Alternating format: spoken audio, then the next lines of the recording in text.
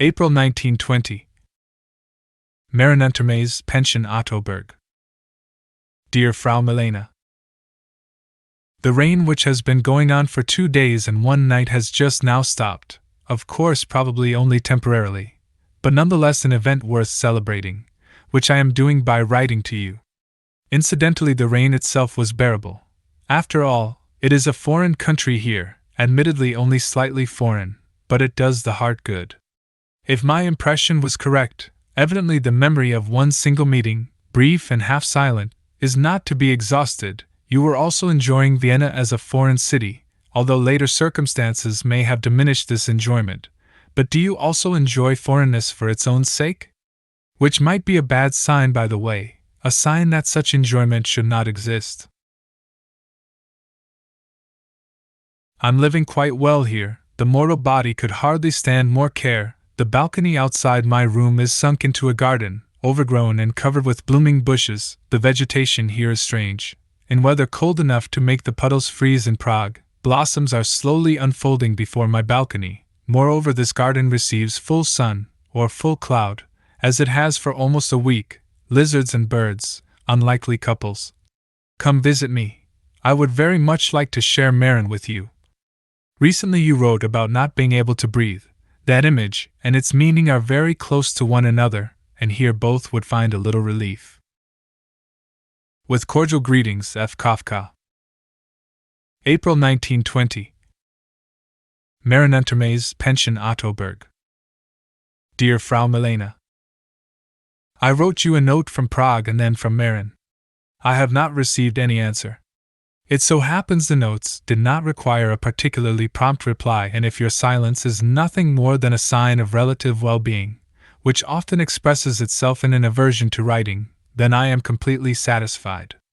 However, it is also possible, and this is why I am writing, that in my notes I somehow heard you. What a clumsy hand I must have had, if that should have happened against all my intentions, or else, which would of course be much worse, the moment of quiet relaxation you described has again passed and bad times have again descended upon you. In case the first is true, I don't know what to say. That's so far from my thoughts and everything else is so close, and for the second possibility I have no advice. How could I? But just a simple question. Why don't you leave Vienna for a little while? After all, you aren't homeless like other people. Wouldn't some time in Bohemia give you new strength? And if, for reasons unknown to me, you might not want to go to Bohemia, then somewhere else, maybe even Meran would be good. Do you know it? So I'm expecting one of 2 things. Either continued silence, which means, don't worry, I'm fine. Or else a few lines. Cordially, Kafka. It occurs to me that I really can't remember your face in any precise detail. Only the way you walked away through the tables in the cafe, your figure, your dress, that I still see. Meran, April 1920. Dear Frau Milena, you are toiling over the translation in the middle of the dreary Vienna world. Somehow I am both moved and ashamed. You will have probably already received a letter from Wolf. At least he wrote to me some time ago concerning such a letter. I did not write any novella entitled Murderers. Although this was apparently advertised in a catalogue, there is some misunderstanding, but since it's supposed to be the best one of the lot, maybe it's mine after all. Judging from your last 2 letters, anxiety and worry seem to have left you once and for all. This probably applies to your husband as well. How much I wish it for both of you. I recall a Sunday afternoon years ago. I was creeping along the wall of houses on the Franzensquay and ran into your husband, heading toward me in much the same way. 2 headache experts, naturally each after his very own fashion. I don't remember whether we then went on together or passed each other by. The difference between these 2 possibilities could not have been very great. But that is past, and should remain deep in the past. Is it nice at home? Cordial greetings, Kafka. Meran, April 1920. So it's the lum. I've been turning it over in my mind all day long, unable to think of anything else. Not that it alarms me. Probably and hopefully, you seem to indicate as much. You have a mild case, and even full-fledged pulmonary disease. Half of Western Europe has more or less deficient lungs, as I have known in myself for 3 years, has brought me more good things than bad. In my case it began about 3 years ago with a violent hemorrhage in the middle of the night. I was excited as one always is by something new, naturally somewhat frightened as well. I got up, instead of staying in bed, which is the prescribed treatment as I later discovered, went to the window, leaned out, went to the washstand, walked around the room, sat down on the bed, no end to the blood. But I wasn't at all unhappy, since by and by I realized that for the first time in 4 practically sleepless years there was a clear reason for me to sleep, provided the bleeding would stop. It did indeed stop, and has not returned since, and I slept through the rest of the night. 2. Be sure, the next morning the maid showed up. At that time I had an apartment in the Sconborn Palais. A good, totally devoted but extremely frank girl. She saw the blood and said, "Pain doctor, you're not going to last very long." But I was feeling better than usual. I went to the office and did not go see the doctor until later that afternoon. The rest of the story is immaterial. I only wanted to say, it's not your illness which scares me, especially since I keep interrupting myself to search my memory, and underneath all your fragility I perceive something like a farm girl's vigor, and I conclude, no, you're not sick, this is a warning but no disease of the lung. Anyway, it's not that which scares me, but the thought of what must have preceded this disturbance. For the moment, I'm simply ignoring everything else in your letter, such as, not a heller, tea and apple, daily from 2 to 8. These are things I cannot understand, which evidently require oral explanation. So I'll ignore all that though. Only in this letter, as I cannot forget them, and just recall the explanation I applied to my own case back then, and which fits many cases. You see, my brain was no longer able to bear the pain and anxiety with which it had been burdened. It said, "I'm giving up. But if anyone else here cares about keeping the whole intact, then he should share the load and things will run a little longer." Whereupon my lung volunteered. It probably didn't have much to lose anyway. These negotiations between brain and lung, which went on without my knowledge, may well have been quite terrifying. And what are you going to do now? The fact that you're being looked after is probably insignificant. Anyone who cares about you has to realize that you need a little looking after. Nothing else really matters. So is there salvation here as well? I said already, no, I'm not in the mood for making jokes. I am not being funny in the least and will not be funny again until you have written how you are planning a new and healthier way of life. After your last letter I'm not going to ask why you don't leave Vienna for a while. Now I understand. But after all there are beautiful places close to Vienna as well, which offer many different cures and possibilities of care. Today I'm not going to write about anything else. I don't have anything more important to bring up. I'm saving everything else for tomorrow, including my thanks for the issue of Kmen, which makes me moved and ashamed, happy and sad. No, there's one other thing. If you waste as much as 1 minute of your sleep on the translation, it will be as if you were cursing me. For if it ever comes to a trial, there will be no further investigations. They will simply establish the fact, he robbed her of her sleep. With that I shall be condemned, and justly so. Thus I'm fighting for myself when I ask you to stop. Meran, end of April 1920. Dear Frau Milena, today I'd like to write about something else but can't. Not that this really bothers me. If it did, then I would write something else. But now and then a deck chair really should be ready for you somewhere in the garden, half in the shade, with about 10 glasses of milk within easy reach. It might even be in Vienna, even now in the summer, but without hunger and in peace. Is this impossible? And is there no one to make it possible? And what does the doctor say? When I pulled your translation out of the large envelope, I was almost disappointed. I wanted to hear from you and not the voice from the old grave, the voice I know all too well. Why did it have to come between us? Then I realized that this same voice had also come between us, as a mediator.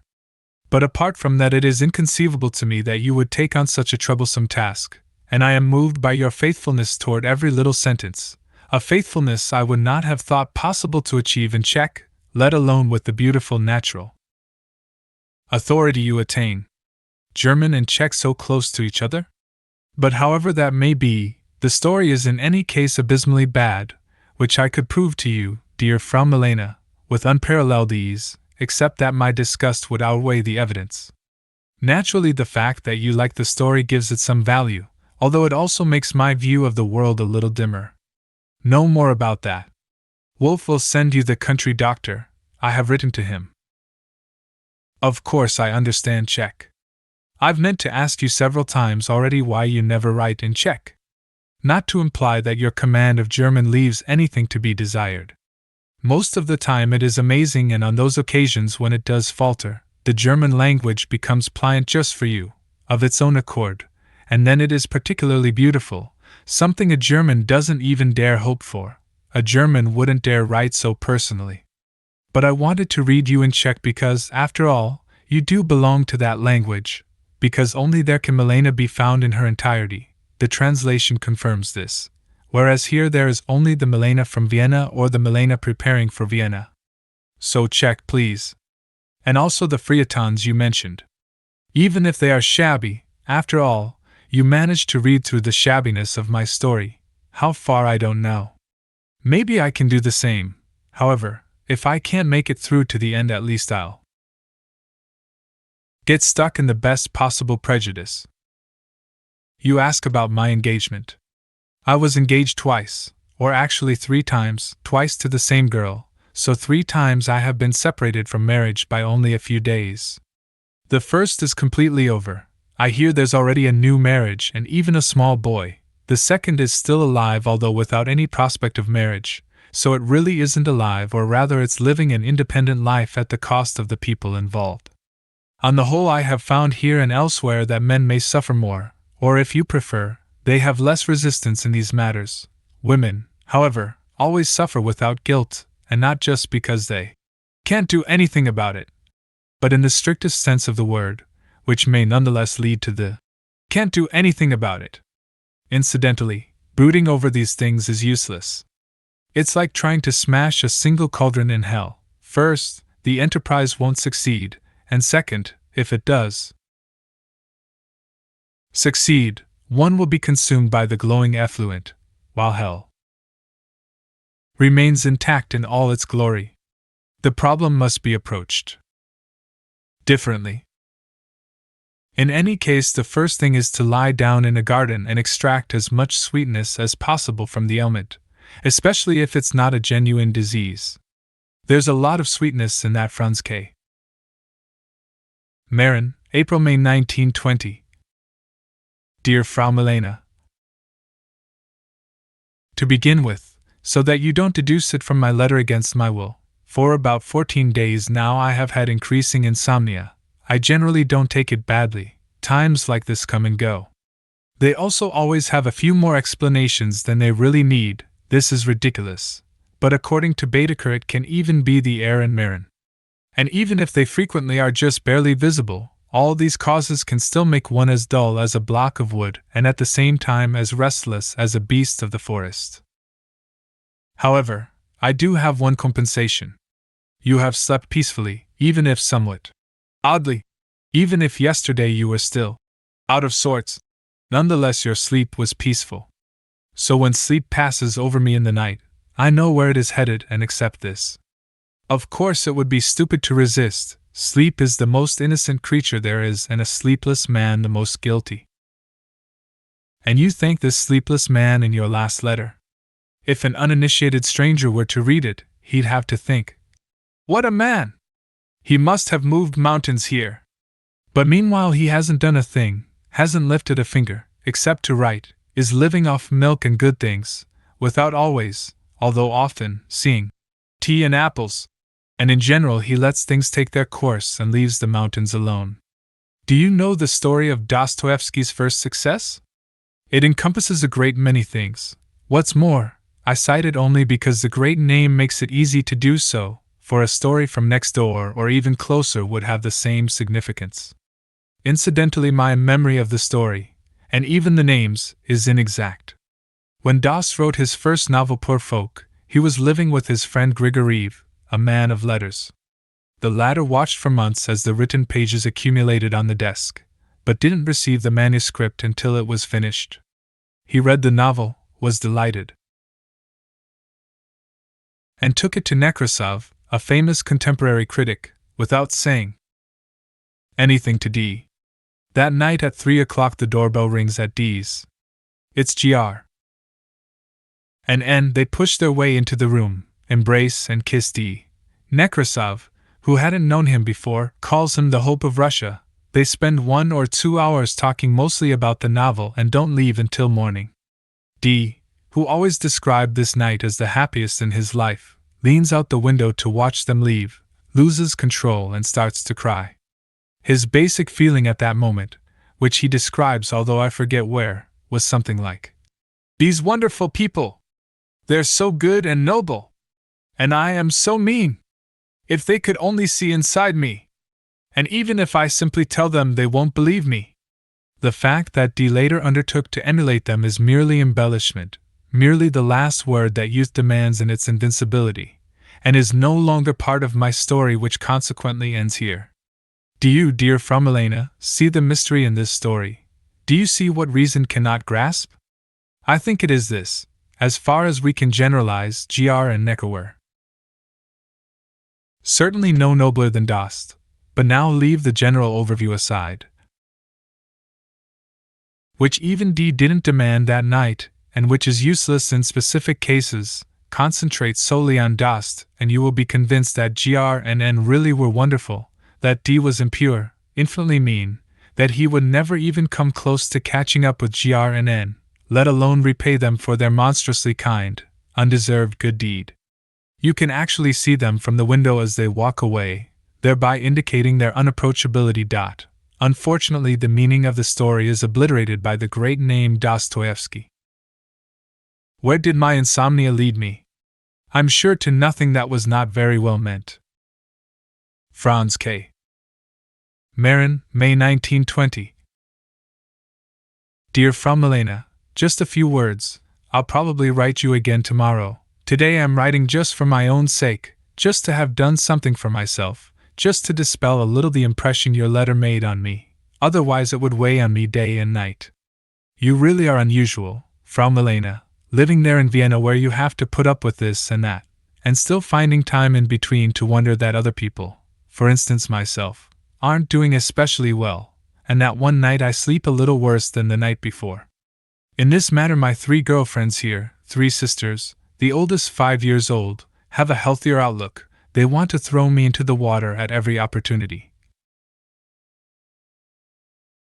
Whether we're by the river or not, and not because I did something mean to them, far from it. When grown-ups threaten children that way, then of course it's all in play and love and means something like, now let's go ahead and say the most impossible things just for fun. But children take everything seriously and do not recognize impossibility. They can fail 10 times in an attempt to knock something over and still be convinced that the next try will succeed. They don't even realize that their earlier attempts were unsuccessful. Children become uncanny whenever their words and intentions are furnished with the wisdom of an adult. When such a small 4-year-old girl, still a little baby-bellied, at the same time strong as a bear, who doesn't seem to be there for any other purpose than to be kissed and hugged, attacks, and her 2 sisters join in on the right and on the left, and any retreat back is cut off by the railing, and when the friendly father and the soft, pretty fat mother, standing by the stroller of her 4th, just smile from afar without wanting to help, then it's practically all over and it's virtually impossible to describe how one managed to escape after all. Without any apparent reason, these sensible or intuitive children wanted to knock me over, maybe because they considered me superfluous, even though they knew less about me than your letters and my replies. You don't have to be scared by the well-meant of my last letter. It was a time of complete insomnia, by no means the only such time here. I had written down the story, this story I have often thought through in connection with you, but once I was finished I no longer knew why I had told it, with all the tension spanning my temples right and left.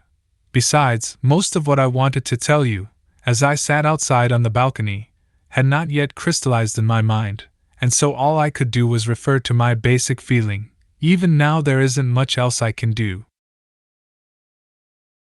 You have everything of mine which has appeared except the last book, Country Doctor, a collection of short stories which Wolf will send to you. At least I wrote him about that a week ago. Nothing is being printed at the moment, nor do I have any idea what might appear later. Whatever you want to do with the books and translations will be fine. It's a pity they aren't worth more to me, so that in leaving them in your hands I could really express my trust in you. On the other hand, I am happy to be able to make a small offering with the few notes you requested on The Stoker. This will serve as a foretaste to that torment of hell which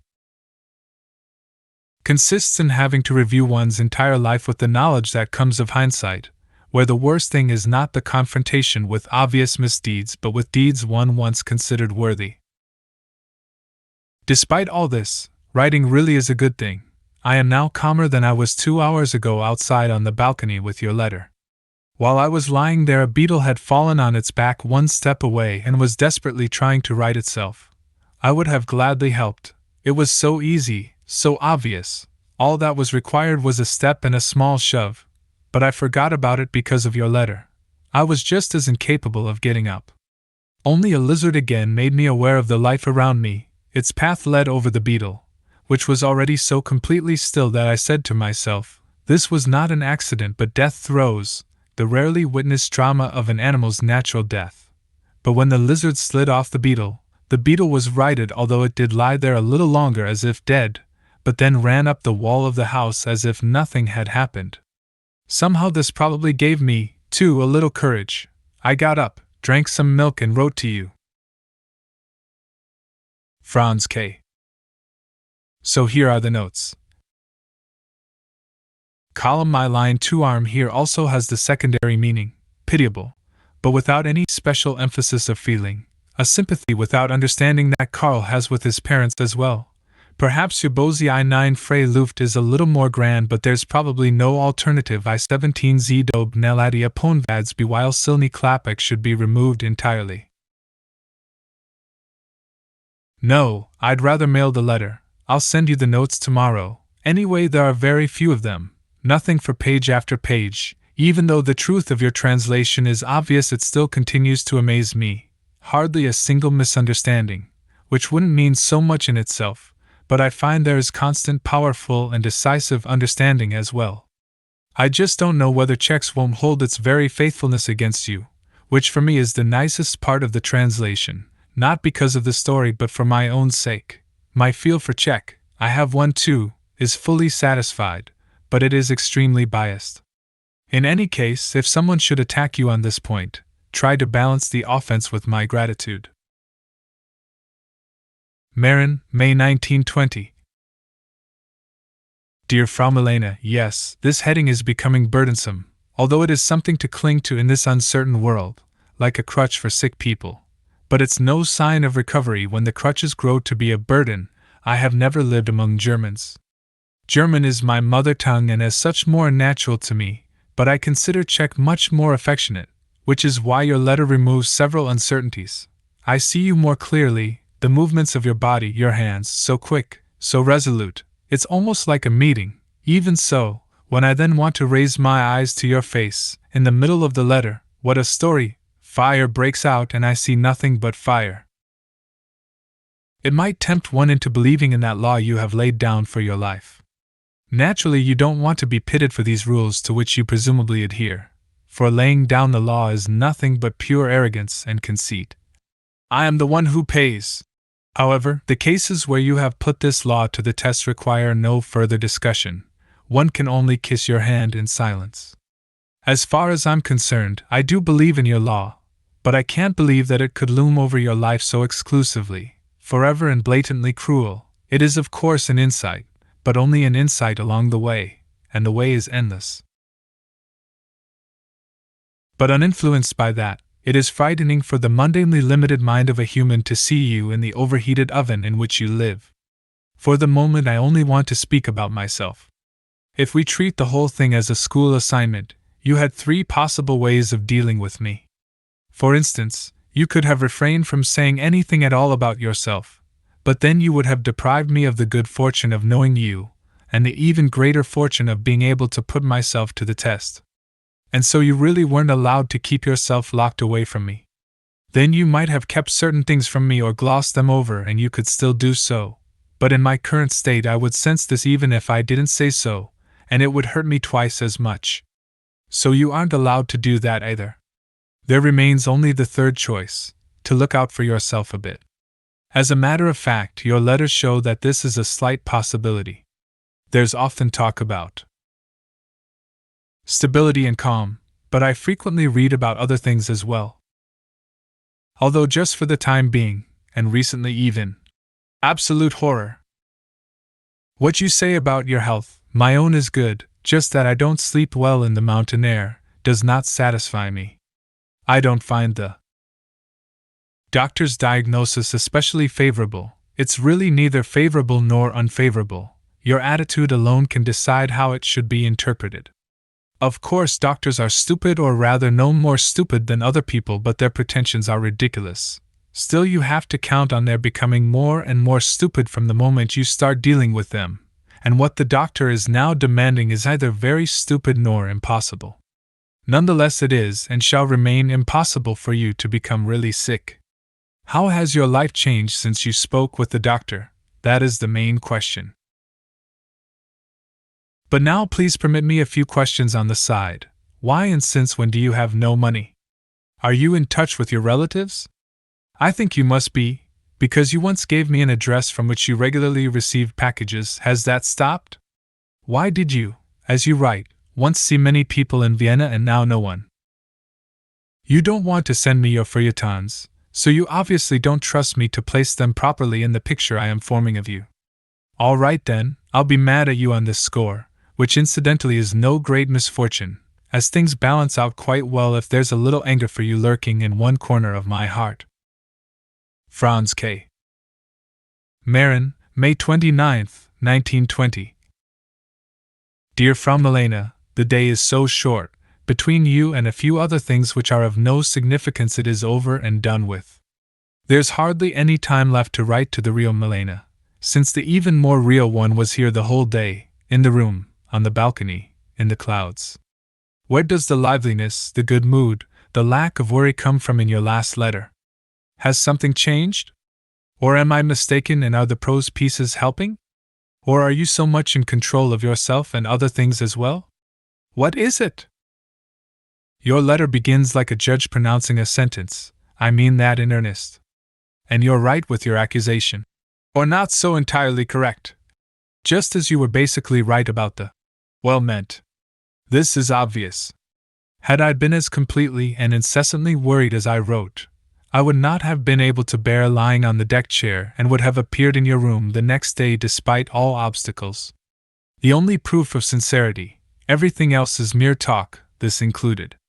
Or an appeal to the underlying feeling, which, however, remains silent, just twiddling its thumbs.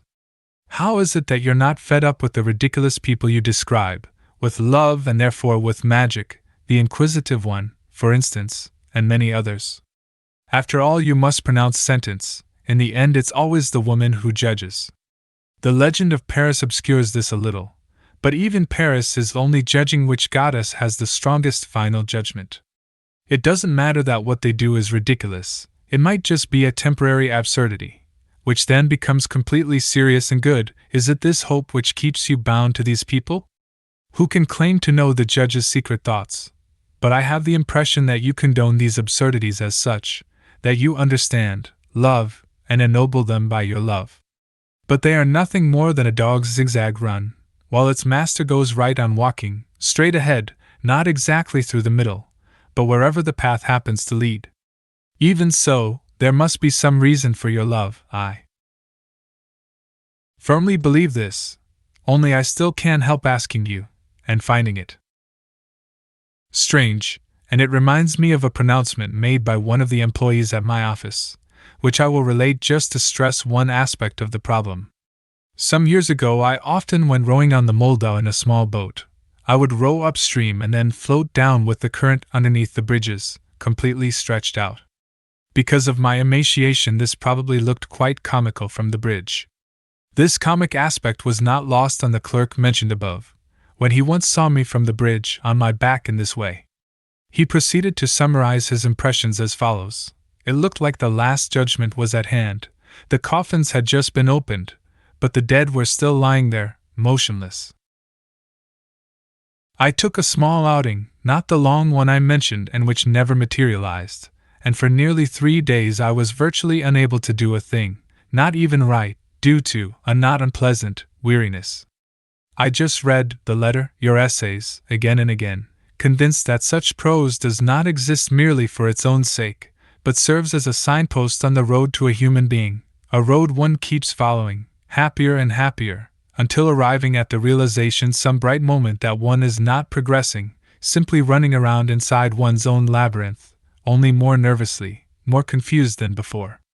But in any case, this was not written by any ordinary writer. After reading it, I have almost as much faith in your writing as I do in you yourself.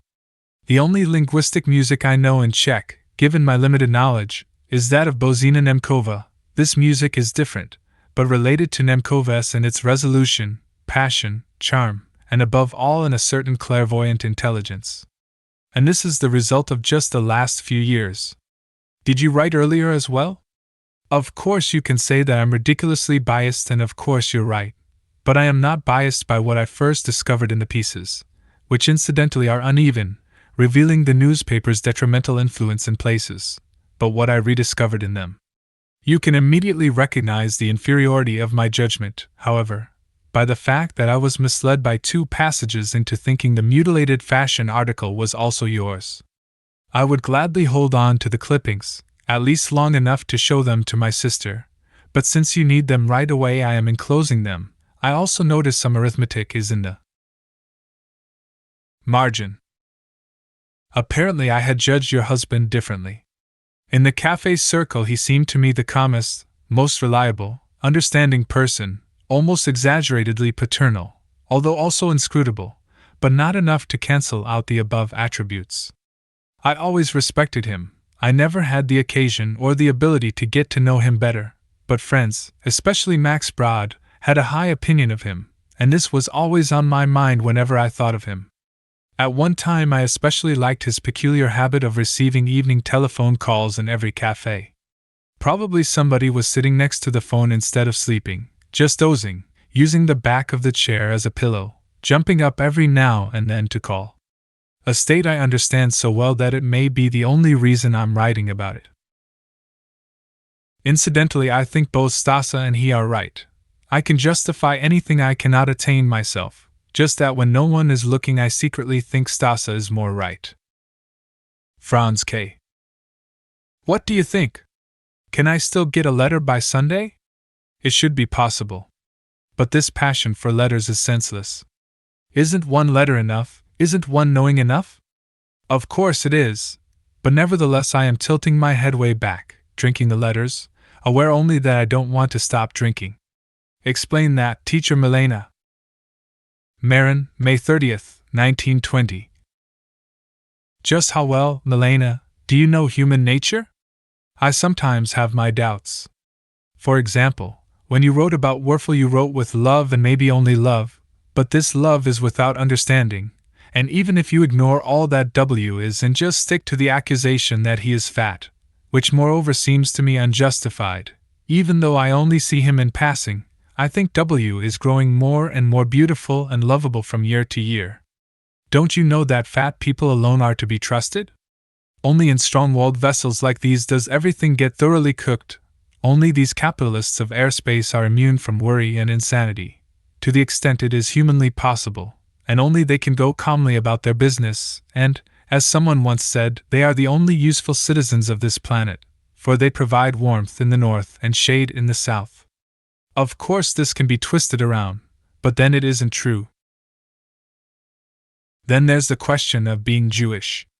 You asked me if I'm a Jew. Maybe that's just a joke, maybe you're only asking if I'm one of those anxious Jews, In any case, as a woman from Prague, you can't be as innocuous in this respect as was, for instance, Mathilde, Heine's wife. Perhaps you don't know the story. It seems to me I had something more important to tell you. Besides, I'm convinced I'll somehow harm myself, not so much with the story as with its telling, but you should also hear something nice from me for once. Meissner, a German Bohemian writer, not Jewish, tells it in his memoirs. Mathilde was always annoying him with her outbursts against the Germans. The Germans are malicious, pedantic, self-righteous, petty, pushy, in short, unbearable. But you don't know the Germans at all, Meissner finally replied one day. After all, the only people Henry sees are German journalists, and here in Paris all of them are Jewish. Oh, said Mathilde, you're exaggerating there. Might be a Jew among them here and there, for instance Seifert. No, said Meissner. He's the only one who isn't Jewish. What? Said Mathilde. You mean that Gidels, a large, strong, blond man, is Jewish? Absolutely, said Meissner. But what about Bamberger? Bamberger too. But Arnstein? The same. And they went on like this, exhausting all of their acquaintances. Finally Mathilde got annoyed and said, You're just pulling my leg. In the end you'll claim that Cohn is a Jewish name too, but Cohn is one of Henry's nephews and Henry is Lutheran. Meissner had nothing to say to that. In any case you don't seem to be afraid of Jews. And that is rather heroic considering the last 2 generations of Jews in our cities, and, all joking very far aside, when a pure, innocent girl says to her relatives, Let me go, and moves to one of these cities, it means more than Joan of Arc departing from her village. Furthermore, you may reproach Jews for their particular type of anxiety. Nevertheless, such a general accusation shows a more theoretical knowledge of human nature than a practical one. More theoretical because first, the reproach does not, according to your earlier description, apply to your husband. Second, according to my experience, it does not apply to most Jews. And third, it only applies to isolated cases. But then very strongly, as it does to me. The strangest thing of all is that the reproach is generally unfounded. Their insecure position, insecure within themselves, insecure among people, would above all explain why Jews believe they possess only whatever they hold in their hands or grip between their teeth, that furthermore only tangible possessions give them a right to live, and that finally they will never again acquire what they once have lost, which swims happily away from them, gone forever. Jews are threatened by dangers from the most improbable sides, or, to be more precise, let's leave the dangers aside and say, they are threatened by threats. An example close to you. It's true I may have promised not to speak about it, at a time when I scarcely knew you, but now I mention it without hesitation, as it won't tell you anything new, just show you the love of relatives, and I won't mention names and details since I have forgotten them. My youngest sister is supposed to marry a Czech, a Christian. Once he was talking with one of your relatives about his intention of marrying a Jew, and this person said, Anything but that, just don't go getting mixed up with Jews. Listen, our Milena, etc. Where am I trying to lead you with all this? I've lost my way a little, but that doesn't matter because if you've accompanied me, then we're both lost. What is particularly beautiful about your translation, that it is faithful. Go ahead and scold me on account of this. Faithful. I know you can do everything, but maybe you scold best of all. I'd like to be your pupil just so you would constantly scold me. I'm sitting at my desk, scarcely daring to look up. You are bent over me and your index finger is glittering in the air, finding fault. Isn't this the way it is? As I was saying, your translation is faithful, and I have the feeling that I'm taking you by the hand through the stories. Subterranean passages, gloomy, low, ugly, almost endless. That's why the sentences are almost endless. Didn't you realize that? Almost endless. Only 2 months, you say? Hopefully in order to have the good sense to disappear into the daylight at the exit. A reminder to stop for today, to release my hand, that bearer of good fortune. Tomorrow I'll write again and explain why I, inasmuch as I can speak for myself, cannot come to Vienna, and I will not be satisfied until you say, he is right. Please write the address a little more legibly. Once your letter is in the envelope, then it's already virtually my property, and you should treat other people's property more carefully, with a greater sense of responsibility. So, incidentally, I also have the impression, without being able to ascertain anything more precise, that one of my letters was lost. Jewish anxiety. Instead of fearing that the letters might have arrived safely. Now I will again say something dumb on the same subject. It's dumb of me to say something I think is correct when I know it will hurt me. And on top of that, Milena is still going on about anxiety, striking my chest or asking, "Jest zid?" Asterisk, which in Czech has the same movement and sound. Don't you see how the fist is pulled back in the word jest, so as to gain muscle power? And then in the word zid, the happy blow, flying unerringly forward?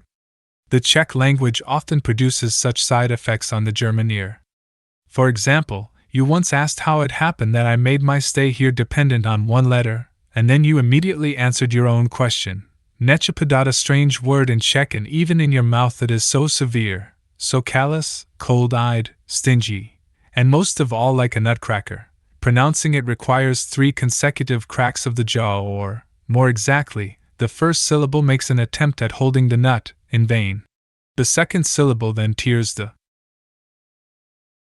mouth wide open. The nut now fits inside, where it is finally cracked by the third syllable. Can you hear the teeth? Particularly this final, absolute closing of the lips at the end prohibits the other person from expressing anything to the contrary, which is actually quite good at times, for asterisk. Instance when the other person is babbling as much as I am now. Whereupon the babbler replies, entreatingly, "But people only babble if they're a little happy for once." In any event, no letter came from you today. And what I really intended to say in the end remains unsaid. Next time. Tomorrow I'd like very, very much to hear something from you. The last words I heard you say before the door slammed shut, "All slamming doors are detestable," were terrible. F. It's possible that the 3 syllables also signify the 3 movements of the apostles on the Prague clock. Arrival, making an appearance, an angry departure. Meran, May 31st, 1920. Monday. So now for the explanation I promised yesterday. I don't want, Milena, help me. Understand more than I am saying. I don't want, this isn't stuttering, to come to Vienna, because I couldn't stand the mental stress. I am spiritually ill. My lung disease is nothing but an overflowing of my spiritual disease. I've been sick like this since the 4 or 5 years of my first 2 engagements. It took some time before I finally understood why your last letter was so cheerful. I constantly forget the fact that you're so young, maybe not even 25, maybe just 23. I am 37, almost 38, almost older by a whole short generation, almost white-haired from all the old nights and headaches. I don't want to unfold to you the whole long story with its veritable forest of details, which still scare me, like a child, except that I lack a child's power to forget. What all 3 engagements had in common was that everything was my fault, entirely and unquestionably my fault. I made both girls unhappy, and, to be sure, here I am only referring to the first. I cannot speak about the second. She is sensitive. Any word, even the friendliest, would be the most monstrous insult, which I understand, and to be sure only because she, who might have sacrificed herself had I wanted her to, was unable to make me abidingly happy, calm, determined, capable of marriage, despite my repeated and entirely voluntary assurances that this was the case, despite the fact that I sometimes loved her desperately, despite the fact I knew of no worthier aspiration than marriage. For almost 5 years I kept battering away at her, or at myself if you prefer. But fortunately she proved unbreakable, a Prussian-Jewish mixture, a strong, triumphant mixture.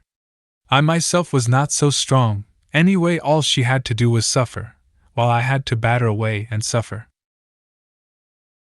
The end. Even though I was just beginning, I can't write anything more, explain anything more.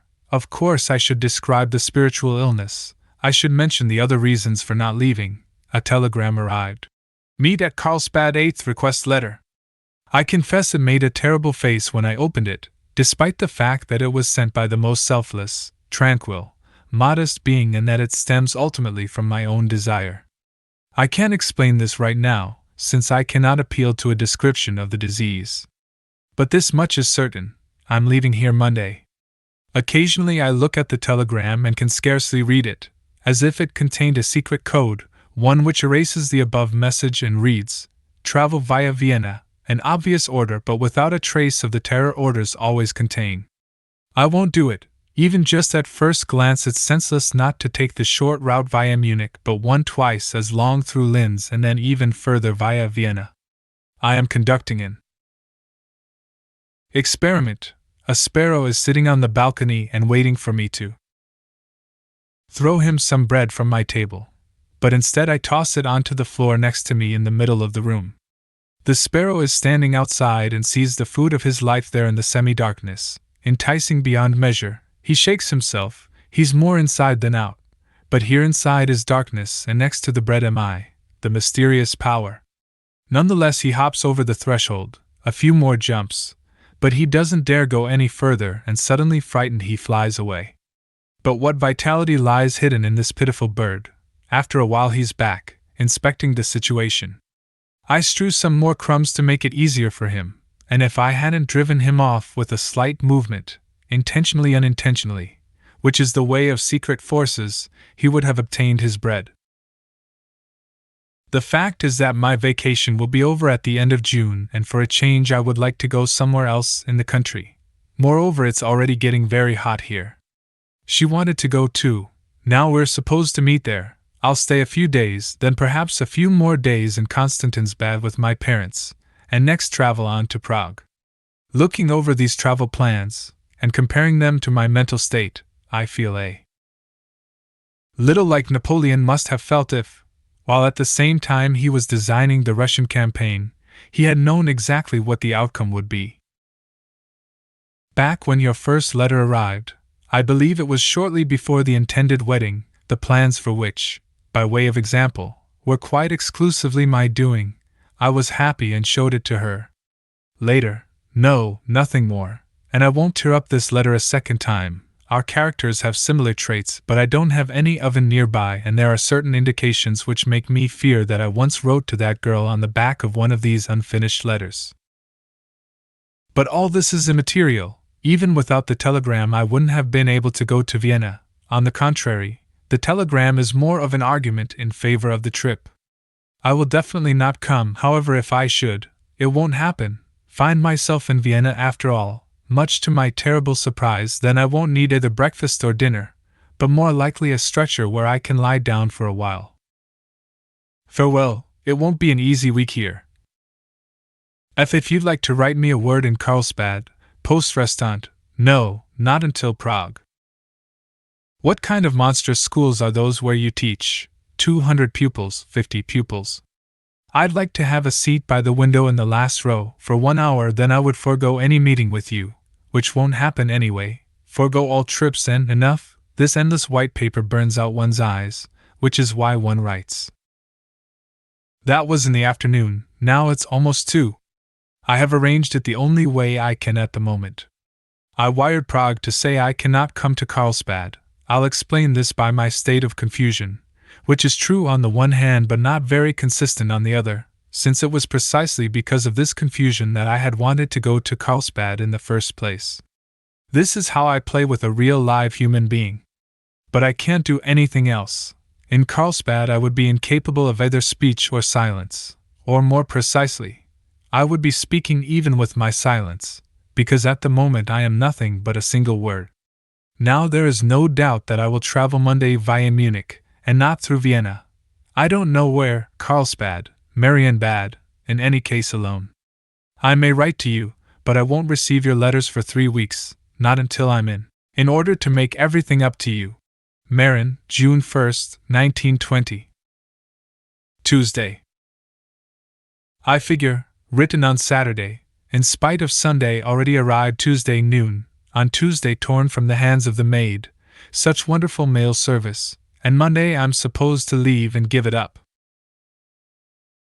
You are so kind to worry, you miss my letters. Yes, there were a few days last week when I didn't write, but I have every day since Saturday, so that you'll receive 3 letters in the meanwhile, which will make you praise the letterless time. You will realize that absolutely all of your fears are justified, namely, that I am very mad at you in general, and in particular your letters contain many things I did not like, the feuilletons annoyed me, etc. No, Milena, you shouldn't be afraid of all that, but the opposite should make you tremble. It's so wonderful to have received your letter, to have to answer it with my sleepless brain.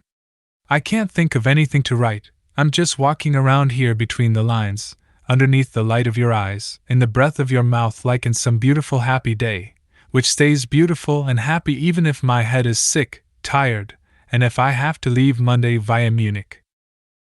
F. You ran home on my account, out of breath? Then aren't you sick and don't I have to worry about you anymore? It really is like that. I don't have any worries at all. No, I'm exaggerating as much now as I was back then. But it's the kind of worry I'd have if you were here under my supervision, if I were simultaneously giving you nourishment with the milk I drink, giving you strength with the air I breathe, as it wafts up from the garden. No, all that isn't enough, it would have to give you much more strength than it does me. For various reasons I will probably not leave Monday, but a little later. However, then I'm traveling directly to Prague. Recently they added a direct express train, Bolzano, Munich, Prague. In case you still want to write me a few lines, you could. If they don't reach me, they will be forwarded to Prague. Stay good to me. F. I really am a paragon of stupidity. I am reading a book about Tibet. At the description of a settlement in the mountains on the Tibetan border, my heart suddenly grows heavy. So hopelessly forlorn does the village seem to me, so far from Vienna. What I consider stupid is the idea that Tibet is far from Vienna. Would it really be far? Meran, June 2, 1920. Wednesday. Your 2 letters arrived together, at noon. They aren't there to be read, but to be unfolded, to rest one's face on while losing one's mind. But now it turns out to be a good thing that it is partly lost, for then the rest will hold out as long as possible. And that is why my 38 Jewish years have this to say in face of your 24 Christian years. How's this? And where are the laws of the world and the entire police force of heaven? You're 38 years old and probably more tired than mere age can possibly make you. Or more correctly, you aren't tired at all, just restless, just afraid of taking one step on this earth teeming with pitfalls, which is why you always keep both feet in the air at once. You aren't tired, just afraid of the terrible fatigue which will follow this terrible restlessness, and, after all, you're Jewish and know what it is to be fearful and anxious, which may, at best, be visualized as sitting in the garden of the insane asylum behind Karlsplatz, staring into space like an idiot. All right, so that's your position. You've fought a few battles, making both friend and foe unhappy in the process. What's more, you only had friends, good, kind people, not a single enemy. This has already transformed you into an invalid, one of those who tremble at the sight of a toy pistol, and now suddenly you feel you're being called to join the great battle to save the world. Wouldn't that be very strange?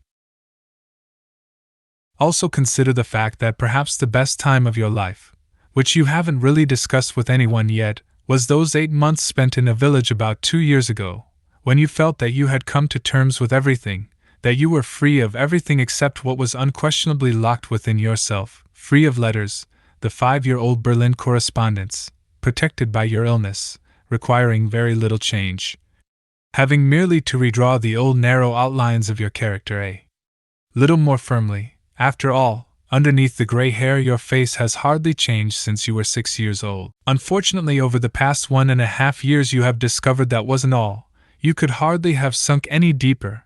I'm excluding last autumn when I was respectably struggling for marriage. You could hardly have dragged another soul any further down along with you. A good, kind girl, self-effacing in her selflessness, so that there was no exit anywhere, not even deeper down. So far so good. and now Milena calls you with a voice that pierces your heart as strongly as it does your reason. Of course, Milena doesn't know you. She has been blinded by a few stories and letters. She is like the sea, as strong as the sea with its masses of water, crashing down with all their might, but nonetheless by some mistake, following the whim of the dead and above all distant moon.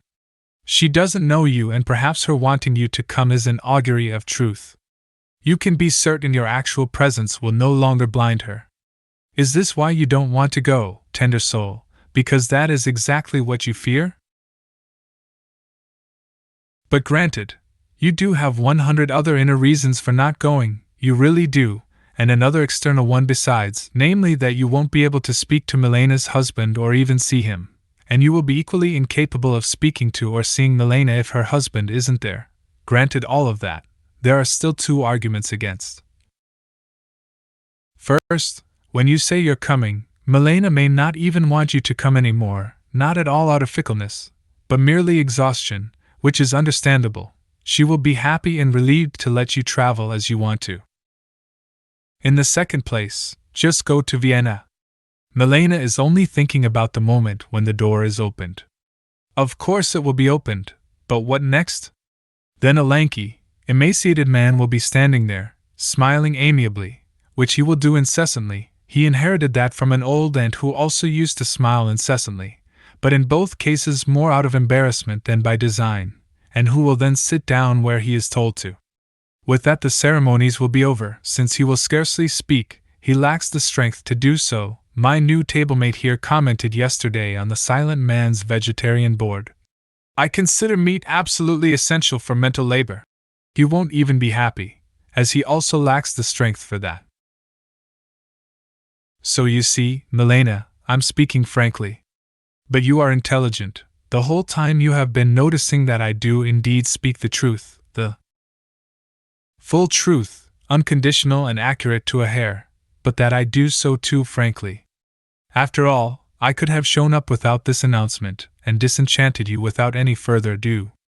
But the fact I did not is only further proof of my candor, my weakness. I'm staying another 14 days, mainly because I'm ashamed and afraid to go back with these results to show for my cure. At home and at work, which is especially annoying, they expect my leave to produce something approaching full recovery. Their interrogations are torture. How much weight have you put on this time? And I'm losing weight. Don't worry about spending money. Directed at my stinginess. And I do pay my board but cannot eat. Jokes like that.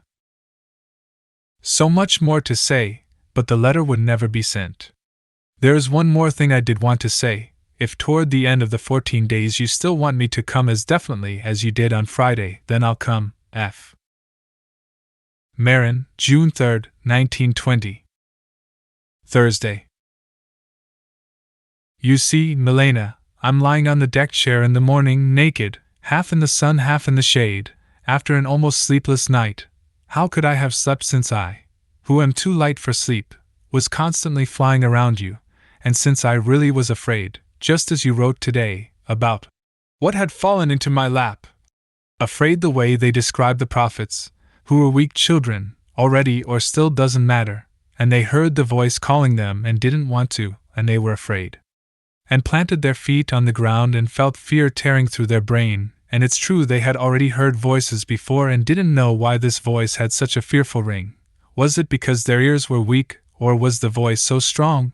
Nor did they know, for, after all, they were children, that the voice had already triumphed and that their fear was simply its scout, sent in advance to find lodgings and appropriate them. But none of this meant they would necessarily become prophets, for although many hear the voice, it is still objectively very questionable whether they are worthy of it, and the safest course would be to categorically say they aren't. This is how I was lying there when your 2 letters arrived. I think there is one idiosyncrasy that we share, Milena. We are so shy and anxious that almost every letter is different, almost everyone is frightened by the previous letter, and even more so by the reply.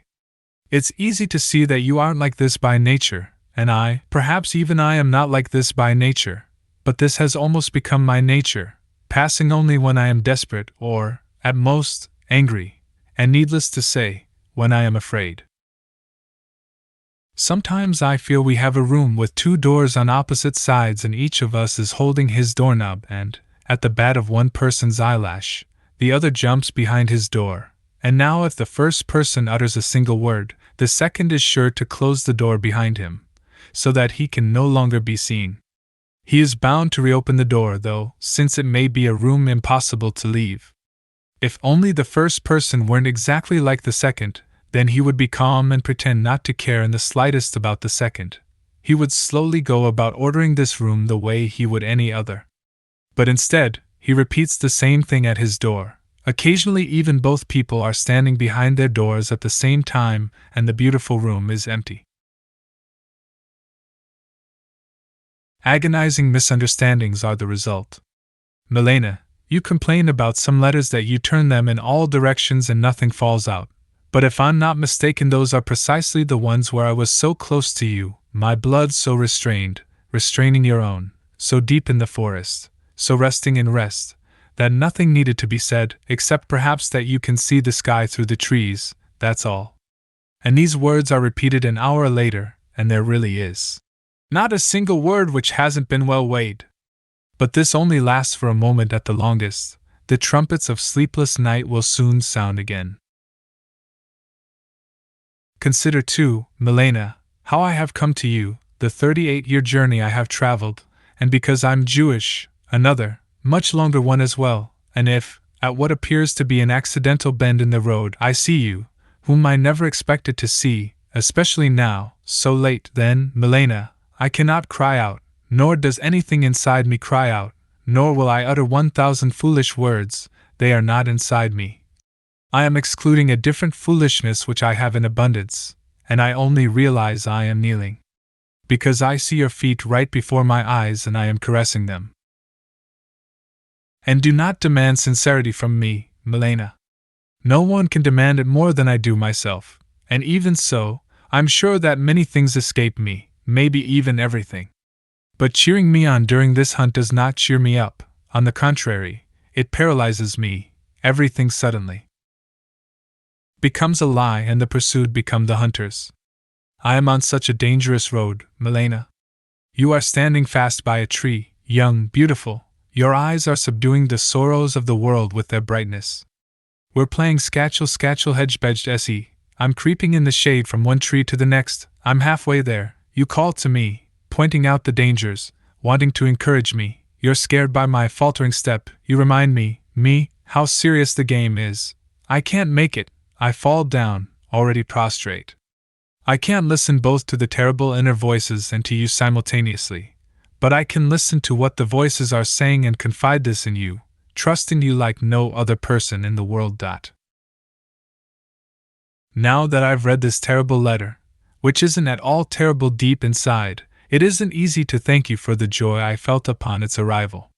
Today's a holiday, regular mail would no longer have arrived. It was also doubtful whether anything from you would have come tomorrow, Friday, so as far as you were concerned there was a kind of oppressed quiet, though not at all sad.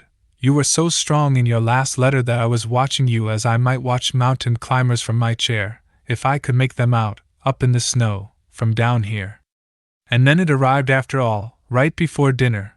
I was able to take it along, remove it from my pocket, lay it on the table, put it back in my pocket, just the way hands like to play with letters. You simply watch and enjoy the children. All this time, I didn't recognize the general and the engineer sitting across from me, excellent, friendly people, and heard them even less. The food I resumed eating today, yesterday I didn't eat anything. Didn't upset me much either, and of the arithmetic tricks performed after dinner, the short problems were much clearer to me than the long solutions, during which, however, I did have a clear view through the open window, fir trees, sun, mountains, village, and above all an intimation of Vienna. But then of course I read the letter carefully, that is, I read the Sunday letter carefully. I'm postponing a similar reading of Mondays until your next one arrives, because it contains things I can't bear to read more thoroughly. Apparently I'm not yet fully recovered, moreover the letter is out of date. According to my calculation 5 letters should be on the way. At least 3 of which must be in your hands by now, even if another letter may have been lost or if registered letters do take longer.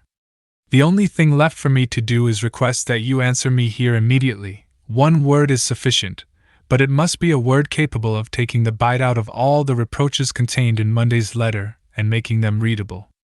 Incidentally, that Monday was precisely when I was giving my own reason such a shaking here, and not without consequence. And now the other letter. But it's late. After several indefinite promises, I told the engineer that today I would definitely go and see the portraits of his children, which are too large to bring here. He is hardly older than I am, a Bavarian, a manufacturer, very scientific, but also insightful and great fun. He had 5 children, only 2 are alive, but because of his wife he won't have any more. The boy is already 13, the girl 11 years old. What a world! And he bears it with balance.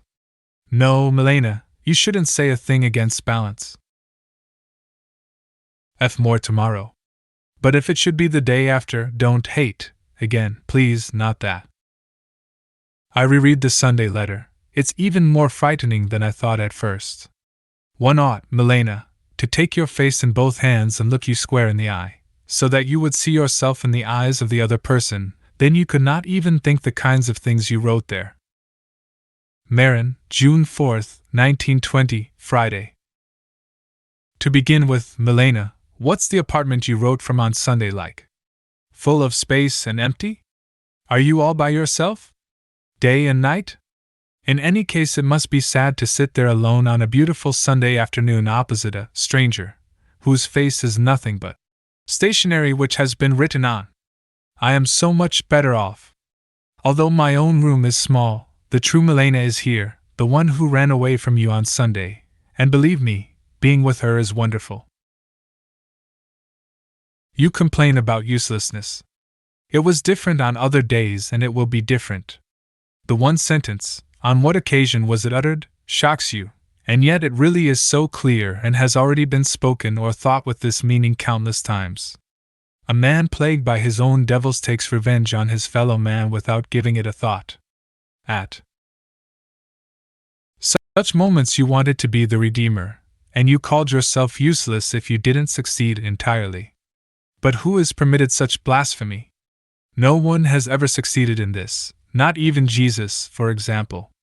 He could only say, "Follow me," and then this great line, which I'm quoting completely incorrectly, "Unfortunately act according to my word and you will see that it is not the word of man but the word of God." And he cast devils only out of those who followed him. And even that didn't last forever, for once they forsook him then even he became ineffectual and useless. True, and this is the only point I'll grant you, he, too, succumbed to the temptation. Meran, June 4th, 1920. Friday toward evening today I took a rather long walk alone, for the first time actually, otherwise I've always gone with other people or mostly just stayed at home resting. What countryside! Good heavens, Milena, if you were here, and my pitiful, unthinking mind! And still I would be lying if I said I missed you. It's the most perfect, most painful magic. You are here, just as I am and even more so. Wherever I am, there you are too, and even more intensely. This is not a joke. I occasionally imagine that you, who really are here, are missing me here and asking, "Where can he be? Didn't he write that he's in Meran?" F. Did you receive my 2 letters in answer to yours? Meran, June 5th, 1920. Saturday I keep asking myself whether you understood that my answer had to be the way it was, considering my state of mind. In fact, it was actually much too gentle, much too deceptive, much too overglossed. Day and night I keep asking myself this, trembling before your reply. I keep asking myself, futilely, as if I had been commissioned to hammer a nail into a stone for a whole week, without resting at night, and I must be both hammer and nail in one. Milena! According to rumor, I can't believe it, all rail traffic with the Tyrol will stop tonight as a result of strikes. Meran, June 5th, 1920. Saturday.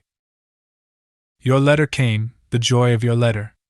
beyond everything else, it contains one central item, that you might not be able to write me anymore once I'm in Prague.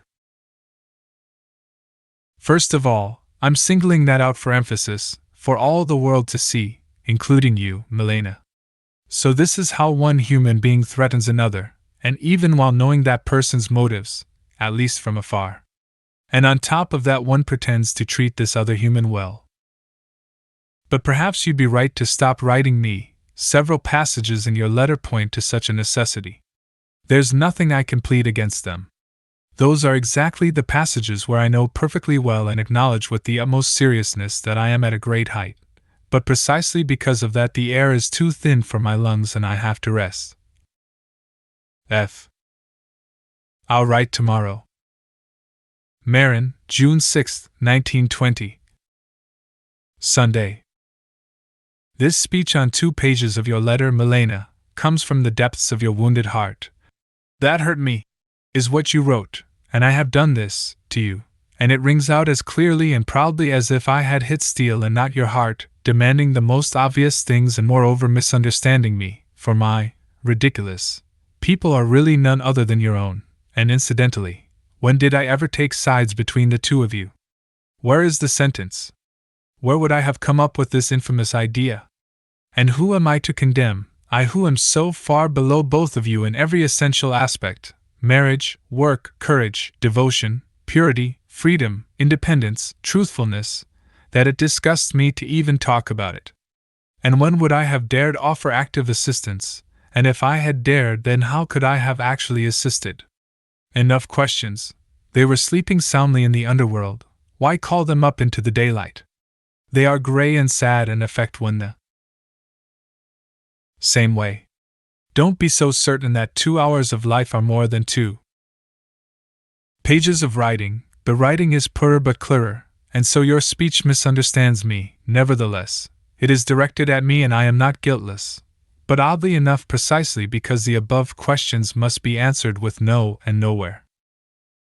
Then your lovely telegram came, to comfort me against the night, my old enemy. If the comfort doesn't last, it really isn't your fault, but the fault of the nights. These short earthly nights are almost enough to make one fear the eternal night. Of course the letter contains just as much wonderful solace, but on the whole it must be treated as one unit tyrannized by the 2 pages. The telegram, on the other hand, is independent, and knows nothing about that. However, Milena, I can say this against the telegram. If, disregarding everything else, I had gone to Vienna and if you had given me the same lecture, which as I said doesn't pass right by me, but hits me, and justly so, not a full hit, but strong enough, face to face, and if it weren't said then it would have had to be thought in some way, glanced, twitched, or at least presumed. Then with one blow I would have fallen prostrate, and no matter how good a nurse you are, you could not have helped put me on my feet again. And if that hadn't happened, then something worse would have. You see, Milena. Meran, June 10, 1920. Thursday. Right now I only want to say this. Moreover, I still haven't read your letters thoroughly, just flown around them the way a fly circles a lamp, burning my head several times. By the way, they are 2 separate letters, as I have already discovered, one to be completely imbibed, the other designed to horrify. The latter is probably the later. If you run into an acquaintance and urgently ask how much 2 times 2 is, the question will seem lunatic. On the other hand, it's very appropriate in elementary school. With my question to you, Milena, both elements are present, both the asylum and the school. Fortunately, the school is there too. I never could understand it when someone got mixed up with me, and there are many relationships, for example, the one with Weiss, which I destroyed with my logical disposition, my tendency to believe more and more the other person had erred, and less in miracles, at least in regard to myself. I thought, why use such things to stir up the waters of life even more than they already are? I can see a stretch of the road ahead, the road which is possible for me, and I know how far, probably unattainably far, I would have to be from my current position to deserve even a casual glance, from myself, not to mention from others. This is not modesty but arrogance if you think it over, even a casual glance, and now I receive your letters, Milena.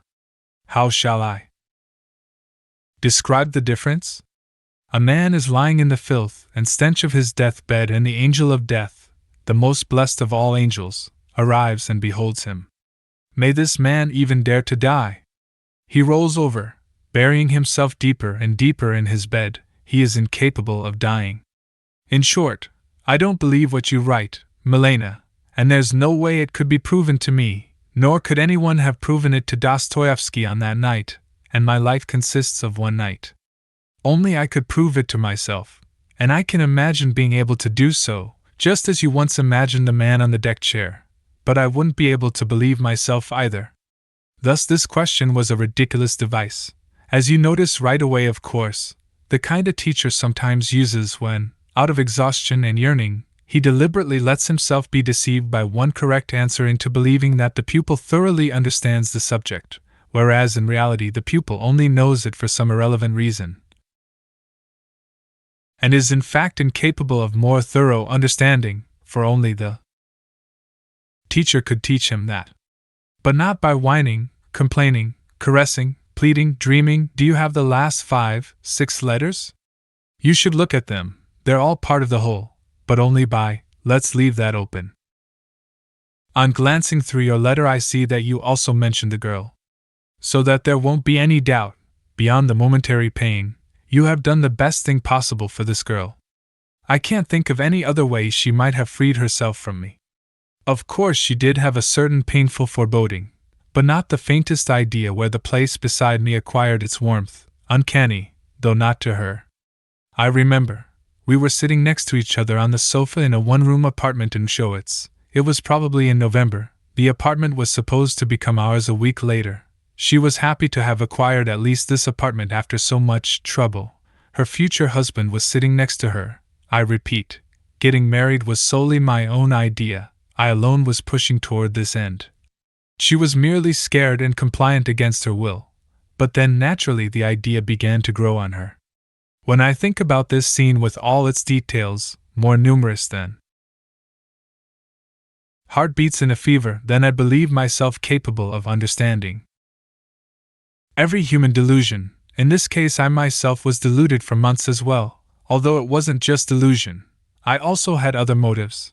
Evidently it would have been a marriage of reason in the best sense of the word, capable of understanding every delusion to its core, and I am afraid to raise the glass of milk to my lips since it easily might burst right before my eyes, driving the splinters into my face, not by accident, but on purpose. One question: what exactly are you being reproached with? Yes, I have made people unhappy before, but certainly they don't go on and on reproaching me. They simply turn silent, and I believe they don't even reproach me inwardly. This is the exceptional status I have among people.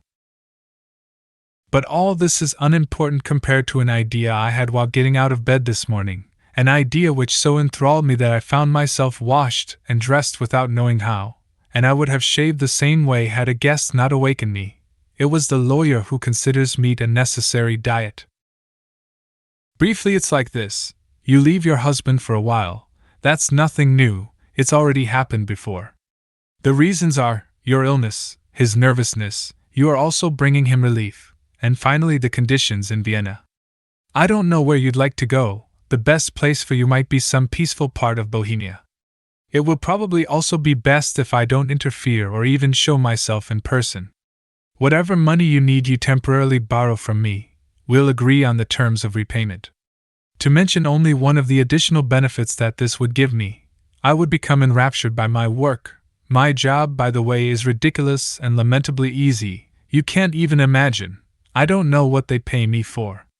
If now and then there are months when this proves insufficient, you should easily be able to raise the difference yourself. I'm sure it wouldn't be much.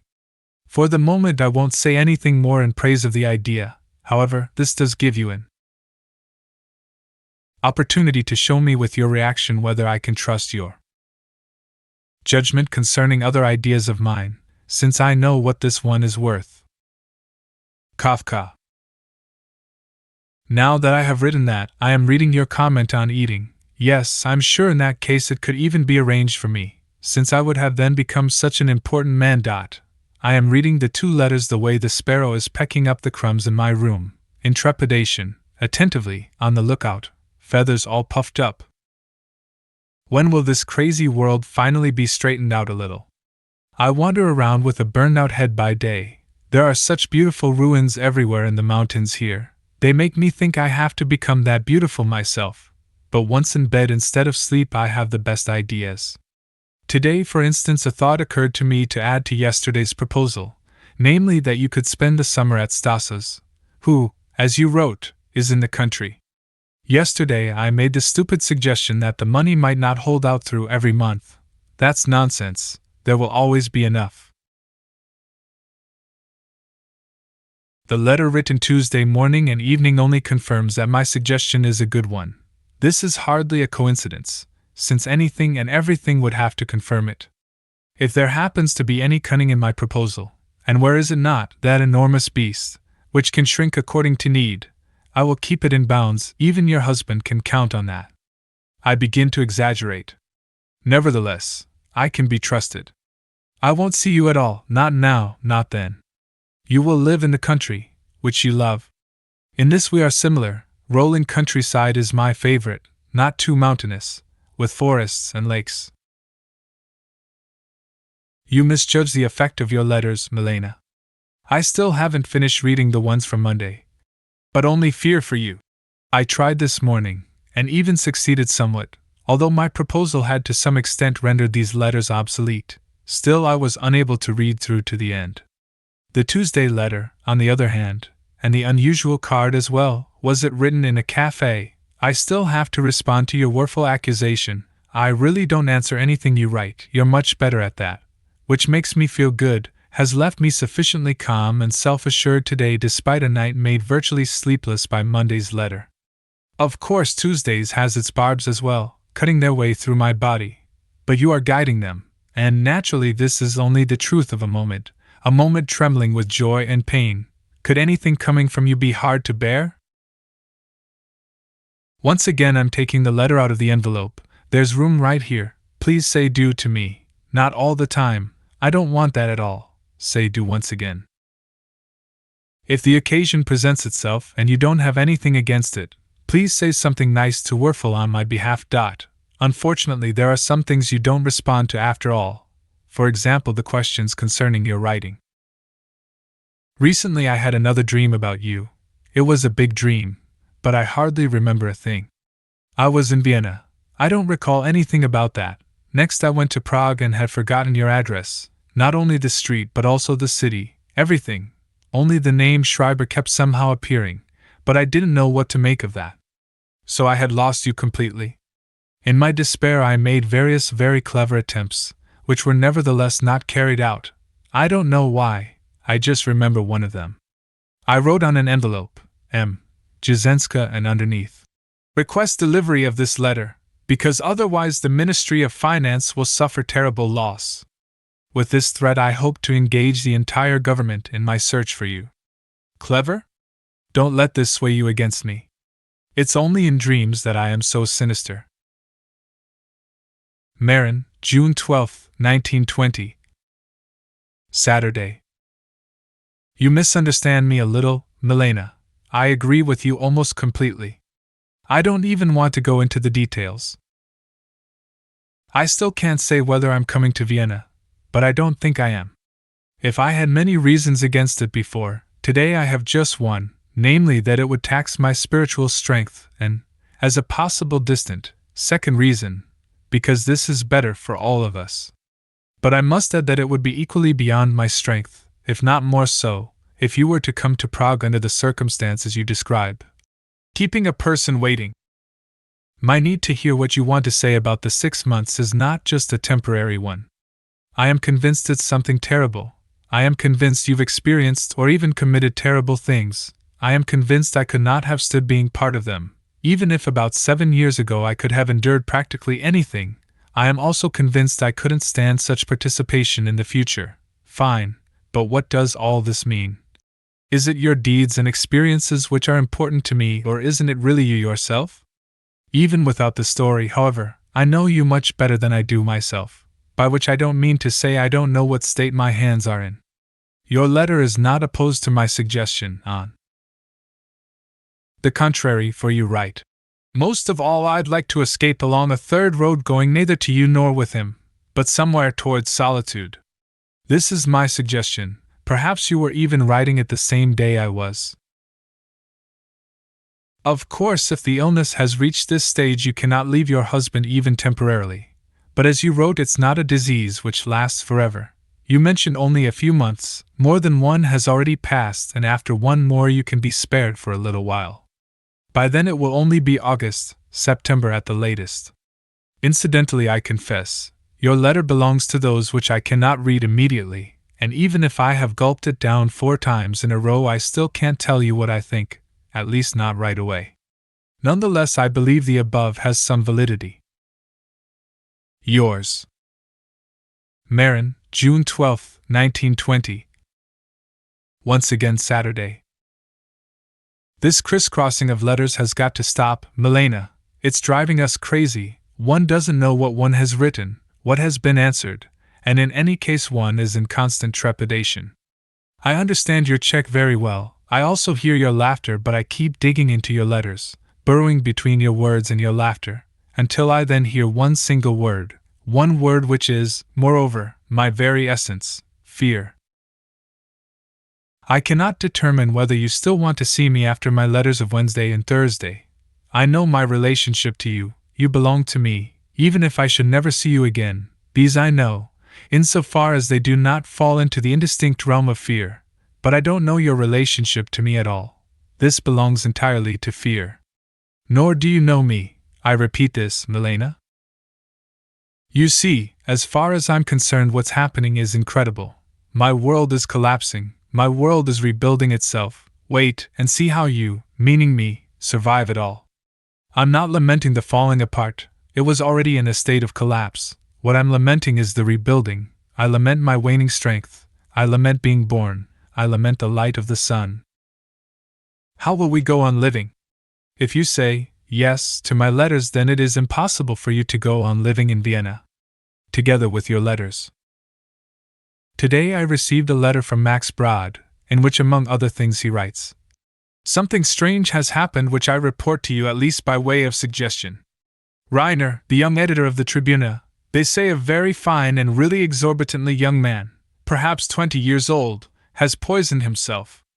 This was while you were still in Prague, I think. Now the reason comes to light. Willy Haas had an affair with his wife, whose maiden name was Ambrosova, a friend of Milena Jesenská, which was however ostensibly kept within platonic bounds. No one was caught or anything like that. Only the woman so tormented the man, whom she had known for years prior to getting married, mainly with her words and her behavior, that he killed himself in his office. Early in the morning she went with Haas to find out why he hadn't come home after the night shift. He was already in the hospital and died before they arrived. Haas, who was just about to take his last exam, broke off his studies, fell out with his father, and is running a film magazine in Berlin. Apparently he's not doing very well. The woman is also living in Berlin, and it is expected he will marry her. I don't know why I'm telling you this gruesome story. Perhaps only because the same demon is causing us to suffer, and so the story belongs to us just as we belong to it. So much for the letter. I repeat, you cannot remain in Vienna. What a terrible story. Once I caught a mole and carried him into the hops garden. When I tossed him on the ground, he plunged into the earth like a madman, disappearing as if he had dived into water. That is how one would have to hide from this story. That's not the point, Milena. As far as I'm concerned, you are not a woman, you're a girl. I've never seen anyone who was more of a girl than you. And girl that you are, I don't dare offer you my hand, my dirty, twitching, claw-like, fidgety, unsteady, hot-cold hand. F. In regard to the Prague messenger, it's a bad plan. You will only find an empty house. It's my office. Meanwhile, I'll be sitting at my desk on the 3rd floor at Altstadterring number 6 with my face in my hands. No, you really don't understand me either, Milena. The Jewish question was only a dumb joke. Meran, June 13, 1920. Sunday. Today's something which may explain a few things. Milena, what a rich, heavy name, almost too full to lift, and which I didn't like very much at first. It seemed to me a Greek or Roman gone astray in Bohemia, violated by Czech. The accent has been betrayed, and yet the name is marvelous, in color and form. A woman to be carried in one's arms out of the world, out of the fire. I don't know which, and she presses herself into your arms willingly and full of trust, except the strong accent on the I is bad. Doesn't the name jump right back away from you? Or might that just be a leap for joy, which you yourself perform with your burden? You write 2 types of letters. I don't mean the ones in pen and the ones in pencil, although this pencil itself is significant and enough to make one prick up one's ears, but this is not a crucial difference. The last letter, with the map of your apartment, for instance, is written in pencil and makes me happy nonetheless. You see, the peaceful letters are the ones that make me happy. Understand, Milena, my age, the fact that I am used up, and above all, my fear, and understand your youth, your vivacity, your courage.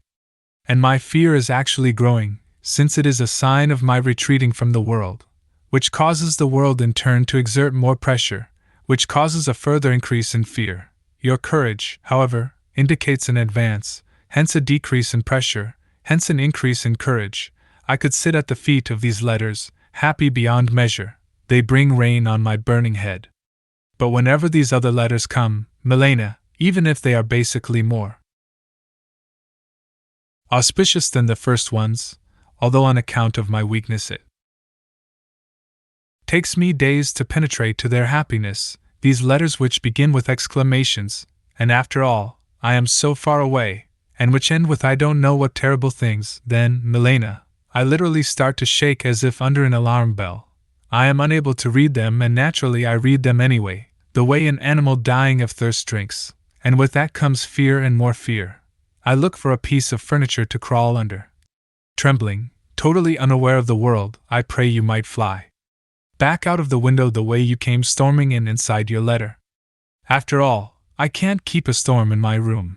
In these letters you undoubtedly have the magnificent head of Medusa. The snakes of terror are quivering about your head so wildly, while the snakes of fear quiver even more wildly about my own. Your letter from Wednesday, Thursday. But child, this actually applies to me, saying Medusa like that. You're taking all my stupid jokes, with Zid and Nechapu and hate. In earnest, I just wanted to make you laugh a little. We're misunderstanding one another out of fear. Please don't force me to write Czech. There wasn't even a trace of reproach in that. I could sooner reproach you for having much too high an opinion of the Jews. You do know, me included. There are others. At times I'd like to stuff them all, simply as Jews, me included, into, say, the drawer of the laundry chest.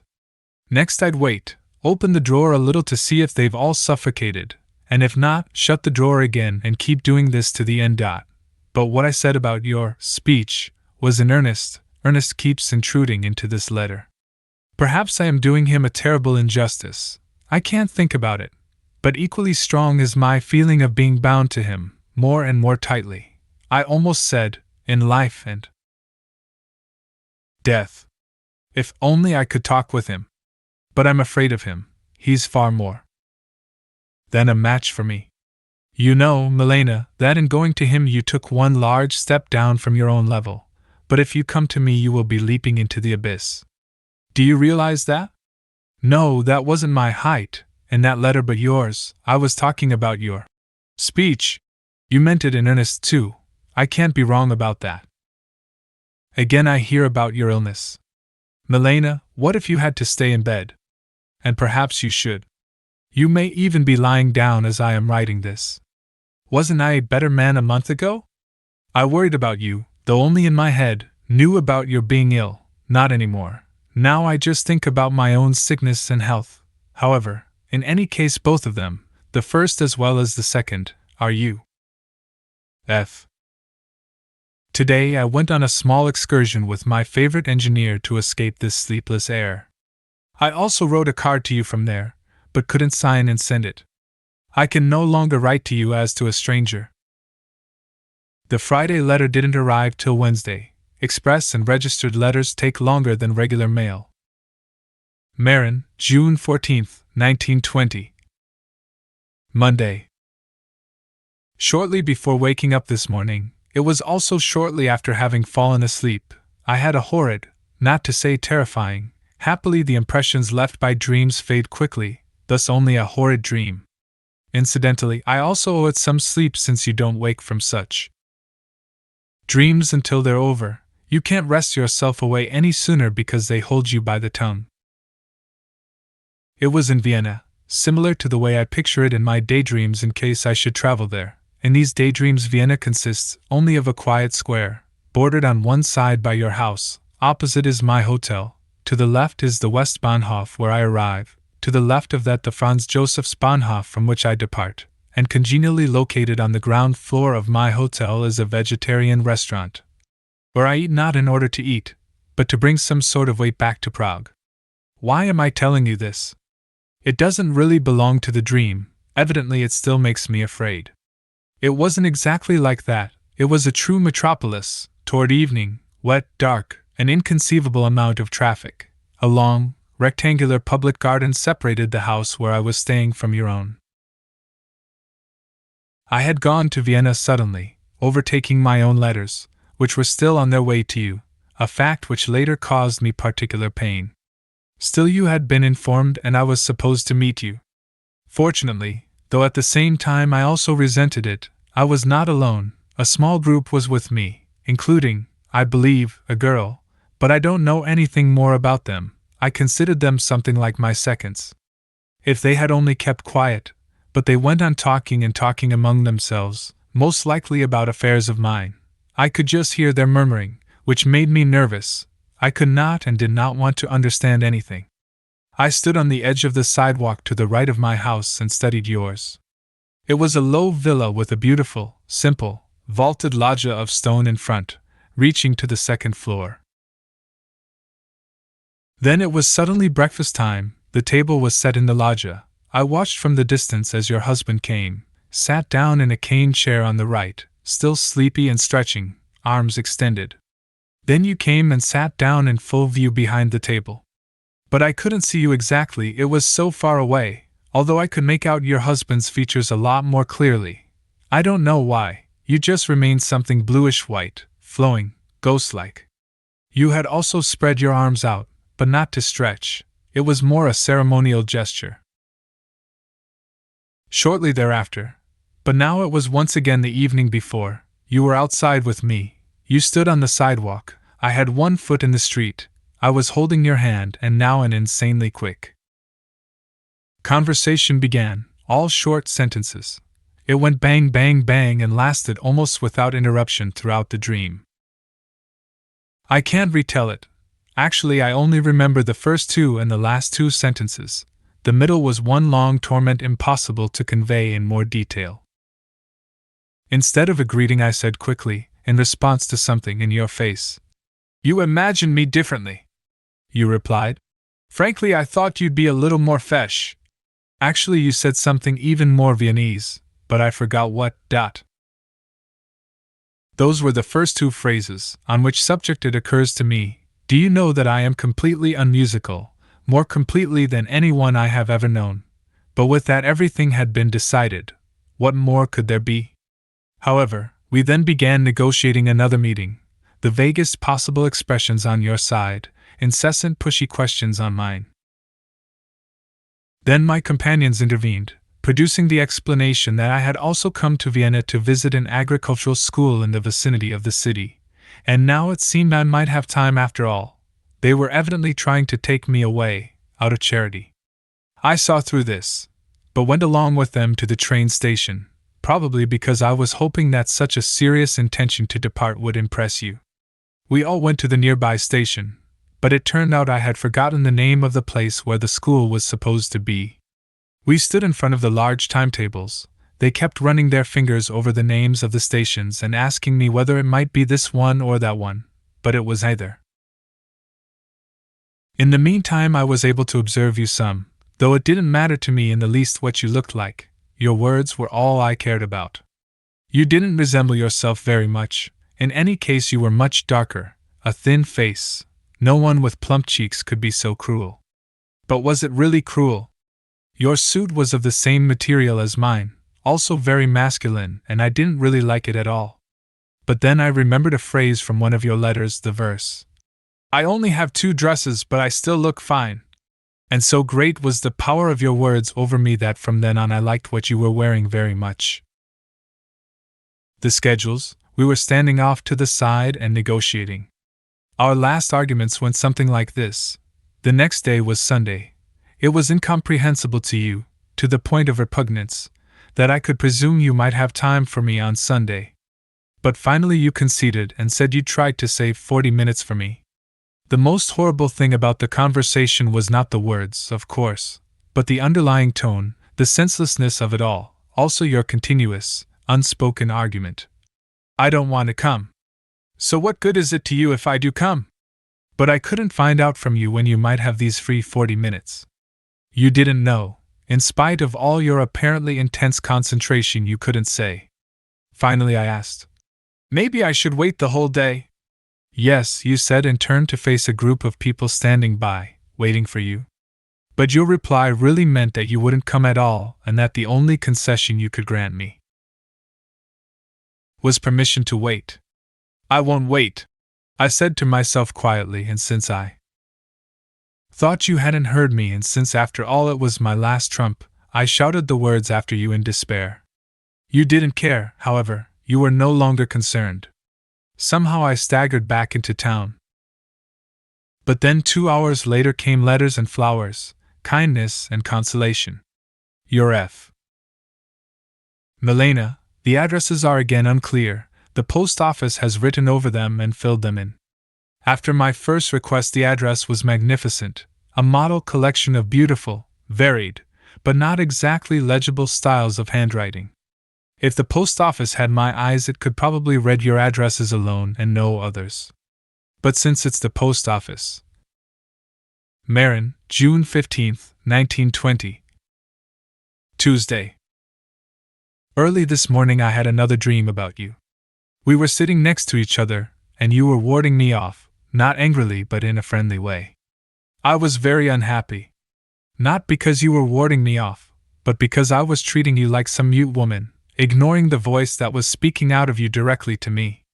Or perhaps I wasn't ignoring it, but just unable to answer. I left more disconsolate than in the first dream. At the same time, something occurs to me I once read at somebody's house, something like this. My beloved is a fiery column passing over the earth. Now it is holding me enclosed. But it does not guide those who are enclosed, just those who see. Yours, now I'm even losing my name. It was getting shorter and shorter all the time and is now, yours. Meran, June 20th, 1920. Sunday. After a short walk with you, how easy it is to write that, a short walk with you. I should stop writing out of shame, because it is so easy. First of all, what most terrifies me about the story is the conviction that the Jews are necessarily bound to fall upon you Christians, just as predatory animals are bound to murder, although the Jews will be horrified since they are not animals, but rather all too aware. It is impossible for you to imagine this in all its fullness and power, even if you understand everything else in the story better than I do. I don't understand how whole nations of people could ever have thought of ritual murder before these recent events. At most they may have felt general fear and jealousy. But here there is no question. We see Hilsner committing the crime step by step. What difference does it make that the Virgin embraces him at the same time? But on the other hand, I also don't understand how nations could believe that the Jew might murder. Once again I am exaggerating. These are all exaggerations. They are exaggerations because people seeking salvation always throw themselves at women. And these women can be either Christian or Jewish. And what is meant by the girl's innocence is not the usual chastity, but the innocence of sacrifice, an innocence which has just as much to do with the body. There are some things I could say about the report, but I'd rather maintain my silence.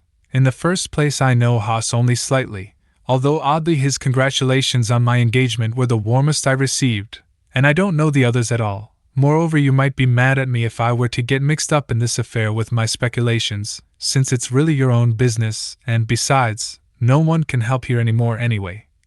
It would just be a guessing game. I'm still afraid you might condemn me unjustly concerning the girl I was supposed to meet in Carlsbad and to whom I told the truth as well as I could following my telegram and 2 vague notes. In her mind, I'm still going out of my way not to praise her in any way. My fear is all the greater since I should of course be condemned and very severely, but by no means according to the essence of what you wrote. In that case even more severely, you may say, fine, I'd rather bear the more severe condemnation I deserve than the lighter one which doesn't pertain. Excuse my unclear speech. It's something I have to come to terms with on my own. While doing so I will only be allowed to see you from afar. As far as Max is concerned, I also think that, for the time being, one would have to know him personally in order to judge him in his entirety. But then one has to love him, admire him, be proud of him, and of course sympathize with him as well. Whoever does not act that way toward him, assuming goodwill, does not know him. F. Meran, June 21, 1920. Monday. You're right. Just now when I read your reproach concerning child, unfortunately I didn't receive the letters until late in the evening, and early tomorrow I'm planning to go on a short trip to Bolzano with the engineer. I really did say to myself, enough, you can't read these letters today, you have to get at least some sleep if you want to go on the trip tomorrow, and it took some time before I went back to reading and understood and the tension passed and I could have laid my head in your lap with a sigh of relief, if you were here. And I don't mean just in body. This is surely a sign of sickness, isn't it? But I do know you, after all, and also know that child isn't such a terrible way to address somebody. I, too, can take a joke, but anything can also become a threat to me. If you were to write me, yesterday I counted the N's in your letter, there were such and such many. How dare you write N to me? And especially such and such many times. And if you kept a serious face, I might even become convinced that I had insulted you and would be sufficiently unhappy. And in the end, perhaps it really does annoy you, it's difficult to find out. Nor should you forget that although it's easy to distinguish between what is said in jest and what in earnest, when it comes to people who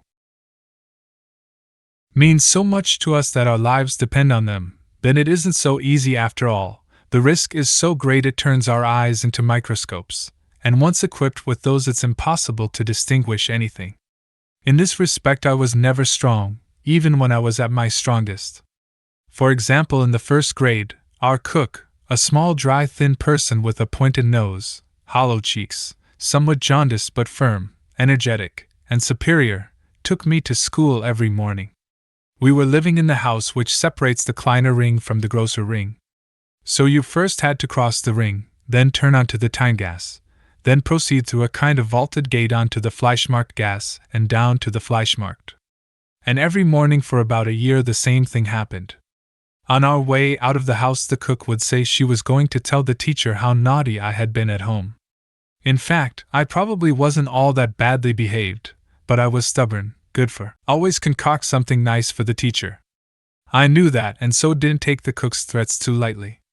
But mainly I thought the way to school was terribly long, and that many things could still happen along the way. Anxiety and dead-eyed seriousness developed precisely out of such apparently childish nonsense, but gradually, since no way ever is so terribly long, moreover, at least while on the Altstadt ring, I still doubted whether the cook would even dare speak to the teacher, who commanded the respect of the world.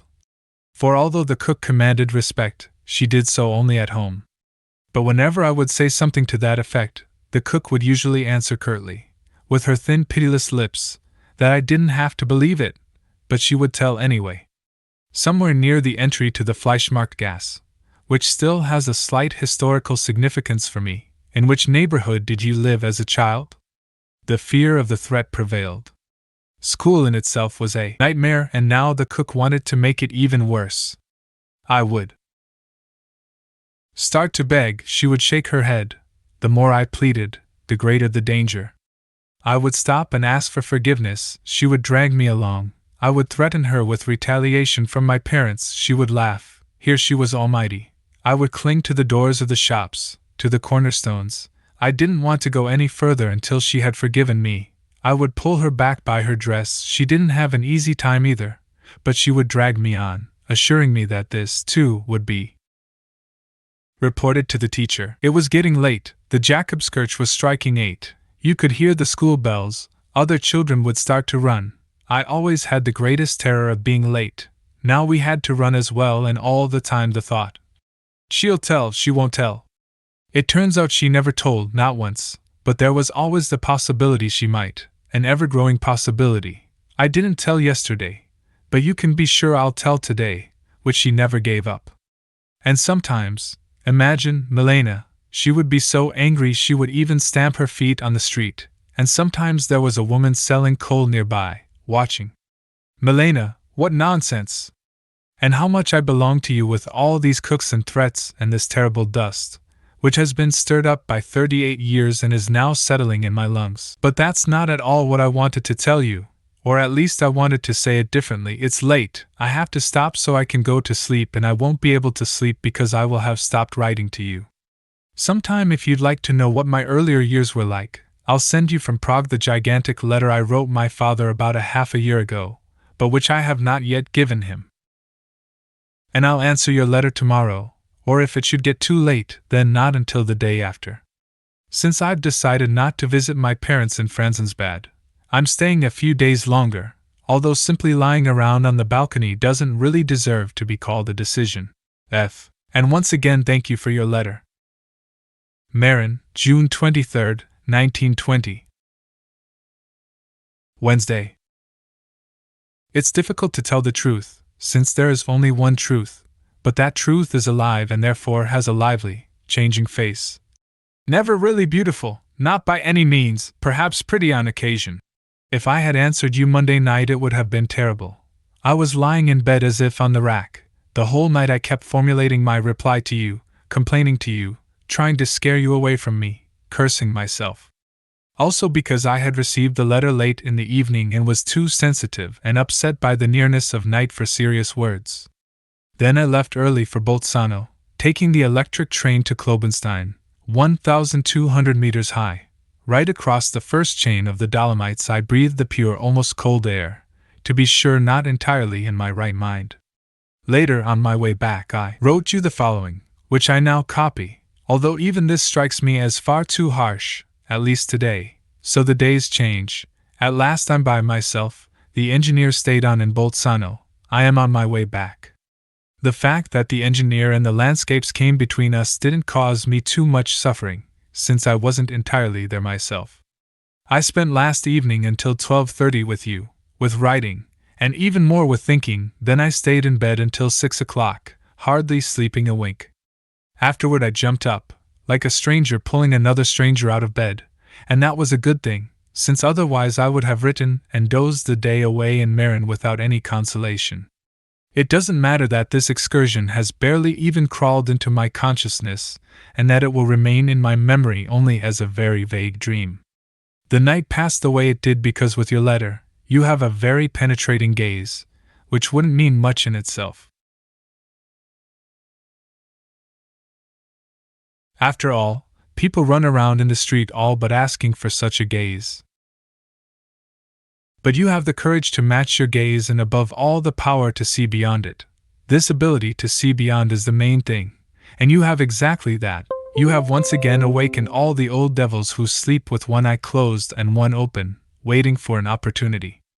Of course this is frightening and makes me break out in a cold sweat, I swear to you, only because of them, the impalpable forces. Nevertheless it's a good thing, it's healthy. One watches the antics of these forces and knows that they are there. Still your interpretation of my "you should leave Vienna" isn't entirely correct. I did not write this carelessly, but under the impression of the whole report. That context hadn't ever even occurred to me beforehand. At the time I was so beside myself that your immediate departure from Vienna seemed the most natural thing. This was because I consider, really very selfishly, that whatever even grazes your husband strikes me square on, 10 times and 100 times harder, cutting me to pieces. It's no different than with you, nor did I fear the material burden. I don't earn much, but it would easily be enough for both of us, I think, barring any illness, of course, and moreover I am sincere as long as I have the power to think and express myself. I was before, too, but you're really the first one to make that helpful observation. The only thing I do fear, and I fear this with my eyes wide open, I am drowning in this fear, helpless. If I could sleep as deeply as I sink into fear I would no longer be alive, is this inner conspiracy against myself, which the letter to my father will help you understand better, although not entirely, since the letter is much too focused on its purpose, which is based on the fact that I, who am not even the pawn of a pawn in the great chess game, far from it, now want to take the place of the queen, against all the rules and to the confusion of the game. I, the pawn of a pawn, a piece which doesn't even exist, which isn't even in the game, and next I may want to take the king's place as well, or even the whole board.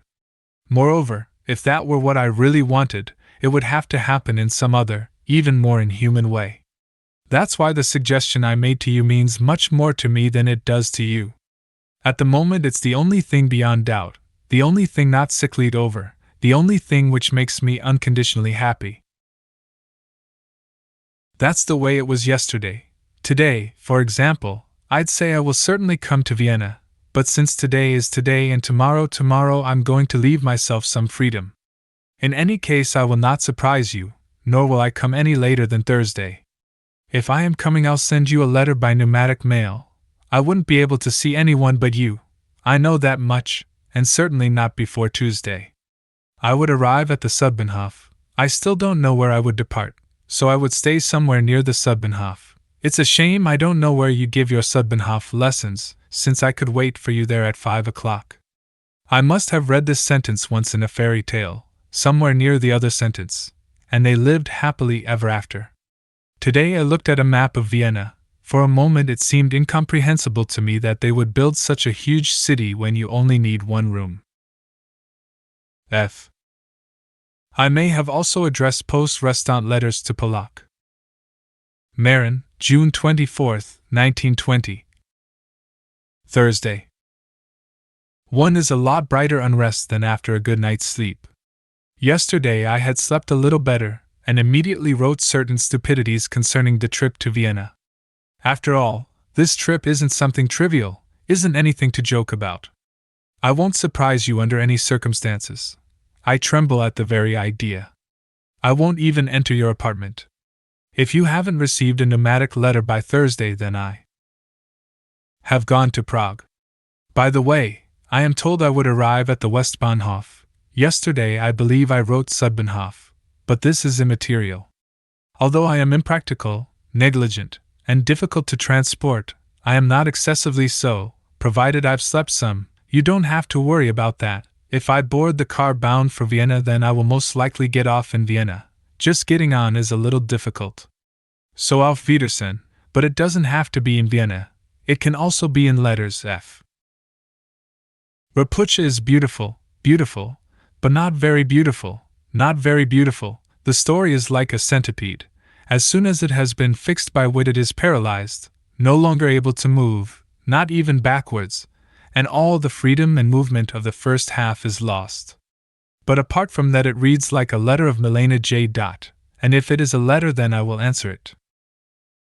And in regard to Milena, the name has nothing at all to do with Germanness and Jewishness. The people who understand Czech best, apart from Czech Jews, of course, are the gentlemen from Nace Rec. Second best are the readers of that journal, and third best the subscribers, of which I am one. And as such I say to you that the only thing really Czech about the name Milena is the diminutive, Milenka, whether you like it or not. That is what philology says. A. We are indeed beginning to misunderstand one another, Milena. You think I wanted to help you, but it was me I was trying to help. No more about that. And as far as I know, I didn't ask you for any sleeping pills. I hardly knew Otto Gross, but I did notice that there was something essential in him, something which was at least attempting to extend a hand from amid everything so ridiculous. The bewildered mood of his friends and relatives, wife, brother-in-law, even the strangely quiet infant between the suitcases, there so he wouldn't fall out of bed when left alone, who drank black coffee, ate fruit or anything else you care to name, was somewhat reminiscent of the mood prevailing among Christ's disciples as they stood beneath the crucified. At the time I was just coming from Budapest, where I had accompanied my fiancée, returning to Prague and my hemorrhage. Gross, his wife and brother-in-law were all taking the same night train. Coo sang and made noise through half the night, shy as always. The woman was propped up in a corner, surrounded by filth. We only had seats in the corridor, and was sleeping, very much tended to by Gross but without apparent result. Throughout most of the night, however, Gross was telling me something, excepting small interruptions when he was probably giving himself injections. At least it seemed that way to me, for I really couldn't understand a thing. He demonstrated his learning with a passage from the Bible I didn't know, a fact I did not admit due to cowardice and exhaustion. He kept on endlessly dismantling this passage, endlessly adding new material, endlessly demanding my agreement. I would nod mechanically, while he would practically disappear before my eyes. Incidentally, I don't think I would have understood if I had been awake either. My own thinking is cold and slow. In this way the night passed. But there were other interruptions as well. Occasionally he would stand and hold on to something above him, and would be joggled through and through by the train to the point where he would become completely relaxed and even sleep. Later in Prague I only saw him in passing. Unmusicality is not as clearly a misfortune as you say. In the first place, it isn't for me. I inherited it from my predecessors. My paternal grandfather was a butcher in a village near Strakonitz. I have to not eat as much meat as he butchered, and it gives me something to hold on to. Being related means a lot to me. But it is definitely a general human misfortune, similar or equal to being unable to cry or sleep. And anyway, understanding people who are musical means almost the same thing as being unmusical. F. So if I do get to Vienna, I'll wire you or write you at the post office, Tuesday or Wednesday. I'm sure I put stamps on all the letters. Can't you see on the envelope that the stamps were torn off? Meran, June 25, 1920. Friday evening. What I wrote this morning was stupid, and now come both your letters, brimming with kindness. I will answer them orally. I'll be in Vienna Tuesday, if nothing unexpected happens inside or outside. It would be a very good idea to tell you today. I think Tuesday is a holiday. The post office where I would send you a telegram or pneumatic letter may well be closed, where I intend to wait for you, but I would suffocate by then if I were to name a place right now and then have to see this place for 3 days and 3 nights, empty, waiting for me to arrive Tuesday at a certain hour. Is there as much patience as I need, Milena, anywhere in the world? Tell me Tuesday. M. Jesenská, Vienna 8. Post Restaurant Post Office Benegastjo's Stadterstrasse. Tuesday 10 o'clock. This letter probably won't arrive before 12 o'clock, or rather I'm sure it won't, since it's already 10. So not until tomorrow morning. Perhaps it's just as well, for I am indeed in Vienna, sitting in a cafe in the Sudbahnhof. What kind of cocoa is this? What kind of pastry? And this is what you're living on. But I'm not entirely here. I haven't slept for 2 nights. The question is, will I sleep the 3rd night in the Hotel Riva where I am staying, next to a garage at the Sudbahnhof? I can't think of anything better to say. I'll wait for you Wednesday starting at 10 o'clock a.m. In front of the hotel. Please, Milena, don't surprise me by coming up from the side or from behind. I promise not to do this either. Today I'll probably see the sights, Lerchenfelderstrasse, the post office, the ring from the Sudbahnhof to the Lerch STR. The woman who sells coal and things like that, as invisible as possible. Sunday today, Milena. I can't write anything else. But I will. So today, Milena, just in haste, exhaustion not being there, the last will be true tomorrow too. Why shouldn't I be tired? They promise a sick man vacation for a quarter of a year and give him 4 days, and then only a fraction of Tuesday and Sunday, and they even cut mornings and evenings. Am I not right not to have fully recovered? Am I not right? Milena! Spoken into your left ear, while you are lying on the pitiful bed in a deep sleep of good provenance, slowly, unconsciously, turning from right to left toward my mouth. Newspaper on the platform. A reason to run back out. You were no longer there. That was all right. Then I reboarded, the train pulled out, I started reading my paper, still everything was fine. After a while I stopped reading, but then suddenly you were no longer there. Or actually you were there and I felt your presence with all my soul, although this kind of being there was very different from the kind we knew during the 4 days and I first had to become accustomed to it. I resumed my reading, but the entry in Bar's diary began with a description of Bad Kreutzen near Grain on the Danube.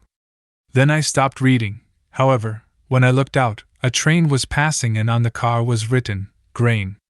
I looked back inside the compartment. Opposite me a man was reading last Sunday's Narodny Listy. Seeing a feuilleton by Milena Jesenská, I borrow it, begin reading aimlessly, put it down and then sit there with your face, looking just the way it did when we parted at the station. What happened on the platform was a natural phenomenon I have never observed before. Sunlight dimmed, not by clouds, but of its own accord. What else shall I say? My throat does not obey, nor do my hands. Yours. So tomorrow the amazing story of the rest of the trip. Prague, July 4th, 1920. Sunday, a little while later. A courier has brought the enclosed letter, please tear it up at once, also the one from Max, and wants an immediate answer. I'm writing that I'll be there at 9 o'clock. What I have to say is so clear, how I will say it I don't know. Good heavens, if I were married, I would come home and instead of the courier I'd find the bed, impossible to hide in and devoid of any subterranean passage to Vienna. I tell myself this so I'll realize how easy the difficulty ahead really is. Yours. I'm sending you the letter, as if by doing so I could transport you next to me, especially close, as I walk up and down in front of her house. Prague, July 4 to 5, 1920.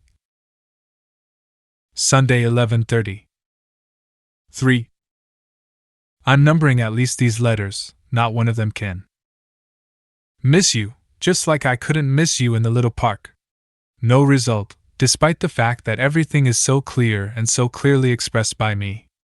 I won't go into details, just that she didn't say a single word that was even remotely angry about you or me. I was so clear I wasn't even compassionate. The only thing I could truthfully say was that nothing had changed between her and me, and that it hardly ever would change.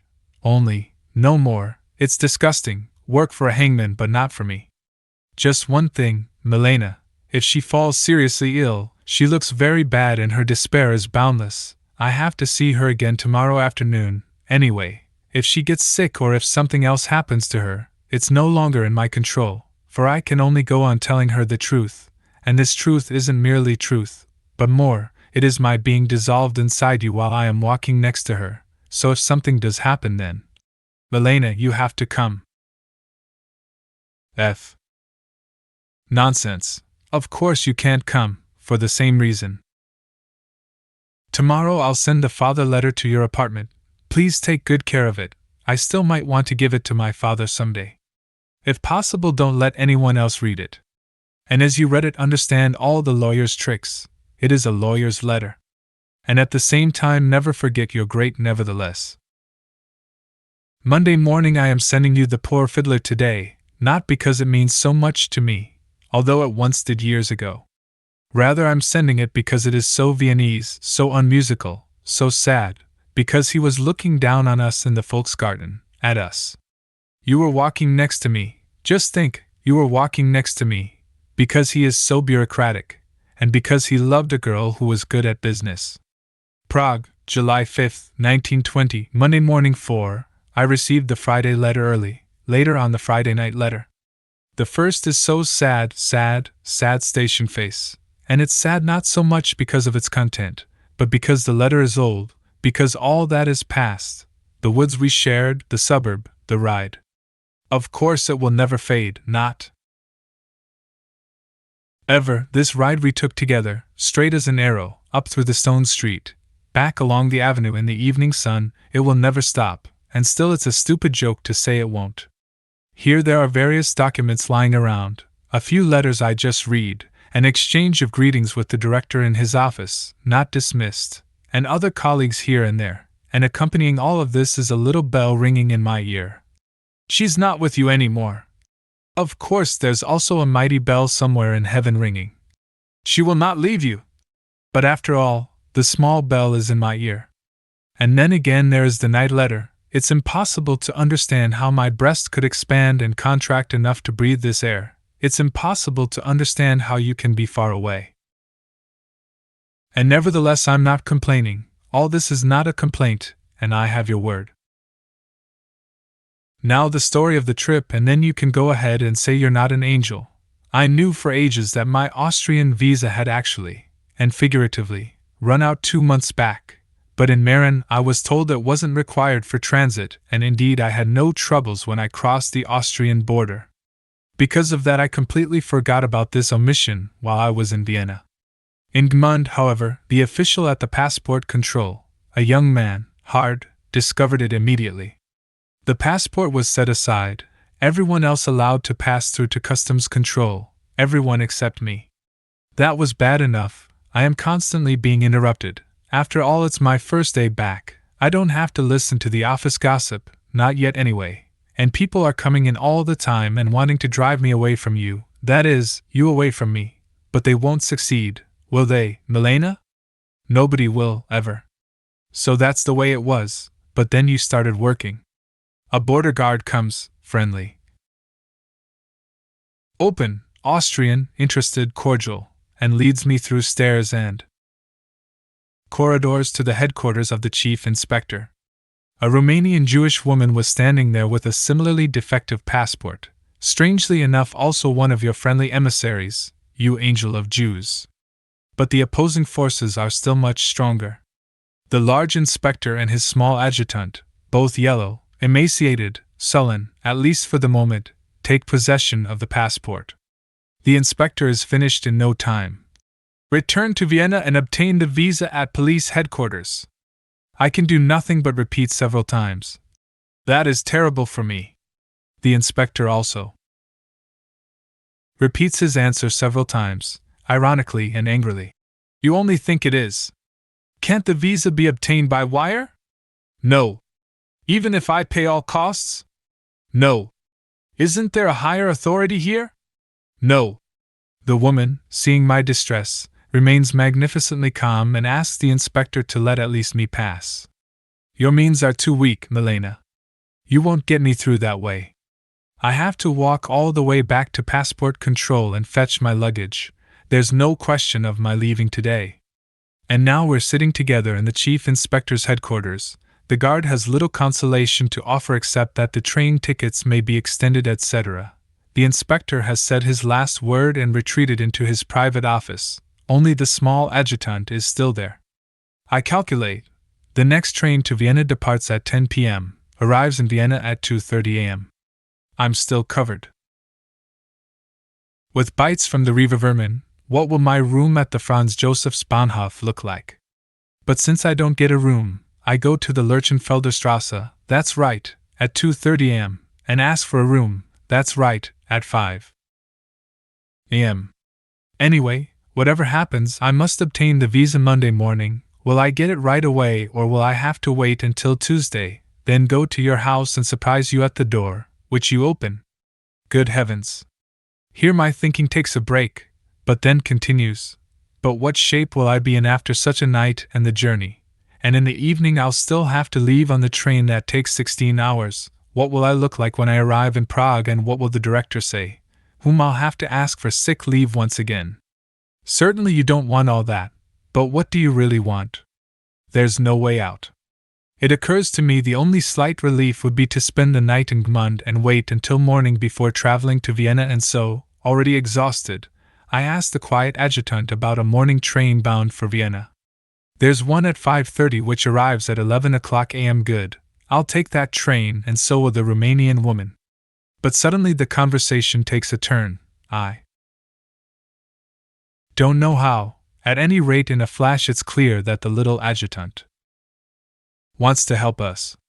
If we spend the night in Gmund, then the next morning, when he's alone in the office, he'll secretly let us through onto the local train to Prague, where we would arrive at 4 o'clock p.m. But we're supposed to tell the inspector that we're taking the morning train to Vienna. Wonderful! Although just relatively wonderful, since I'll still have to wire Prague. But even so, the inspector arrives, we act out a small comedy about the morning train to Vienna. The adjutant then sends us off. We're supposed to pay him a secret visit later in the evening to discuss the remaining details. In my blindness I think that all this is your doing, whereas in reality it's merely the last attack of the opposing forces. So now we slowly leave the station, the woman and myself. The express train which was supposed to have taken us on is still standing there. Customs control is taking a long time.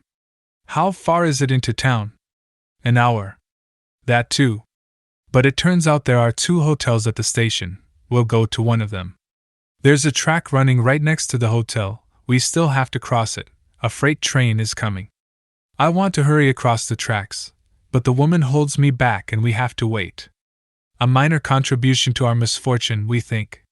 But precisely this moment of waiting, without which I would not have made it to Prague on Sunday, is the turning point.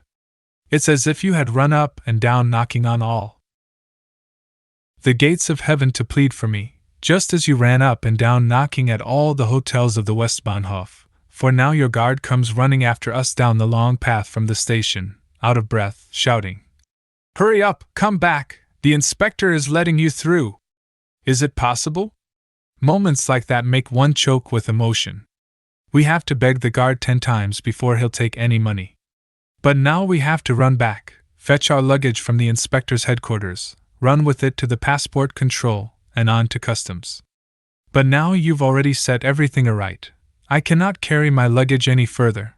By chance there's a porter next to me. At passport control I run into a crowd. The guard clears the way for me. At customs, without realizing it, I lose the little case with the gold cufflinks. An official finds it and hands it to me. We're aboard the train and leave at once. At last I'm able to wipe the perspiration off my face and chest. Stay with me always. F. Prague, July 5, 1920. Monday. 5, I think. Naturally I should go to sleep. It's 1 o'clock at night. I would have written you long before, this evening, but Max was here, whom I really wanted to see and whom I couldn't see because of the girl and my worries concerning her. I was with the girl until about 8:30. Max had said he'd drop by at 9, then we went walking around till 12:30. Just think, he didn't realize what I thought was blindingly clear in my letters, that you, again the writing stops for a moment, that it's you I'm talking about. He didn't realize, he didn't learn your name until today. After all, I hadn't ever spelled it out so bluntly, since his wife could have read the letters. And now once again, Milena, one of my lies, the second one. You once asked, shocked, whether I thought the Riner affair in Mile. I wanted to write, Max, but wrote Milena, then crossed out the name. Don't condemn me for that, it really makes me hurt so much I want to cry. Max's letter was meant as a warning. I hadn't exactly thought of it as a warning, just something like a musical accompaniment to the text. However, when I saw how frightened you were, I consciously lied to you. I had to get up. Somewhere a member of that feared race of mice is gnawing away, denying there was any connection. Although it turns out there really wasn't any connection, I didn't know that, and so I lied. In the margin, and despite everything, I think that if it is possible to die of happiness, then I will certainly do so. And if someone destined to die can be kept alive by happiness, then I will stay alive. The girl, she was better today, but at the high cost of my having allowed her to write to you. I'm very sorry I did. The telegram I sent to the post office in your name today is a sure sign of my anxiety over you. Girl is writing you, please answer kindly, and here I really wanted to add a very firmly, and don't abandon me. On the whole, things went more smoothly today. I prevailed upon myself to talk peacefully about Meran. The mood became less ominous. But once the conversation returned to the main subject, her whole body went on shaking for minutes. Next to me at the Karlsplatz, the only thing I could say was that next to you everything else, even if it hasn't changed in itself, disappears and turns to nothing. She posed her last question, against which I have never been able to defend myself, namely, I can't leave, but if you send me away, then I'll go. Are you sending me away? There's something very loathsome, apart from the arrogance, in my telling you this, but I'm doing so out of fear for you. What wouldn't I do? Out of fear for you. Look, what a strange new type of fear. I replied, yes. To which she said, but I really can't go. And then she became talkative beyond her strength, poor thing, saying that she didn't understand at all, that you love your husband and still were talking with me in secret, etc. To be honest, she also had some bad words about you, for which I would have liked to hit her and should have, but wasn't I bound to let her at least pour out her grievances? She mentioned that she would like to write you, and in my worry about her, and in my infinite trust in you, I consented, although I knew this would cost me a few nights' sleep. I was upset precisely by the fact that this consent calmed her down. Be friendly and firm, but more firm than friendly. But what am I saying, for don't I know that you'll write whatever's best? And isn't my fear that in her distress she might write something insidious and turn you against me, a great dishonor to you? Of course it's a dishonor, but what am I supposed to do if this fear, and not my heart, is beating in my body? I shouldn't have consented after all. And now I'm going to see her again tomorrow. It's a holiday, Huss. She begged me so much to go off with her somewhere in the afternoon. She said I wouldn't have to see her for the rest of the week.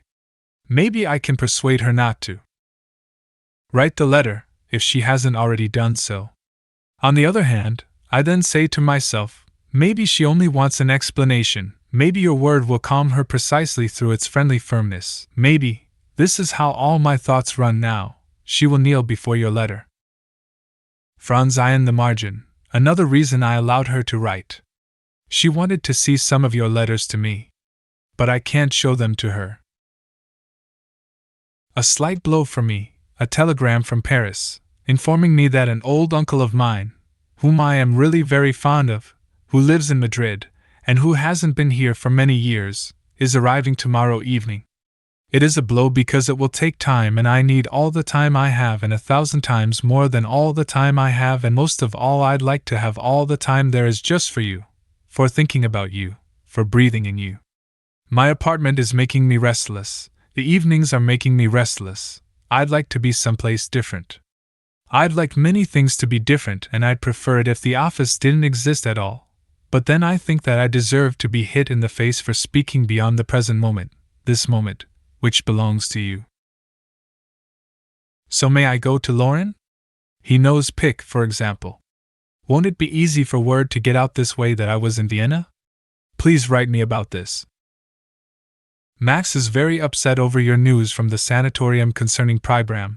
He is reproaching himself for having thoughtlessly broken off what he had begun to arrange for Pribram. Moreover, his relations with the authorities are now such that he might be able to obtain everything necessary without great difficulties. He urgently asks you to kindly summarize what there is to say concerning the injustice being done Pribram. If you can, send me this short summary when you get a chance. The Russian's name was Sprach. Somehow I can't write about anything but what concerns us and us alone, in the middle of the crowded world. Everything else is foreign to me. Wrong. Wrong. But my lips are babbling and my face is lying in your lap. Vienna did leave behind one bitter aftertaste, may I say it? Up in the woods, I believe it was the second day, you said something like, the battle over the front hall can't last long. And now in the next to last letter to Meran you write about your illness. How am I supposed to find my way out from between these two things? I'm not saying this out of jealousy, Milena, I'm not jealous. Either the world is so tiny or else we are so gigantic. In any case, we fill it completely. Of whom should I be jealous? Prague, July 6, 1920. Tuesday evening. 7. You see, Milena, now I'm sending you the letter myself and have no idea what it contains. It happened like this. I had promised her that I'd be waiting in front of her house this afternoon at 3:30.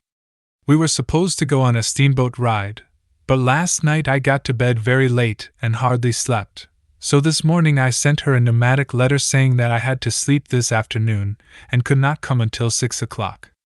In my uneasiness, which would not be assuaged by all the safeguards of letters and telegrams, I added, "Do not send the letter to Vienna until we have discussed it." But she had already written it early this morning, half out of her senses, she can't even say what she wrote, and thrown it in the mailbox right away. Upon receiving my letter, the poor girl runs to the main post office, absolutely horrified, manages to intercept the letter somewhere, and is so happy that she gives the official all the money she has.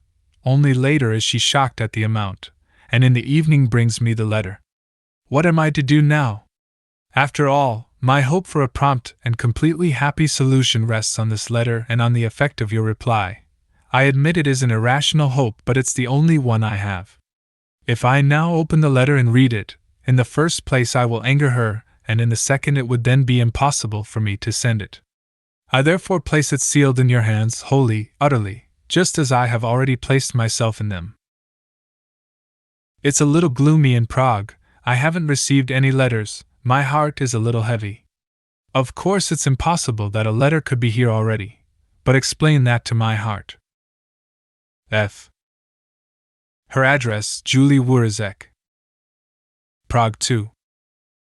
Nas Makak 6. 8. Prague, July 6, 1920. Tuesday, even later. No sooner had I mailed the letter than it occurred to me, how could I have asked you to do this? Apart from the fact that it's really just up to me to do what should and must be done, it's probably impossible for you to write and entrust such a reply to a stranger. So now, Milena, forgive the letters and the telegrams, attribute them to my reason made weak by parting from you. It doesn't matter if you don't reply, I'll just have to find another solution. Don't worry about this. It's only that I'm so exhausted from all the walks, today up on the Weissrader escarpment. On top of this, my uncle is arriving tomorrow, and I won't have much time for myself. But on a better subject, do you know when you were most beautifully dressed in Vienna? Absolutely, absurdly beautifully dressed? There can't be any argument about it, on Sunday. Prague, July 7, 1920. Wednesday evening. 9. Just a few words to consecrate my new apartment, written in the utmost haste because my parents are arriving from Franzensbad at 10 o'clock and my uncle at 12 o'clock from Paris and both want to be met. New apartment because in order to give my uncle some room I've moved into my sister's apartment, which is empty while she is in Marienbad. An empty large apartment, how wonderful. The street, however, is noisier, even so it's not too bad a trade. And I have to write you, Milena, because you might conclude from my last lamenting letters I tore up the worst one this morning out of shame. Think, I still don't have any news from you, but it's stupid to complain about the mail. What do I have to do with the postal service? That I'm unsure of you, that I'm afraid of losing you. No, I'm not unsure. Could you be what you are to me if I weren't sure? I feel this way because of our brief physical closeness and sudden physical separation. Why did it have to be Sunday? Why 7 o'clock? Why happen at all? The whole thing can be a little confusing. Forgive me. And when you go to bed tonight, as a good night wish from me, take in, all in one stream, everything I am and have, all of which is blissfully happy to rest in you. F. Prague, July 8, 1920. Early Thursday morning. 10. The street is noisy, moreover there's construction going on diagonally opposite, Directly opposite is not the Russian church but apartments full of people. Nonetheless, while being alone in a room may be a prerequisite for life, being alone in an apartment is a, to be exact, temporary prerequisite for happiness. One prerequisite, because what use would the apartment be if I weren't alive, if I didn't have a home where I could rest, something like two bright, blue eyes, brought to life by some inconceivable grace. But as it is, the apartment is part of my happiness. Everything is quiet, the bathroom, the kitchen, the front hall, the 3 additional rooms, not like those communal apartments. The noise, the lechery, the incest of dissolute bodies, thoughts and desires long uncontrolled, where improper, haphazard things take place, where illicit affairs occur, where illegitimate children are conceived, in every corner, behind every piece of furniture, and where it keeps going on, different from your quiet, empty Sunday suburbs, more like the wild, overcrowded, suffocating suburbs on a relentless, unending Saturday night. My sister has come the whole long way to bring me breakfast, which wasn't necessary, since I would have gone home myself, and had to ring several minutes before I finally awoke from this letter and my isolation. F. The apartment does not belong to me, of course. My brother-in-law will also be staying here, off and on during the summer. Prague, July 8, 1920. Thursday morning. 11. At last your letter. Just a few hasty words on the main subject, even though the haste may cause a few inaccuracies I will later regret, because we all 3 know each other independently. This case is unlike any other I know, so there's no need to make it bleaker than it is by citing experiences from other cases, corpses, torment for 3, for 2, some way to disappear. I am not his friend, I have not betrayed a friend, but I'm not merely his acquaintance either, rather I am bound to him, in some respects maybe more than to a friend. Nor have you betrayed him, since you love him, whatever you may say, and if and when we unite I thank you, my shoulders, it will be on a different level, outside his domain. Consequently, this is not simply our exclusive affair to be kept secret, nor is it just torment, anxiety, pain, worry. Your letter has shocked me out of the relatively calm state I was still enjoying from our being together, and which may now be reverting to the turmoil of Meran, although there are powerful obstacles standing in the way of such a reversion. It is much more an open, and clear-cut in its openness, matter of the 3 of us, even if you should keep silent for a while. I, too, am very much against brooding over all the various possibilities. I am against this because I have you. If I were alone, nothing could stop me from such ruminations, since doing so transforms one in the present into a battleground of the future. And how is such devastated ground to bear the house of the future? At the moment I don't know anything anymore. I've been back at work for 3 days and haven't written a line. Maybe I'll be able to now. Incidentally, Max dropped by as I was writing this. It goes without saying that his silence is reliable. For everyone except sister's parents' girl and him, I came back via Linz. F. May I send you some money? Perhaps through Lauren, to whom I'll explain you lent me money in Vienna which he can send you along with your honorarium? I'm also a little frightened by what you promised to write concerning fear. Prague, July 9, 1920. Friday. All writing seems futile to me, and it really is. The best would probably be for me to go to Vienna and take you away. I may even do it, although you don't want me to. Actually, there are only 2 possibilities, each more beautiful than the other. Either you come to Prague or you come to Leipzig. I crept up to Jalovsky yesterday, mistrustful in the old Jewish tradition, and caught him just before he left for Leipzig. He had your letter to Stasa. He is an excellent person, happy, open, intelligent, takes you by the arm, talks up a storm, is ready for anything, understands everything and a little more.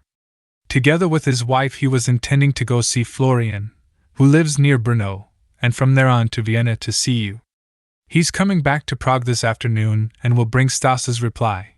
I'll speak with him at 3 o'clock, then send you a telegram. Forgive the babble contained in the 11 letters, throw them out, now reality is on its way, bigger and better. At the moment the only thing to be afraid of, I think, is your love for your husband. The new task you write about certainly is difficult, but don't underestimate the strength I derive from being close to you. Of course, for the time being, I'm not sleeping, but I am much calmer than I thought yesterday evening when I was confronted with your 2 letters. By chance, Max was there, which wasn't necessarily good, since it was, after all, too much my own affair. Oh, poor Milena, the jealousy of the non-jealous man is already beginning. The telegram you sent today is also somewhat reassuring. I'm worried about your husband now, at least for the moment, but not too much, not unbearably. He had taken on a huge task, which he has in part, perhaps entirely, carried out with honor. I don't think he could carry it any further, and not at all because he lacks the strength to do so. What is my strength compared to his? But because he is much too burdened with everything that has gone on before, much too oppressed, too deprived of the concentration such a task would require. Compared to this, it may actually come as a relief to him. Why shouldn't I write him? F. Prague, July 9th, 1920. Friday. Just a few words concerning Stasa's letter. My uncle, who is otherwise very kind but right now a little bit of a nuisance, is waiting for me. Well, Stasa's letter is indeed very warm and friendly, except it does have some slight defect, perhaps only a formal one, which is not to say that letters without this defect are more heartfelt. Probably the opposite is true, still either it is missing something or else it contains too much. Maybe it's her capacity to think things over, which she seems to get from her husband. Incidentally, he spoke with me yesterday in exactly the same way. Today, on the other hand, when I wanted to apologize for yesterday's mistrust, he dragged it out of Kafka. And pour my heart out a little, he virtually sent me on my way, as cordially as could be, with Stasa's letter and the details concerning the rendezvous Stasa is promising for Monday. But why should I speak this way about these really kind people? Jealousy, it really is jealousy, but I promise you, Milena, that I'll never plague you with it. Only me, only myself. Nevertheless, the letter does appear to contain one misunderstanding, since what you really wanted was neither Stasa's advice nor for her to speak to your husband. Nothing could substitute for what you most desired, that is, her presence. So it seemed to me. And the issue of money is unimportant. I already explained that to her husband yesterday. So Monday I'll talk to Stasa. Besides, Jalovsky has a very good excuse today. He was in the middle of a business meeting. Pitterman and Ferenc Futurista were sitting at the same table, waiting impatiently to begin their conference concerning a new cabaret. Really, if my uncle weren't waiting, I'd tear this letter up and write a new one, particularly because there just happens to be a phrase in Stasa's letter which makes everything else acceptable, as far as I'm concerned. To live with Kafka. I hope to receive more news from you today. It turns out I'm a capitalist who doesn't even know the extent of his possessions. This afternoon at work, as I was asking for news in vain, they brought me a letter of yours which had arrived in Meran shortly after I had left, incidentally along with a card from Pribram. Reading it was strange. Yours. Prague, July 10th, 1920. Saturday. 14. This is bad. The day before yesterday your 2 unhappy letters arrived. Yesterday nothing but the telegram. Even though it was indeed reassuring, it still seemed a little patched together, the way telegrams are, and today nothing at all. And those letters weren't exactly very comforting for me, far from it, and in them you said you'd write again right away, and you haven't written. And 2 evenings ago I sent you an urgent telegram with prepaid urgent reply, which also should have arrived long ago. I repeat the text. It was the only right thing to do. Be calm. Your home is here. Jalovsky and wife probably arriving in Vienna in 1 week. How shall I send money? But there hasn't been an answer. Go to Vienna, I tell myself. But Milena doesn't want you to, very decidedly not. You would mean a decision. She doesn't want you, she has worries and doubts, that's why she wants Stasa. Despite this I should go, but I'm not well. However, I am calm, relatively calm, calmer than I had never hoped to be again during these last years, although I do have a bad cough during the day and for 15 minutes at a stretch during the night. It's probably only a matter of reacclimating to Prague and the consequence of the chaotic time in Meran, the time before I knew you and had looked into your eyes. How dark Vienna has become, and yet for 4 days it was so bright. What is being concocted for me there while I sit here, cease my writing, and lay my face in my hands? F. Then I looked out of my chair through the open window into the rain, and various possibilities occurred to me, that you might be sick, tired, in bed, that Frau Kohler might act as a go-between, and then, strangely enough, the most obvious, natural possibility, that the door will open and there you are. Prague, July 12, 1920. Monday. 15. The past 2 days have been horrible, to say the least. But now I realize it wasn't your fault at all. Some malicious devil was holding back all your letters from Thursday on. Friday I received only your telegram, nothing on Saturday, nothing on Sunday, today 4 letters, from Thursday, Friday, Saturday. I'm too tired to really write, too tired to sort out what remains for me from these 4 letters, from this mountain of despair, suffering, and love. One is so selfish when one is tired and has spent 2 nights and days consumed by the most awful imaginings.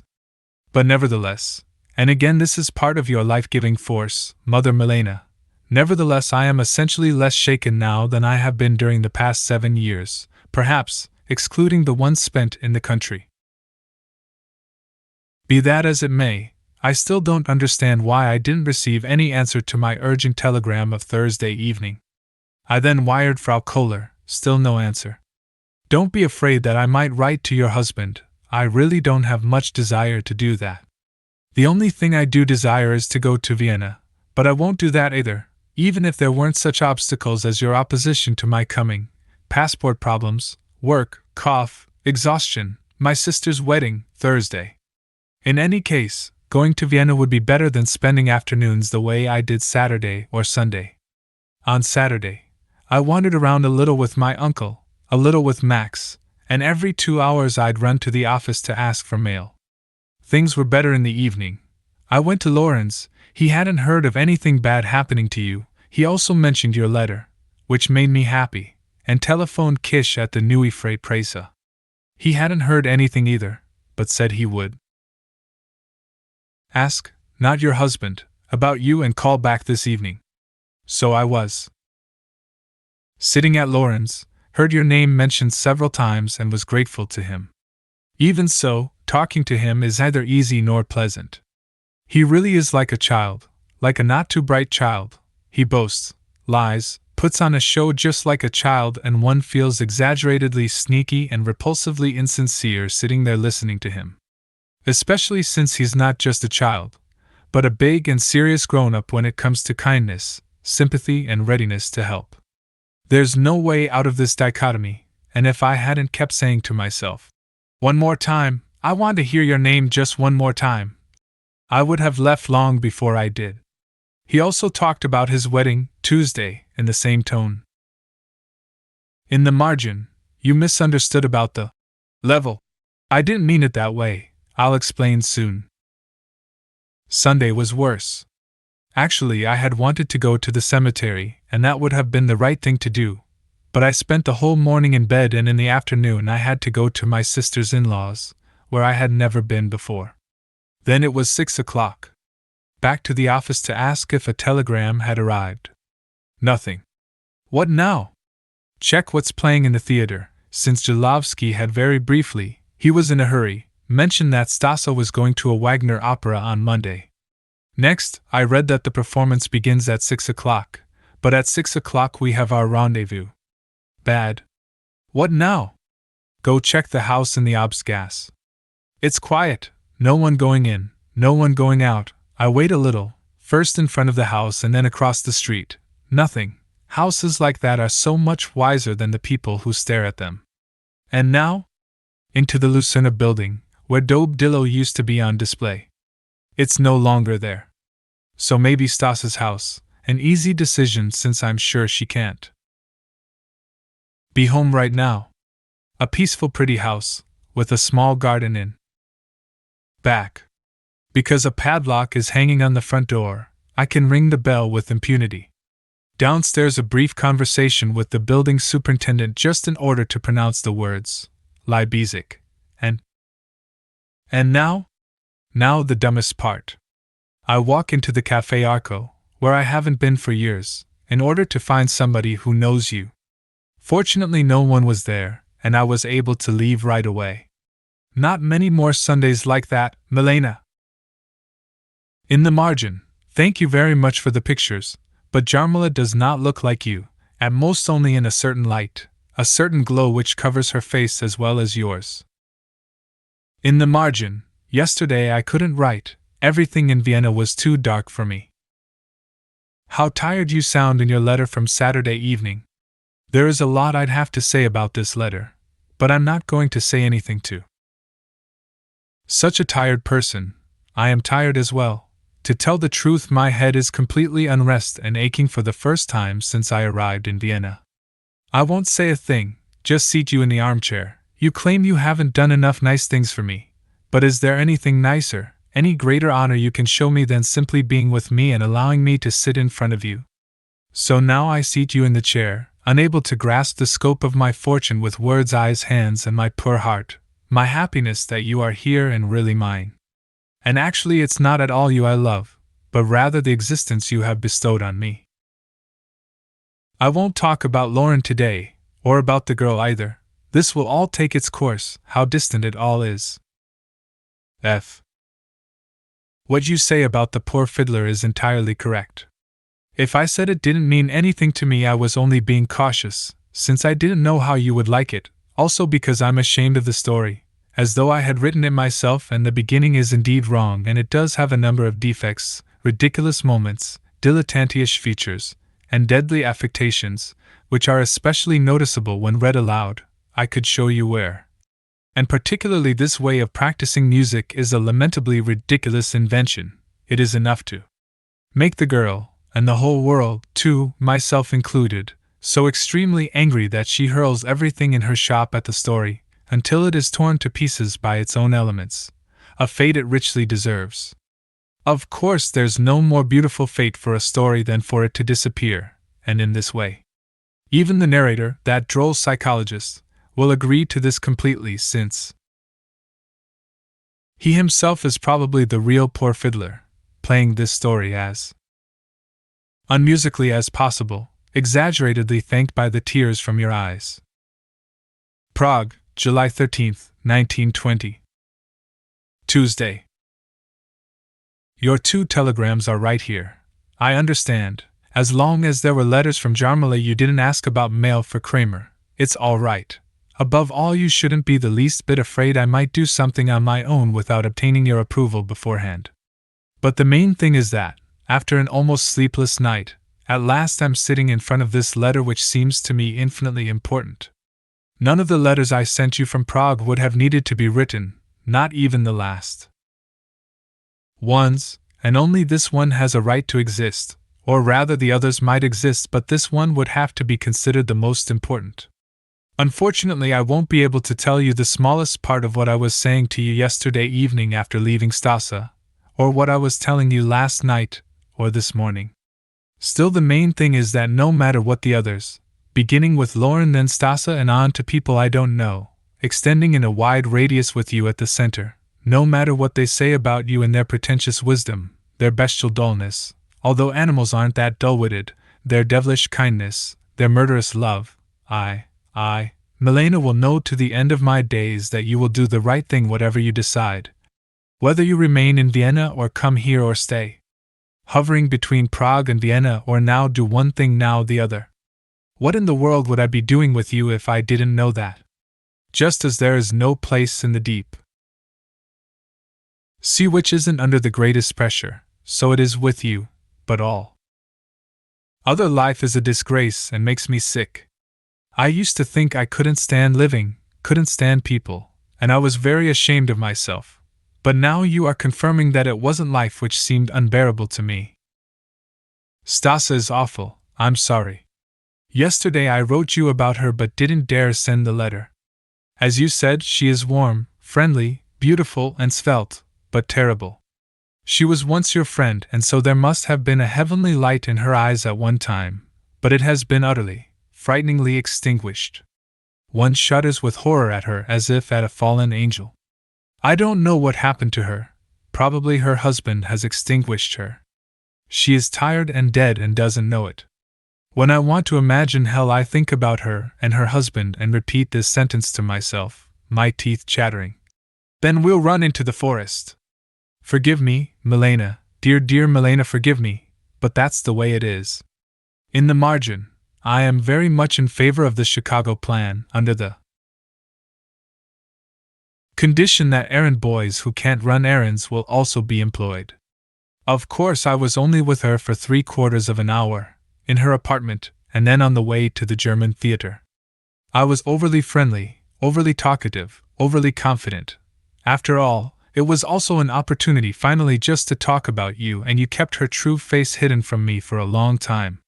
What a stony forehead she has, and how golden shines the inscription there which reads, "I am dead and despise anyone who isn't." But of course she was friendly, and we discussed all possible aspects of going to Vienna, but I cannot convince myself that it would be a good thing if she went, perhaps for her. Then in the evening I went to see Lauren. He was not in the editorial office. I was late, so I talked for a while with a man I know from before. We sat on the couch where Riner lay down for the last time a few months back. The man had been with him throughout that last evening and told me a thing or two. So the day was too much for me and I couldn't sleep. Moreover, my sister had come back from Marienbad with her husband and child for 2 days, on account of the Spanish uncle, and the beautiful apartment was no longer empty. But see how kind people are to me. I'm just saying that, as if by mentioning it to you they might be repaid for their kindness. They left me alone in the bedroom, removed one bed, distributed themselves among the other rooms not yet cleaned up, and left the bathroom to me, confining their own washing to the kitchen, etc. Yes, I'm doing well. Yours. Somehow I'm not at all in agreement with this letter. These are merely the last remnants of an extremely intense, extremely secret conversation. Prague, July 14th, 1920. Wednesday. You write. Yes, you are right, I do love him. But I also love you. I am reading this sentence very exactly, pausing in particular at the also. It's all correct. You would not be Milena if it weren't correct, and what would I be if you weren't? And it's also better that you write it from Vienna than say it in Prague. All this I perfectly understand, maybe better than you, and yet out of some weakness I can't get over the sentence. It reads endlessly. And finally I'm transcribing it here for you to see as well and for us to read together, temple to temple. Your hair against my temple. That was written by the time your 2 letters in pencil arrived. Can you believe I didn't know they would come? But I really did know, though only in my depths, and we don't always live there, preferring instead to live on earth, where life assumes its most pitiful form. I don't know why you are constantly afraid I might do something on my own. Haven't I written clearly enough about this? And I only wired Frau Kohler because I hadn't received an answer to my telegram or any news at all for practically 3 days, and bad days at that. I was almost forced to think you were ill. Yesterday I saw my doctor. He found me in much the same shape as I had been before Meran. The 3 months passed by, my lung hardly leaving a trace. In the top of the left lung the disease is as fresh as ever. He considers this result bleak. I think it's pretty good, for what would I look like if I had spent this time in Prague? He also thinks I didn't put on any weight. According to my calculations, however, I gained about 3 kilograms. In the fall he wants to try giving me injections, but I don't think I'll be able to stand that. When I compare these results with the way you're squandering your own health, because you don't have any choice, I hardly need add, it sometimes seems to me that instead of ever living together, we will just be able to lie down next to one another, comfortable and content, in order to die. But whatever happens it will be close to you. By the way, I know, contrary to what the doctor thinks, that all I need to recover, at least halfway, is peace and quiet, although a special kind of quiet, or if looked at another way, a special kind of disquiet. Naturally, I'm very happy about what you said concerning Stasa's letter. She considers your current position a surrender, mentions your father as well.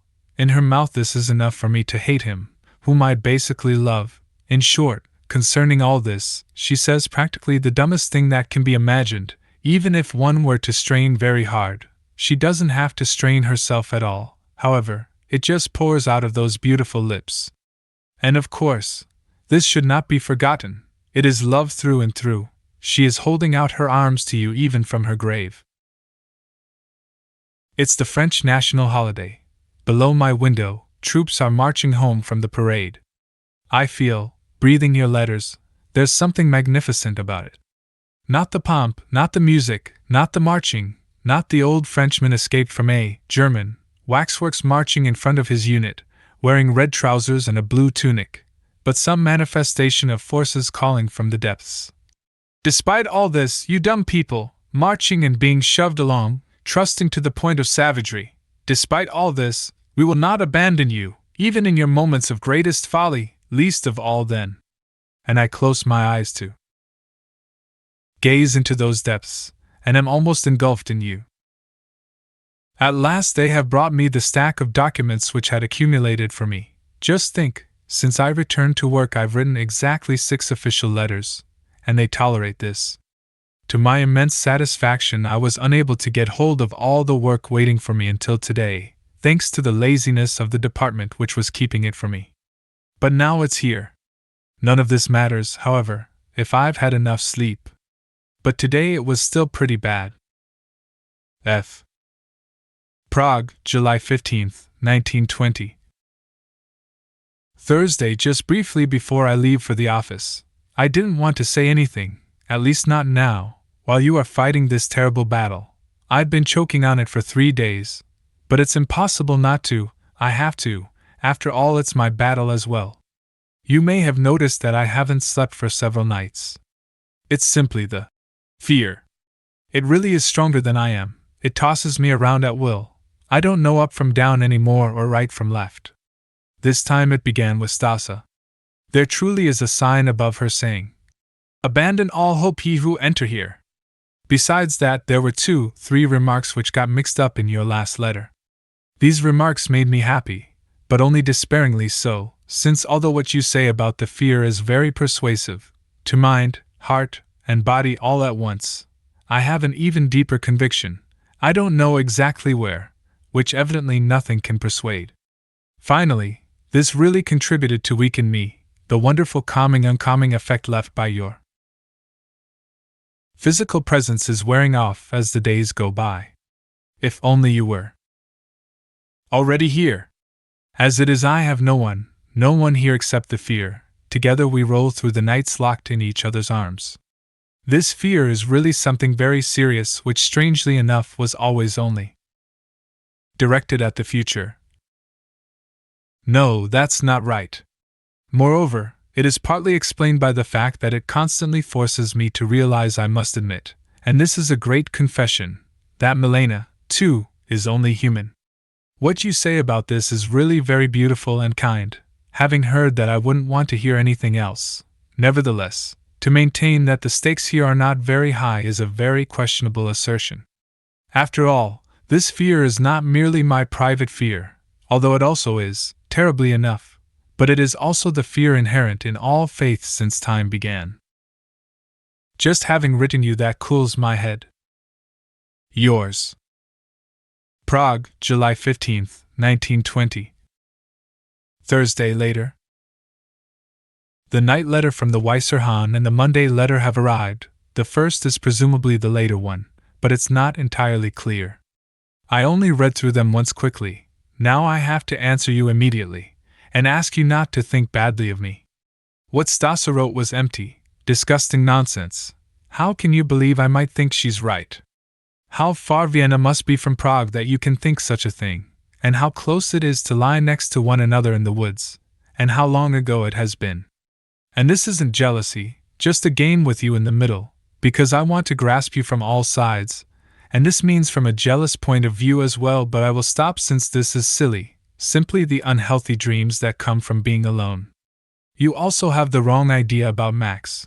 Yesterday I finally gave him your regards, annoyed, see above, because he is always receiving your regards. He usually has an explanation for everything, however, so he explained that the only reason you keep sending him regards is because I never conveyed his warmest regards to you. It's about time I should do so, then you would probably stop and I would be reassured. Maybe so, anyway I'm giving it a try. And otherwise don't worry at all on my account, Milena. The last thing we need is for you to be worrying about me. If it weren't for that fear, which has been gripping me for a few days and which I complained about to you this morning, I'd be almost completely well. Incidentally, why did you say, back then in the forest, that you, too, had not imagined it any differently? It was up in the forest, on the second day. I divide the days very clearly. The first was unsure, the second oversure, the third day was full of regret, and the fourth was the good one. I am sending right away to Frau Kohler 100 Czech krone and 50k notes, and 100 Austrian krone, all I have on hand right now. Next time it would be better if you knew another way of sending money other than registered mail. For example, it's also possible to wire money post-restant, although not under a pseudonym. You have to use your real name. And as far as the month in the country is concerned, why is your father's money or Lauren's better than mine? In any case, that doesn't matter, just never say that you're asking for much. And Jarmila? Is she coming? But now I have to go to my sister's wedding. By the way, why am I a human being, with all the torments this extremely vague and horribly responsible condition entails? Why am I not, for example, the happy wardrobe in your room, which has you in full view whenever you're sitting in your chair or at your desk or when you're lying down or sleeping, all blessings upon your sleep? Why am I not that? Because I would break down with grief if I had seen your misery during these last days, or even if you should leave Vienna. F. The feeling that you will soon have a passport is very comforting. Max's address is Prague v. Offergasse 8, but because of his wife it wouldn't be a good idea for you to write there. He also has 2 other addresses, precisely because of his wife or, if you prefer, for his own sake, one care of Dr. Felix Welch, Prague, Universitätsbibliothek, or simply mine. Prague, July 15, 1920. Thursday. Afternoon, myrtle and buttonhole, more or less about my wits despite my tortured head, separation. I managed to make it through the wedding feast sitting between my brother-in-law's 2 kind sisters. But now I'm exhausted. Behold the stupidity of an unrest man. As I discovered at the post office, the registered letter would have to be unsealed. Not a good idea, considering the money. Now I could have sent it another way or, if it were just regular mail, then at least I could have sent it directly to you, post-restant. But there I was, already standing with the envelope in front of the mailbox, and so I simply took a chance and sent it to Frau Kohler. I hope it arrives. What an easy life it will be when we're together. I'm a fool to write about it, question and answer, glance for glance. And now I have to wait till Monday at the earliest for your answer to the letter I wrote this morning. Understand me correctly and stay good to me. F. Prague, July 16, 1920. Friday. I wanted to excel in your eyes, show my strength of will, wait before writing you, first finish a document, but the room is empty, no one is minding me. It's as if someone said, leave him alone, can't you see how engrossed he is in his own affairs? It's as if he had a fist in his mouth. So I only wrote half a page and am once again with you, lying on this letter like I lay next to you back then in the forest. There was no letter today, but I'm not afraid, Milena. Please don't misunderstand me. I'm never afraid about you, even if it sometimes seems that way, and it often does. It's simply a weakness, a mood of the heart, which knows exactly why it's beating nevertheless. Giants have their weaknesses as well. I believe even Hercules fainted once. With my teeth clenched, however, and with your eyes before me, I can endure anything: distance, anxiety, worry, letterlessness. How happy I am! How happy you make me! A client came, imagine, I have clients too. The man interrupted my writing. I was annoyed, but he had a kind, friendly, fat face, at the same time a very correct face, as only Germans from the Reich have.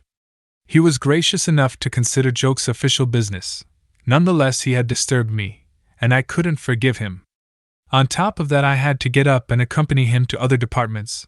But even that was too much for you, my kind one, and just when I was getting up, the attendant brings in your letter and I open it on the staircase. Good heavens, there is a picture inside, something which is absolutely inexhaustible, something which makes this a letter for a whole year, for an eternity, and which is so good, it couldn't be any better.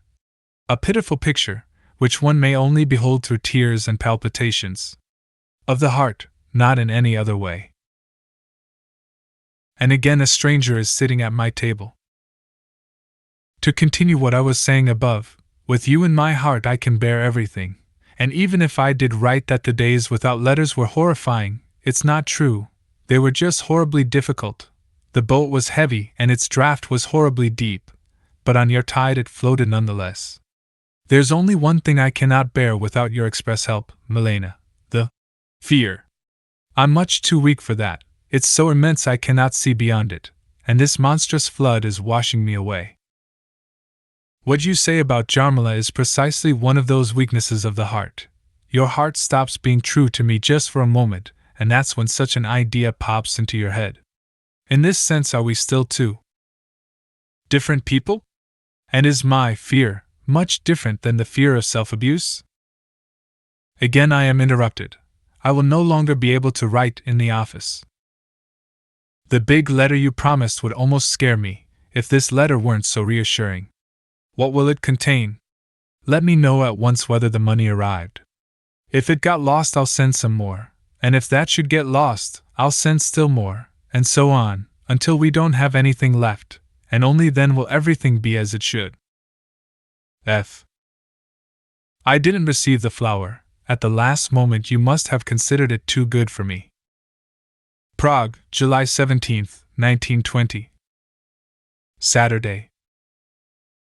I knew what would be in your letter. It was lurking in back of all your letters, in your eyes. What could possibly hide in their clear depths, in the lines of your forehead? I knew it all along, just like somebody who has spent the whole day behind closed shutters, submerged in some kind of sleep dream fear, who then opens the window in the evening and is naturally not amazed, having known it all along, to now find it dark, a wonderful deep darkness. And I see how you are tormenting yourself and writhing, and how you cannot free yourself now, and let's throw the match into the gunpowder, how you never will. I see all that, but still can't say, stay where you are.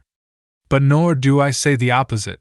I simply stand beside you, looking into your lovely poor eyes. The picture you sent me really is pitiful. It's torture to look at, a torture one submits to 100 times a day, and, unfortunately, a possession I could defend against 10 strong men, and I am indeed strong, as you write. I do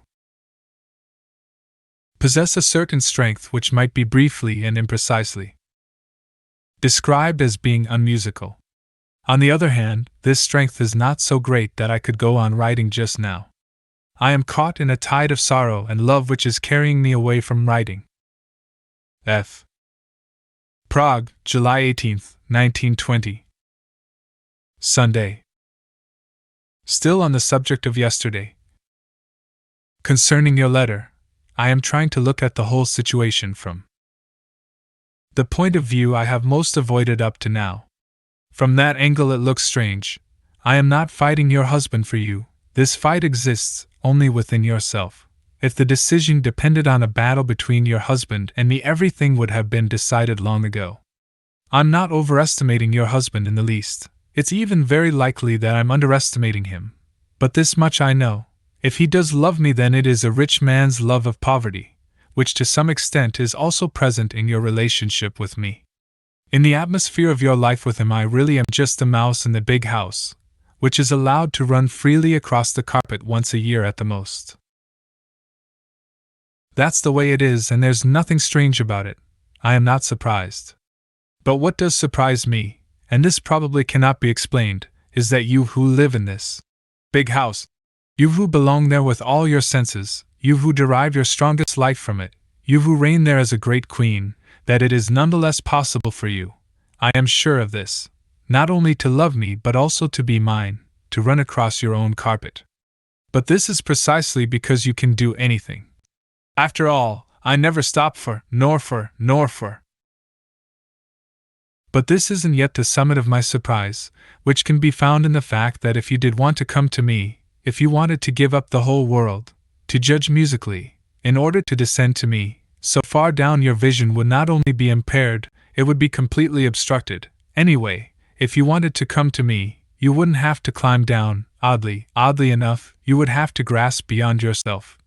Beyond yourself in such a superhuman way you might tear in the process, or plunge, or disappear, along with me of course.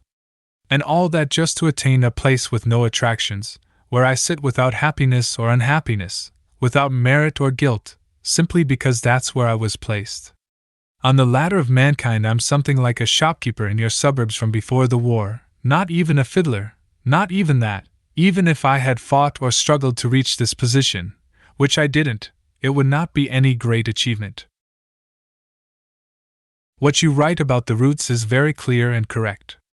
At any rate, until now the main task consisted in first locating all the secondary roots and removing them. Once just the taproot remained, the real work was basically done, as the whole thing could then be torn out following a single stroke of the spade. I can still hear how it cracked. Of course it was easy to tear things out, for one knew it was a tree that would thrive in other soil as well, and besides, it wasn't even a tree yet, but a child. In general, I don't have the least desire to speak with Jarmila. Except if there's some errand particularly important to you, then of course I'd go there right away. Yesterday I spoke with Lauren once again. I think we're in complete agreement as far as he is concerned. He has several good qualities. For example, he's at his best whenever he talks about you. Yes, he really is a good person deep inside. What did he tell me? I was with him twice, and each time he basically told me the same story with many minor details. A girl, engaged to someone else, comes to visit and stays at his place for 8 to 10 hours, despite his utmost aversion. One girl in his apartment in the morning, another in his office at night. That's how he divides his waking time. She explains she absolutely has to have him, and that she'll jump out the window if he refuses. He does indeed refuse and consequently clears the way to the window. Now of course, nobody jumps, although something terrible does happen. The one girl has a screaming fit, the other, I've already forgotten. But now who the girls are. The one in the apartment was Jarmila before her wedding, the other one in the office. His wife, to whom he has been wedded since Thursday. Naturally he spoke a little more gently of her, but not much more, as he always speaks a little gently. Now I don't deny that all this, or worse, really happened the way he described. I just don't understand why it's so boring. Incidentally, there was one nice moment in the stories he told about his fiancée. For 2 years her father suffered from melancholia. She took care of him. The window in his room had to be kept open at all times, but it had to be closed for a moment whenever a car passed by below, since her father couldn't stand the noise. The daughter saw to it that the window was shut. When Lauren told this story he added, "Just think, an art historian!" Which she actually is. He also showed me her picture. A probably beautiful, melancholic, Jewish face, flattened nose, heavy eyes, long gentle hands, expensive dress. You ask about the girl. I don't have any news about her. I haven't seen her once since the time she gave me her letter to you. It's true I did have an appointment with her at the time, but that was just when I received the first letters about your conversations with your husband. I didn't feel capable of talking to her and cancelled with a true but also truly friendly explanation. Later on I wrote her another note. However, she seems to have misunderstood that one, since she then sent me a didactic, motherly letter, in which she asked for your husband's address among other things. I answered her accordingly at once by pneumatic mail, but it's been over a week now. I haven't heard a thing from her since then, nor do I know yet what you wrote her and how it affected her. In the margin, I know your answer, but I'd like to see it in writing. You write you might come to Prague next month. I almost feel like saying, don't come. Leave me the hope that you'll come immediately if I should ever be in urgent need and ask you to do so. But right now it would be better if you didn't come, since you'd only have to leave again. As far as the beggar woman is concerned, there was nothing good or bad in what I did. I was simply too distracted or too preoccupied with one thing for my behavior to be guided by anything except vague memories. And one such memory says, for instance, "Don't give beggars too much, you'll regret it later." When I was a very small boy, I once received a sexerl and very much wanted to give it to an old beggar woman who used to sit between the grocer and the kleiner rings. But the amount seemed enormous to me back then, bigger than anything ever given a beggar, so I was ashamed in front of the woman to do something so unheard of. Even so, I felt I had to give it to her, so I changed the sexerl, gave her 1 kreutzer, ran around the Rathaus and all the adjacent buildings and the arcade along the kleiner ring, then emerged on the left as a completely new benefactor. Once again I gave the woman a kreutzer, once again began to run, and did this 10 times, or maybe a little less, since I believe the woman later lost her patience and disappeared. In any case, by the end I was so exhausted, morally as well as physically, that I ran home right away and cried until my mother gave me another sexerl. You see, I have bad luck with beggars, but I hereby declare myself willing to present my entire past and future fortune, in the smallest Viennese banknotes, 1 by 1, to a beggar woman there in front of the opera, under the condition that you are standing next to me and I may. First of all, I'm not that sick, and when I've had some sleep I actually feel almost better than I did in Meran. Pulmonary diseases are probably the kindest of all, even during a hot summer. How I'll be able to cope with the autumn later on is also a question for later. For the moment I only have a few complaints, for example that I can't get any work done at the office. If by chance I'm not writing to you, then I'm lying in my armchair, staring out the window. There's enough to look at, the view is open enough, since the house across the street is only 1 story high. I don't mean to imply I find this occupation particularly depressing. No, not at all. It's just that I can't tear myself away. Second, I am not in any need of money. I have more than enough. Some of it, like the money for your vacation, even oppresses me because it's still just sitting there.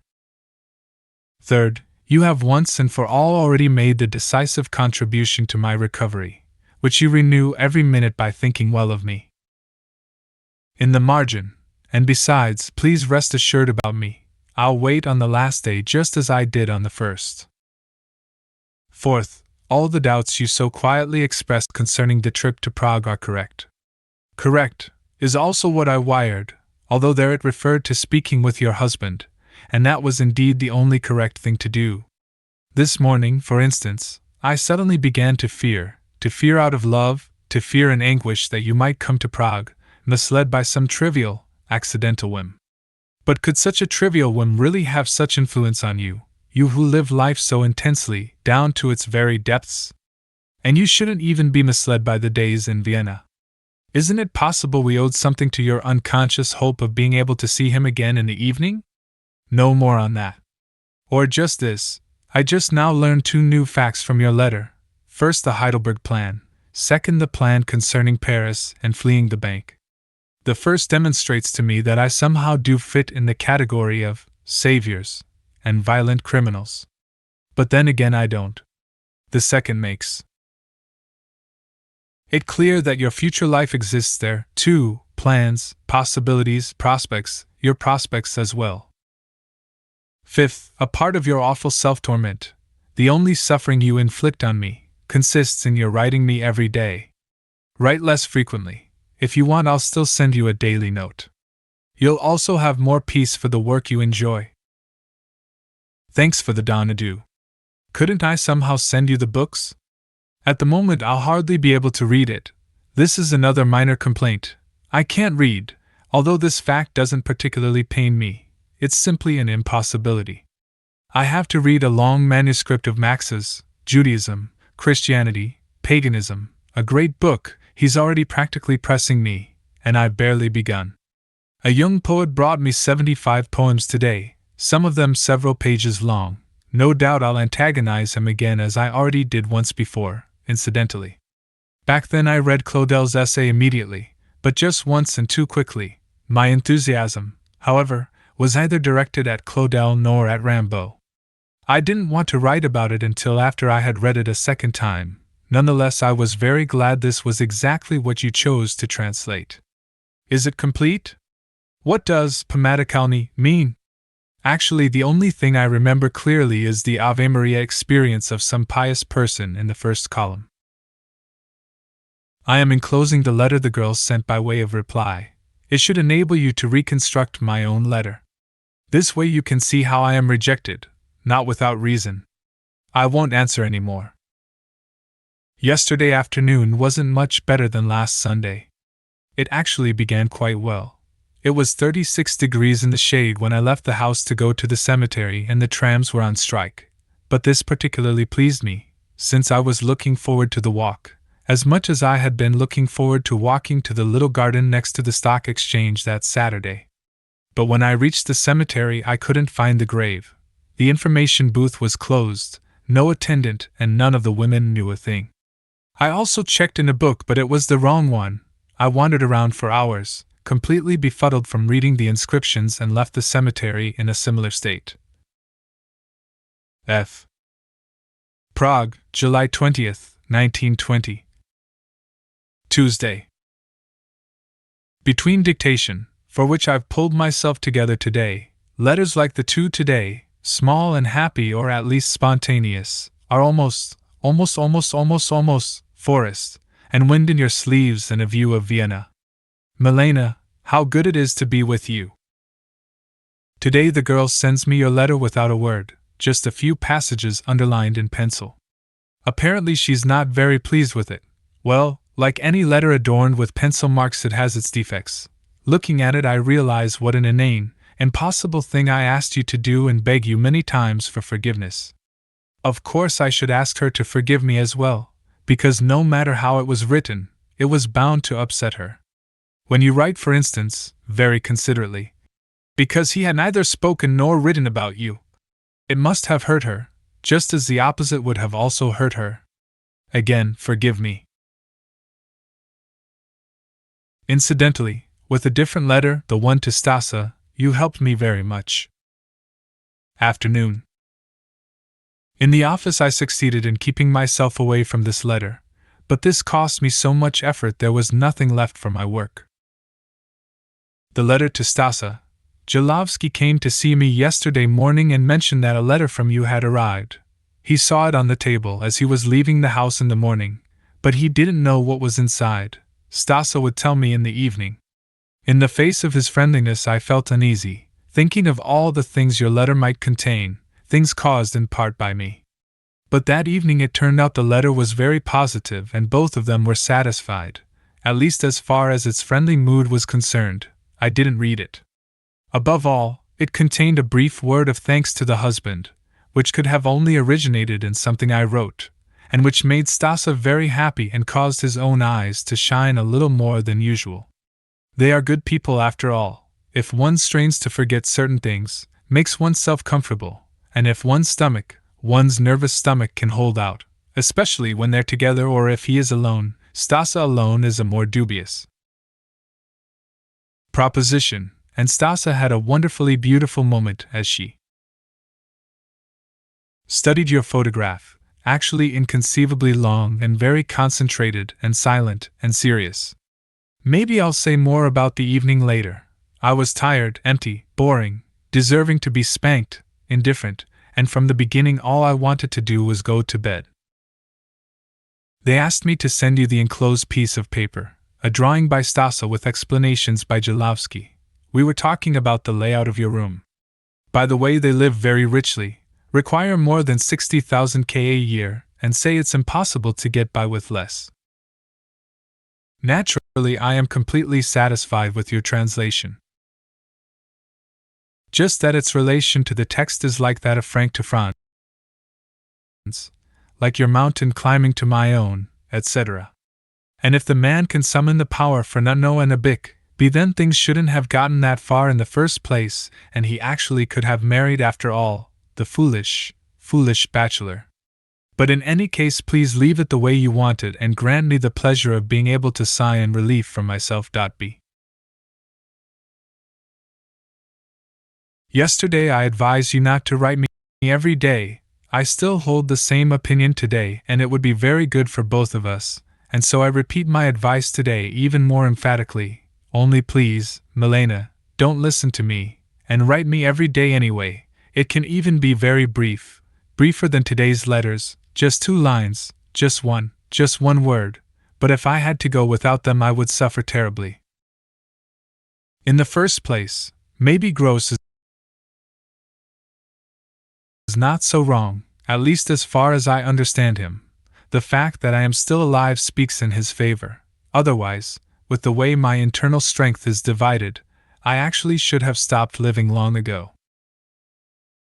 Furthermore, it's not a question of what will happen later on. The only certainty is that I cannot live apart from you without completely submitting to fear, giving it even more than it demands, and I do this voluntarily, with delight. I pour myself into it.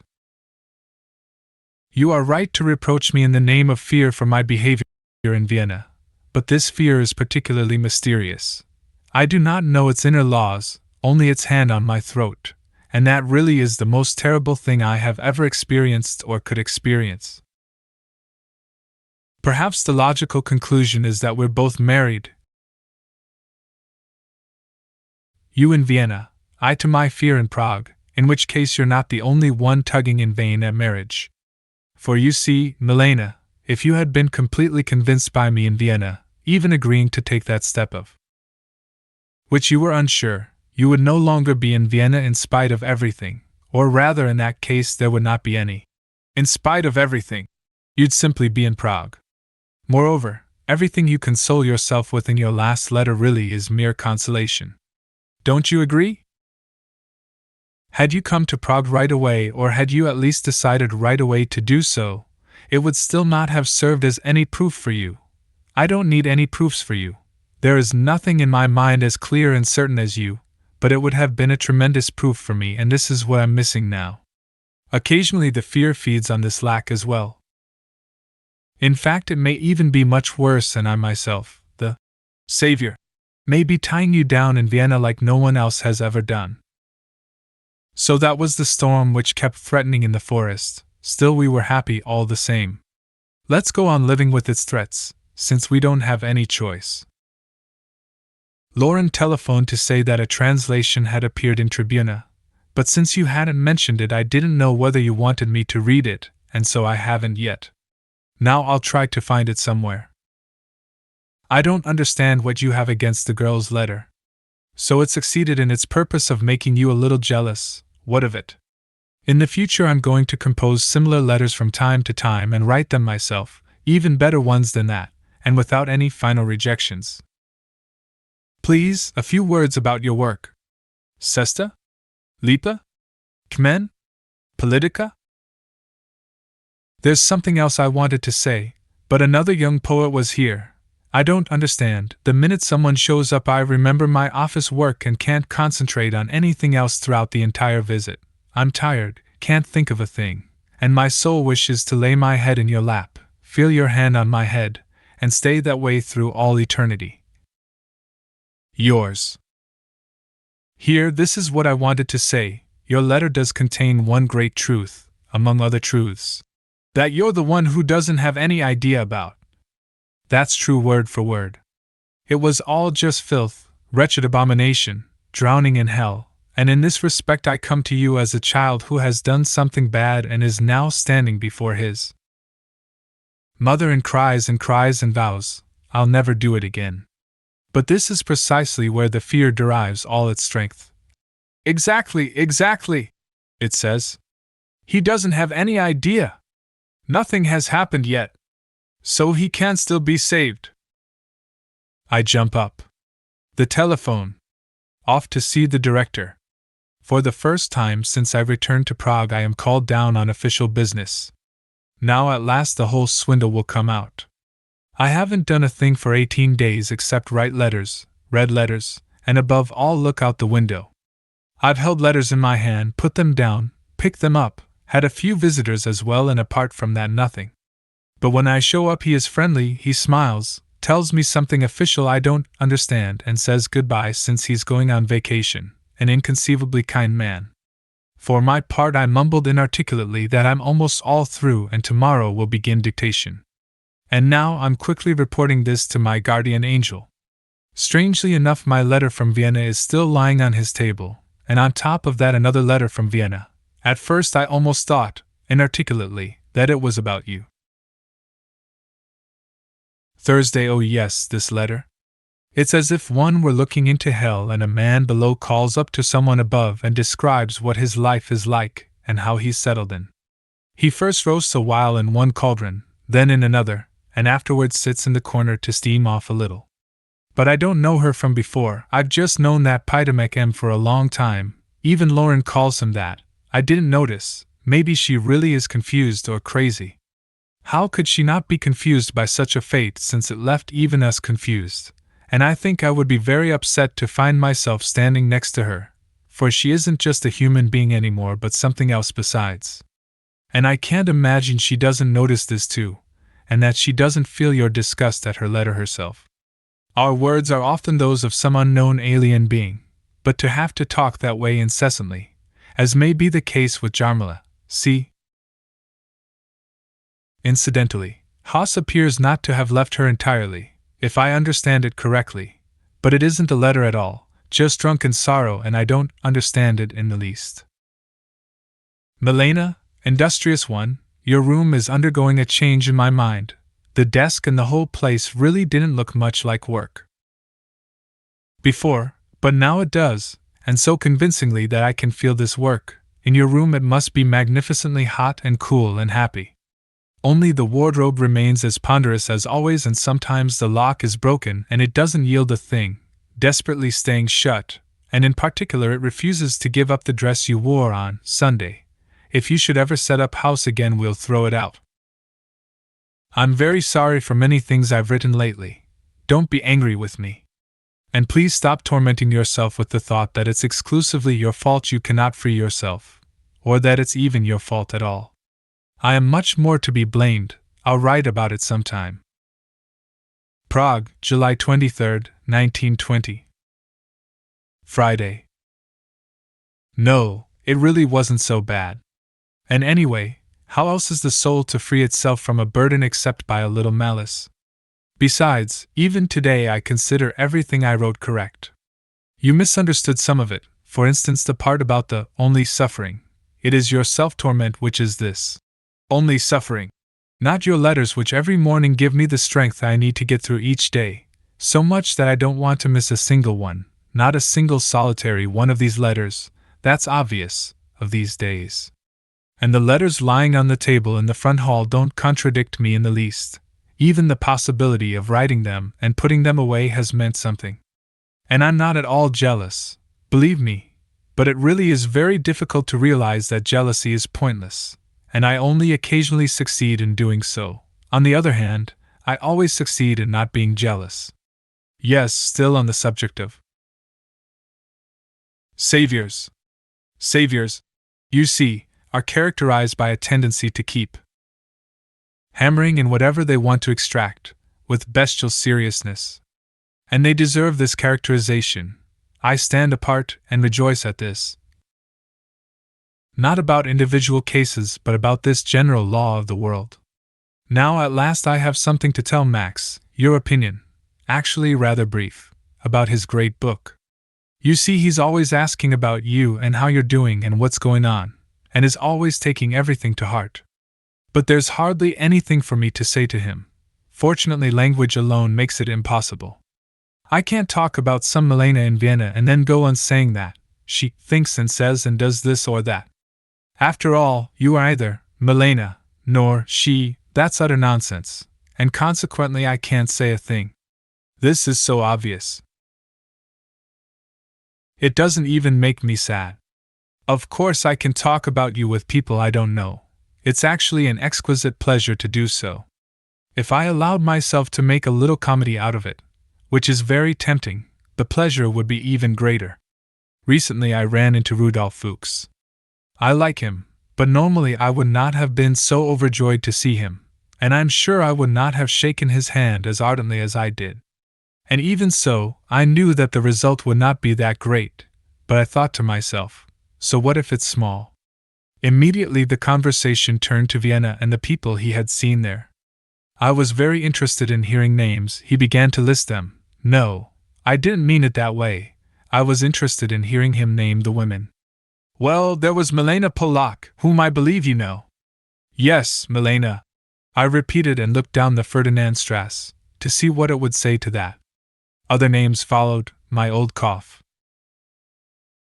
returned, and the conversation fizzled out. How to revive it? Can you tell me which year of the war it was that I was in Vienna? 1917. Wasn't EP in Vienna by then? I didn't see him at the time. Wasn't he married yet? No. That was all. Now I could have had him tell me a little about you, but I lacked the necessary strength. How are you doing with pills right now and over the past few days? You mentioned headaches again for the first time. What did Jarmila finally say to your invitation? Could you please say a few words about the Paris plan? Where will you go now?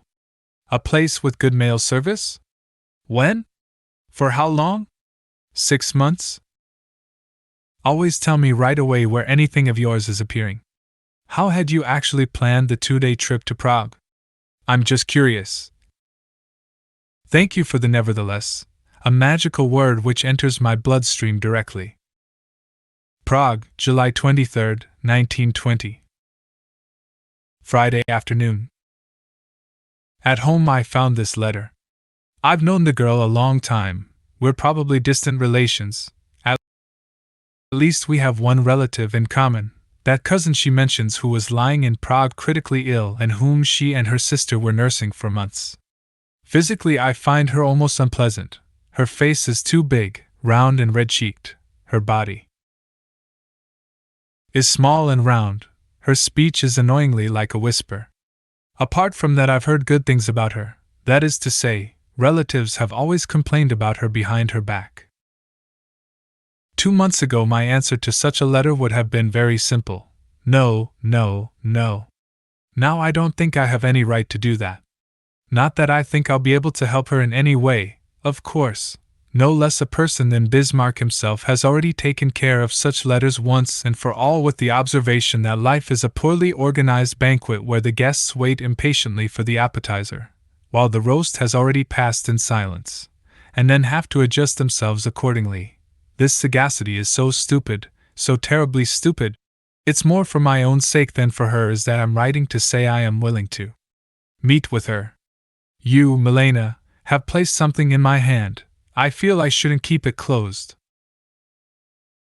My uncle is leaving tomorrow, so once again I'll get out of the city, into the air, the water, at least a little. I need it badly.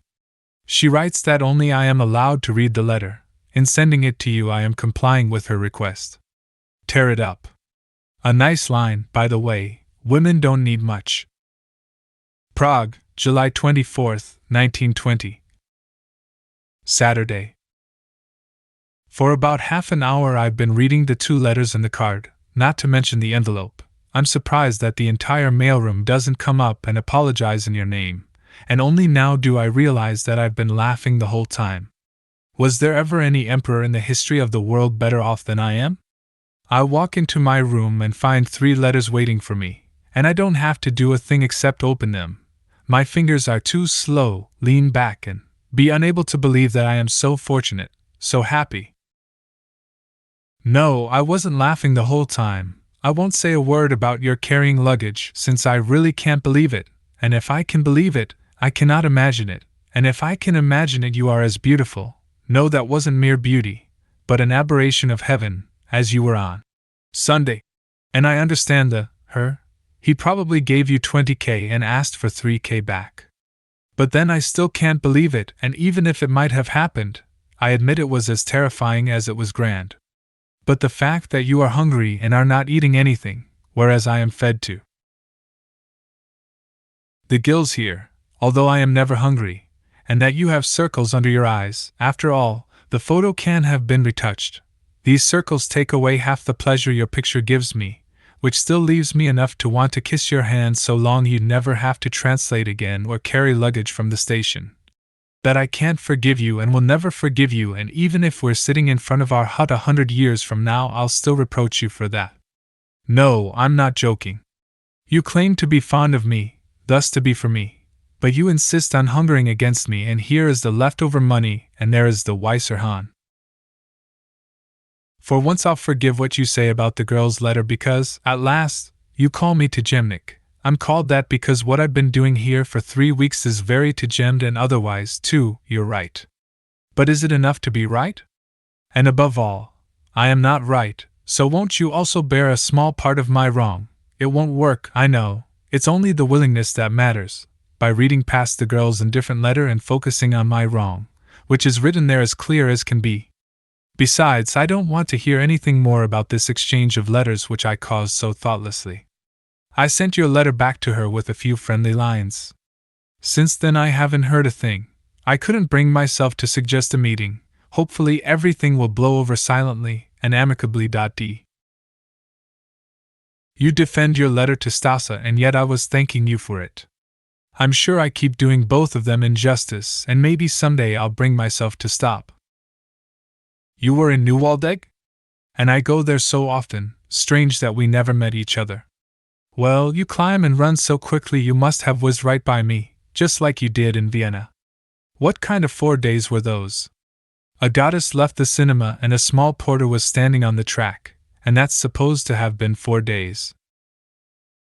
Max will receive your letter today. I didn't read any more of it than could be done in secret. Yes, you really were unlucky with Landauer. And it still seems good to you in German? What did you make of it? Poor thing, not child, please notice, tortured and confused by my letters as you were. Am I not right in saying my letters upset you?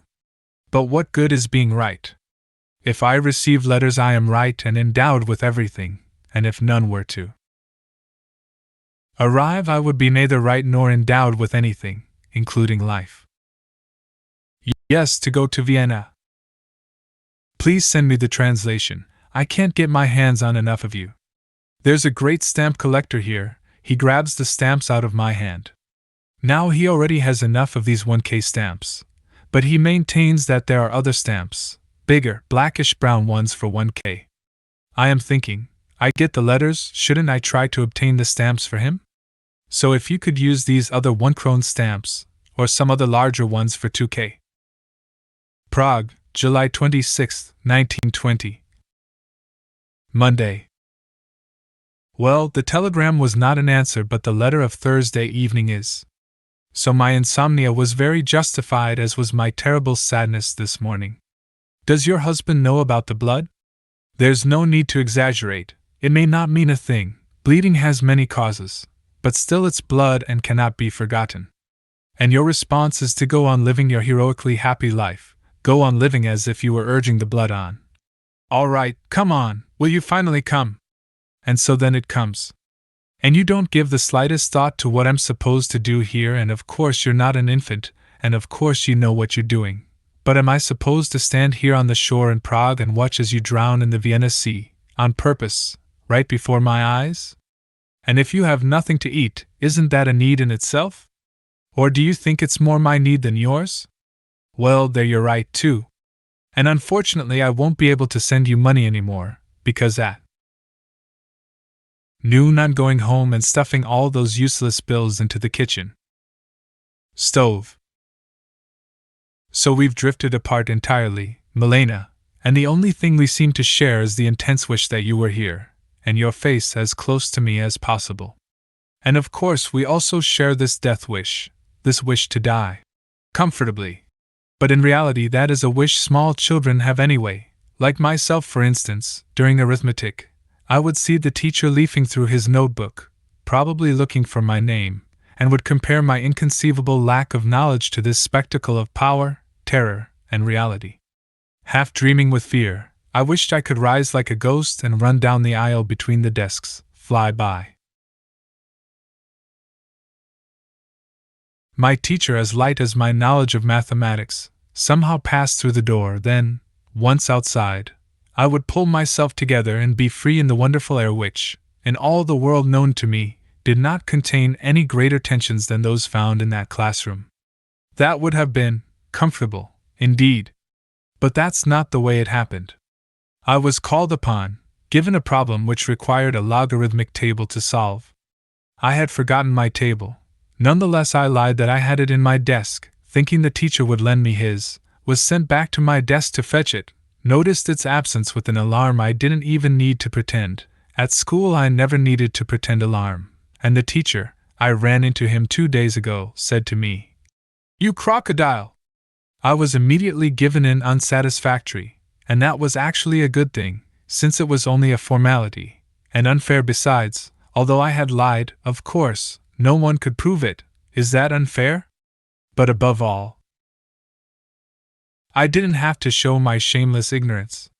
So on the whole this, too, was quite comfortable, and under favorable conditions one could even disappear in the room itself, and the possibilities were endless, and one could even die while still alive. Written diagonally across the top of 2 pages, in large letters, I'm only babbling like this because I feel so good with you in spite of everything. Just one possibility is missing. This is clear beyond all babble. For you to walk in right now and be here, and for us to have a thorough discussion about how you will regain your health. And precisely this possibility is the one most urgently needed.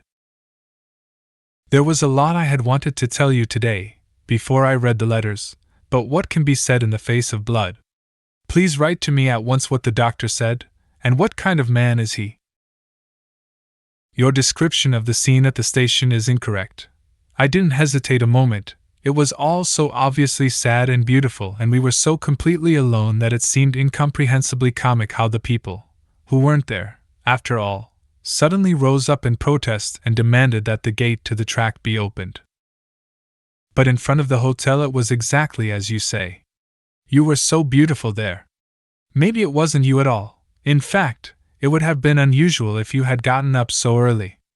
But if it wasn't you, then how do you know so exactly the way it really was? It's good that you also want stamps. For 2 days now I've been reproaching myself about my own request. Even while writing it I was doing so. Prague, July 26, 1920.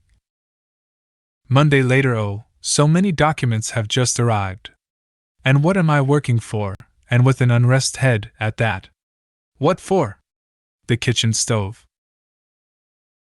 And now on top of everything else, the poet, the first one, he also makes woodblocks, etchings, and doesn't leave, and is so full of life that he unleashes everything on me and watches me tremble with impatience.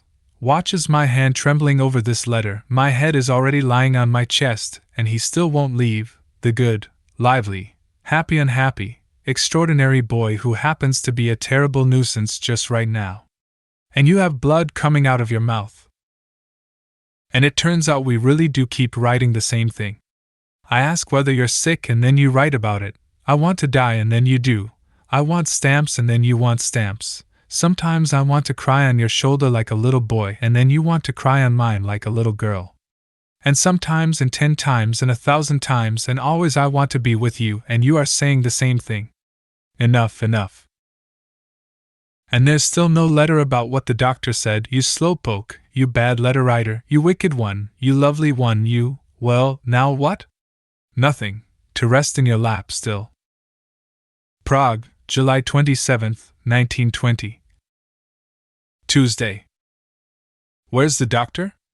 I'm skimming through your letter without reading it just to find the doctor. Where is he? I'm not sleeping. I don't mean to say I'm not sleeping because of that. True worries cause unmusical people to lose less sleep than do other things, but even so I'm not sleeping. Is the trip to Vienna already too long ago? Did I praise my luck too highly? Aren't milk and butter and salad any help at all, and do I have to have the nourishment of your presence? The reason is probably none of these, but these days are not very pleasant. Moreover, for 3 days now I haven't been enjoying the happiness of the empty apartment, and am living at home, which is also why I received the telegram right away. Maybe it's not at all the emptiness of the apartment which makes me feel so good, or maybe that's not the main thing.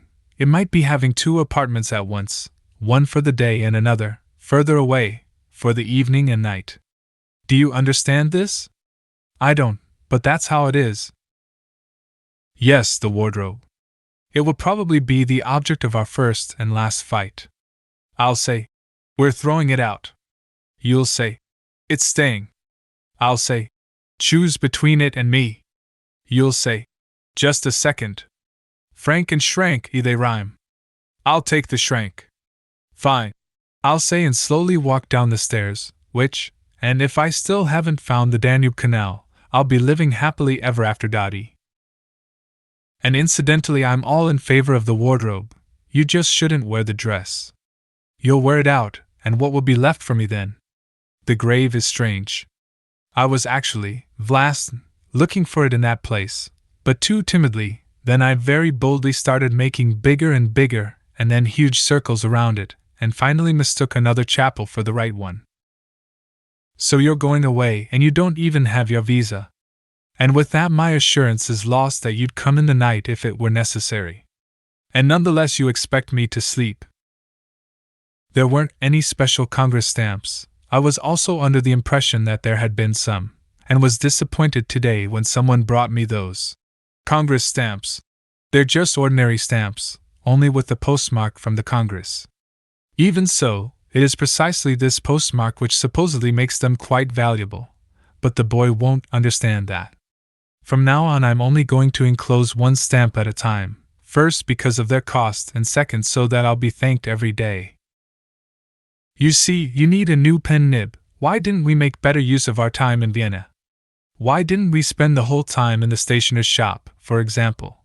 It really was so beautiful inside and we were so close to one another. And I trust you didn't read my dumb jokes aloud to your wardrobe? You know I love almost everything in your room to the point of swooning. And the doctor? Do you see the stamp collector often? There's nothing sly about the question, although it looks that way. After a bad night's sleep one just asks who knows what. And one would like to go on asking forever.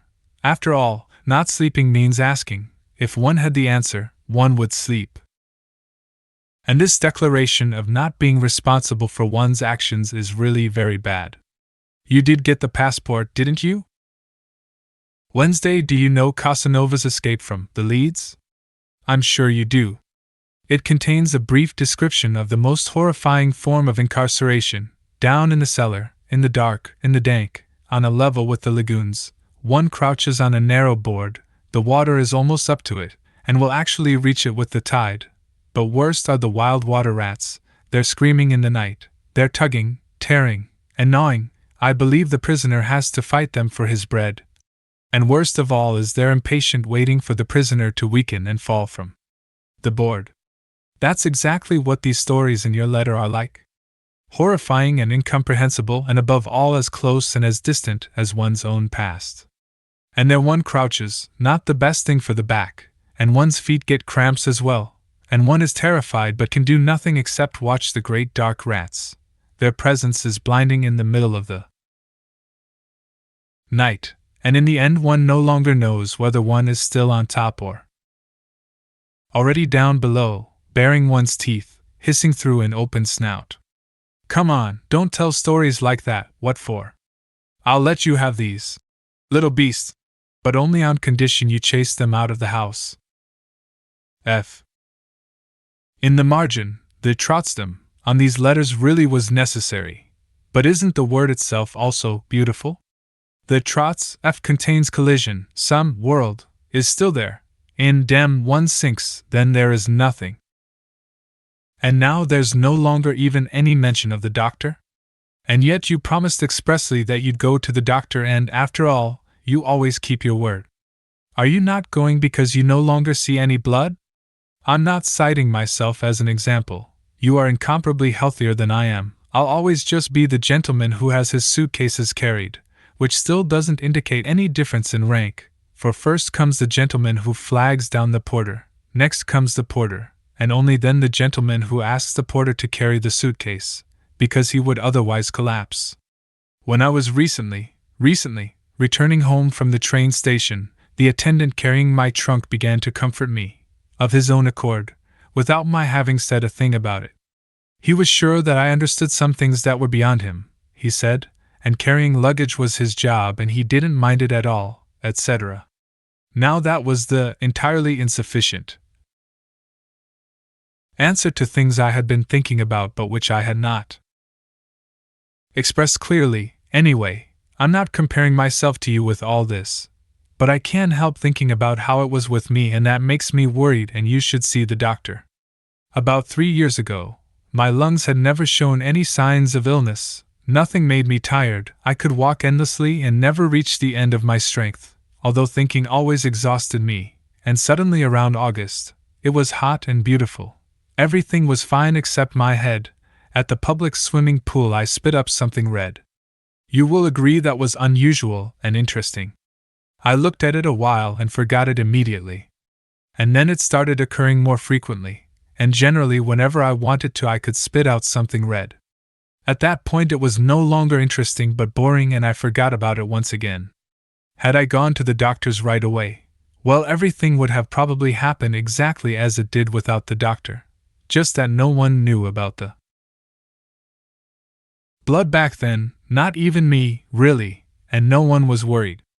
But now, someone is worried, so please go to the doctor. In the margin, why are you also getting Jalovsky mixed up in the stories? On my blotter I still have a drawing of his that concerns you. It's strange of your husband to say he'll write me this and that. And what about beating and strangling? I really don't understand this. Of course I believe you completely, but it's so utterly impossible for me to imagine that I can't feel anything about it, as if it were an extremely remote, extremely alien story. As though you were here saying, right now I'm in Vienna and there's shouting going on, etc. And we would both look out the window toward Vienna and naturally there wouldn't be the slightest reason to get excited. But there is one thing, when you talk about the future, don't you sometimes forget that I'm Jewish? Jas, Nezapotneg, even at your feet, Jews and Judaism remain dangerous. G. That's a very nice note from Stasa. But there's no indication she was any different then than she is now. She's not even in the note, she's speaking for you. There's an incredible accord between her and you, something practically spiritual, like someone who simply passes on what he has heard, something he alone was allowed to hear and understand, and his awareness of this fact is also significant, since it accounts for the pride and beauty of the whole. He himself doesn't dare do anything more than mediate, and remains virtually unmoved. But I don't think she's changed since then. Under similar circumstances, she might be able to write a note like that today. It's strange about those stories.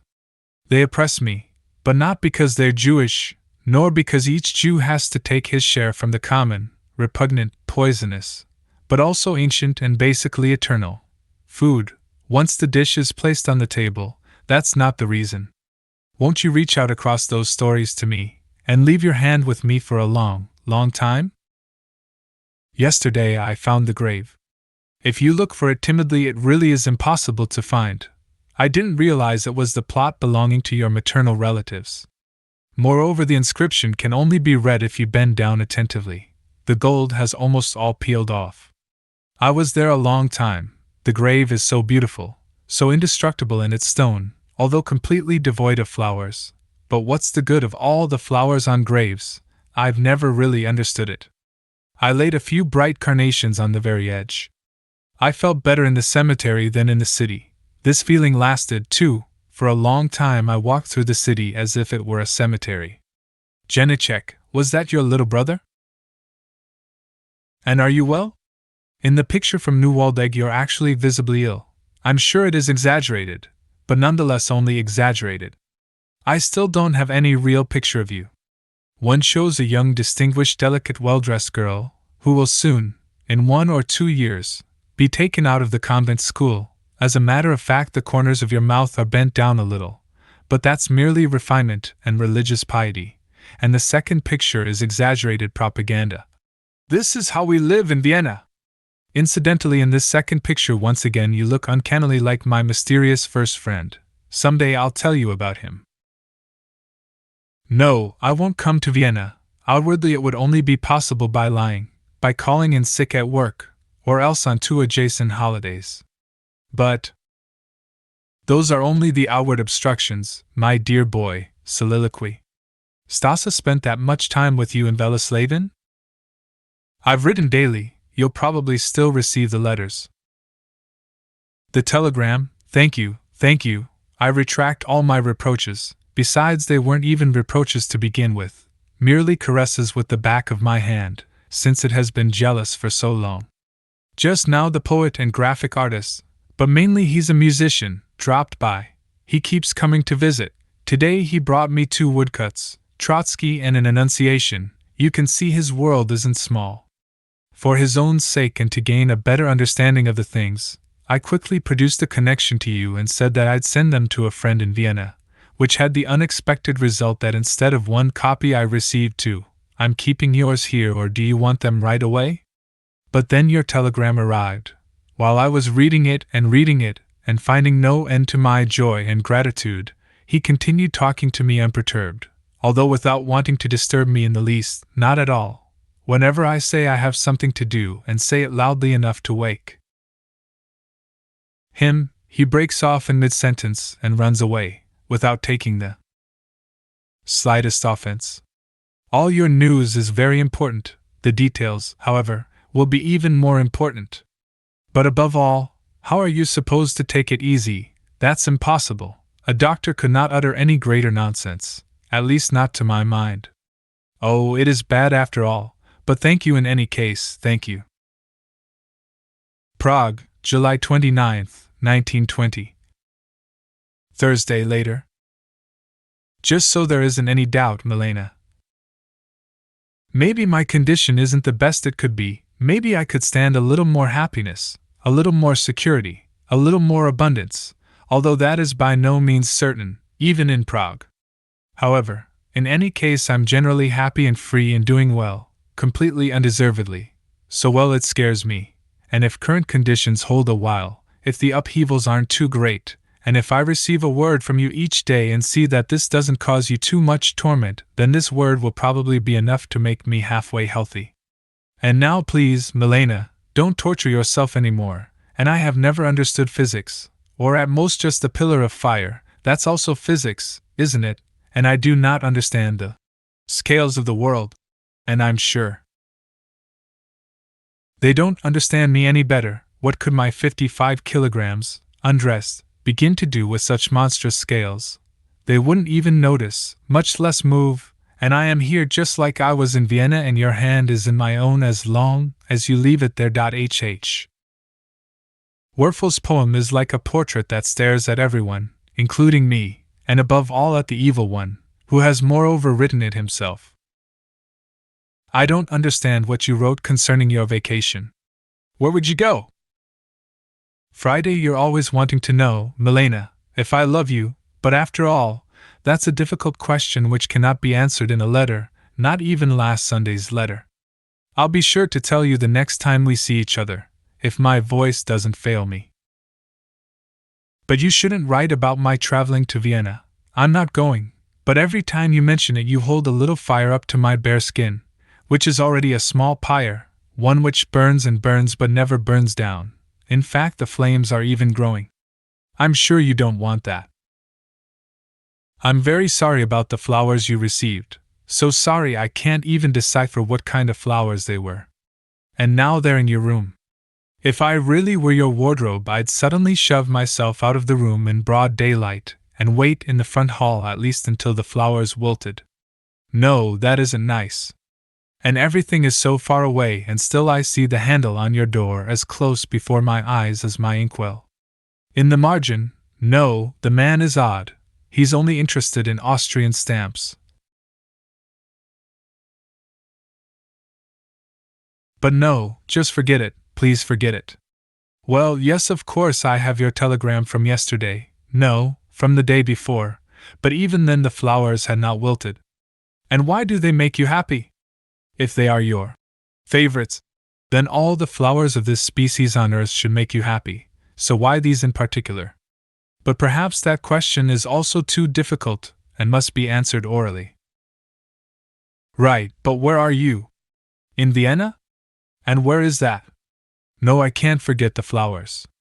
The Kantnerstrasse, now that is a ghost story or a dream dreamt on a night-like day, but the flowers are real, they fill the vase, an armful, you say, and hold them close to you, and they can't even be touched because they are your favorite flowers. Just wait, when Milena finally leaves the room I'll tear you out and toss you down into the courtyard. Why are you gloomy? Did something happen?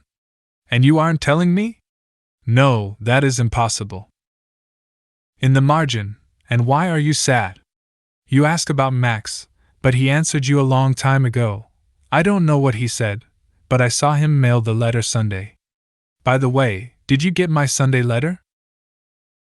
Yesterday was an extremely restless day.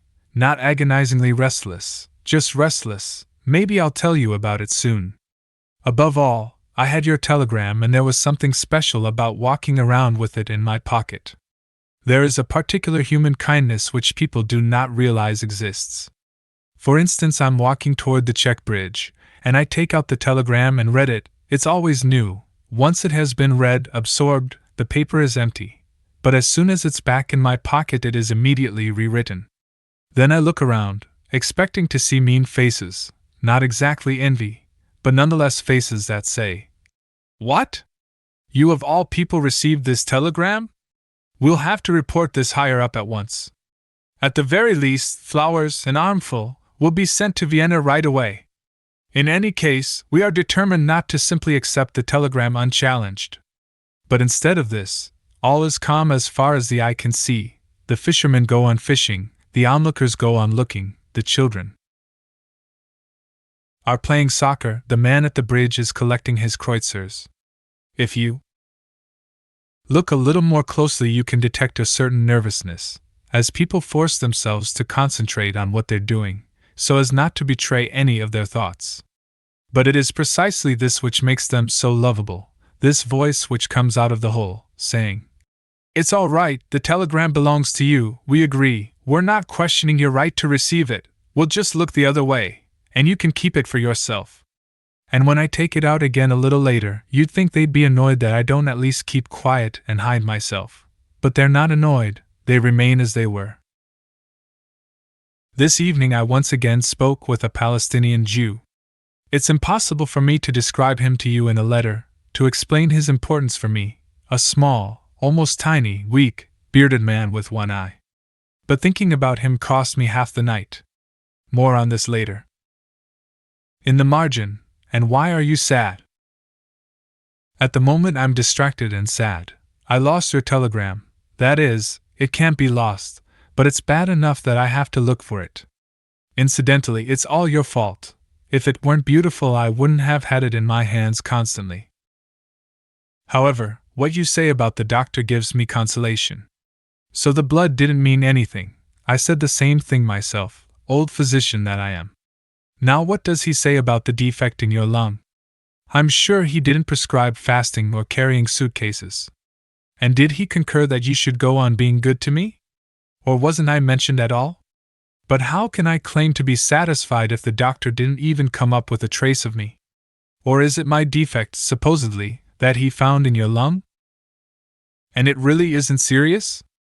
And he has nothing more to say except send you to the country for 4 weeks? That really isn't very much. No, I don't have much more against the trip than I do against your life in Vienna. Go ahead and leave, please leave Vienna. You wrote somewhere about how much hope you have in this trip. To me that's reason enough to wish it for you. In the margin, do I read correctly? Is there a large T on the envelope? The postmark is right on top and I can't make it out exactly. Once again you mention my traveling to Vienna. It's worst of all when you write about it seriously. Then the ground here actually begins to quiver and I wait anxiously to see whether it will eject me. It doesn't. I've already written about the outward obstacle. I don't want to discuss the ones on the inside, For even though they are stronger than I am, I don't think they would restrain me. Not because I'm strong, but because I'm too weak to let myself be held. I could only travel if I lied, and I'm afraid of lying, not like a man of honor, but like a schoolboy. And besides, I have a feeling, or at least a premonition, that I might someday, absolutely, inevitably, have to go to Vienna for my sake or yours, but I wouldn't be able to lie a second time, even like a silly schoolboy. Thus this possibility of lying is my reserve. I live off it as I do off your promise to come immediately. That's why I'm not coming, instead of being certain for just 2 days that I have the constant possibility. But please do not describe these 2 days, Milena. That would practically torture me. It's not necessity yet, only infinite desire. And the flowers? Naturally, they've already wilted? Have you ever had flowers go down the wrong pipe, the way these did to me? It's very unpleasant. I'm not going to meddle in the fight between you and Max. I'm staying off to the side. I acknowledge that each person is right, and am safe. What you say is undoubtedly correct, but now let's trade places. You have your homeland and can renounce it, and that may be the best thing one can do with a homeland, especially because in doing so one doesn't give up that which cannot be renounced. But he does not have a homeland and therefore has nothing to renounce and must constantly think about it, search for it or build it, whether he's taking his hat off the rack or lying in the sun next to the pool or writing the book which you will translate. Here he may even be least tense of all. But you poor dear, how much work you burden yourself with from a sense of guilt. I see you bent over your work, your neck bared. I'm standing behind you, but you don't know it. Please don't be frightened. If you feel my lips on the back of your neck, I didn't mean to kiss it, it's only love which can't be helped. Yes, Max, so he has to think about it constantly even when he's writing you. And it's strange how he defeats you in details, although in general your defense against him is correct. He apparently wrote you about my living with my parents, and about Davos. Both wrong. Certainly living at home is very bad, but it's not just the living there, it's the life, the sinking into this circle of kindness, of love. You don't know the letter to my father, the buzzing of the fly on the lime twig. Of course it has its good side as well. It's just that one man fights at marathon, the other in the dining room, while the god of war and goddess of victory are omnipresent. But what purpose would it serve for me to move out physically, even if I were to eat at home, where it is certainly best for me at the moment? Next, on the subject of Davos. The only thing about Davos I approve of is the kiss before I leave. In the margin, yes, please send me. Unhappiness. I wanted to ask you before. Having someone at Tribuna look it up is unpleasant. Saturday. Later, however one chooses to look at today's lovely, happy, auspicious letter, it's still a savior letter. Milena among the saviors. If I were one of them, would she then be with me? No, in that case assuredly not. Milena among the saviors, Milena who is constantly discovering in herself that the only way to save another person is by being there and nothing else. Moreover, she has already saved me once with her presence and now, after the fact, is trying to do so with other, infinitely smaller means. Naturally, saving someone from drowning is a very great deed, but what good is it if the Savior then sends the saved a gift certificate for a swimming course? Why does the Savior want to make it so easy for himself? Why does he not want to continue saving the other through his constant presence, his constant willingness to be there? Why does he want to shirk his duty and leave it with the swimming instructors and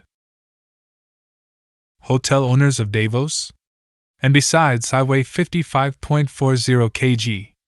And how can I fly away if we are holding hands? And what good is it for us to both fly away? And besides, this is actually the main thought of the above. I'll never go so far away from you again. After all, I'm only now escaping from the leads of Meran. That was already written. Today I had once again intended to write about something else, but now there's no point. I came home and in the darkness I saw the unexpected letter lying on the desk. I skimmed over it, although I was constantly being called to supper, then ate something which unfortunately refused to disappear from the plate unless it were swallowed. Afterward I read the letter thoroughly, slowly, quickly, wildly, happily, once in amazement, and finally in desperation, so desperate that my heart was pounding. It absolutely defies belief, but there it is, still, it cannot be believed. And still one swoons over it, and swooning counts as believing. I can't come. I knew that with the first line and with the last line, but in between I was in Vienna several times the way one has 10 dreams, each lasting about a half-minute, during an overly wakeful, sleepless night. Then I went to the post office, sent you a telegram, calmed down a little, and now I am sitting here. Sitting here with the pitiable task of proving to you that I cannot come. Well, you say I'm not weak, so maybe I'll succeed. Above all, maybe I'll succeed in getting through the next weeks, when every hour will be grinning at me, as it is right now, with the question. You mean you didn't go to Vienna? You received this letter and didn't go to Vienna? You didn't go to Vienna? You didn't go to Vienna? I do not understand music, but unfortunately I understand this music better than all musical people combined. I cannot come because I am unable to lie at the office. There are only 2 reasons for me to lie at the office: fear, in which case it's actually part of the job, it belongs there. At work I lie unprepared, by rote, inspired, or else out of dire need, in case else should fall ill. Else, not you, Milena, you won't be sick, that would be the direst need of all. I won't even talk about that. Thus I could lie at once if I really needed to, in which case a telegram wouldn't be necessary. Genuine need can hold its own against the office, since I would go whether I had permission or not. But I can't lie in any other cases, in cases where my happiness would be among the reasons for doing so, where the main reason is my own need for happiness. I cannot do this the same way I cannot lift dumbbells weighing 20 kg. If I took the else telegram to the director, I'm sure it would drop out of my hand, and if it dropped I'm sure I would step on the lie, and having done that, I'm sure I would run away from the director without asking for anything. Consider, Milena, that the office is not just some arbitrary, stupid institution, although it is and very much so, but that's not the point. As a matter of fact, it's more fantastic than stupid, but up to now it has been my life. Of course I can tear myself away from it, and that might not be a bad idea. Nevertheless, it has been my life up to now. I can shirk off and work less than anyone, I do. I can make a mess of things, I do, while still making myself important, I do. I can calmly accept the most special treatment imaginable as my due. But to lie just so I can suddenly leave, as a free man, since I'm just an employee after all, to go where nothing else is sending me except the natural beating of my heart, I just can't lie like that. Before I had received your letter, however, I had intended to write that I planned to renew or otherwise update my passport this very week, so that I can come immediately if I must. I'm reading this over and didn't mean it like that at all, and I must not be strong, after all, since I couldn't say it correctly.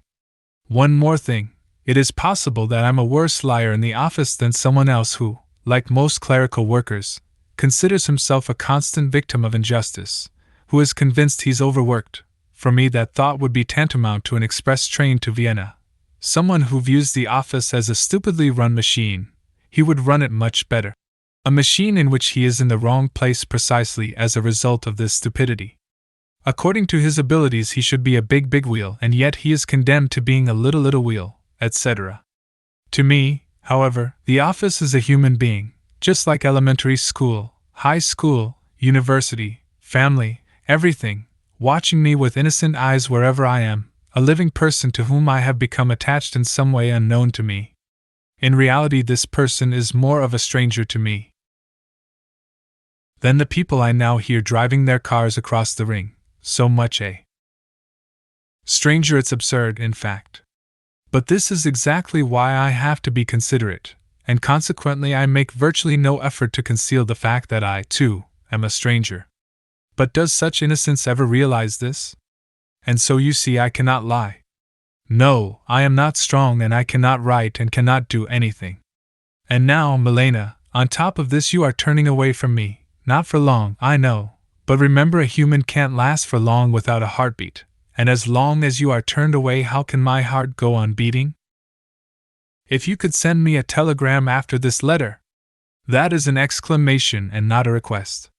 But do so only if you can do it freely.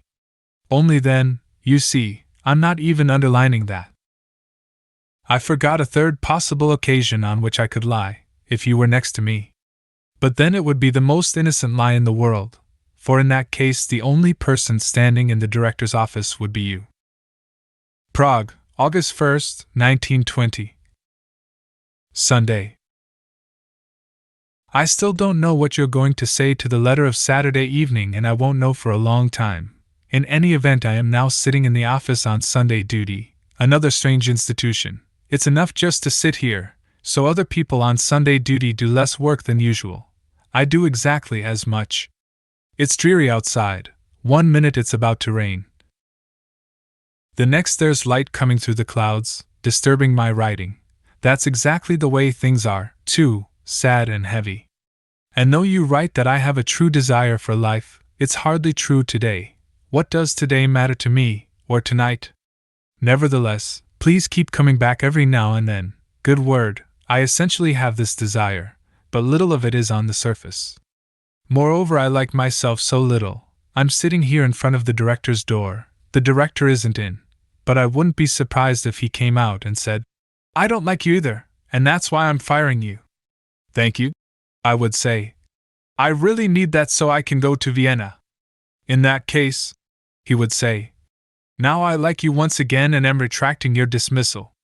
"Oh," I would say, "so now once again I can't go."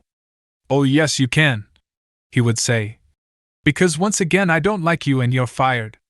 And so it would go, a story without end. Today I dreamt about you for the first time since returning to Prague, I think.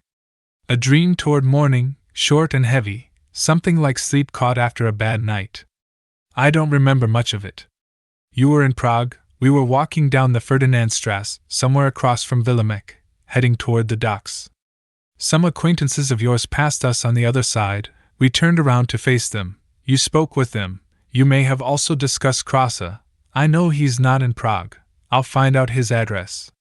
You spoke the way you usually do, but there was something you were concealing, something that was impossible to grasp, some element of rejection. I didn't mention it at all, but I did curse myself, although in so doing I was merely repeating the curse already on me. Next we were in a cafe, probably in the Café Union. It was on our way. Moreover, it was Riner's last cafe that evening. A man and a girl were sitting at our table, but I can't remember them at all. Then there was a man who looked very much like Dostoevsky, but young, with his deep black beard and hair, and everything incredibly pronounced, for example the eyebrows, the bulges above the eyes. Then you were there and so was I. Again nothing betrayed your inner attitude, but the rejection was there. Your face was, I couldn't take my eyes off this agonizing peculiarity, powdered, and what's more, too much so, clumsily, badly. It was probably also hot, and whole designs of powder had formed on your cheeks. I can still see them. I kept bending over to ask why you were powdered. Whenever you saw this question coming, you would obligingly meet me halfway. As I said, the rejection was impossible to notice, and say, "What do you want?" But I couldn't ask. I didn't dare, and I had the feeling that this being powdered was a test for me, a very crucial trial, that I really should ask. I actually wanted to, but just didn't dare. In this way the sad dream rolled on over me. The Dostoevsky man also tormented me. In his behavior toward me he resembled you. Still, he was a little different. Whenever I asked him something he was very friendly, concerned, bent over, candid. But when I ran out of things to say, which happened every minute, he would jerk back, sink into his book, and forget the entire world and me in particular as he vanished into his beard and hair. I don't know why I couldn't stand this. Time and again I had to lure him over with a question, and time and again I lost him through my own fault. I couldn't help it. I have one small consolation. You can't deny me this today. The Tribuna is lying in front of me. I didn't even have to disobey orders and buy it. I'd borrowed it from my brother-in-law. No, my brother-in-law lent it to me. Please grant me this pleasure. Anyway, I'm not even concerned about what's inside, but I hear the voice, my voice. Grant me this pleasure, surrounded as I am by the din of the world. And the whole article is so beautiful, too. I don't know how it happens. After all, I only read it with my eyes, so how did my blood find out so quickly that my veins are already hot from circulating its words? And it's fun. Naturally, I belong to the second group. This weight on the feet is really my own property, and I do not at all consent to the publication of matters of mine which are strictly private. Someone once said I swim like a swan, although that was no compliment. But it is exciting. I feel like a giant who's keeping the public away from you with outstretched arms.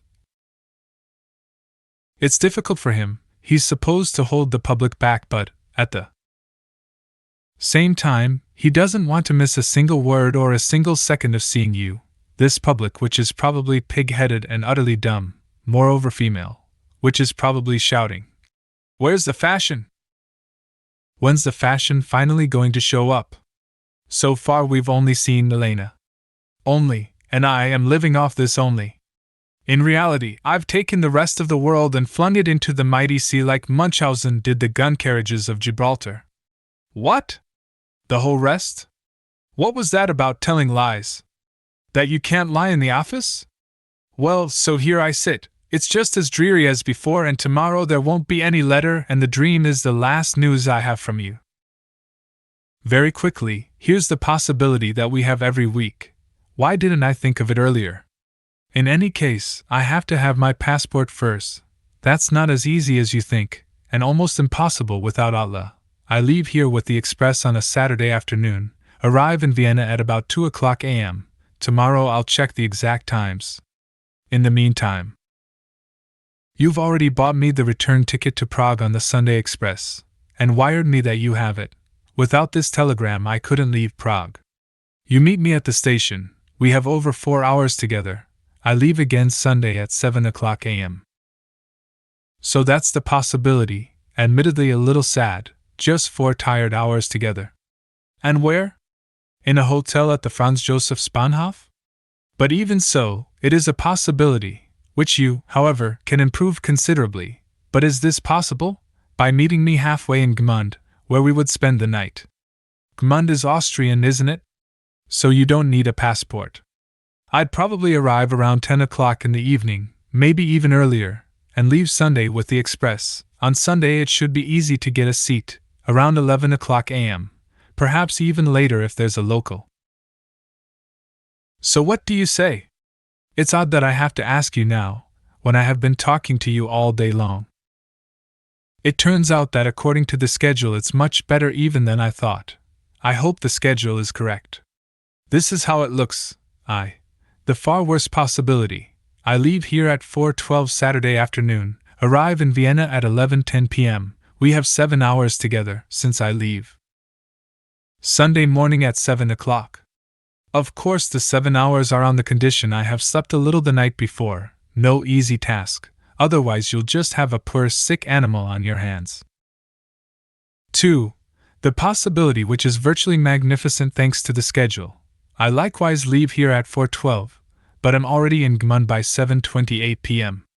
Even if I leave with the morning express on Sunday, it's not until. It gets even better. I don't even have to take that train. There's a local to Prague at 4:38 in the afternoon, so I would take that one. That would mean 21 hours together which we could, just think, have every week, at least in theory. There's only one catch, but I don't believe it's a serious one. In any case you'd have to check. Although the train station in Gmund is Czech, the town is Austrian. Does the passport nonsense extend so far that a Viennese needs a passport to enter the Czech station? In that case the people from Gmund wanting to travel to Vienna would also have to have a passport with a Czech visa. But I can't believe this would be the case. That would be directed specifically against us. It's already so bad that I may have to wait an hour at customs control in Gmund before being allowed to leave the station, and that would reduce our 21 hours. There's nothing to be added to these great things. In any case, Thank you for not leaving me letterless again today, but tomorrow? I will not telephone because, first, it is too upsetting, and second, because it is impossible. I've already checked once, and third, because we are going to see each other soon. Unfortunately, Atla didn't have any time today to go to police headquarters for my passport. She'll take care of it tomorrow. Yes, you're doing excellently with the stamps. Unfortunately, I misplaced the special delivery stamps. The man almost started crying when I told him that. Of course, you have made it easy for yourself, with the way you thank me for the stamps. But even that makes me happy. As a matter of fact, so happy that I'll send you some Legionnaire stamps. Imagine. I don't feel like telling any fairy tales today. My head is like a railroad station, with trains departing, arriving, customs control. The chief inspector is lying in wait, ready to pounce on my visa, but this time it's in order. Please look right here. All right, that's fine. Here's the way out of the station. Please, Herr Inspector, would you be so kind as to hold the door for me? I can't get it open. Is it possible I'm so weak because Milena is waiting outside? Oh, I'm sorry, he says. I didn't know that. And the door flies open. Prague, August 2 to 3, 1920. Monday evening. It's already late, following a day that was fairly gloomy in spite of everything. There probably won't be any letter from you tomorrow. I have the one from Saturday. A letter written on Sunday wouldn't arrive until the day after tomorrow, so tomorrow will be free from any immediate influence of a letter. It's strange how your letters blind me, Milena. For a week now, or even longer, I've had the feeling that something has happened to you, something sudden or gradual. Something fundamental or incidental, something clear or only half-conscious. Whatever it is, I know it's there. I don't detect it so much from details in the letters, although such details can be found, as from the fact that your letters are full of memories, very special memories, that, though you seem to answer everything as usual, you really don't, that you're sad without reason, that you want to send me to Davos, that you want to get together so suddenly, after having immediately accepted my advice not to come here. After having declared Vienna inappropriate for meeting, after having said we shouldn't meet before you leave, and now in 2-3 letters this hurry. It should make me very happy, but it doesn't, because your letters contain some secret fear, whether for me or against me I don't know, and there is fear in the suddenness and haste with which you want to meet. In any case, I am very happy to have found a possibility, and it is indeed a definite possibility. If you couldn't spend the night outside Vienna, it can still be accomplished by sacrificing a few hours together. You take the Sunday express just before 7 o'clock a.m. to Gmund, as I did that time. You arrive there at 10 o'clock. I meet you, and since I don't have to leave until 4:30 p.m., we still have 6 hours together. You then return to Vienna with the evening express, arriving at 11:15, a short Sunday outing. That's why I'm so restless, or rather I'm not restless, so strong is the power you wield. Instead of being more restless because you're hiding something in your letters, or because you have to hide it, or because you are hiding it unconsciously, anyway, instead of being more restless, I remain calm, so great is my trust in you despite the way you may appear. If you are hiding something, then you are right to do so, I think. But there is also another, really extraordinary reason why I am staying calm in the face of all this. You have a certain peculiarity. I believe it comes from deep inside your being, and someone else is at fault if it isn't always effective, which I have never seen in anyone else and which I can't even imagine, although I have found it in you. It is your inability to make other people suffer. Not out of pity, but just because you can't. No. This is unbelievable, fantastic. I've been thinking about it almost all afternoon, but now I don't dare write it down. The whole thing may simply be a more or less grand excuse for a hug. And now to bed. What could you be doing now, Monday, at almost 11 o'clock at night? Tuesday's so little knowledge of human nature, Milena. I've been saying that all along. Fine, Else is ill, that might be, and it might mean one needs to go to Vienna, but old Aunt Clara in critical condition? All else aside, do you really think I could go talk to the director about Aunt Clara and still keep a straight face?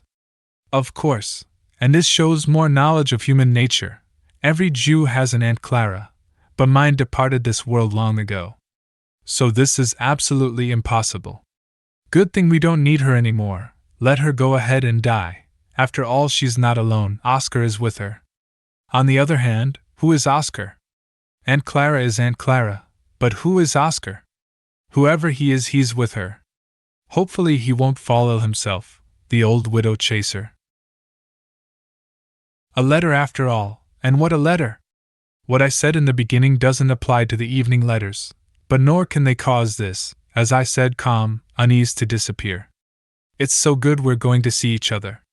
I may send you a telegram tomorrow or the day after. Atla has already left today to take care of the passport, saying whether I'll be able to go to Gmund this Saturday. It's already too late for Vienna this week, since by now you would have had to buy the ticket for the Sunday Express. Then answer me by telegram whether you, too, can come. So keep going to the post office in the evening as well, in order to receive the telegram soon. Thus it will be like this. I'll wire, impossible, that is to say I can't come this week. In that case I won't expect an answer by wire and we'll discuss the rest by letter. Whether we meet during the next 4 weeks of course depends on where you'll be in the country. You'll probably be even further away from me, in which case I guess we couldn't see each other for a whole month. Or else I will wire, can be in Gmund Saturday. Then I'll expect your reply to be either impossible, or arrive Saturday in Gmund, or else arrive Sunday in Gmund. In these last 2 cases we're set, and no more telegrams are needed. No, so that you're sure I've received your telegram, I will confirm. We both leave for Gmund and will see one another this Saturday or Sunday. Almost 2 hours lost. I had to put the letter aside. Autopic was here. I'm tired. When will we see each other? Why don't I hear your name any more than 3 times in 1.5 hours? Even if I make concessions, admit that I was in Vienna, although I didn't speak with anybody. Our being together wasn't speaking, was it? Where are you? On the way to the village with the cottage?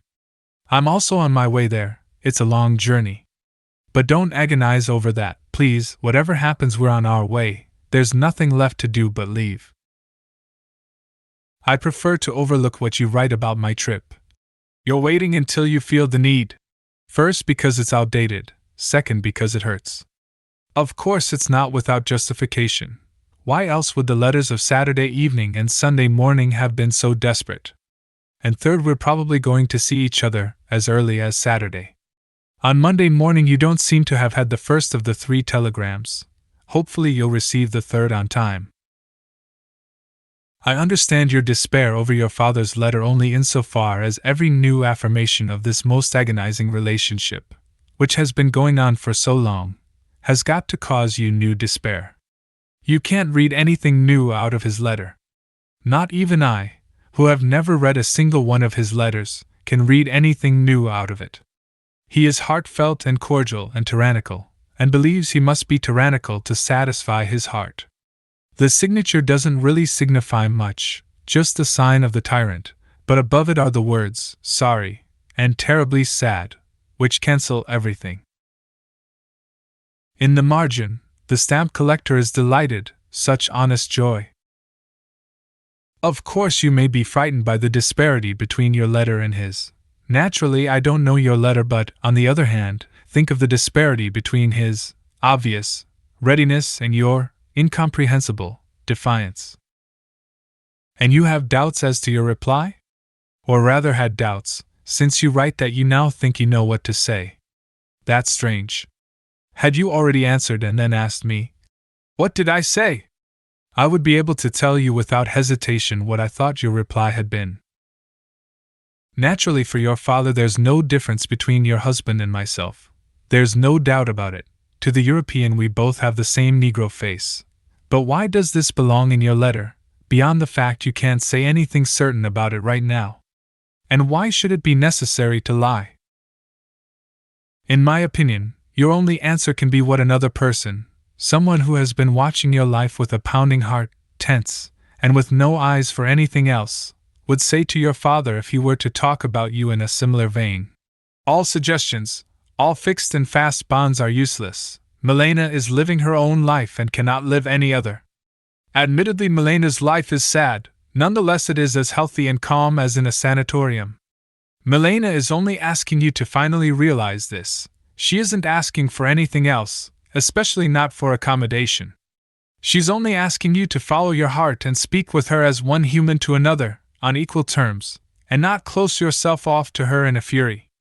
Once you have done that, you will have removed much sadness from Milena's life, and she won't cause you any more sorrow. What do you mean that the reply to your father will fall right on your birthday? I'm really beginning to fear your birthday. Whether we see each other Saturday or not, in any case please send me a telegram on the evening of the 10th of August. If you could only be in Gmund Saturday or Sunday. It really is very necessary. In that case this would actually be the last letter you receive before we see each other face to face. And these eyes which haven't had anything to do for a month, all right, reading letters, looking out the window, will see you. The essay is much better than in German, although it still has some holes, or rather entering it is like entering a swamp, it's so difficult having to pull out your foot at every step. Recently a reader of Tribuna conjectured that I must have done a lot of research in the lunatic asylum. Only in my own, I said, whereupon he still tried to make a compliment out of my own lunatic asylum. There are 2-3 small misunderstandings in the translation. I'm holding on to the translation for a little while. Prague, August 4 to 5, 1920. Wednesday evening.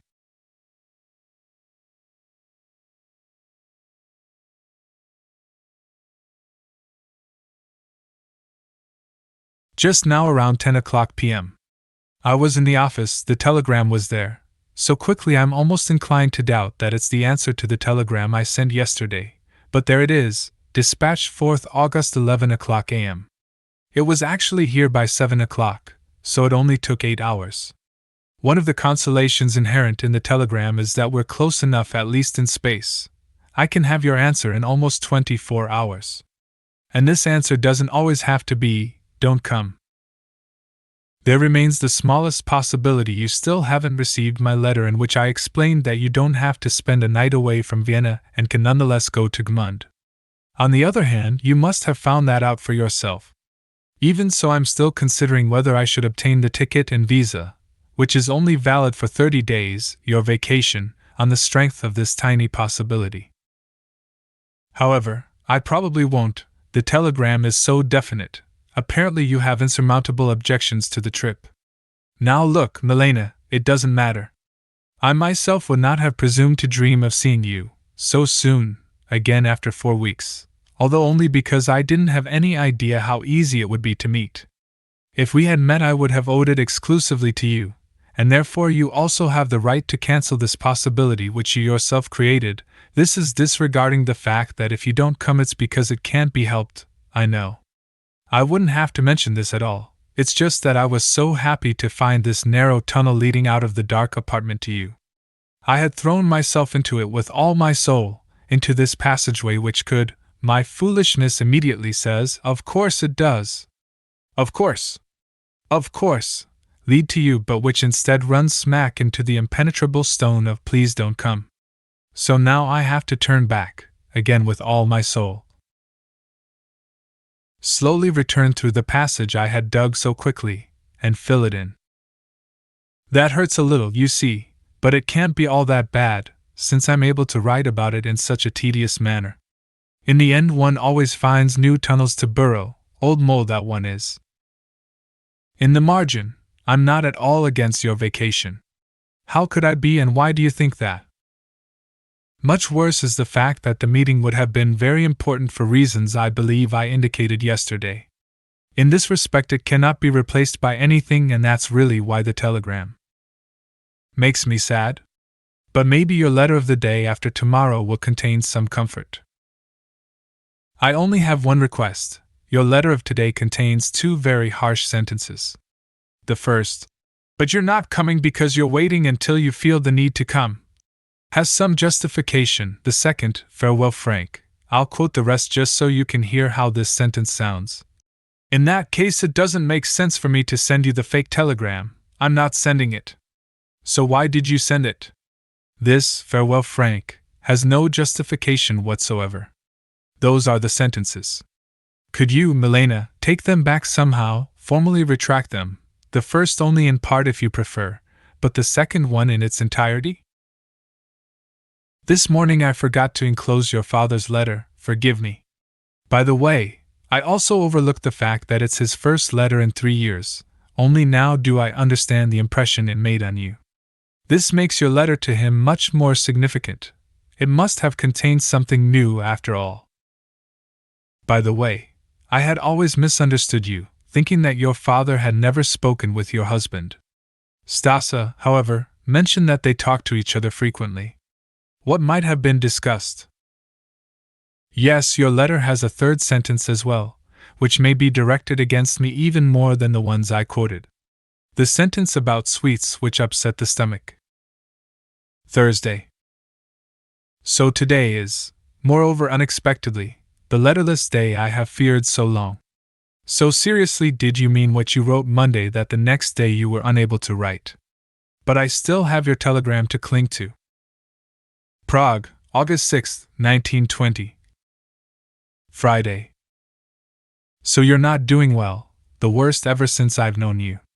And this insurmountable distance between us, together with your suffering, makes me feel as though I were in your room and you were barely able to recognize me as I wandered helplessly back and forth between the bed and the window, trusting nobody, no doctor, no treatment, and knowing nothing, simply staring at this dreary sky which now, for the first time, after all the playfulness of earlier years, reveals its true nature. Forlorn and just as helpless as myself. You're lying in bed? Who's bringing you your meals? What kind of meals? And these headaches? Write me something about them when you get a chance. I once had a friend, an Eastern Jew actor, who every 3 months had terrible headaches lasting for days. Apart from that, he was entirely healthy. But on those days, if he went out on the street, he would have to support himself against the house walls, and there was nothing else one could do for him but walk up and down for half an hour, waiting. The healthy forsake the sick, but the sick also forsake the healthy. Do the pains recur regularly? And the doctor? And since when have you been having them? And now you're probably taking pills as well? Bad, and I can't even say child. In the margin, I'm enclosing the 6 Legionnaire stamps. 1 thanks is enough, but put it in a letter since it's warmer there. It's a shame your departure has been postponed again. Now you won't leave until a week from Thursday. Well, I won't have the pleasure of seeing you revive among lake, forest, and mountains. But how much more pleasure do I want, greedy man? It's a pity you have to go on torturing yourself in Vienna for so long. We'll discuss Davos another time. I don't want to go there because it's too far away, too expensive, and too unnecessary. If I do leave Prague, and I'll probably have to, it would be best for me to go to some village. But where will anyone take me in? I'll still have to give it some thought. In any case, I definitely won't leave before October. Last night I met a certain Stein. You may know him from the cafes. People always compare him with King Alfonso. He's now an intern with a lawyer, was very glad to see me, wanted to discuss some official business, and would otherwise have had to telephone me the next day. Well, what is it? It's concerning a divorce, in which I'm also somewhat involved, that is, I'm being asked to intervene. In what way? I really had to reach for my heart. But then it turned out it was only the parents of one of my poets who were getting a divorce, and that the mother, whom I don't know in the least, had asked Dr. Stein to ask me to work on the poet's sum so he would treat her, his mother, a little better and not revile her so. An odd marriage, incidentally. Imagine, the mother had already been married once. She had a child, the poet, during this earlier marriage by her current husband. So the poet's last name is that of her first husband and not the father. But then they did marry, and now after many years are separated once again, at the instigation of the husband, the poets. Father. The divorce is already complete. Because of the current housing shortage, however, the woman cannot find an apartment for herself, so for this reason alone they continue living together as a married couple. However, this conjugal living, the result of not having an apartment, has not brought the husband to reconcile himself with his wife or even to abandon the divorce proceedings. Aren't we humans pitiful to the point of comedy? I know the husband, a kind, reasonable, very capable and affable man. By all means send me the list of things you want done, the longer the better. I'll crawl into every book, into every item it contains just in order to travel inside it to Vienna. The director doesn't mind that, and please give me as many opportunities to travel as possible. You could also lend me the essays that have already appeared in the Tribuna. Incidentally, I'm almost looking forward to your vacation myself, except for the bad mail service. You will write me what it's like there, won't you? Your life, your apartment, your walks, the view from your window, what you eat, so that I can share it all with you a little. Prague, August 7th, 1920. Saturday. Am I really kind and patient? I don't know about that, but I do know that such a telegram does the whole body good, so to speak. Still, it's just a telegram and not a proffered hand. But it also sounds sad, tired, spoken from the sickbed. And it really is sad. What's more, no letter came today. Another day without a letter. You must be doing very poorly. Who can give me any guarantee that you sent the telegram yourself and aren't spending the whole day in bed, cooped up in your room, which I inhabit more than my own? Last night I committed a murder for your sake. A wild dream. Bad, bad night. I hardly remember anything more about it. So now your letter arrived after all. It's clear, all right. True, the others weren't any less clear, but one didn't dare press further to attain their clarity. By the way, since when are you capable of lying? Your forehead is not the kind that can tell lies. I don't blame Max. Of course, whatever may have been in his letter, it was wrong. Nothing, not even the best of people, shall come between us. This is also why I committed a murder last night. Someone, a relative, said in the course of a conversation I don't remember but which mainly concerned something this person or that could not accomplish. Anyway, some relative finally said ironically, "So maybe Milena."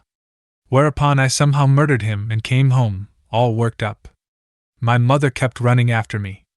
Here at home a similar conversation was taking place. Finally I cried out, hot with rage, "If anyone says anything bad about Milena, for instance father, my father, I'll kill him too, or else I'll kill myself." Then I woke up, but there had been no sleep and no awakening. To get back to your earlier letters, they basically resembled your letter to the girl. And the evening letters were nothing but grief over the morning letters. One evening you wrote that everything is possible, except my losing you. Actually only a slight push was needed and the impossible would have happened. And perhaps this push did occur, and perhaps it did happen. In any event, this letter is relief. One felt one was being buried alive beneath the earlier letters. At the same time one felt compelled to lie still, since perhaps one was dead after all. So none of this actually surprised me. I expected it. I prepared for it as well as I could, in order to bear it in case it came. Now that it is coming I'm still not sufficiently ready, naturally, but I haven't been blown over yet. Nonetheless, the other things you write about your situation and about your health are absolutely terrifying and much stronger than I am. Well, we'll talk about all that when you come back. Maybe the miracle you're expecting really will occur there, at least the physical miracle. Incidentally, I have such faith in you concerning this that I don't even want any miracles to occur. I calmly entrust you to the forest, lake and to the food, you who are miraculous by nature, violated and inviolable. If it only weren't for everything else. When I think your letter over, I've just read it once. What you write about your present and future, what you write about your father, what you write about me, the only conclusion which can be drawn is one I have already stated with perfect clarity. I am your real misfortune, and no one else but myself, except I must qualify this to say, your outward misfortune. For if it weren't for me, you might have left Vienna as early as 3 months ago, and if not 3 months ago, then now for sure. I know you don't want to leave Vienna. Even if I weren't around, you wouldn't want to, but that's exactly why it might be said, when seen from an extreme bird's-eye view, that my emotional significance for you consists in my making it possible for you to stay in Vienna, among other things, of course. But one doesn't even have to go so far as to get involved in sticky subtleties. It's enough to consider the obvious fact that you've already left your husband once, that it would be all the easier for you to leave him now, since the current pressure is much greater, and that, naturally, you could only leave him just to leave, and not for someone else. All these reflections, however, lead nowhere except to candor. 2 requests, Milena, one small and one large. The small one, stop wasting stamps, and if you continue sending them, I'll stop giving them to the man. I've underlined this request in red and blue, which is the greatest severity I am capable of, so that you know for later. The large request, break off the correspondence with Max. I can't very well ask him to do so. It's fine in a sanatorium when, after the doctor has made his rounds, the guest asks in confidence how our patient is really doing. But even in the sanatorium, the sick man is probably snarling at the door. Of course, I'll be glad to take care of everything. Only I think it would be better to buy the ticket in Vienna, since it will probably require an export permit. At one post office recently, they didn't even want to take books without an export permit. At the next, they accepted them without a word. Well, maybe they'll know in the store. I will continue to send a little money with the letters. I'll stop immediately when you say, enough. Thank you for permission to read Tribuna. Last Sunday I saw a girl buying a copy at Wenzelsplatz, very obviously just because of the fashion article. She wasn't especially well dressed, not yet. It's a shame I didn't take more notice of her, so now I can't follow her development. No, you're wrong to underrate your fashion articles. I'm really grateful to you that I can read them in the open, since like a scoundrel I've been reading them in secret often. Prague, August 8, 1920. Sunday. The telegram. Yes, it's probably best we meet. Otherwise, how long would it take to put things in order?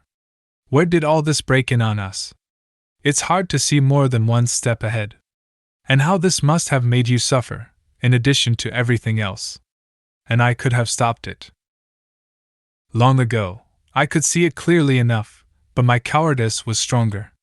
And wasn't I also lying by answering letters as if they belonged to me, when I clearly realized they did not? I hope it wasn't this kind of lying answer which blackmailed you into going to Gmund. I'm not at all as sad as you might think from my letter. There's just nothing else to say at the moment. It's grown so still, one doesn't dare break the silence with a single word. So we'll be together Sunday after all, 5-6 hours, too little for talking, enough to share the silence, hold hands, look into each other's eyes. There's something which has always bothered me in the way you reason, something which is particularly clear in your last letter, an undeniable fault you can check for yourself.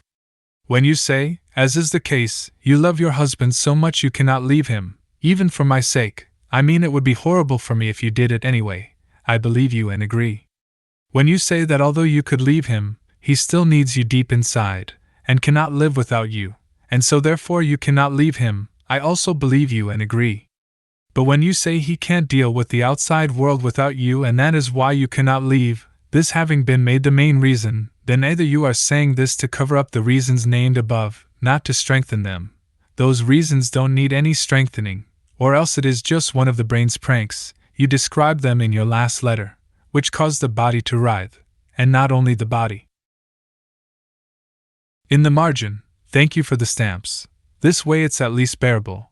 But the man isn't working at all, just looking at the stamps, enraptured, as I am doing with the letters one floor below. The ones for 10H, for instance, are available on thick paper and thin, but the thin ones are rarer. Today you sent the thin stamps, kind soul. I was just about to write some more along the lines of what I had begun above when 4 letters arrived, by the way, not all at once. First the one where you regret having mentioned your fainting spell, a little later the one you wrote right after you fainted, together with the one which is very beautiful, and still later the letter concerning Emily. I can't make out in which order they were written. You've stopped writing. I'll try answering the question of Strak Tucha. I probably won't succeed in my first attempt, but if I keep coming back to it, I may manage after several letters. It would help if you read my, incidentally bad and unnecessary, letter to my father. Maybe I'll take it along to Gmund.I.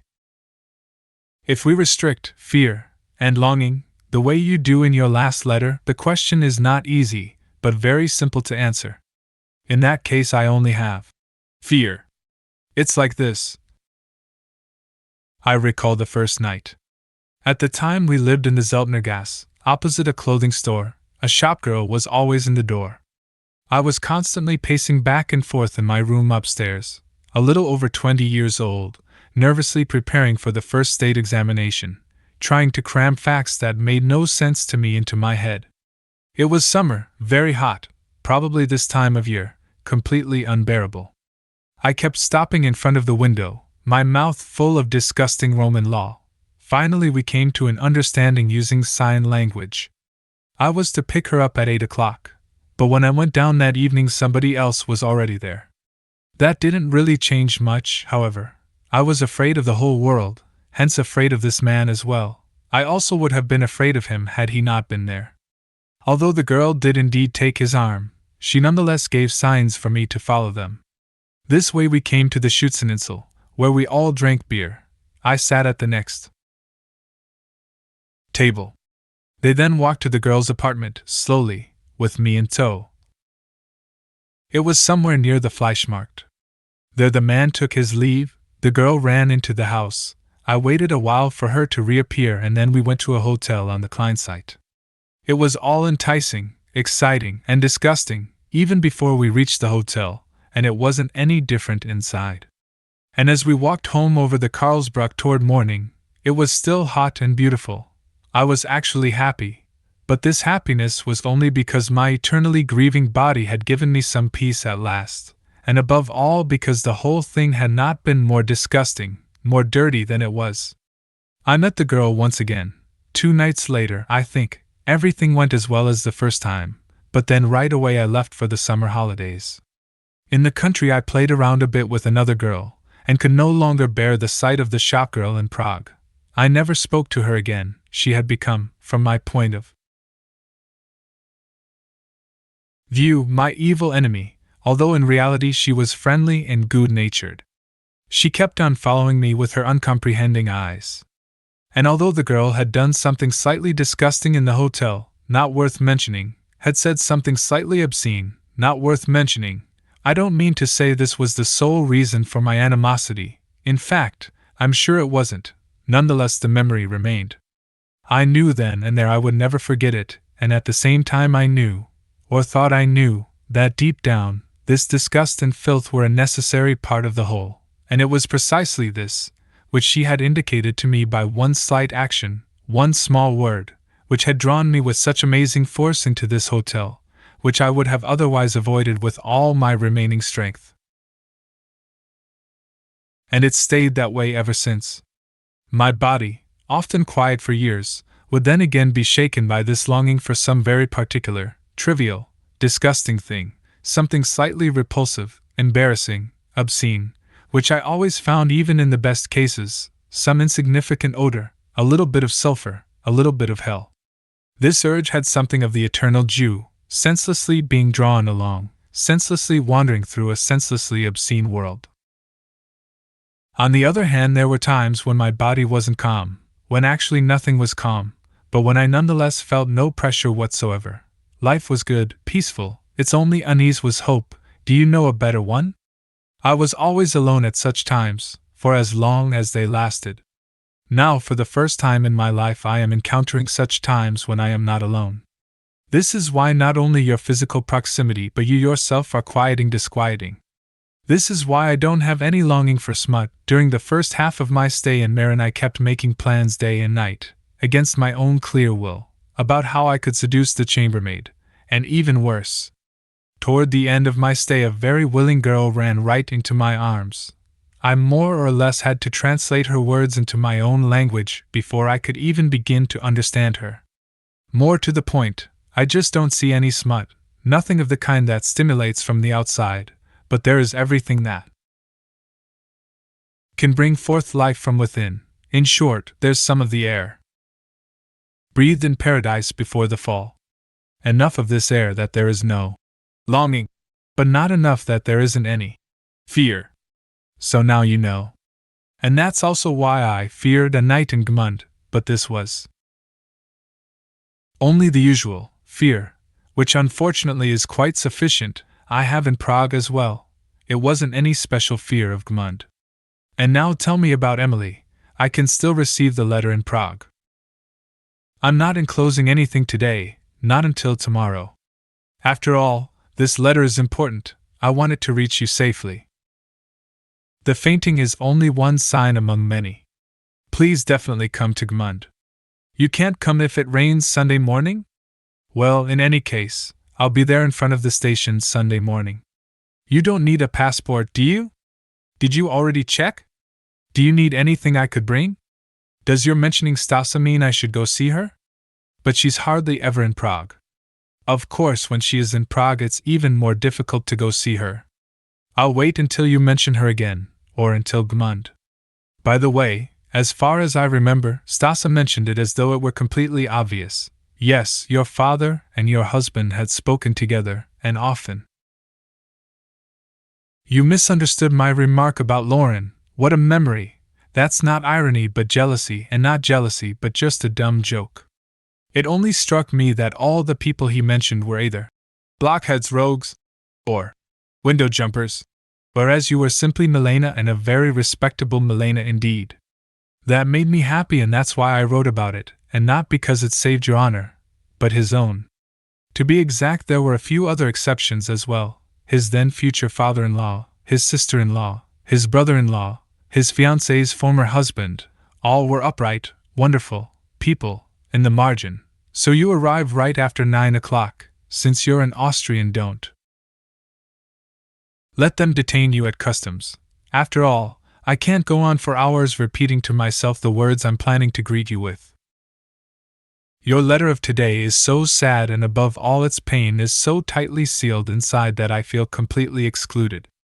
Whenever I have to leave my room I quickly run up and down the stairs, just so I can return and find your telegram on the table. I'll also be in Gmund Saturday. But nothing has come yet. Monday afternoon. Apparently I'm thinking only about Saturday. You, with whom I can speak more freely than anyone else, since no one else has ever taken my side as knowingly and willingly as you, despite everything, distinguish the great despite everything from the great nevertheless. Your most beautiful letters, and that's saying a lot, since in their entirety, as well as in almost every line, they are the most beautiful thing that ever happened to me, are the ones where you accept my fear as justified and simultaneously attempt to explain why it isn't necessary. Because deep down I also probably accept my fear as justified, even if I sometimes resemble a defense lawyer whom it has bribed. It really is part of me, and perhaps the best part. And since it's the best part, it may also be the only part you love. What else about me could be so lovable? But this is worthy of love. And when you once asked how I could have called that Saturday good, with this fear inside my heart, it isn't difficult to explain. Because I love you, you see, I do love you, you dimwit. My love engulfs you the way the sea loves a tiny pebble on its bed, and may I be the pebble with you, heaven permitting. I love the whole world, and that includes your left shoulder. No, the right one was first, and so I'll kiss it whenever I want to, and whenever you're kind enough to pull down your blouse a little. And that also includes your left shoulder, and your face above me in the forest, and your face below me in the forest, and my resting on your almost naked breast. And that's why you're right in saying we were already one, and I'm not afraid of this. On the contrary, It is my only happiness and my only pride, and I don't at all restrict it to the forest. But between this daytime world and that half-hour in bed, you once wrote of with disdain, as if it were men's business, there's an abyss I cannot span, probably because I don't want to. Over there lies an affair of the night, absolutely and in every respect. Here, on the other hand, is the world which I possess, and now I'm supposed to leap across into the night in order to repossess it. But can anything be repossessed? Doesn't that imply losing it? Here is the world which I possess, and I'm supposed to leap across to there, just for the sake of some black magic, some hocus-pocus, some alchemy, a philosopher's stone, a wishing ring. Away with it. It makes me dreadfully afraid. To resort to black magic at night, hastily, panting, helpless, demonically possessed, in order to capture what every day gives freely. To open eyes. Maybe there isn't any other way to have children. Maybe children, too, are black magic. Let's skip that question for now. This is why I'm so grateful, to you and to everything, and so it's natural. I am extremely calm and extremely uncalm, extremely constrained and extremely free whenever I'm next to you. This is also why, following this realization, I have renounced all other life. Look into my eyes. So I have to be told by Frau Kohler that the books have emigrated from the nightstand to the desk. There's no question I should have been consulted first as to whether I approve of this emigration. And I would have said, no. And now be grateful to me. I have happily overcome the temptation to add something crazy in these last lines, something crazy and jealous. But that's enough. Now tell me about Emily. Prague, August 10th, 1920.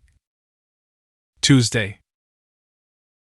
I can't say I'm very well prepared for your birthday, having slept even worse than usual, with my head warm, my eyes burned out, my temples causing me torment, and my cough. I don't think I could offer congratulations of any length without coughing. Fortunately, no congratulations are necessary, just a thank you for being on this earth, where I wouldn't have even begun to expect you might be found. You see, my knowledge of the world isn't very great either, only, in contrast to you, I admit it. And as a token of my gratitude, this is gratitude? I kiss you just like I did at the train station, despite the fact you didn't like it. For some reason I'm being spiteful today. Lately I haven't been feeling this bad all the time. Occasionally it's also been very good. But the day of my greatest glory occurred about a week ago. I was taking the endless walk around the pool at the swimming school, as weak as always. It was almost evening, there weren't many people left, but still quite a few, when the assistant instructor, who doesn't know me, walks in my direction, looks around as if searching for somebody, notices me, evidently chooses me and asks, "Would you like to go for a row?" It turns out there was a gentleman, some big builder, I believe, who had come down from the Sofian Insel and wanted to be ferried over to the Juden Insel. They're constructing something enormous on the Juden Insel. Now there's no point in exaggerating the whole thing. The swimming instructor had simply spotted me and wanted to offer the poor boy, me, the pleasure of a free boat ride. In deference to the big builder, however, he had to choose a boy who looked not only sufficiently strong and skillful, but also reliable enough to return the boat immediately after having finished the job and not take it out for an unapproved spin. And he thought I was his man. Big Trinka, the owner of the swimming school, I should tell you about him sometime, joined us and asked if the boy could swim. The swimming instructor, who could evidently divine everything merely by looking at me, reassured him. I had hardly said a word. Next the passenger came and we set off. Being a well-behaved boy, I hardly spoke. He said it was a nice evening. I agreed, yes. Then he added, "But it's already cool." I said yes. Finally he observed that I rowed very fast, and I was too grateful to say anything. Needless to say, I pulled up to the Juden Insel in the best style. He got off, thanked me kindly, but much to my disappointment forgot to tip me. That's the way it is when you're not a girl. I rode back straight as an arrow. Big Trinka was astonished to see me back so soon. Well, it's been ages since I was as puffed up with pride as I was that evening. I felt more worthy of you, admittedly only by a tiny bit, but nevertheless a tiny bit more worthy. I've been waiting at the swimming school every evening since then for another passenger, but so far no one else has shown up. Last night, in a short half-sleep, it occurred to me that I should celebrate your birthday by visiting places that are important to you. And right afterward, I involuntarily found myself in front of the Westbahnhof. The building was very tiny. There couldn't have been much room inside, since an express train had just arrived and one of the cars didn't fit and was jutting out of the hall. I was very pleased that 3 very nicely dressed, but thin, girls, one had a ponytail, were standing in front of the station as porters. I realized that what you had done really wasn't so unusual. Nonetheless, I was glad you weren't there now, although I was also sad.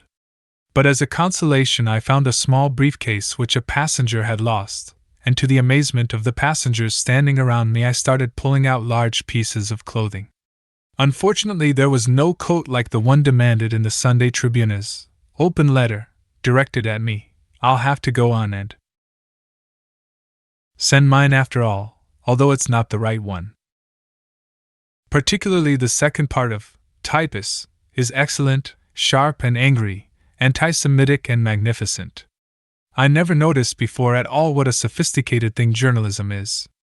You speak to the reader so calmly, so intimately, so urgently, you have forgotten everything else in the world, are concerned only with the reader, but in the end you suddenly say, "Is what I've written nice? Really? Nice? Well, I'm glad, but I generally keep my distance and don't accept gratitude in the form of kisses." And then it really is the end and you're gone. By the way, did you know that you were my confirmation present? There's also a kind of Jewish confirmation? I was born in 83, so when you were born I was 13 years old. The 13th birthday is a special celebration. In the temple I had to recite a prayer, up by the altar. I had learned with difficulty, then give a small speech, also memorized, at home as well. I also received many presents. But I imagine I wasn't completely satisfied, since one present was still missing. I demanded it from heaven, but heaven waited until the 10th of August. Yes, of course I'll be happy to read through the last 10 letters again, although I know them very exactly. But look over mine again as well, you'll find a whole girls' school of questions. We'll talk about your father in Gmund. As usual, when faced by girls, I'm helpless, confronted by Greta. Am I supposed to have had the slightest thought at all concerning you? I can't remember. I like holding your hand in my own, I like looking in your eyes. That's about it, exit Greta. As far as not earning is concerned, I don't understand how such a person. I'm faced with the same riddle myself, and I don't think we'll ever be able to solve it together. Moreover, it is blasphemous. In any case, I don't intend to waste a single minute on it in Gmund. Now I realize you have to lie more than I would have had to lie. That depresses me. If any serious obstacle crops up, go ahead and stay in Vienna, even without informing me. I will have simply taken a trip to Gmund and be closer to you by 3 hours. I already have my visa. You won't be able to wire me at all, at least not today, because of your strike. Prague, August 11th, 1920. Wednesday. I don't understand your asking for forgiveness. If it's over, it goes without saying that I forgive you. I was only unrelenting as long as it was going on, and then you didn't care. How could I not forgive you for something if it's over? How confused your head must be to even think such a thing. I don't like being compared to your father, at least not at the moment. Am I supposed to lose you as well? Besides, I don't have the strength to be your father. If you're going to insist on this comparison, however, you'd better send me back the trikit. Incidentally, buying and sending the trikit was a 3-hour affair which thoroughly refreshed me. At the time I needed that very much, and for which I am grateful to you. I'm too tired to tell you about it today. It's the second night I've hardly slept. Can't I pull myself together enough for me to receive at least some praise in Gmund? Really now, envious about the lady from Amsterdam? Of course what she does is beautiful, if she does it with conviction, but you're making one logical mistake. For someone who lives the way she does, life is compulsion. Only for someone who cannot live that way would it be freedom. It's the same everywhere. Ultimately, that kind of envy is really just a death wish. By the way, where did heaviness, nausea, disgust come from? How was it compatible with envy? It wasn't at all compatible. Such elements of life can only be made compatible through longing, in death. I said many more insidious things about staying in Vienna than the ones you mention, but you're right anyway. It's striking that your father keeps gaining power, at least I feel so, compared to earlier years. So keep the tricot. Do what you like as far as Max is concerned. But since I now know your instructions to him, I will, when the end is near, have myself carried to him and discuss taking a trip together for several days. Since I'm feeling especially strong, then I'll crawl home and stretch out for the last time. Of course I talk this way as long as it hasn't come to that. As soon as I reach 37.5 degrees, 38 degrees in the rain, however, the telegram messengers will be tripping over each other up and down your long staircase. Hopefully they'll be on strike then and not at such an inappropriate moment as now, on your birthday. The post office has taken my threat to deny the man his stamps too literally. The stamp on the special delivery letter had already been removed by the time I received it.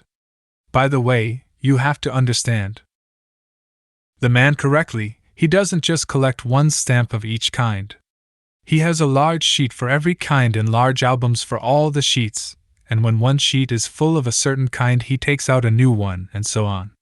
And he busies himself with this every afternoon, and is fat and happy and lucky. And each type provides another cause for joy. For instance, today the 50H stamps. The rates are about to go up, per Milena, and the 50H stamps will become rarer. I like what you say about Kreutzen very much, not a Flens. That's a real lung sanatorium. They give injections there. Pfui. It was the last stop for one of our employees before he died of consumption. I like that kind of countryside, and it also has historic memories. But will it still be open in late autumn? And do they take foreigners? And isn't it more expensive for foreigners? And will anyone but me understand why I'm moving to the land of hunger in order to fatten up?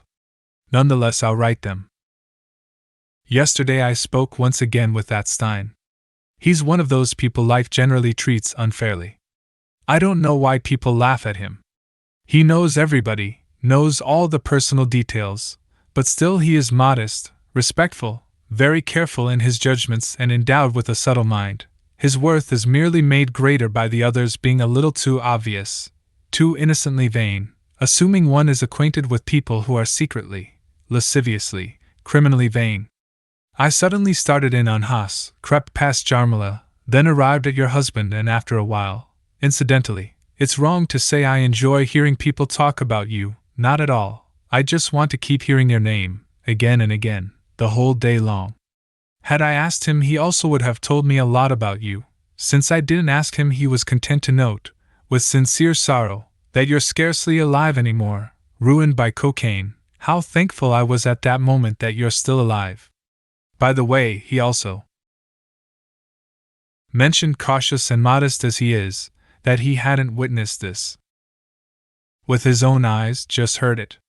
He spoke about your husband as if he were a powerful magician.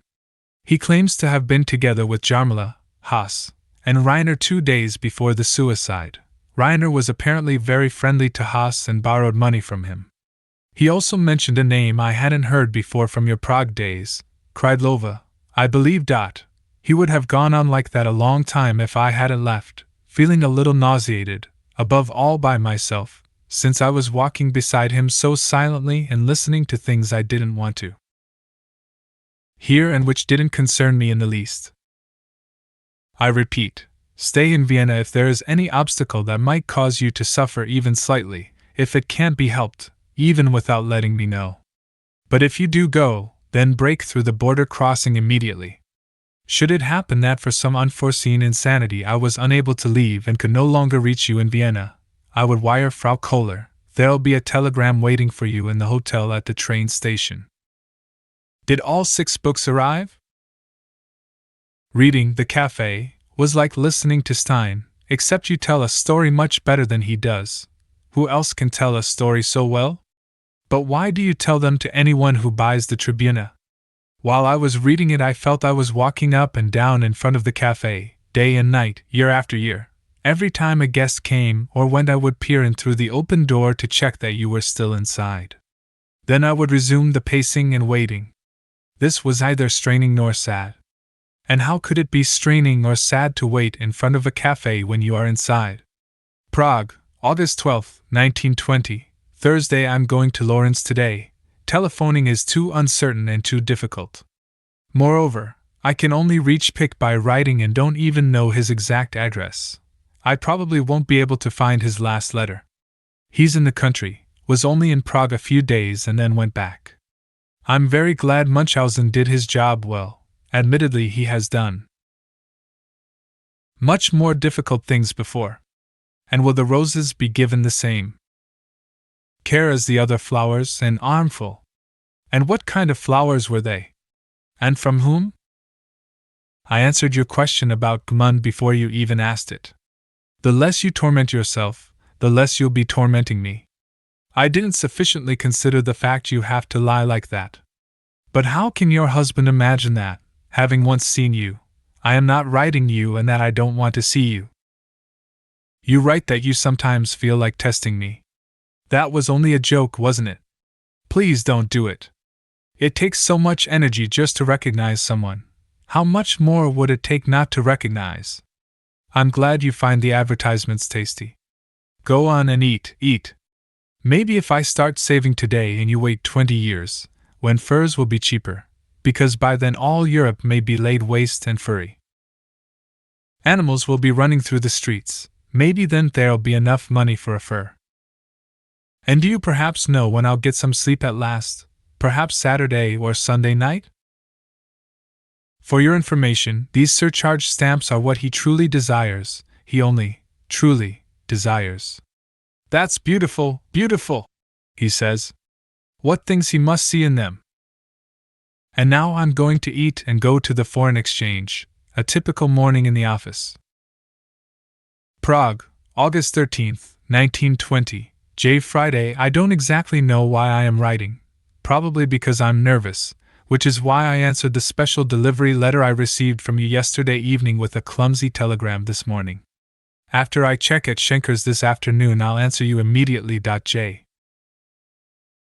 Otherwise, our correspondence on this subject will lead again and again to the conclusion that you are bound to your husband by a virtually sacramental, indissoluble marriage. How nervous I am! My ship must have lost its rudder somehow during these last days, and that I am bound by an identical marriage to, I don't know, but I often feel the gaze of this terrible wife.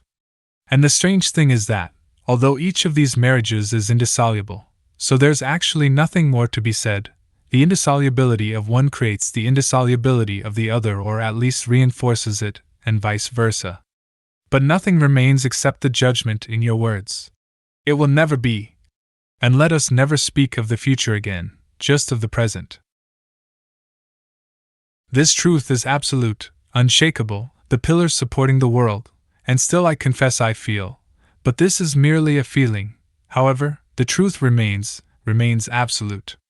You know, whenever I want to write something like the following, the swords immediately begin to approach, slowly, their points forming a wreath around me, the most perfect torture.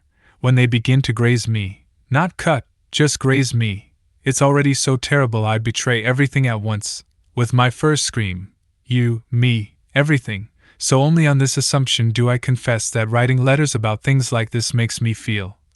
I repeat, for my life's sake, this is merely a feeling, as if I were living somewhere in Central Africa and had lived there all my life and wanted to share with you who live in Europe, in the middle of Europe, my unshakable opinions about the next political configuration. But this is just a simile, a stupid, clumsy, wrong, sentimental, lamentable, intentionally blind simile, nothing more. Please, swords. You're right to quote your husband's letter, and although I can't say I understand everything exactly, do not send me the letter. I can see that it is written by a single man, one who wants to marry. What does his occasional infidelity matter? It isn't even infidelity, since you both walk the same road, just that he veers a little to the left along the way. What does this infidelity matter, which will keep welling up in any case in your deepest sorrow as in your deepest happiness? What does this infidelity matter compared to my eternal bond? I did not misunderstand you concerning your husband. You keep pouring the whole mystery of your indestructible unity, this rich, inexhaustible mystery, into worrying about his boots. There's something about that which tortures me. I don't know exactly what. It's really very simple. If you were to leave him, he'll either live with another woman or move into a boarding house, and his boots will be polished better than they are now. This is silly and not silly. I don't know what it is about these remarks that causes me such pain. Maybe you know. Yesterday I went to see Lauren. He wasn't in his office. Today I spoke with him on the telephone and interrupted him right in the middle of correcting one of your essays. He says he wrote your husband yesterday, and that he should appeal directly to Moserick's secretary, who is an acquaintance of Lauren. Yesterday I wrote to pick at Heindorf Ferdinandstil. Your birthday wouldn't have had to be spoiled if you'd written me earlier about the money. I'm bringing it along. But we may not see each other at all. In this confusion, it's entirely possible. There's another thing. You write about people who share their mornings and evenings and those who don't. In my opinion, precisely the latter situation is the more favorable. They have possibly, or certainly, done something bad, and the filth of this scene derives essentially from their being strangers, as you correctly observe, and it is physical filth just like the filth in an apartment that has never been occupied and is suddenly, savagely torn open. This is bad, but nothing crucial, nothing actually decisive in heaven and on earth has happened. It really is just playing with a ball, as you call it. It's as if Eve had indeed picked the apple. Sometimes I think I understand the fall like no one else, but just to show it to Adam, because she liked it. It was the biting that was decisive. Of course, playing with the apple also wasn't allowed, but neither was it prohibited. Prague, August 17 to 18, 1920. Tuesday, so it'll be another 10 to 14 days before I get an answer to this letter. Compared to the way it's been, that's almost like being abandoned, isn't it? And just now I feel there are some things I have to tell you, unsayable things, unwritable. Not to make up for something I did wrong in Gmund, not to save something which has drowned, but to make it utterly clear to you how I am doing, so that you won't let yourself be frightened away from me. After all, that can happen with people, despite everything. Sometimes I feel as though I had lead weights so heavy they're bound to pull me down into the deepest sea in a minute, and anyone who wanted to grab me or even save me would just let me go, not out of weakness or even desperation, but simply out of sheer annoyance. Now, naturally this isn't addressed to you, but to your pale reflection, barely recognizable by a tired, empty head, either unhappy nor excited, almost a condition to be grateful for. So yesterday I went to see Jarmila. Since it was so important to you, I didn't want to postpone it by a single day. To tell the truth, the thought of having to speak with Jarmila at all made me uneasy, and I preferred to get it over with at once. Despite my being unshaven, this time it wasn't merely gooseflesh, which could hardly affect the outcome of my mission. I went up there around 6:30. The doorbell didn't ring, knocking didn't help, the Narodny Listy was in the mailbox. Evidently there was nobody home. I stood around a little while. 2 women came in from the courtyard, one of them Jarmila, the other possibly her mother. I recognized Jay at once, although she hardly resembles her photograph, much less you.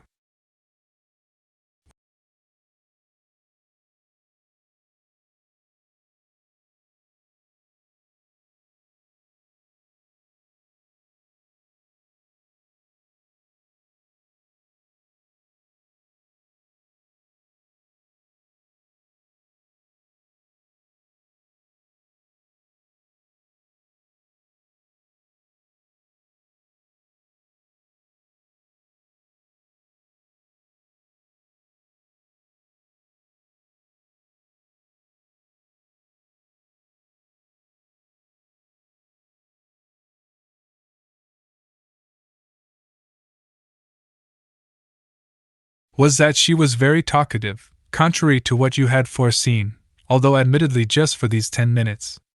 She talked almost incessantly, reminding me very much of that letter of hers you once sent me. A loquaciousness that is somehow independent of the speaker. This time it was even more striking, since it wasn't about such concrete details as were in that letter. Her liveliness is partly explained by the fact that, as she said, she has been upset about the whole affair for several days now. She has wired Haas on account of Werfel, and still without an answer, has wired you and written by special delivery. Following your request, she immediately burned the letters, not knowing any other way she could quickly put your mind to rest, which is also why she had already thought of going to see me this afternoon, to at least discuss it with someone who also knew about the whole thing. She is evidently under the impression that she knows where I live, because of the following. One autumn, I think, or maybe it was already spring, I don't know for sure. I went rowing with Atla and little Rosenka, the girl who had prophesied my impending end in the Skanborn plays. In front of the Rodolphinum we met Haas with a woman whom I didn't even notice at the time. It was Jarmila. Haas told her my name, and Jarmila mentioned that she had occasionally spoken with my sister years ago at the swimming school. Because the swimming school was very Christian at the time, Jarmila had remembered my sister as a Jewish curiosity. At the time we lived opposite the swimming school, and Atla had pointed out our apartment. So that's the whole long story.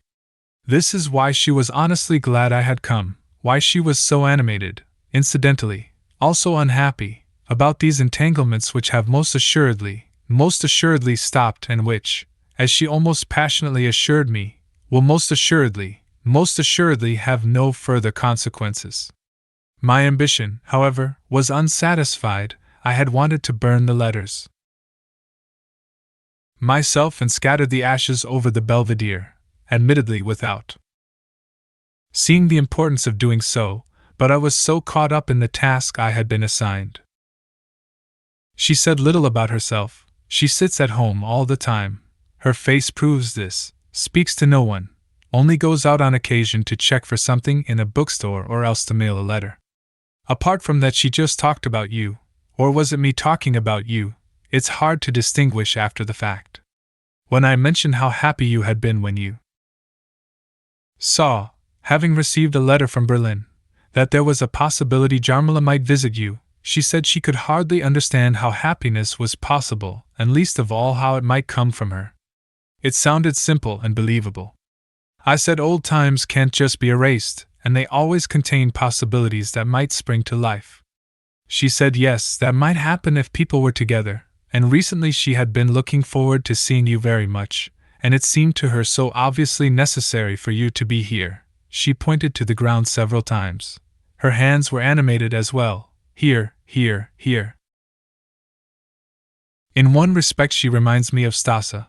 Whenever they talk about you, both are in the underworld, speaking wearily about you who are alive. But Jarmila's underworld is definitely different.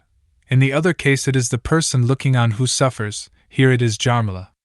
I have the feeling she needs indulgence. We said goodbye quickly in front of her house.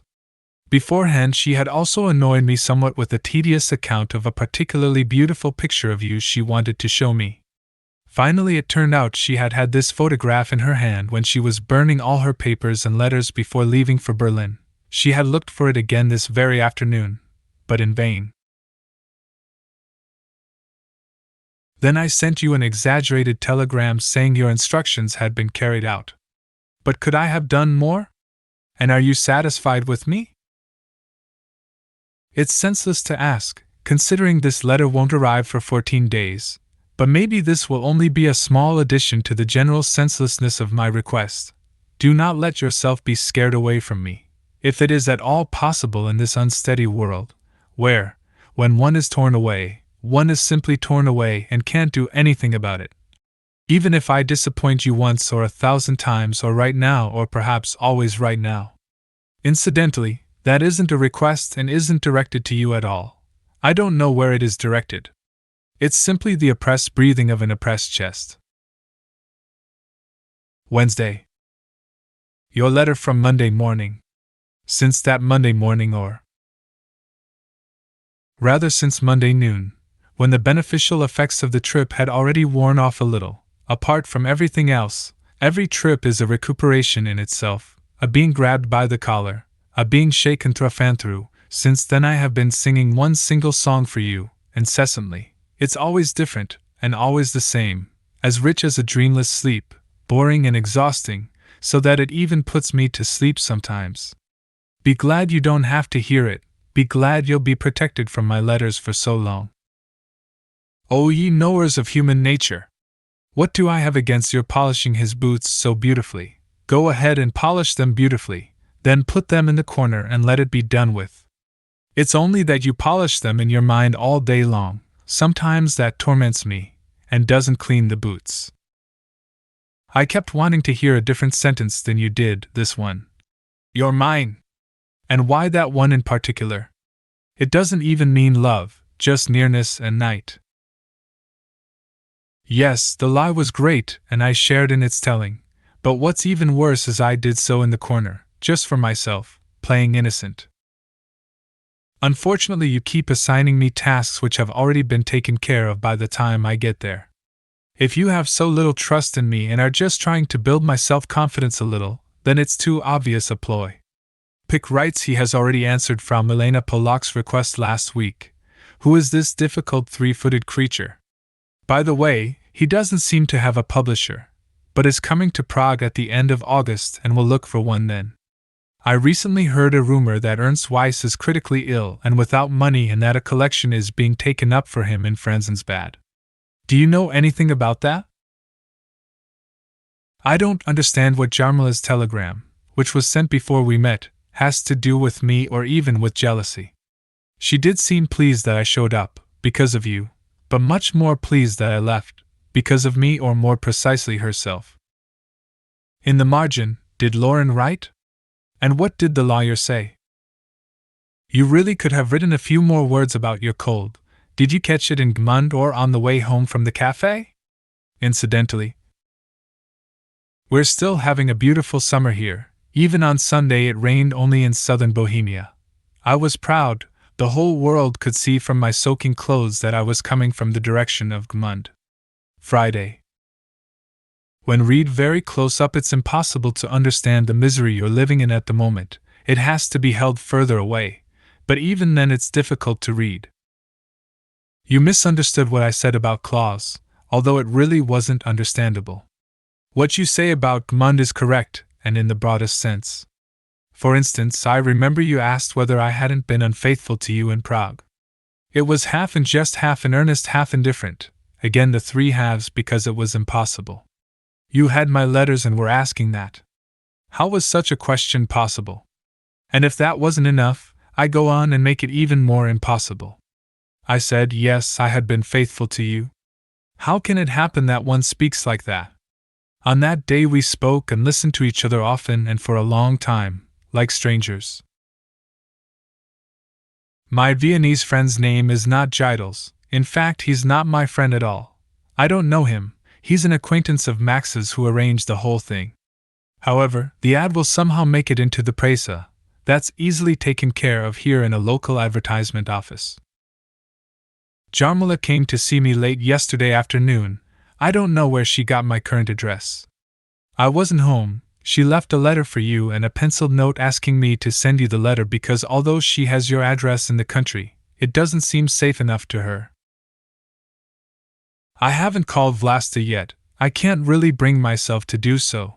After 9 I could only call her from the office, and I telephoned so badly when surrounded by employees, we don't have a booth, that the switchboard operator generally refuses to connect me. I also forgot her surname, and what would I do if your father answered? I'd rather write her.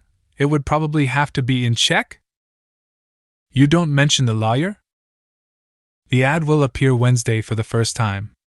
Will possible responses be forwarded to Vienna? Monday. So there, it didn't take so long after all. I've received the 2 letters from Salzburg. May things turn out well in Gilgin. Of course, it's already autumn. This cannot be denied. I'm doing badly, I'm doing well, whichever you prefer. Hopefully my health will last a little while into autumn. We'll still have to write or talk about Gmund.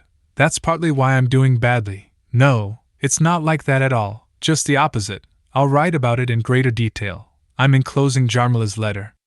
I responded to her visit with a pneumatic letter saying I'd be happy to send you her letter, but only if it didn't contain anything urgent, since I didn't think I'd have your address for another week.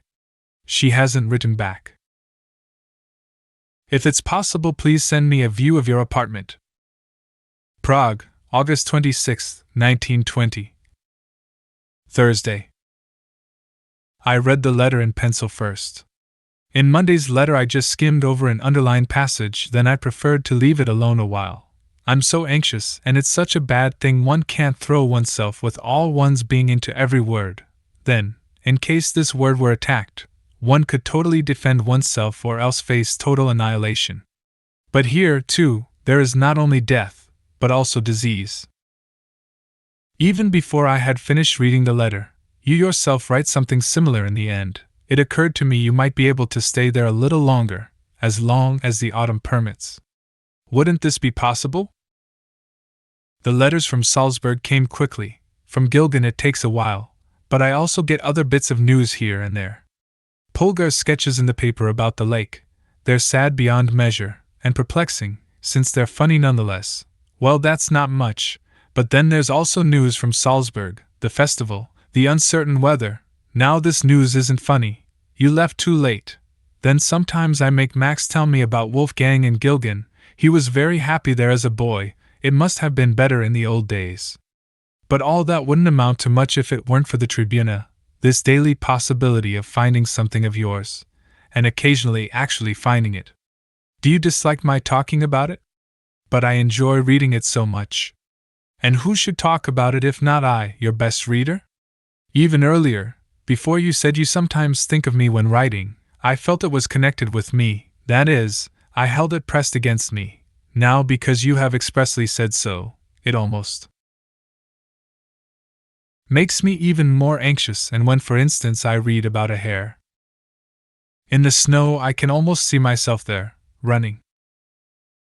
In the margin, 100k daily, so cheap, couldn't you stay there longer, in Gilgan, Wolfgang, Salzburg, or elsewhere? In the margin, I consider Max's intervention with topic out of the question. That's really too clumsy of Pick to want to hide behind Max. He didn't write that to me, but promised he'd look for something himself when he comes to Prague. I spent a good hour on the Sophianinsel with Landauer's essay. I understand how the details of the translation made you angry, but after all it was a loving anger as well. Nonetheless it is beautiful, and even if it doesn't go a step deeper, at least it shuts the reader's eyes enough for him to take this step. Incidentally, the material which attracts you is strange. The three essays, Claudel, Landauer, letters, belong together after all. How did you arrive at Landauer? In this issue of Kmen there's also the first good original piece I've read there. I can't remember the author's name exactly, Vladislav Vancura or something like that. In the margin, yes, I knew I had skipped over something and, without being able to forget it, could not remember it. Fever? Real fever? Did you take your temperature? Now I've read the other letter after all, but actually just starting at. I don't want you to answer this. I don't know what comes before that, but confronted by your letters today, which provide irrefutable proof for your being the you I carry sealed in my innermost self, I am prepared to declare it true unread, and even if it should testify against me to the highest authorities. I am dirty, Milena, infinitely dirty. This is why I scream so much about purity. No one sings as purely as those who inhabit the deepest hell. What we take to be the song of angels is their song. In the margin, there's probably no swimming anymore? The view of your apartment, please. In the margin, Jarmila did write back after all 3 lines, that her letter is neither urgent nor important, and that she thanks me. Concerning Vlasta, I'm still waiting for your answer. For a few days now I've been performing my military service, or more correctly, maneuvers, which is sometimes the best thing for me, as I discovered years ago. In the afternoon I sleep in bed as long as I can, then walk around for 2 hours, then stay awake as long as I can. But The catch is in this. As long as I can. I can't for long. Not in the afternoon, not at night, and still I'm practically wilted in the morning when I walk into the office. The real treasure lies hidden in the deep of the night, in the second, third, fourth hour. But these days if I don't go to bed before midnight at the latest I am lost, and so are night and day.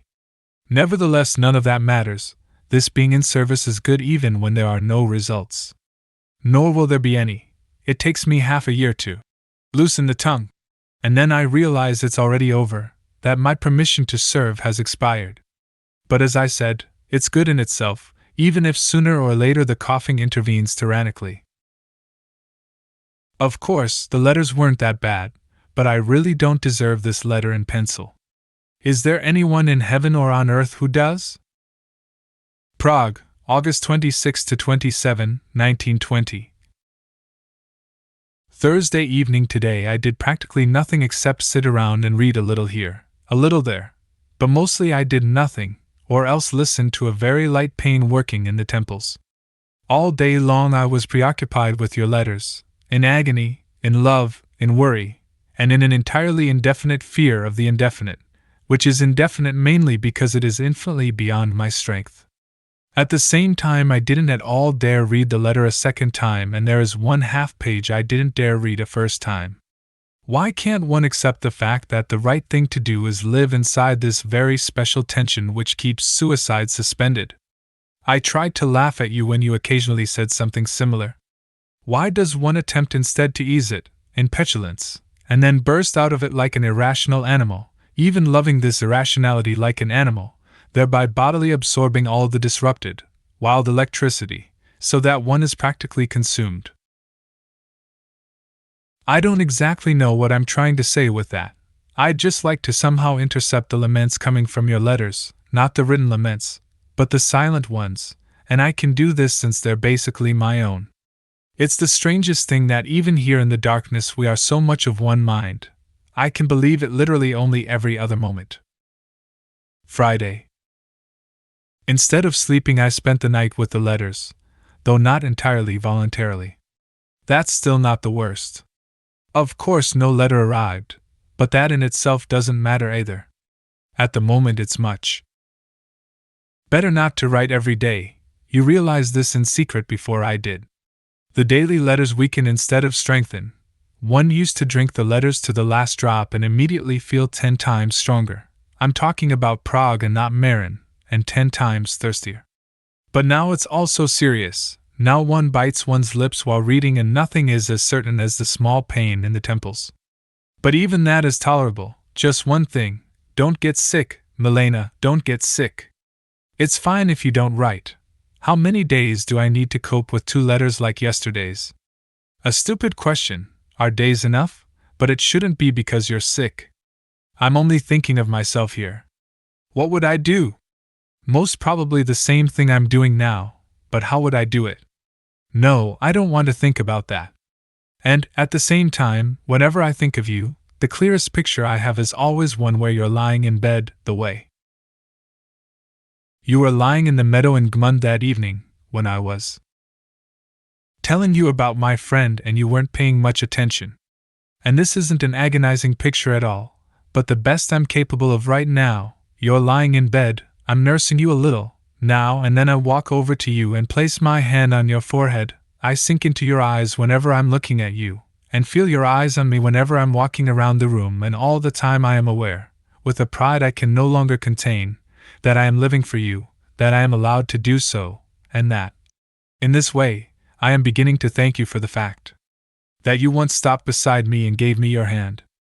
Furthermore, this would only be a sickness which passes quickly, leaving you healthier than you were before, one which lets you arise once again in all your greatness, whereas I would just crawl under the earth, suddenly and soon, hopefully without noise and pain. This doesn't cause me the slightest agony, but the idea you might fall ill far away.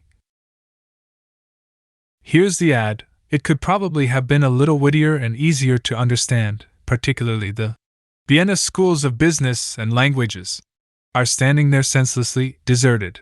In any case, the comma after teacher wasn't mine. By the way, Tell me what you'd like to have improved and I'll have it changed for the next run. For now it has appeared on the 26th and will appear next on the 1st, 5th, and 12th. It turns out Max really isn't able to mediate. Topic did indeed publish Tycho Brahe. Since then, however, another Jewish political brochure was supposed to appear. It had already been accepted, but then because of lack of paper, printing costs, etc., it was once again rejected. So he's actually fallen out with Topic. Prague, end of August, 1920.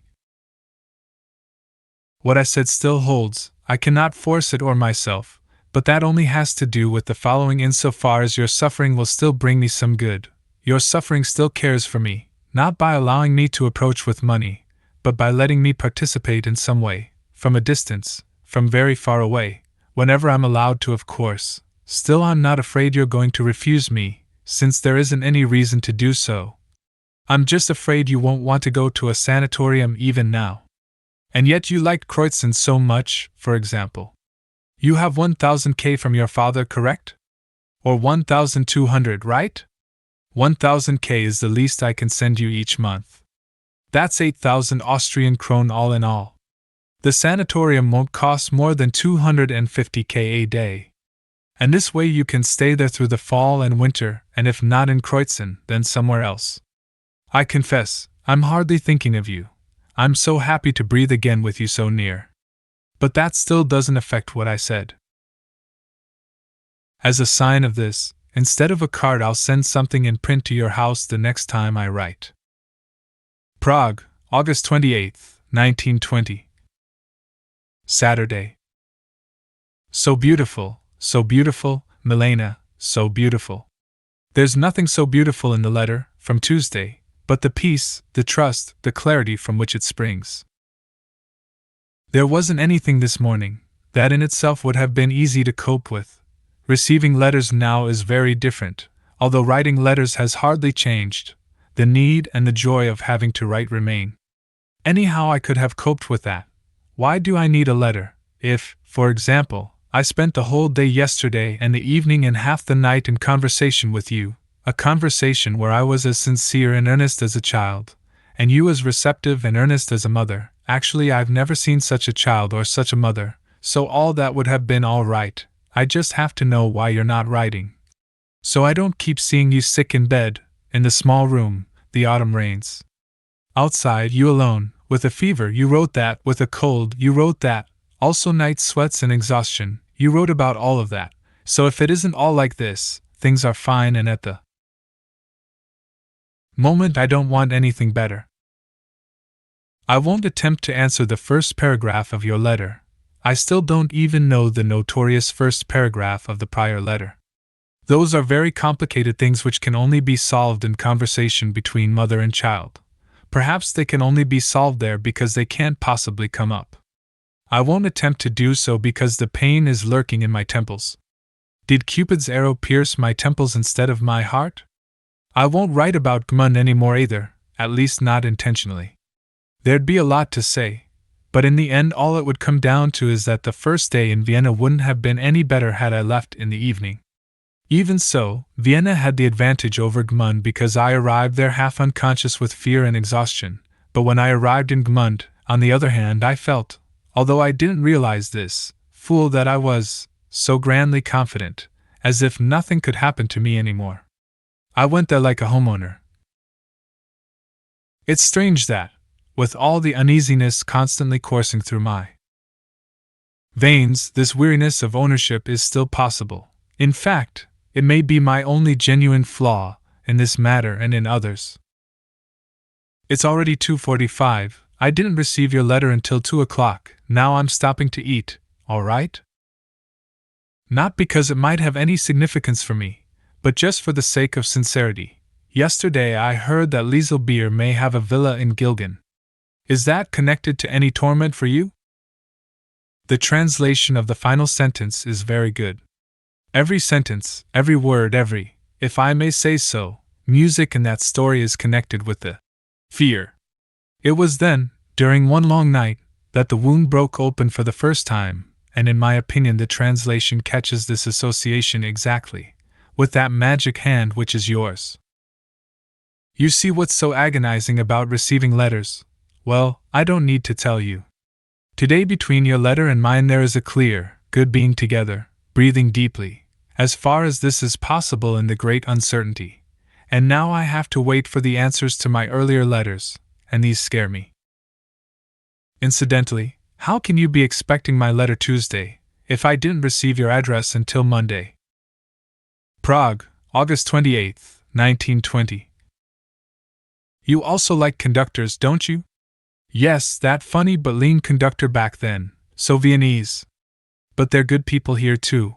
Children want to grow up to be conductors, so they too will be powerful and respected, so they can drive around, stand on the running board, and bend down so low over other children. And they have a ticket punch as well and so many tram tickets. But all these possibilities rather intimidate me. I'd like to be a conductor so I can be so happy myself, and so interested in everything. Once I was walking behind a slow tram and the conductor. The poet has arrived to take me out of the office. Let him wait until I'm finished with the Conductors. Was on the rear platform leaning over and shouting something to me, which I couldn't hear due to the noise on the Joe's splats. He was also waving his arms excitedly, wanting to show me something, but I couldn't understand what, and meanwhile the tram was moving further away and his efforts were becoming more and more hopeless. At last I understood. The golden safety pin on my collar had come undone, and he had been trying to call my attention to it. I thought about that when I boarded the tram this morning, as dull as a sick ghost, following last night. The conductor gave me change for 5K, and in order to cheer me up, not exactly me, as he hadn't looked at me at all, he just wanted to cheer up the atmosphere, he made some friendly remark which I couldn't hear about the bills he was handing me. Whereupon a gentleman standing beside me also smiled at me in recognition of the distinction I had received. I could only answer by smiling myself, and so everything became a little better. If it could only cheer up the rainy sky above St. Gilgen. Prague, August 29 to 30, 1920. Sunday. An unusual error yesterday. Yesterday at noon I was so happy because of your letter from Tuesday, and when I reread it in the evening it turned out to be essentially the same as the last letters. It is far more unhappy than it admits. The error proves how much I think only of myself, how much I'm locked inside myself, how I cling to whatever part of you I can, and how I'd like most of all to run off with it somewhere in the desert, somewhere, so that no one can take it away from me. Because I had come running into my room after dictation, because your letter surprised me there, because I read it over greedily and gladly, because nothing seemed to be written against me in bold type, because by chance my temples were only quietly knocking, because I was just light-minded enough to imagine you bedded down in the peace and quiet of forest, lake, and mountains. For all these reasons and more, none of which had the slightest thing to do with your letter and your real situation. What you wrote struck me as happy and I replied with corresponding nonsense. Monday, dear Milena, how uncontrolled, how much being tossed to and fro on a sea which refuses to swallow one up out of sheer malice. Recently I asked you not to write me every day. This was sincere. I was afraid of your letters. If on occasion one didn't come I felt calmer. Whenever I saw one on the table I had to gather all my strength, which was far from enough. And today I would have been unhappy if these cards had not arrived. I have appropriated both. Thank you. Office work. Of all the generalities I've read about Russia up to now, the enclosed essay made the greatest impression on me, or more accurately, on my body, my nerves, my blood. Incidentally, I did not take everything exactly as it's written there. First I rearranged it for my orchestra. Since the whole thing is a fragment anyway, I tore off the conclusion. It contains accusations against the communists which don't belong in this context. This address with its short words, one underneath the other, sounds like a litany, a eulogy, doesn't it? Prague, August 31st, 1920. Tuesday, a letter from Friday. If none was written Thursday it's fine, so long as none is lost. What you write about me is terribly smart. I don't want to add anything, just leave it the way it stands. There's just one thing, something you also mention. I would like to state a little more openly. My misfortune is that I consider all human beings to be good, naturally above all the ones I consider the most eminent, both with my mind and with my heart. A man just came in and was shocked because I was making a face which expressed these opinions to the void. My body, however, simply cannot believe these people will stay that good once they really have to. My body is afraid and would rather crawl slowly up the wall than await this trial, which really would, in this sense, redeem the world. Once again I'm starting to tear up letters, one last night. You're very unhappy because of me, probably combined with other things. It's all a mutual effect. Say it more and more frankly. Of course it takes time. Yesterday I was at the doctor's. Contrary to my expectations, neither he nor the scales find me improved. On the other hand, I'm no worse. But he thinks I should leave.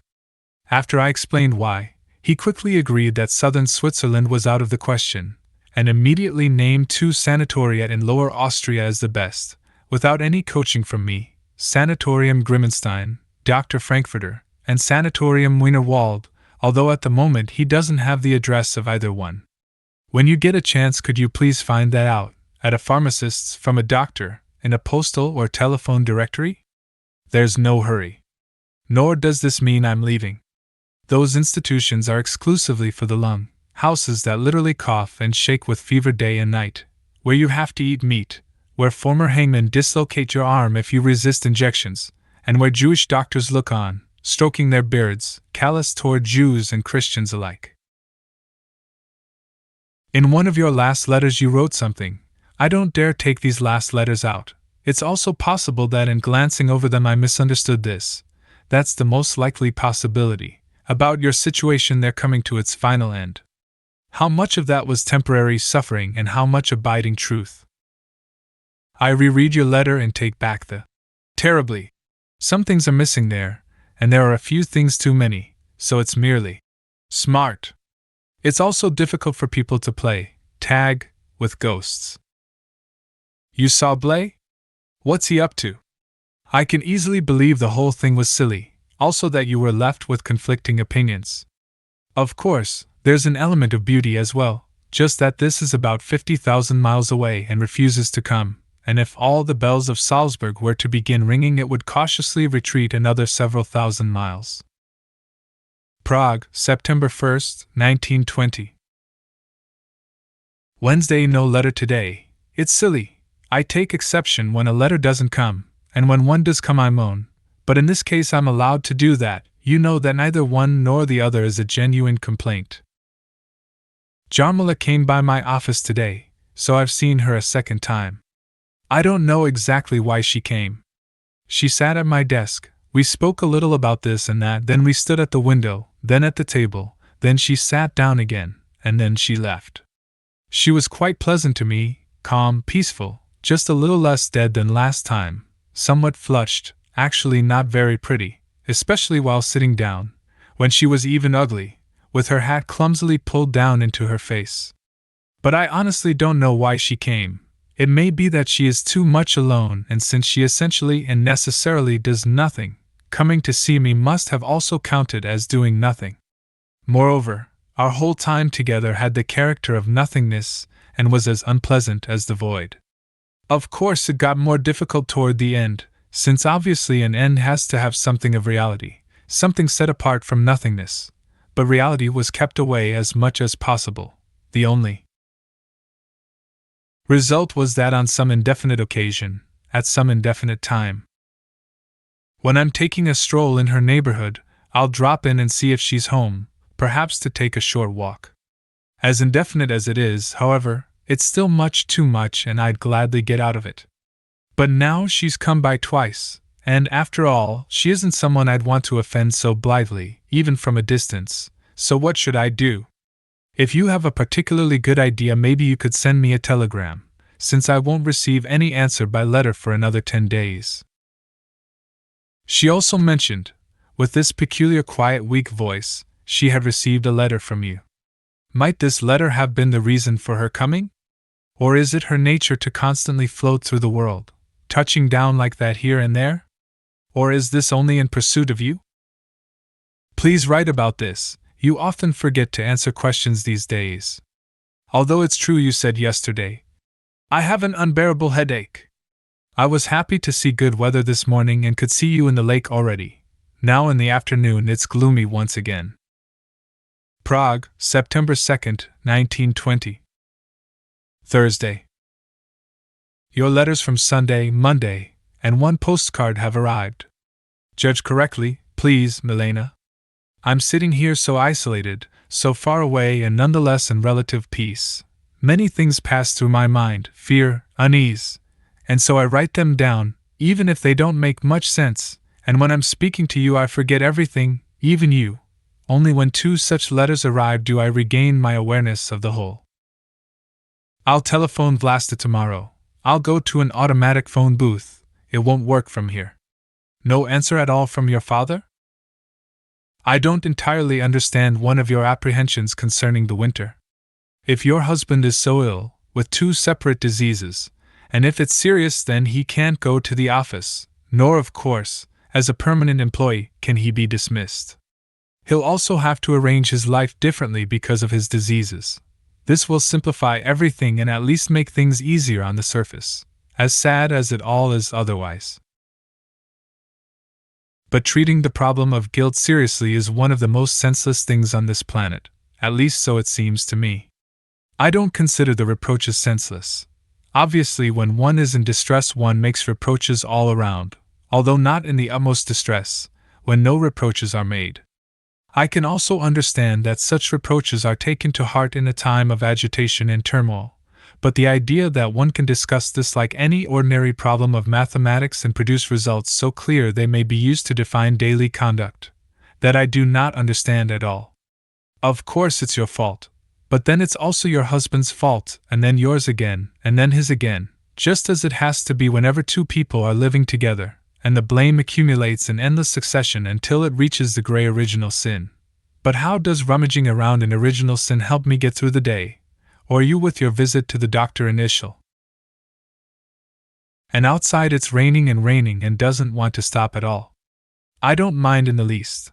I'm sitting inside, dry, and am only ashamed at eating my bountiful second breakfast in front of the painter, who is standing on the scaffolding outside my windows and who has spattered the windows unnecessarily because he is enraged at the rain which has let up a little and at the amount of butter I am spreading on my bread.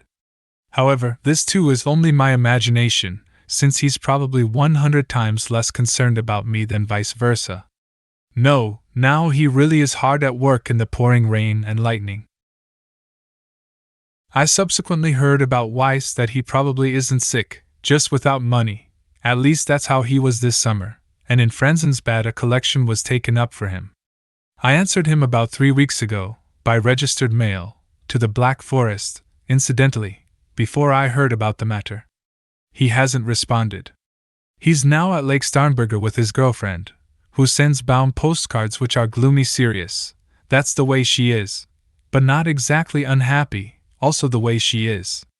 I spoke with her briefly about a month ago before she left Prague, where she had good success in the theater. She looked miserable. She's generally weak and fragile but unbreakable, was exhausted from acting. She mentioned Weiss more or less like this. At the moment he's in the Black Forest, he's not doing well there, but we're about to go to Lake Starnberger, things will get better. Yes, Landauer is appearing in Kmen. I still haven't read the 2nd installment carefully. Today is the 3rd and last. Today the Jala Affair is much less important than it was yesterday. Her 2nd visit only served to frighten me. I'll probably neither write her nor visit. Every encounter with her conveys the strong feeling that she doesn't do what she does for her own poor self. She's really carrying out an assignment, and not a human one.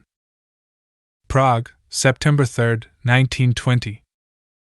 Friday. Milena, only in haste.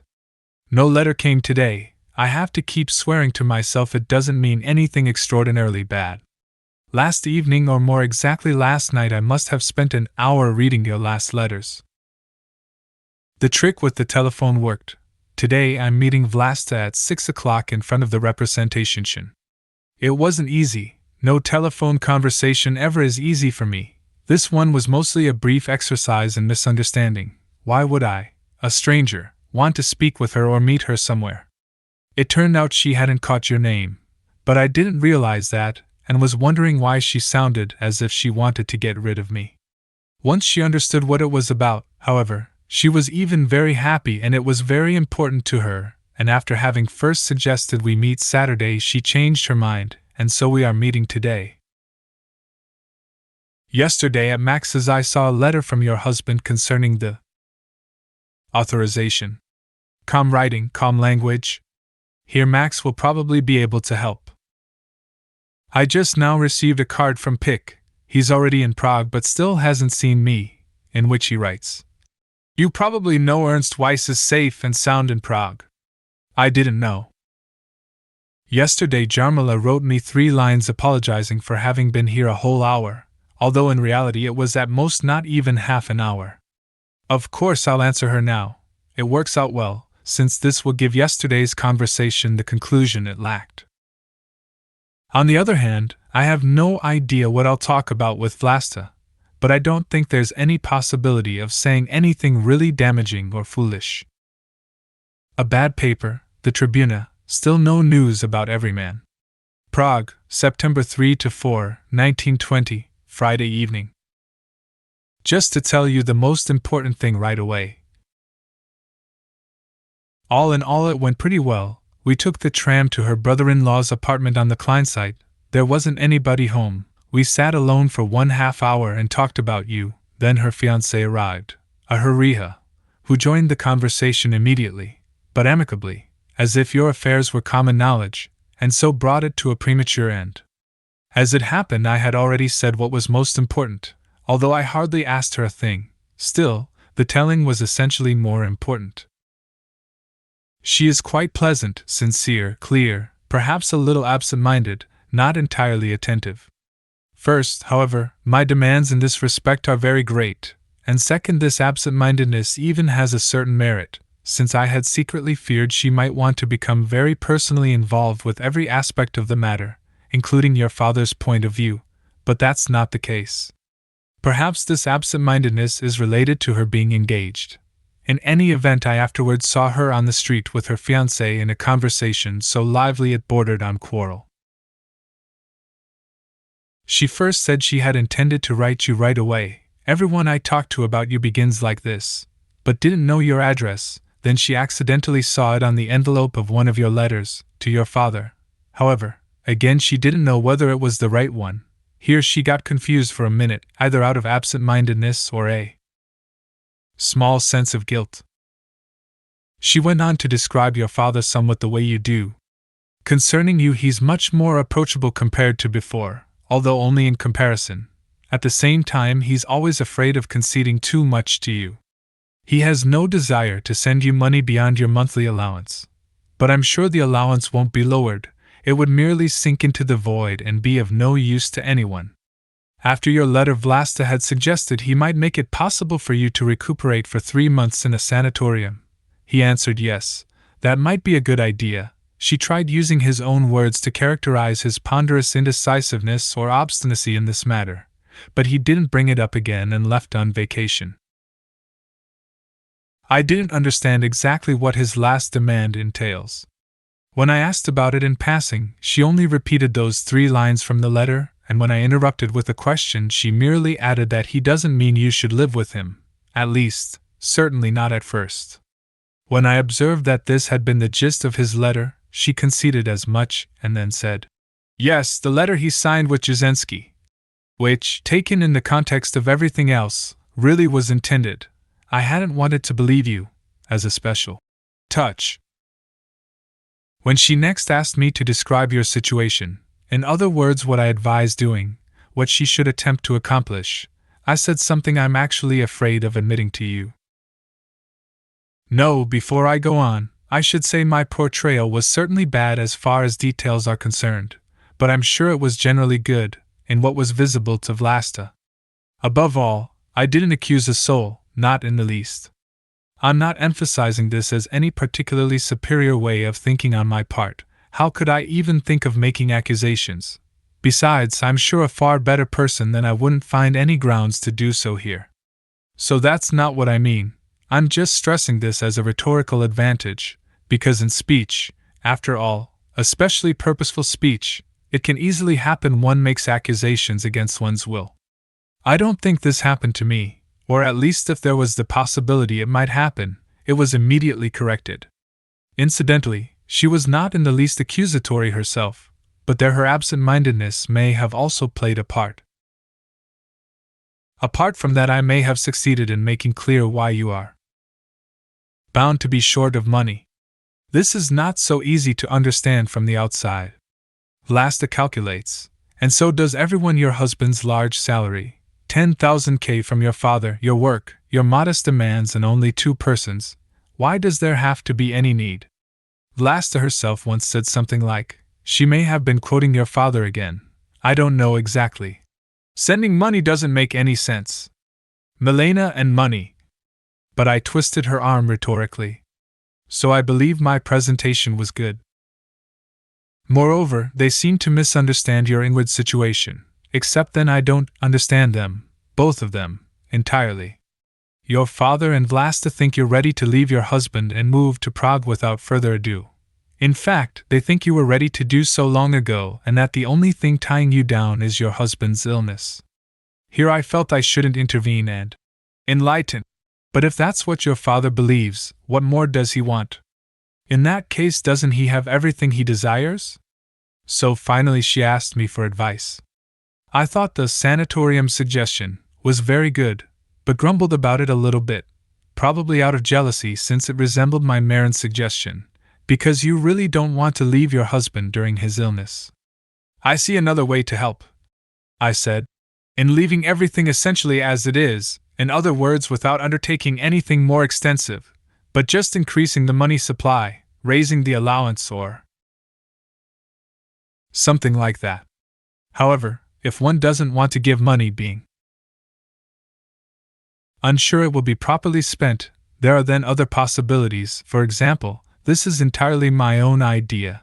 It might annoy Milena very much, and if she learns that it comes from me, she may end up being angry at me. On the other hand, if I consider it halfway decent, and you Fräulein Vlasta asked me, then I have to suggest it, don't I? A gift certificate for proper midday and evening meals at the Weisserhahn, Joe's Stadterstrasse. Then Vlasta had the good idea of writing you tomorrow without actually telling your father any of my news, at least so I understood, and would only talk to him as a result of this contact with you. I gave your Vienna address, which she suddenly recalled after having forgotten it until then. I don't know the one in Street Gilgan exactly, although yesterday on your husband's letter I did catch a glimpse of hotel posts, nor do I know how long you will be staying there, and naturally I didn't want to give the post office box number. I felt the whole thing was sufficiently promising and that they are genuinely concerned about you, although unadvised and a little tired. Nonetheless, money does play a certain role. I still see the concern on her face, surely due to absent-mindedness, when she wanted to calculate, out of the blue and without any promise of success, how much such a meal ticket to the Weisserhahn might cost. But that's almost malice on my part, and blatant injustice. Had I been in her place observing me, I'm sure I would have seen things incomparably more scandalous. She is, as I said, an excellent, friendly, willing, unselfish girl, except that, once again the malice. As a reader of Tribuna she shouldn't powder herself, and as an assistant to a professor of dentistry she should have fewer gold fillings. Well, that's about all. I may remember some more if you ask. This afternoon a Fräulein Riemann was here, according to my mother, who is very unsure of names, seeking my advice in some matter. According to her description it might have been Jarmila. My mother, the guardian of my sleep, lied without any effort that I was not home, although I was actually in bed 5 steps away. Good night. Even the mouse in the corner next to the bathroom door is letting me know it's almost midnight. I hope it won't call my attention to every passing hour of the night the same way. How lively it is! It's been so quiet for weeks. Saturday, so as not to hide anything, I also read Vlasta a few passages from your last 2 letters and further advise that the monthly allowance be sent to you directly. And as far as the mouse is concerned, nothing more was heard in the night, but when I took the sheets off the sofa this morning something dark and squeaky with a long tail fell out and immediately disappeared under the bed. That could have very easily been the mouse, couldn't it? Even if the squeak and the long tail were just in my imagination? In any case, I couldn't find a thing underneath the bed, as far as I dared look. Wednesday's letter is funny. I'm not sure. I don't believe the funny letters anymore. I almost said, I don't believe any letters anymore. Even the most beautiful ones always contain a worm. Be good to Jarmila. Well, that's obvious. But how? Should I go visit her? Because yesterday a FRL Ryman said she wanted my advice on something? Even disregarding the loss of time and sleep, I'm afraid of her. She is one of the angels of death, but not one of the high angels who simply lay their hands upon us mortals. She is of a lower sort, one who has to resort to morphine. Prague, September 5, 1920. Sunday is the main thing what you claim to have written, Milena, or isn't it really the trust? You wrote about it once before, in one of the last letters to Meran. I could no longer answer it. Robinson had to sign on, you see, had to make his dangerous voyage, had to suffer shipwreck and many other things. I would only have to lose you and would already be Robinson. But I'd be more Robinson than he. He still had the island and Friday and many various things, and finally the ship that took him away and practically turned everything into a dream. I wouldn't have a thing, not even my name, since I've given that to you as well. That's why I'm independent of you to a certain extent, precisely because the dependency transcends all bounds. They either slash or is too great.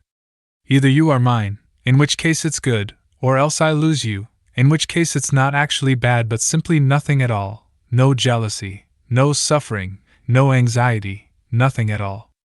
And of course it's blasphemous to build so much on another person, and that's why the fear starts to converge around the foundation. But it's not so much the fear about you as the fear that such constructions are dared at all. And that's also why your lovely human face has so much of the divine, although it was probably there to begin with. So now Samson has revealed his secret to Delilah, and his hair, which she has been constantly ruffling in preparation, is now free for her to cut, but let her go ahead, it's all the same as long as she doesn't have a similar secret. For 3 nights I've been sleeping very badly for no apparent reason, and you're doing tolerably well? A quick answer, if it is an answer, the telegram has just arrived. It came as such a surprise, already opened, too, that I didn't have time to be alarmed. Somehow I really needed it today. How did you know? Your natural intuition, which always has you send whatever's needed.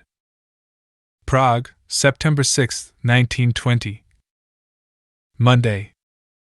No letter.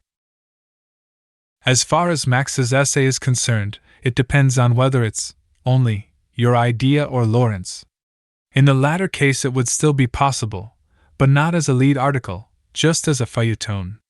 Incidentally, there are various political considerations at play which would be too boring to list. I wired you the address yesterday, H.J. care of Karl Meyer, Berlin W15 Lietzenberger, or Lutzenberger, Strasse number 32. Your telegram was very good. I wouldn't have gone to see Jarmila otherwise. Following your telegram I did. So she was the one who had dropped by 2 days ago. Actually she didn't even say what she had wanted. She intended to send you a letter and wanted to ask me whether you could keep it safe from your husband. Why keep it? And now she's reconsidered and no longer intends to send it. But it's possible she might want to later after all, and in that case she'll either send it to me or bring it. That's how unclear it all was.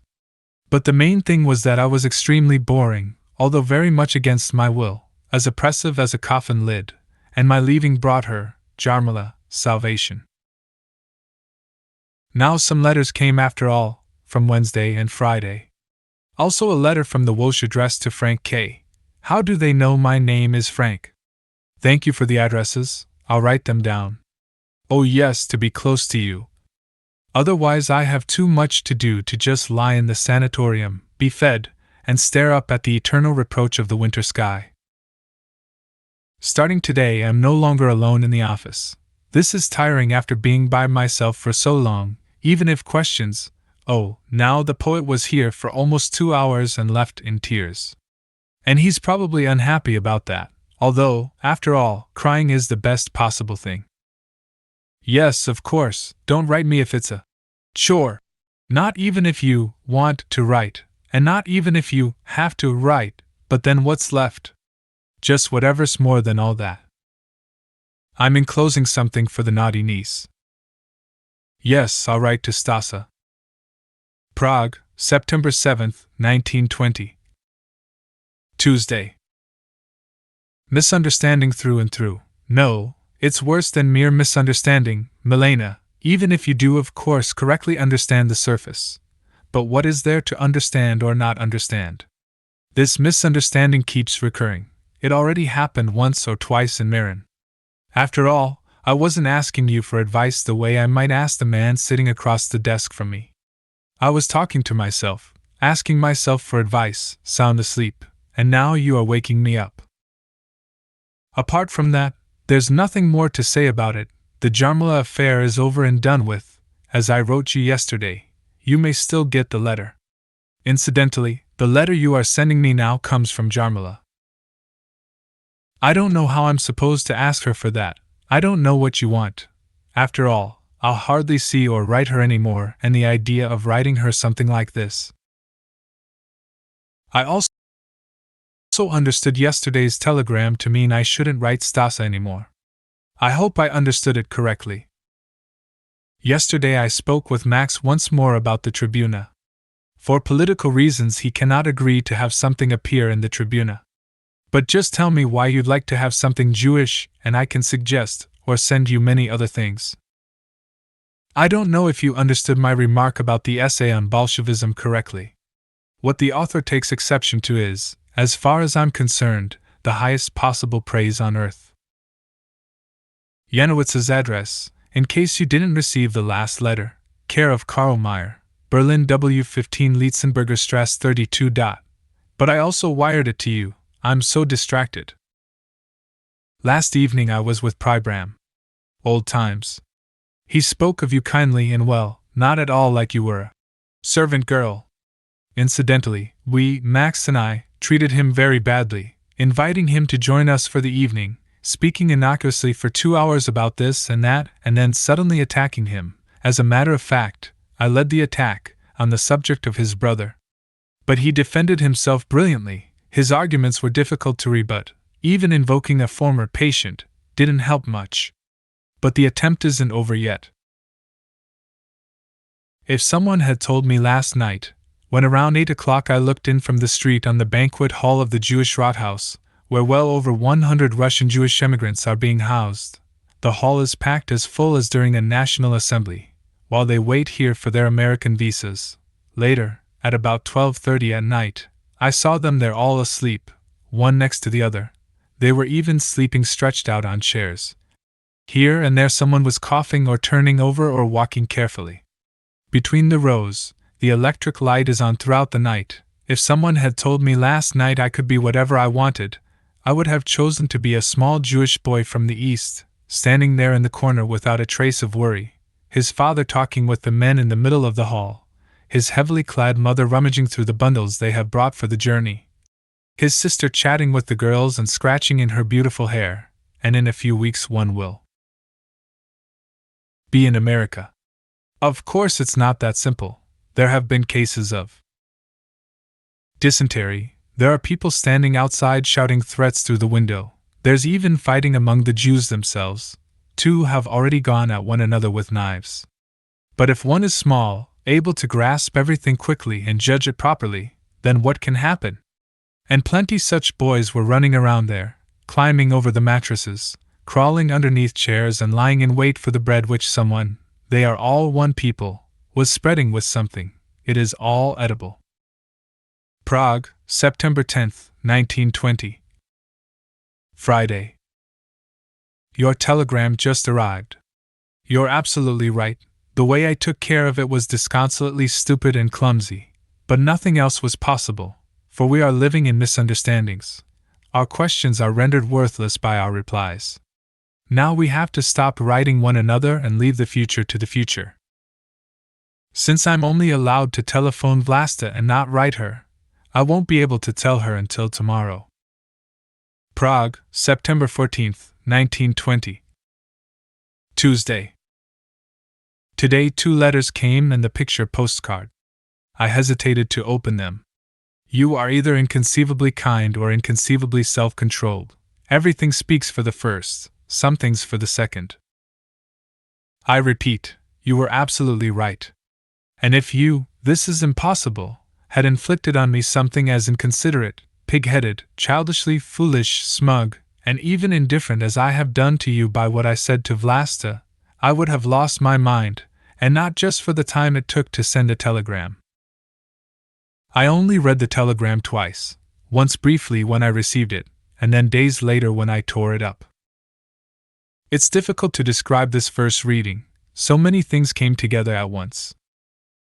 The clearest was that you were beating me. I think it began with Sofort. K, that was the blow. K. No, today I can't write about that in detail, not because I'm particularly tired, but because I'm heavy. I have been overcome by the nothingness I once described. I'm sure it would all be impossible to understand if I had considered myself guilty while doing all the above. In that case, I would have been justly beaten. No, both of us are guilty, and neither one. After overcoming all justifiable resistance, you may nevertheless be able to reconcile yourself to Vlasta's letter, which you'll find in Vienna. I went looking for her at your father's apartment the very afternoon I got your telegram. Downstairs was a note saying, I showed you. I had always taken that to be the first story, and now it was all the way upstairs. A young pretty happy maid opened the door. Vlasta wasn't there. I had expected that but had wanted to do something and find out when she arrived in the morning. According to an inscription on the door of the apartment, your father appears to be editor of the Sportovny Review. So next morning I waited for her in front of the house.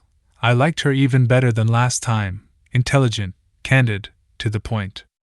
I didn't say much more than what I told you in my telegram.l. In the margin, I can partly dispel your apprehensions concerning your father, next time.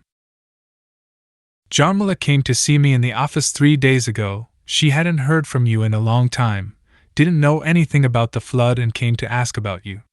It went all right. She only stayed a little while. I forgot to pass on your request concerning her writing. I then wrote her a few lines about that. I still haven't read the letters carefully. I'll write again when I have. Now the telegram arrived as well. Really? Really? And you're no longer lashing out at me? No, you can't be happy about it. That's impossible. This is a telegram of the moment just like the other one, and the truth is either here nor there. Sometimes when one wakes up in the morning one thinks that truth is right next to the bed, like an open grave with a few wilted flowers, ready to receive. I scarcely dare read the letters. I can only read them by spells. I can't stand the pain. Milena, and once again I am parting your hair. Am I such an evil beast, evil toward myself and just as evil toward you? Or wouldn't it be more correct to say the evil is hunting me, driving me on? But I don't even dare say that it is evil, just that when I'm writing you I think it is and then I say so. Otherwise it's like I described. Whenever I write to you sleep is out of the question, both before and after. When I don't write I at least get a few hours of shallow sleep. When I don't write I'm merely tired, sad, heavy. When I do write I am torn by fear and anxiety. It seems we're both asking for sympathy. I ask you to let me crawl away somewhere. You ask me, but the fact that this is possible is the most terrible paradox. But how is it possible? You ask? What do I want? What am I doing? It's more or less like this. I, an animal of the forest, was at that time hardly even in the forest. I was lying somewhere in a dirty ditch, dirted only by my presence, of course, when I saw you outside in the open, the most wonderful thing I had ever seen. I forgot everything, forgot myself completely. I stood up, approached, admittedly anxious within this new but familiar freedom. I ventured even closer, all the way up to you. You were so good. I crouched down beside you as if it were my right. I laid my face in your hand. I was so happy, so proud, so free, so mighty, so much at home, again and again, so much at home, but in essence I remained a mere animal, just part of the forest, living in the open only by your grace. I was reading my destiny inside your eyes without knowing it, since I had forgotten everything. This couldn't last. Although you were stroking me with the kindest of hands, you had to recognize certain peculiarities pointing to the forest, my true home and origin. Next came the necessary and necessarily repeated discussions about the fear, which tortured me and you, but you were innocent. To the point of touching my raw nerve, the feeling kept growing inside me what an unclean pest I was for you, disturbing you everywhere, always getting in your way. The misunderstanding with Max touched on this. In Gmund it was already obvious, then came the understanding and misunderstanding with Jarmila, and finally my stupid insensitive echoless behavior with Vlasta and many minor incidents in between. I remembered who I was, and saw that your eyes were no longer deceived. I had the nightmare of feeling at home in a place one doesn't belong, but for me this nightmare was real. I had to return to the darkness. I couldn't stand the sun. I was desperate, truly like an animal gone astray. I started running as fast as I could and still could not escape the thought. If only I could take her with me! And the counter thought. But can there be any darkness where she resides? You ask how I'm getting along. There's your answer. Prague, September 14th, 1920. My first letter had already been sent when yours arrived. Apart from whatever might be underneath, under such things as fear, etc., and which nauseates me, not because it's nauseating but because my stomach is too weak, apart from all that, it may be even simpler than you say. Something like, when one is alone, imperfection must be endured every minute of the day. A couple, however, does not have to put up with it. Aren't our eyes made to be torn out, and our hearts for the same purpose? At the same time, it's really not that bad.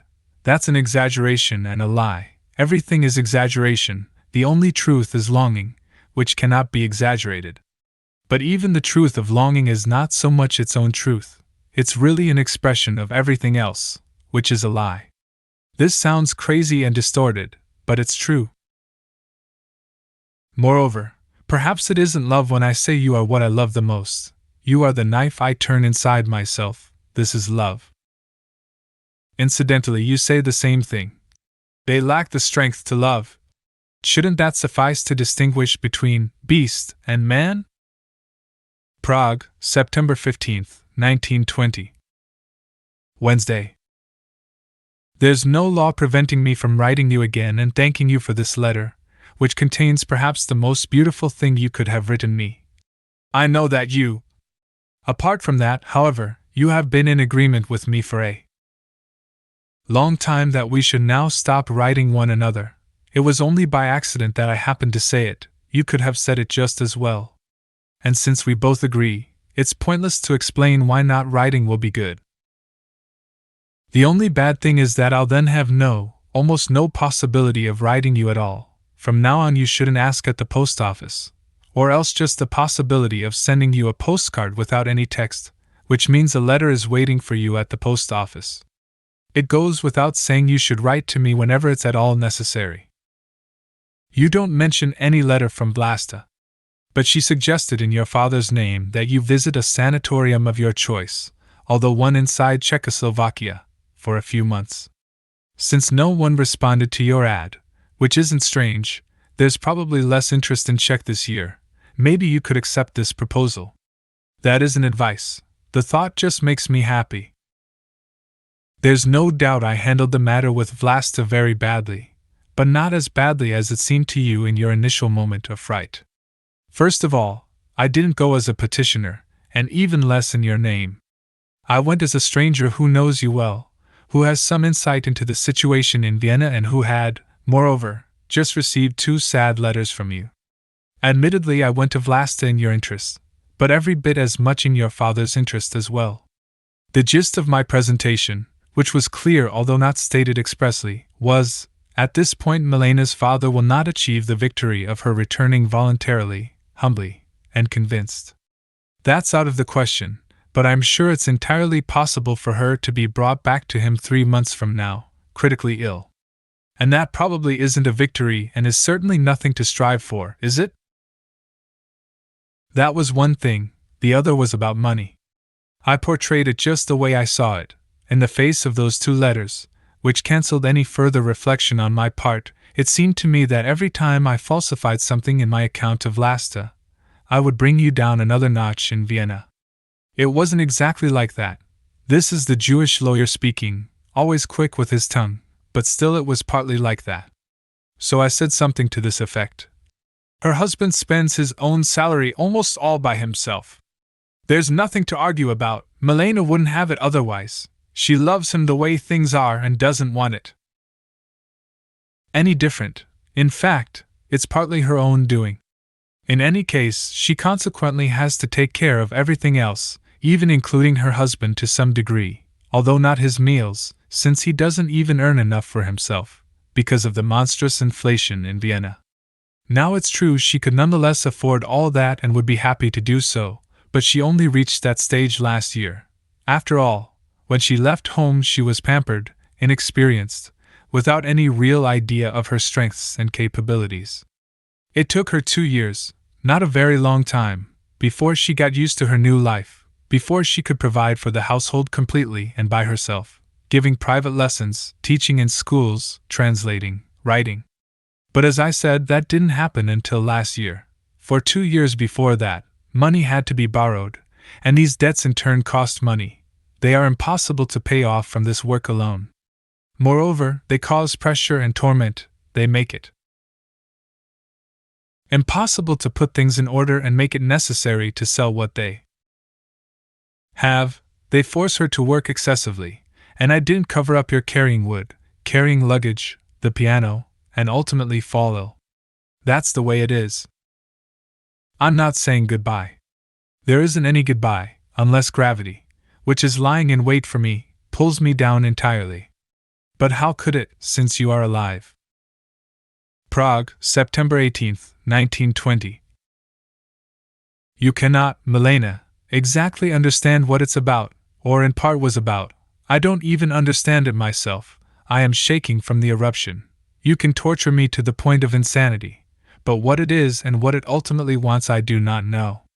I only know what it wants at the moment: quiet, darkness, crawling off somewhere, and I must obey. I have no other choice. It is an eruption and will pass and has already passed in part, but the powers which call it forth are always trembling inside me, before and after. Indeed, this subterranean threat constitutes my life, my being. If it ceases, I cease. It's how I participate in life. If it ceases, I give up living, as easily and naturally as you close your eyelids. Wasn't it always there, as long as we've known each other, and would you have even stolen a glance at me had it not been there? Obviously one can't turn this around and say, now it has passed and I'm nothing but calm and happy and grateful in our new togetherness. This cannot be said, although it's almost true. The gratitude is absolutely true, the happiness only to a certain extent, and the calm is never true, because I will always frighten and be frightened, most of all by myself. You mentioned the engagements and similar things. Of course it was very simple, not the pain, but its effect. It was as if one had lived a dissolute life, and were suddenly arrested as punishment for all one's debauchery, and one's head were placed in a vice, with screws on both temples. Then, as the screws were slowly tightened, one would be forced to say, "Yes, I'll stick with my dissolute life," or, "No, I'll give it up." Of course one would bellow, "No," until one's lungs burst. You're also right to place what I've now done in the same category as the old things. After all, I can only go on being the same person and go on living the same life. The sole difference is that I already have experience. I don't wait with my screaming until they tighten the screws to force the confession. I start screaming as soon as the screws are brought out. In fact, I'm already screaming the minute something starts to move in the distance. So over-alert has my conscience become. No, not over-alert, not nearly alert enough. But there is another difference as well. You can stand the truth like no one else, and one can tell you the truth both for one's own sake and for yours. In fact, one can even discover one's own truth directly through you. But you are wrong to speak bitterly of my begging you not to leave me. In this regard I was no different than I am today. I was living off your gaze. This isn't any special deification of your person. In such a gaze anyone can be divine. I wasn't standing on solid ground, and this is what I feared so much. But I didn't realize it exactly. I had no idea how high I was floating above my earth. This was not good, not for you, not for me. One word of truth, one word of the inevitable truth was enough to bring me down a notch, until finally there's no longer any stopping and one is suddenly crashing to the ground and still it feels too slow. I'm not giving any examples of such truth words on purpose. That could only lead to confusion and would never be wholly correct. Please, Milena, come up with another way for me to write you. Sending fake cards is too dumb. Also, I don't always know which books to send you. Finally, the idea you might wind up going to the post office in vain is unbearable. Please come up with something else. Prague, September 20th, 1920. Monday evening. So Wednesday you'll go to the post office and there won't be any letter. Yes, there will be the one from Saturday. I couldn't write in the office because I wanted to work and I couldn't work because I was thinking about us. This afternoon I couldn't get out of bed, not because I was too tired but too heavy. This word keeps recurring. It's the only one that fits me. Do you really understand it? It's something like the heaviness of a ship that has lost its rudder and says to the waves, I'm too heavy for myself and too light for you. But it's not exactly like that either. It can't be expressed by analogy. But basically I didn't write because I have the vague feeling there are so many things, and of such importance, I would have to write you, that all the free time in the world wouldn't be enough for me to gather the strength to do so. That's the way it really is. So since I can't say anything about the present, there's even less for me to say about the future. I literally just this minute climbed out of my sickbed, seen from the outside, I'm still clinging to it, and would like most of all to return there. Despite the fact I know what it means, this bed. What you, Milena, wrote about the people, they lack the strength to love, was correct, even if you didn't think so while writing it. Perhaps their strength to love consists solely in their ability to be loved. And even this is weakened by a further distinction which exists for these people. When one of them says to his beloved, I believe you love me, it's actually something completely different and much less than when he says, I am loved by you. But these aren't really lovers, they're just grammarians. Imperfection as a couple was actually a misunderstanding in your letter. I didn't mean to say anything more than, I am living in my dirt, that's my business. But dragging you down into it is an entirely different matter, not only as a transgression against you, that's incidental. I don't believe a transgression against another person could disturb my sleep, insofar as it only concerns the other person. So it isn't that. Rather, the terrible thing is that you make me so much more aware of my dirt, and, above all, that this awareness makes salvation so much more difficult for me, no, so much more impossible. It's impossible in any case, but here the impossibility increases.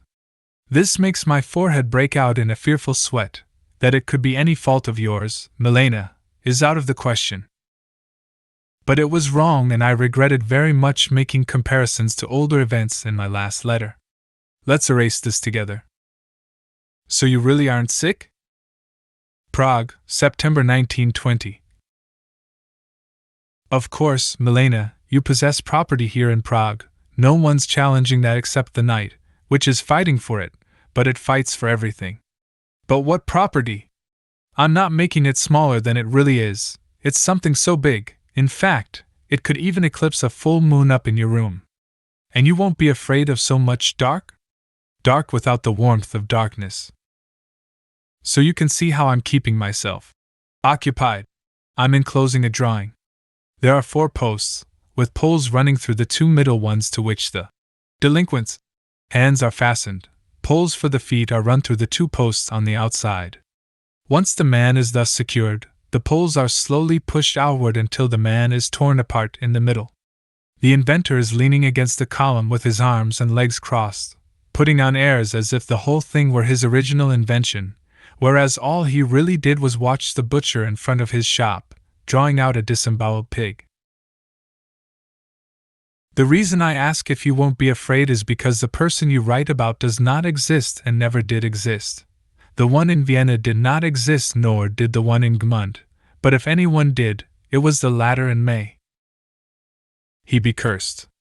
This is important to know because, in case we meet, the Viennese or even the man from Gmund will reappear, in all innocence, as if nothing had happened, whereas down below the real person, unknown to all and to himself, who exists even less than the others but is more real than anything, why doesn't he finally climb up and show himself? Will rise menacingly and destroy everything once again. Prague, September 1920. Yes, Miziku is here, things went quite well. But if it's at all possible, I won't write about other people anymore. They're getting mixed up in our letters as to blame for everything. But that's not why I'm no longer going to write about them. After all, they aren't to blame for anything, they merely cut a path for the truth and whatever wants to follow. I don't want to punish them with that, in case this might be considered a punishment. It just seems to me they no longer fit here. It's dark here, a dark apartment where only the inhabitants can find their way, and only then with difficulty. Did I know it would pass? I knew it would not. When as a child I had done something very bad, although nothing bad or nothing all that bad in the public sense of the word, but something very bad in my private sense, the fact that it wasn't publicly acknowledged as bad didn't vouch for my merit as much as it showed the world was blind or asleep. I was amazed that everything continued along its course unchanged. The grown-ups, although somewhat gloomy, kept moving around me unchanged. And their mouths stayed shut and quiet, in a natural way, which I had admired from below since my earliest childhood. All this led me to conclude, after having watched a little while, that I couldn't have done anything bad, in any sense whatsoever, and that it was childish of me to fear that I had. Consequently, I could start once again exactly where I had stopped in my first moment of shock. Later, this notion of my surroundings changed. First, I began to believe that other people paid careful attention to everything. Further, that they expressed their opinions clearly enough, just that my eye wasn't sufficiently sharp, although I soon fixed that. But in the second place, although I was still amazed at how imperturbable the others were, if indeed they were so, this still could not be counted as evidence which might be used on my behalf. Fine, so they didn't notice anything. Nothing from my being entered into their world. As far as they were concerned, I was irreproachable. Thus the way of my being, my way, led outside their world. If this being was a stream, then at least a strong branch flowed outside their world. No, Milena, please, I beg you to come up with another possibility for writing. You shouldn't go to the post office in vain, not even your little postman. Where is he? Should do so. Even the woman at the counter in the post office should not be asked unnecessarily. If you don't find another possibility, I'll have to put up with it, but at least make some effort to find one. Yesterday I dreamt about you. I hardly remember the details, just that we kept on merging into one another. I was you, you were me. Finally you somehow caught fire. I remembered that fire can be smothered with cloth, took an old coat and beat you with it. But then the metamorphoses resumed and went so far that you were no longer even there. Instead, I was the one on fire, and I was also the one who was beating the fire with the coat. The beating didn't help, however, and only confirmed my old fear that things like that can't hurt a fire. Meanwhile the firemen had arrived and you were somehow saved after all. But you were different than before, ghost-like, drawn against the dark with chalk, and you fell lifeless into my arms, or perhaps you merely fainted with joy at being saved. But here the transmutability came into play. Maybe I was the one falling into someone's arms. Paul Adler was here just now. Do you know him? If only the visits would stop. Everybody is so eternally alive, truly immortal, perhaps not in the direction of true immortality, but down to the depths of their immediate life. I'm so afraid of them. Out of fear I'd like to read his eyes in order to uncover his every wish, and out of gratitude I'd like to kiss his feet, if he would just leave without asking that I return his visit. Alone I am still alive, but whenever a visitor comes by he literally kills me, just so he can then revive me with his own power, except he isn't powerful enough. Monday I'm supposed to go see him. The idea makes my head spin. Prague, September 1920. Why, Milena, do you write about our common future which will never be, or is that why you write about it? Even when we were discussing it in Vienna one evening, I had the feeling we were looking for somebody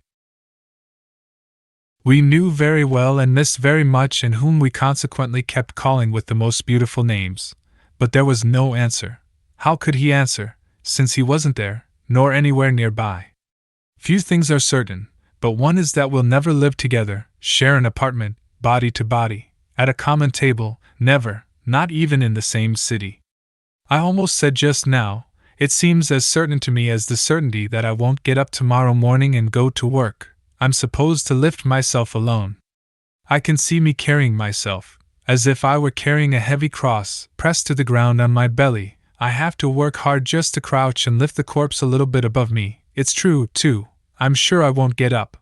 But if getting up requires strength which is just a little more than human, that much I can attain. I can lift myself that much, but just barely. But don't take all this about getting up too literally. It isn't that bad. My getting up tomorrow is still more certain than the most distant possibility of our living together. Incidentally, Milena, you must agree when you examine yourself and me and take soundings of the sea between Vienna and Prague, with its insurmountably high waves. And as far as the dirt is concerned, why shouldn't I go on exposing it? My sole possession, everybody's sole possession. I just don't realize this. Out of modesty? Now that would be the only justifiable objection. The thought of death makes you anxious? I'm just terribly afraid of pain. That's a bad sign. To want death but not pain is a bad sign. Otherwise one can risk death. One has simply been sent out as a biblical dove, and having found nothing green, now slips back into the darkness of the ark. I have received the brochures about the 2 sanatoria. They couldn't possibly have contained any surprises, or at most regarding prices and the distance from Vienna. In this respect they resemble one another. Excessively expensive, over 400k a day, probably 500k, and even that is subject to change. About 3 hours from Vienna by train and another half-hour by carriage, thus quite far, too, almost as far as Gmund, but with the local train. Incidentally, Grimmenstein seems to be a bit less expensive, and so in an emergency, but only in emergency, I would choose it. You see, Milena, how I neglect everything else and only think about myself incessantly, or more precisely about the narrow ground we share, which both my feeling and my will say is so crucial for us. I haven't even thanked you for Kamen and Tribuna, although once again you have performed so beautifully. I'll send you my own copy I have here on the table, but you may also want a few comments, in which case I'll have to read it again, and that isn't easy. I very much enjoy reading your translations of other people's writing. Was the Tolstoy conversation translated from Russian? The enclosure. So that you also receive something from me that makes you laugh for once. J. Ona Niva Ko J. Bijak? Kindesek. M. Prague, September 1920 M. So you've had the flu? Well, at least I don't have to reproach myself for having had particularly much fun here. Sometimes I don't understand how people came across the concept of fun. It was probably only abstracted as an opposite to sadness. I was convinced you wouldn't write me anymore, but I was neither surprised nor sad about it. Not sad because it seemed necessary beyond all sadness, and because there probably aren't enough weights in the whole world to raise my poor small weight, and not surprised because I wouldn't really ever have been surprised before if you had said, "I've been friendly to you up to this point, but now I'm going to stop and leave you." Actually, all things are surprising, but that would have been one of the least surprising. It's so much more surprising, for instance, that one gets up every morning. But this is not some surprise that inspires confidence as much as a curiosity which can occasionally cause nausea. Do you deserve a good word, Milena? Apparently I don't deserve to tell you, otherwise I could. We'll see each other sooner than I think? I'm writing. See, you write. Live together. However, I think we'll never live together and never will be able to, and I see this confirmed everywhere, in things which aren't even related. Everything is saying the same thing, and sooner than never is still just never. It turns out Grimmenstein is better anyway. The difference in price is probably about 50k a day. Besides, in the other sanatorium you have to bring everything you need for the rest cure, foot muff, pillows, blankets, etc. I don't have any of these. In Grimmenstein all this can be borrowed. In the Wienerwald, you have to pay a large deposit. In Grimmenstein you don't. Moreover, Grimmenstein is at a higher altitude, and so on. Anyway, I'm not leaving yet. Admittedly, I did feel bad enough for one whole week, a slight fever and such shortness of breath. I was afraid to get up from the table, also a lot of coughing, but that just appears to be the result of a long walk during which I talked a bit. It's a lot better now, so once again the sanatorium has become less important. Now I have the brochures right here. In the Wienerwald the lowest price for a room with balcony and southern exposure is 380k. In Grimmenstein the most expensive room costs 360k. As disgustingly expensive as they both are, the difference is just too great. Of course the possibility of injections must be taken into account. The injections themselves cost extra. I'd be happy to go to the country, even more happy to stay in Prague and learn some craft. The last thing I want to do is go to a sanatorium. What am I supposed to do there? Have the head physician take me between his knees and use his carbolic fingers to stuff meat into my mouth and down my throat until I choke? Now I went to see the director as well. He called for me. It happened that Otla was here to see him last week against my will. Against my will I was examined by the company doctor. Against my will I will be given sick leave. Kupik is flawless. Apparently you assume there are mistakes because you can't imagine that the German text is really as helplessly bad as it is. But it is exactly that bad. Just so you see, I was reading it for mistakes. Instead of Boli Juvnit Vesile v Spancic, Juvnit na, or something like that. The thought is namely that just as claws can work on the forehead from the outside, this can also happen on the inside. Potyragus se means to become confused? To thwart one another? Right after that, instead of volmnisto, it might be better to say nemesti, pronasildaj gen, and I don't know whether ner is gen. Here you see this ner is a Prague-Jewish ner, signifying a challenge, like, go ahead and do it. The final words aren't translated literally. You separate the maidservant and the husband, whereas in German they merge. N. You're right about ghost letters. But they are real, they aren't just wearing sheets. I've just been lying down on the sofa for 2 hours now, scarcely thinking of anything but you. You forget, Milena, that we're really standing side by side watching this being which is me down on the ground. But in that case I who am looking am then without being. By the way, Autumn is playing games with me as well. I'm sometimes suspiciously warm, sometimes suspiciously cold, but I'm not going to look into that. It can't be anything bad. As a matter of fact, however, I've even thought about passing straight through Vienna, but only because my lungs really are worse than they were this summer. That's to be expected, and anything resembling talking outside is difficult for me and has unpleasant consequences. If I have to leave this room, I'd like to throw myself onto the deck chair in Grimmenstein as quickly as possible. But maybe the trip itself will do me good, and the Vienna air, which I once considered to be the true air of life. Wienerwald may be closer, but the difference in distance can't be very great. The sanatorium isn't in Leobersdorf but further out, and to get from the station to the sanatorium takes another half hour by carriage.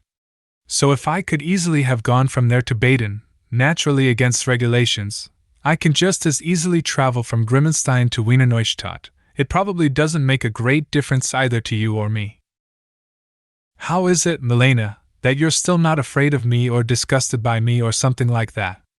Is there any limit to the depth of your sincerity, your strength? I'm reading a Chinese book, Ghost Book, which I mentioned because it deals exclusively with death. A man is lying on his deathbed, and in the independence gained by the proximity of death, he says, "I have spent my life fighting the desire to end it." Then a pupil mocks his teacher, who talks of nothing but death. "You're always talking about death, and yet you do not die." "And yet I will die. I'm just singing my last song. One man's song is longer, another man's is shorter. At most, however, they differ by only a few words." That's true, and it's unfair to laugh at the lead singer in the opera who sings an aria while lying on the stage, mortally wounded. We lie on the ground and sing for years. I also read Mirror Man. What immense vital energy! Just a little sicklied over in one place, but it is all the more exuberant everywhere. Else, and even the illness itself is exuberant. I finished it greedily in one afternoon. What is tormenting you now, there? Before I always thought myself powerless to help you, but it's only now that I really am. And you are sick so often. Prague, October 22nd, 1920. Milena, I received this letter meant for Vlasta. Maybe it's a mix-up, a small misfortune, evidently designed to have me torment you this way once I've exhausted all other possibilities. At first I wanted to rush the letter to Vlasta, but that would have been extraordinarily dumb, since she would have realized she had my letter, if that were indeed the case. In any event, it was extraordinarily intelligent of me not to do so, or really not quite so intelligent, as it was mostly just the trouble involved holding me back. Anyway, the whole thing isn't all that bad, just a small entry in my catalogue of faults. Today, Friday, I received the enclosed letter from Ilivy. It's completely insignificant in and of itself, but it can be seen as a slight intervention in our affairs, and consequently I would have tried to stop it had I known about it earlier. Ilivy, an exaggeratedly modest, quiet person. And even little Ilivy, as it recently said in Servin, when they were listing the Jews of the rightist party, was in some of my classes in high school. I haven't spoken with him in many years, and this is the first letter I've ever received from him. Now it's almost certain I will leave. My cough and shortness of breath are forcing me to do so. I'm also sure I'll stay in Vienna and that we will see one another. Prague, October 27th, 1920. You made me happy with the train schedule, which I'm studying like a map. At least one thing is certain. Nonetheless, I know I won't come for another 2 weeks, probably later. There are still some things in the office holding me up. The sanatorium, which used to answer me readily and willingly, is now silent on the subject of vegetarian diets. What's more, I am literally rising to the trip like a nation, calling for a little more determination here and there, giving a little more encouragement to this person or that, until finally everyone is ready, but unable to set out only because a child is crying. What's more, I'm almost afraid of traveling. Who, for instance, will put up with me in a hotel if I'm coughing the way? I was yesterday, from 9:45 to about 11 without stopping? For the first time in years I was in bed as early as 9:45.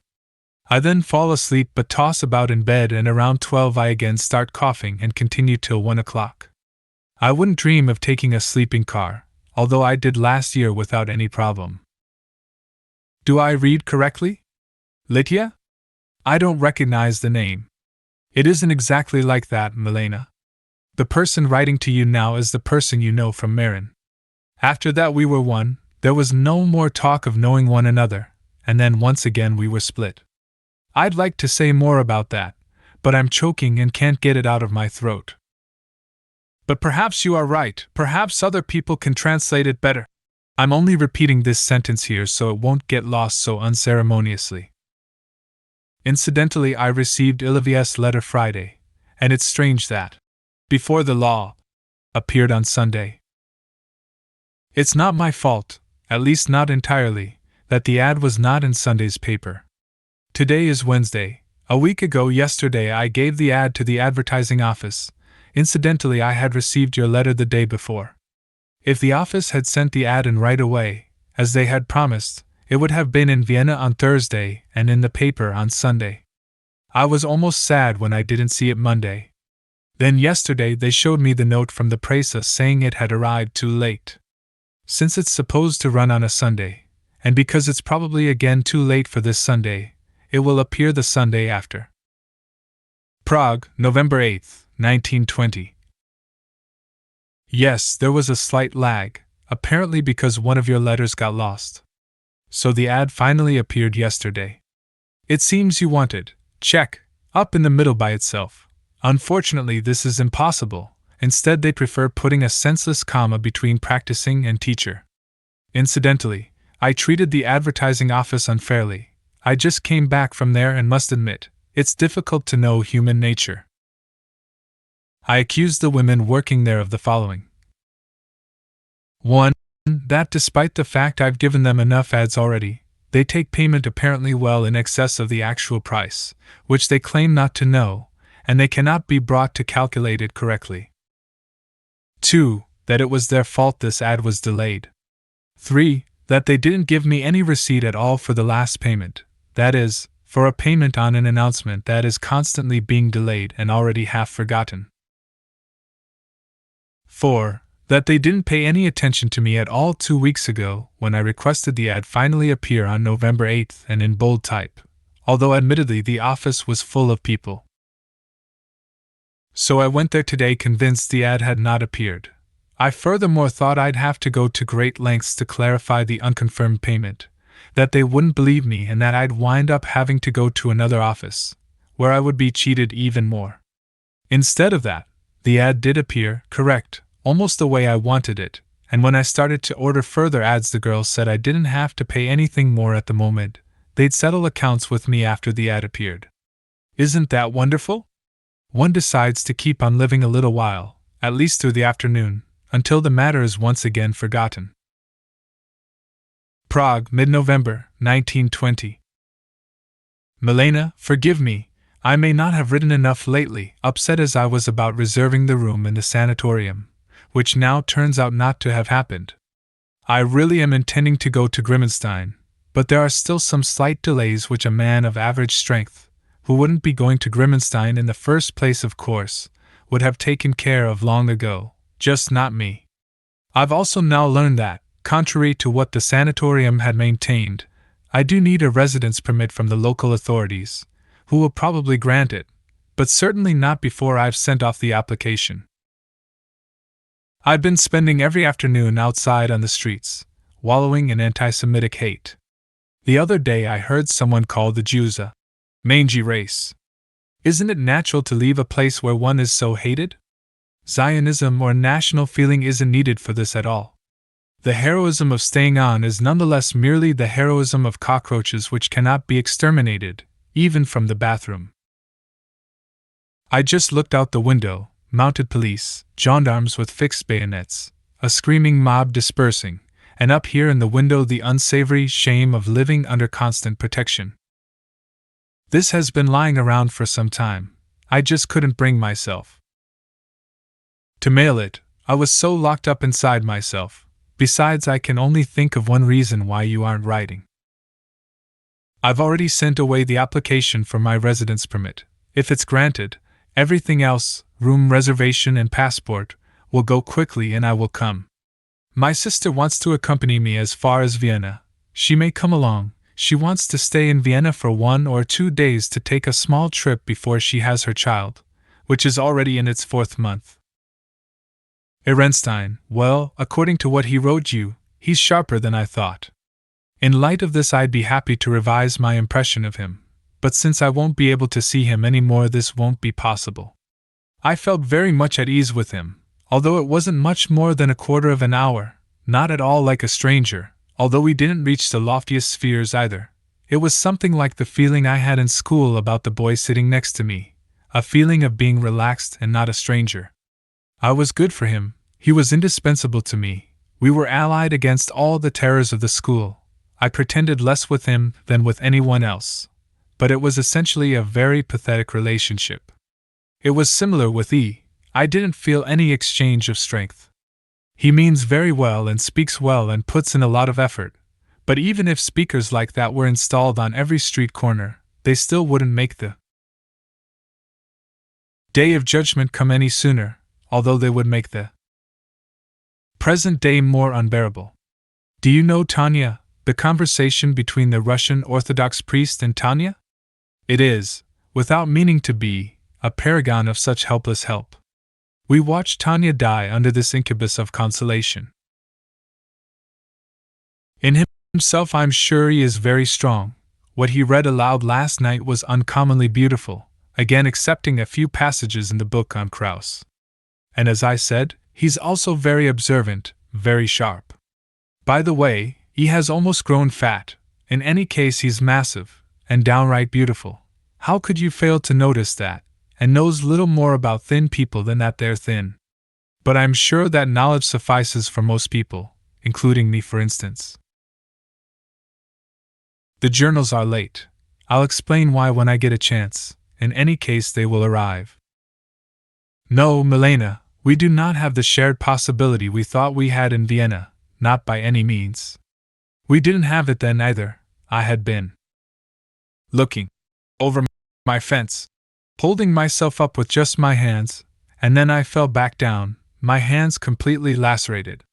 There must be other shared possibilities. The world is full of possibilities, only I still don't know what they are. Prague, mid-November 1920. That's the way it is with me too.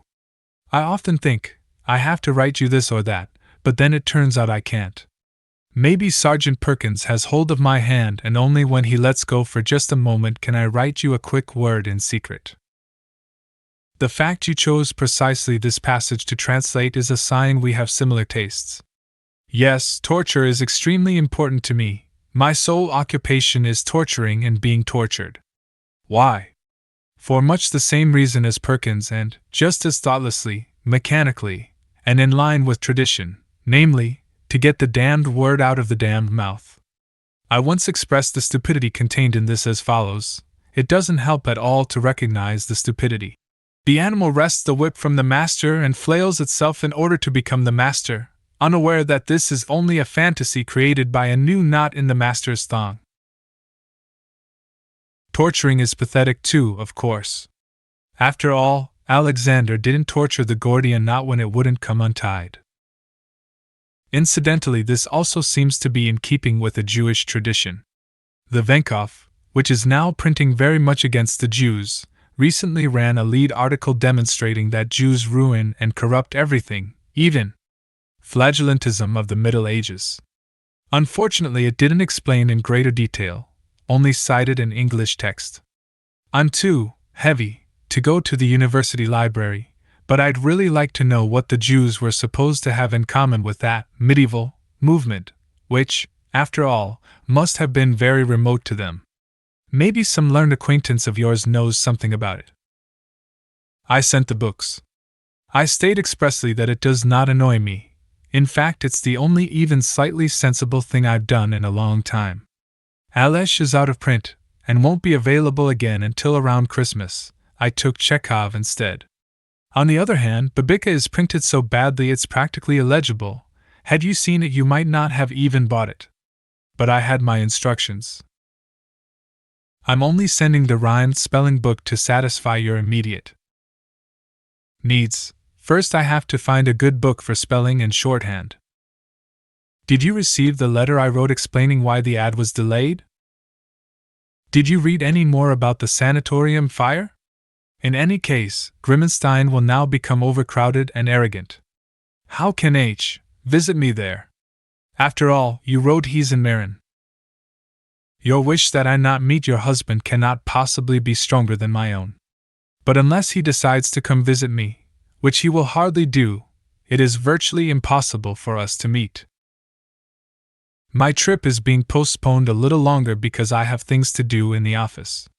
You see, I'm not ashamed to write I have things to do. Of course, This could be work like any other. In my case, it's half sleep, and just as close to death as sleep. The Venkov is very correct. Emigrate, Milena, emigrate. Prague, November 1920. You say, Milena, you don't understand it. Try to understand it by calling it a disease. It's one of the many manifestations of disease which psychoanalysis claims to have discovered. I do not call it a disease and consider the therapeutic part of psychoanalysis a helpless mistake. All these alleged diseases, sad as they may seem, are matters of faith, anchorages in some maternal ground for souls in distress. Consequently, psychoanalysis also maintains that religions have the same origin as diseases of the individual. Of course, today most of us don't feel any sense of religious community. The sects are countless and limited to individuals, but perhaps it only seems that way from our present perspective. On the other hand, those anchorages which are firmly fixed in real ground aren't merely isolated, interchangeable possessions. They are preformed in man's being, and they continue to form and reform his being, as well as his body, along the same lines. And this they hope to heal? In my case, one can imagine 3 circles, an innermost circle A, then B, then C. The center A explains to B why this man is bound to torment and mistrust himself, why he has to give up. It isn't giving up, that would be very difficult, it's merely a having to give up, why he may not live. Wasn't Diogenes, for instance, very sick in this sense? Which one of us would not have been happy, when at last favored with Alexander's highly radiant gaze? But Diogenes pleaded desperately to let him have the sun, this terrible Greek sun, constantly burning, driving people mad. That barrel was full of ghosts. Nothing more is explained to C, the active human being. He simply takes orders from B. C acts under the greatest pressure, in a fearful sweat. Is there any other sweat that breaks out on the forehead, cheeks, temples, scalp, in short, around the entire skull? That's what happens with C. Thus C acts more out of fear than understanding. He trusts. He believes that A has explained everything to B and that B has understood everything and passed it on correctly. Prague, November 1920. I am not insincere, Milena, although I do have the feeling my handwriting used to be clearer and more open, am I right? I am as sincere as prison regulations allow, and that's a lot. Also the regulations are becoming more and more lax. But I can't keep up with that. It's impossible to keep up with that. I have one peculiarity which distinguishes me from all the people I know, not in essence, but very much in degree. After all, we both know numerous typical examples of the Western Jew. As far as I know, I'm the most Western Jewish of them all. In other words, to exaggerate, not 1 second of calm has been granted me. Nothing has been granted me. Everything must be earned, not only the present and future, but the past as well, something which is, perhaps, given every human being. This too must be earned, and this probably entails the hardest work of all. If the earth turns to the right, I'm not sure it does, then I would have to turn to the left to make up for the past. But as it is, I don't have the least bit of strength for all these obligations. I can't carry the world on my shoulders. I can barely carry my winter coat. By the way, this lack of strength is not necessarily something to be lamented. What strength would be enough for tasks like these? Every attempt to get through that on my own power is madness, and is repaid with madness. That's why it's impossible to keep up with that. As you write. On my own, I can't go the way I want. I can't even want to do so. I can only be quiet. I can't want anything else, and I don't want anything else. It's a little as if instead of just having to wash up, comb one's hair, etc., before every walk, which is already difficult enough, a person is constantly missing everything he needs to take with him, and so each time he has to sew his clothes, make his boots, manufacture his hat, cut his walking stick, etc. Of course, it's impossible to do all of that well. It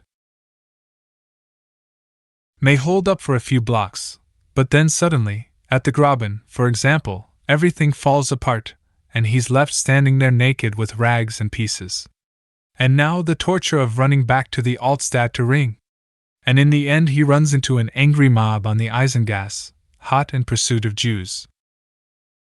Don't misunderstand me, Milena. I'm not saying such a man is lost, not at all, but he is lost the minute he goes to the Graben, where he is a disgrace to himself and the world. I received your last letter on Monday and wrote you back the same day. I hear that your husband wants to move to Paris. Is this a new development within the old plan? Prague, November 1920. 2 letters arrived today. Of course you're right, Milena. I'm so ashamed of my letters I scarcely dare open your replies. As it happens, my letters are true, or at least approaching truth. What could I possibly do, faced with your replies, if my letters were lies? The answer's easy. I would go insane. So I am not performing any great deed by speaking the truth. In fact, this is too little. I keep trying to convey something which cannot be conveyed, to explain something which cannot be explained, something in my bones, which can only be experienced in these same bones. In essence, it may be nothing more than that fear we have already discussed so often, but extended to everything, fear of the greatest things as well as the smallest, fear, convulsive fear of pronouncing a single word. On the other hand, maybe this fear isn't simply fear, but also longing for something greater than anything that can inspire fear.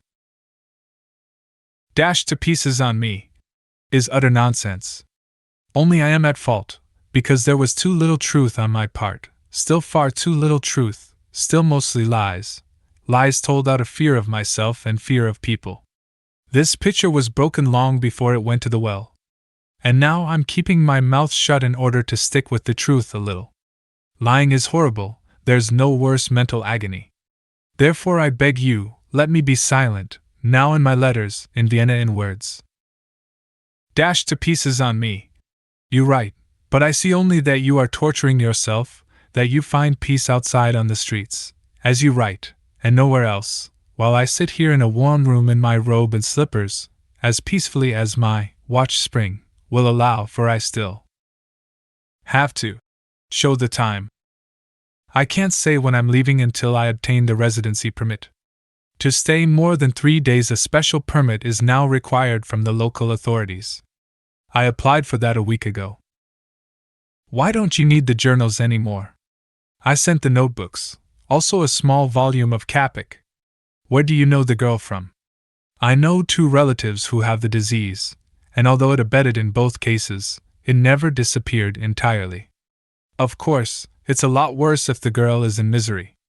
In Grimmenstein there's a department exclusively for such diseases.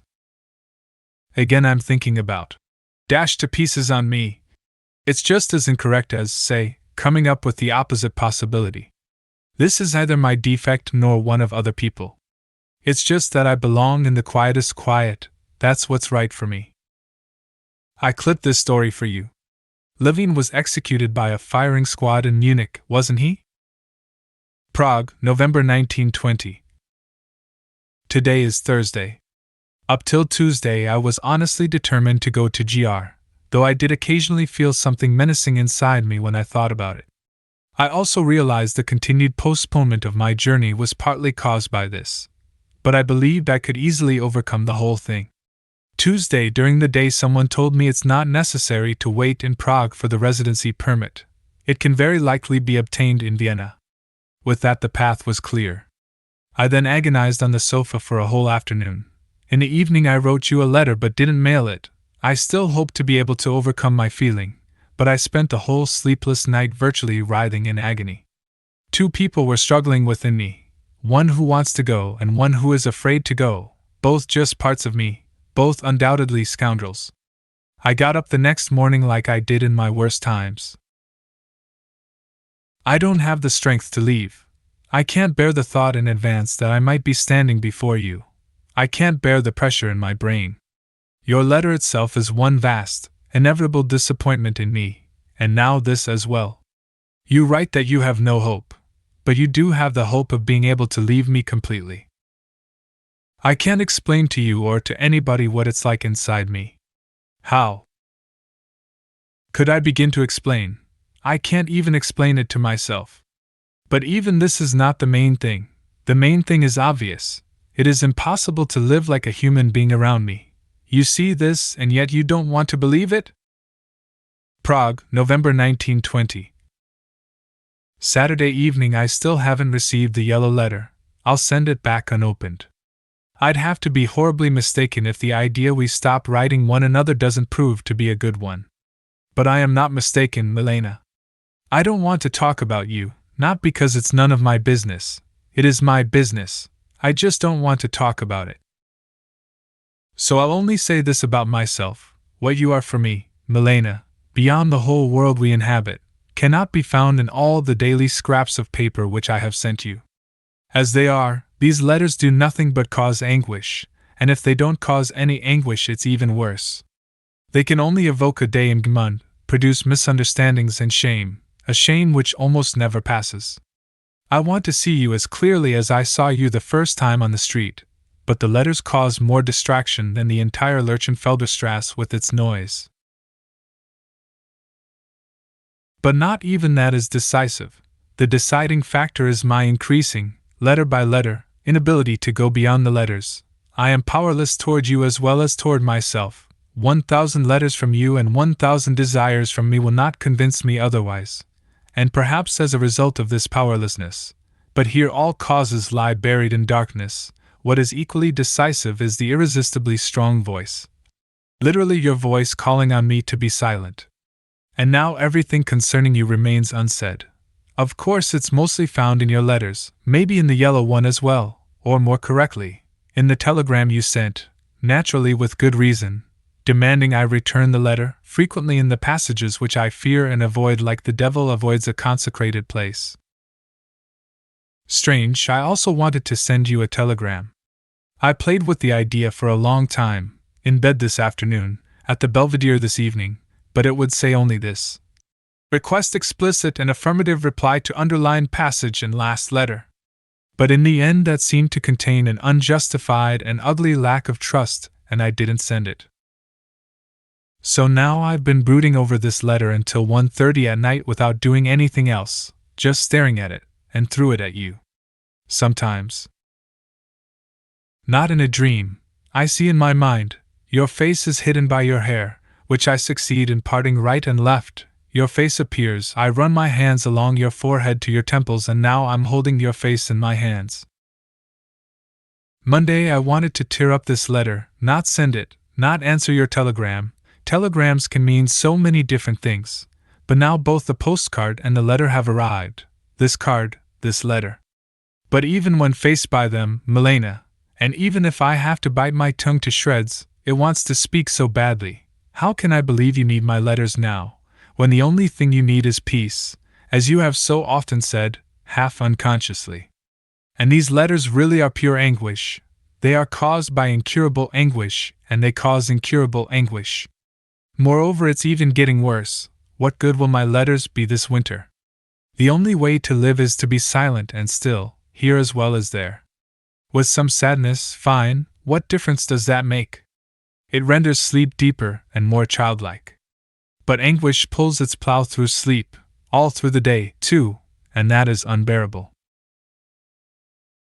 In the margin, if I do go to a sanatorium, of course I will write you. It's been such a long time since I've written you, oh Frau Milena, and even today I am only writing as the result of coincidence. Actually, I don't have to apologize for my not having written. After all, you know how much I hate letters. All my misfortune in life, I don't want to complain, just make a generally instructive observation, derives, one might say, from letters or from the possibility of writing letters. People have hardly ever deceived me, but letters always have, and as a matter of fact not those of other people, but my own. In my case this is a particular misfortune which I do not want to discuss further, but it is nevertheless also a general one. The easy possibility of writing letters, from a purely theoretical point of view, must have brought rack and ruin to the souls of the world. Writing letters is actually an intercourse with ghosts, and by no means just with the ghost of the addressee but also with one's own ghost, which secretly evolves inside the letter one is writing, or even in a whole series of letters, where one letter corroborates another, and can refer to it as witness. How did people ever get the idea they could communicate with one another by letter? One can think about someone far away and one can hold on to someone nearby. Everything else is beyond human power. Writing letters, on the other hand, means exposing oneself to the ghosts, who are greedily waiting precisely for that. Written kisses never arrive at their destination. The ghosts drink them up along the way. It is this ample nourishment which enables them to multiply so enormously. People sense this and struggle against it, in order to eliminate as much of the ghost's power as possible and to attain a natural intercourse, a tranquility of soul. They have invented trains, cars, aeroplanes, but nothing helps anymore. These are evidently inventions devised at the moment of crashing. The opposing side is so much calmer and stronger. After the postal system, the ghosts invented the telegraph, the telephone, the wireless. They will not starve, but we will perish. I'm surprised you haven't written about this yet, not in order to prevent or achieve something with its publication. It's too late for that, but at least to let them know they have been exposed. Incidentally, they are also exposed by the exceptions, for it sometimes happens they let a letter through untouched, and it arrives like the light, kind handclasp of a friendly hand. But probably that also merely appears to be so. Such cases may be the most dangerous of all, and should be guarded against more carefully than the others. On the other hand, if this is a deception, at least it is a complete one. Something like that happened to me today, and that's why I thought of writing you. I received a letter from a friend whom you also know. We haven't been writing each other for a long time, which is extremely sensible. A corollary of the above is that letters are an excellent anti-sleeping pill. What shape they're in when they arrive? Desiccated, empty, and provocative, a single moment of joy with long suffering to follow. While one is reading them and forgetting oneself, the little sleep one has gets up, flies out the open window and doesn't return for a long time. This is why we haven't written one another. But I often think about my friend, even if too much in passing. All my thinking is too much in passing. Last night, however, I thought about him a lot, for hours and hours. I spent the deep night hours in bed, these hours which are so costly to me because they are so hostile, using the same words over and over to keep repeating certain things to him in an imaginary letter, things which at that moment seemed extremely important to me. And in the morning a letter from him actually arrived, containing moreover the remark that for a month, or perhaps more correctly a month ago, my friend had had the feeling that he should come and see me, a remark which strangely coincided with things I had experienced. This letter incident induced me to write a letter, and as long as I've begun, how could I not write to you as well, Frau Milena, since you are perhaps the person I enjoy writing to most.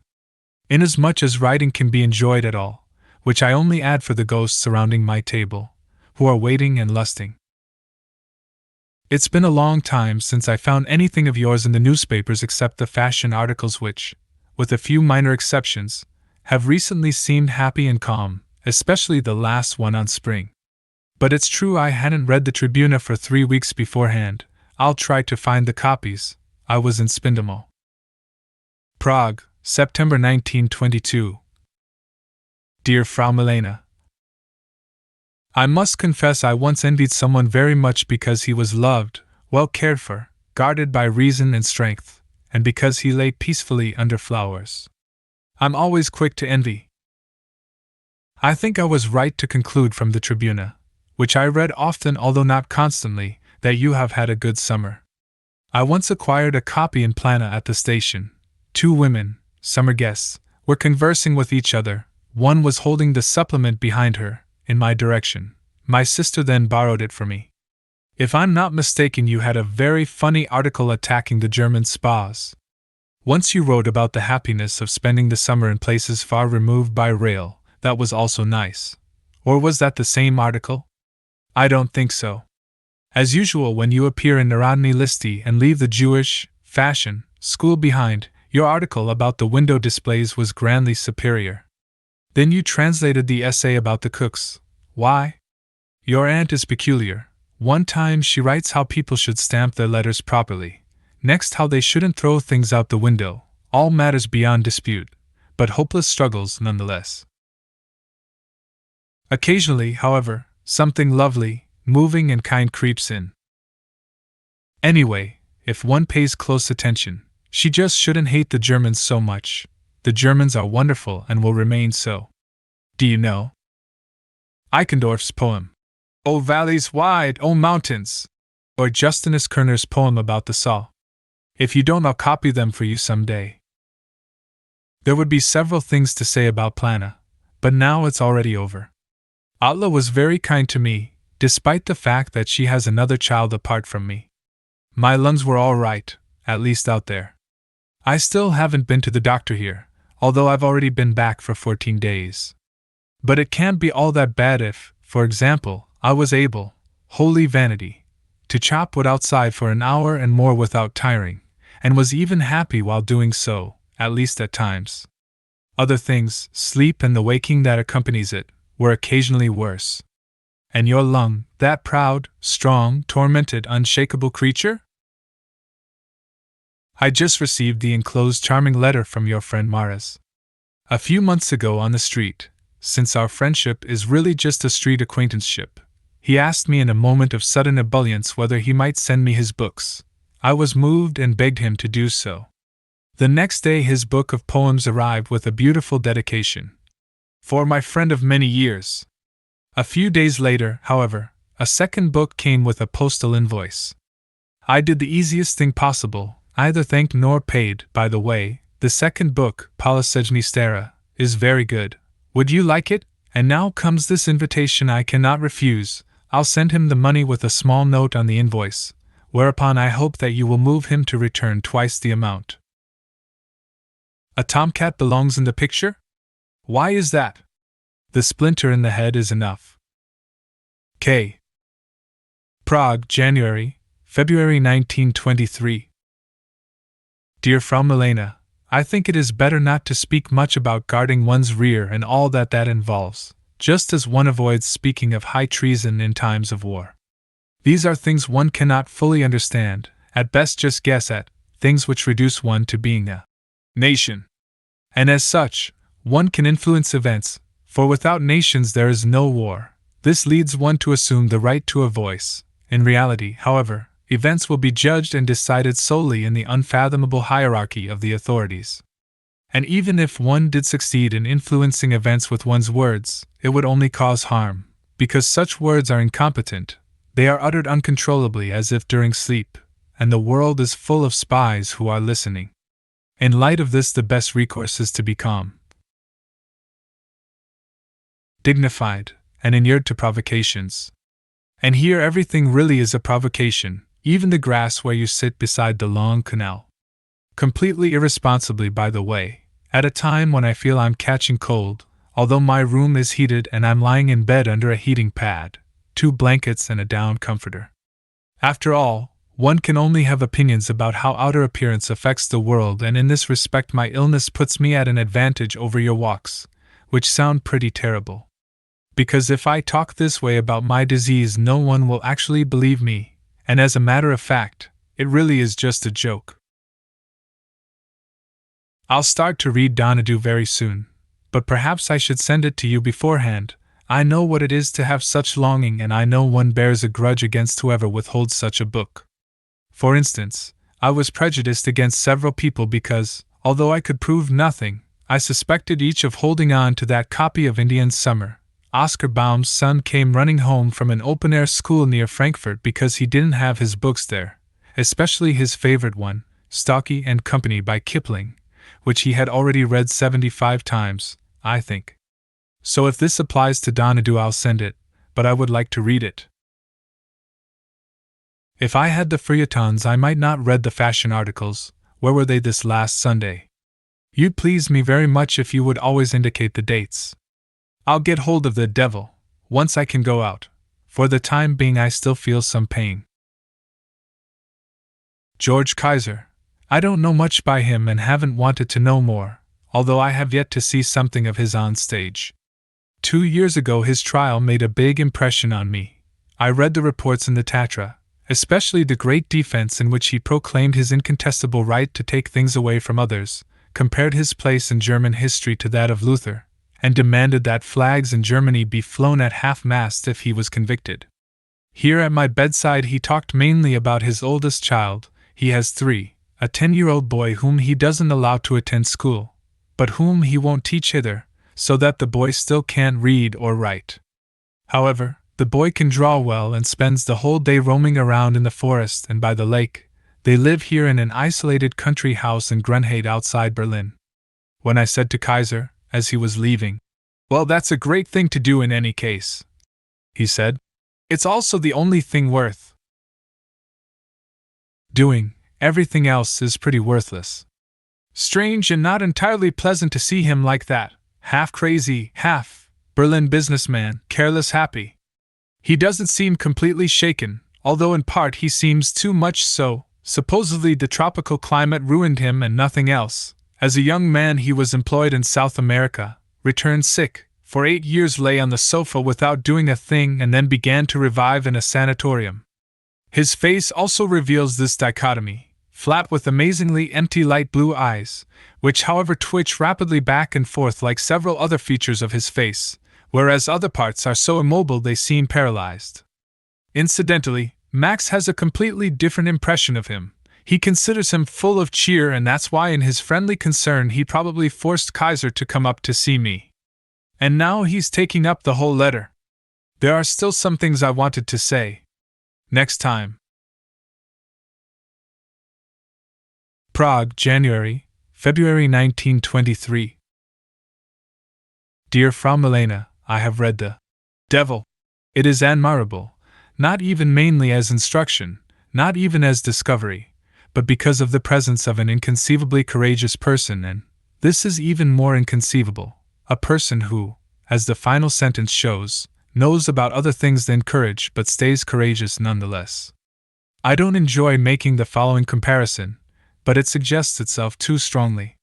What you offer the reader is itself like a married couple or perhaps the child of a marriage. A Jewish nation is on the verge of self-destruction when it is seized by the mighty hand of an angel. The angel is no longer clearly visible, having been obscured on earth by the marriage, but in any case it was probably impossible to see him earlier, since he is too large for human eyes. By the mighty hand of an angel who loves these Jews so much he marries the whole nation so it will not perish. And now the child of this marriage is standing here looking all around, and the first thing he sees is the devil at the hearth, a terrible apparition which didn't even exist before the child was born. At any rate, it was unknown to the child's parents. In general, the Jews who had reached there, I almost wrote, happy, and did not know this particular devil. They could no longer differentiate among various infernal things. They considered the whole world a devil and the devil's work. And that angel? What does an angel, as long as he's not a fallen one, have in common with the devil?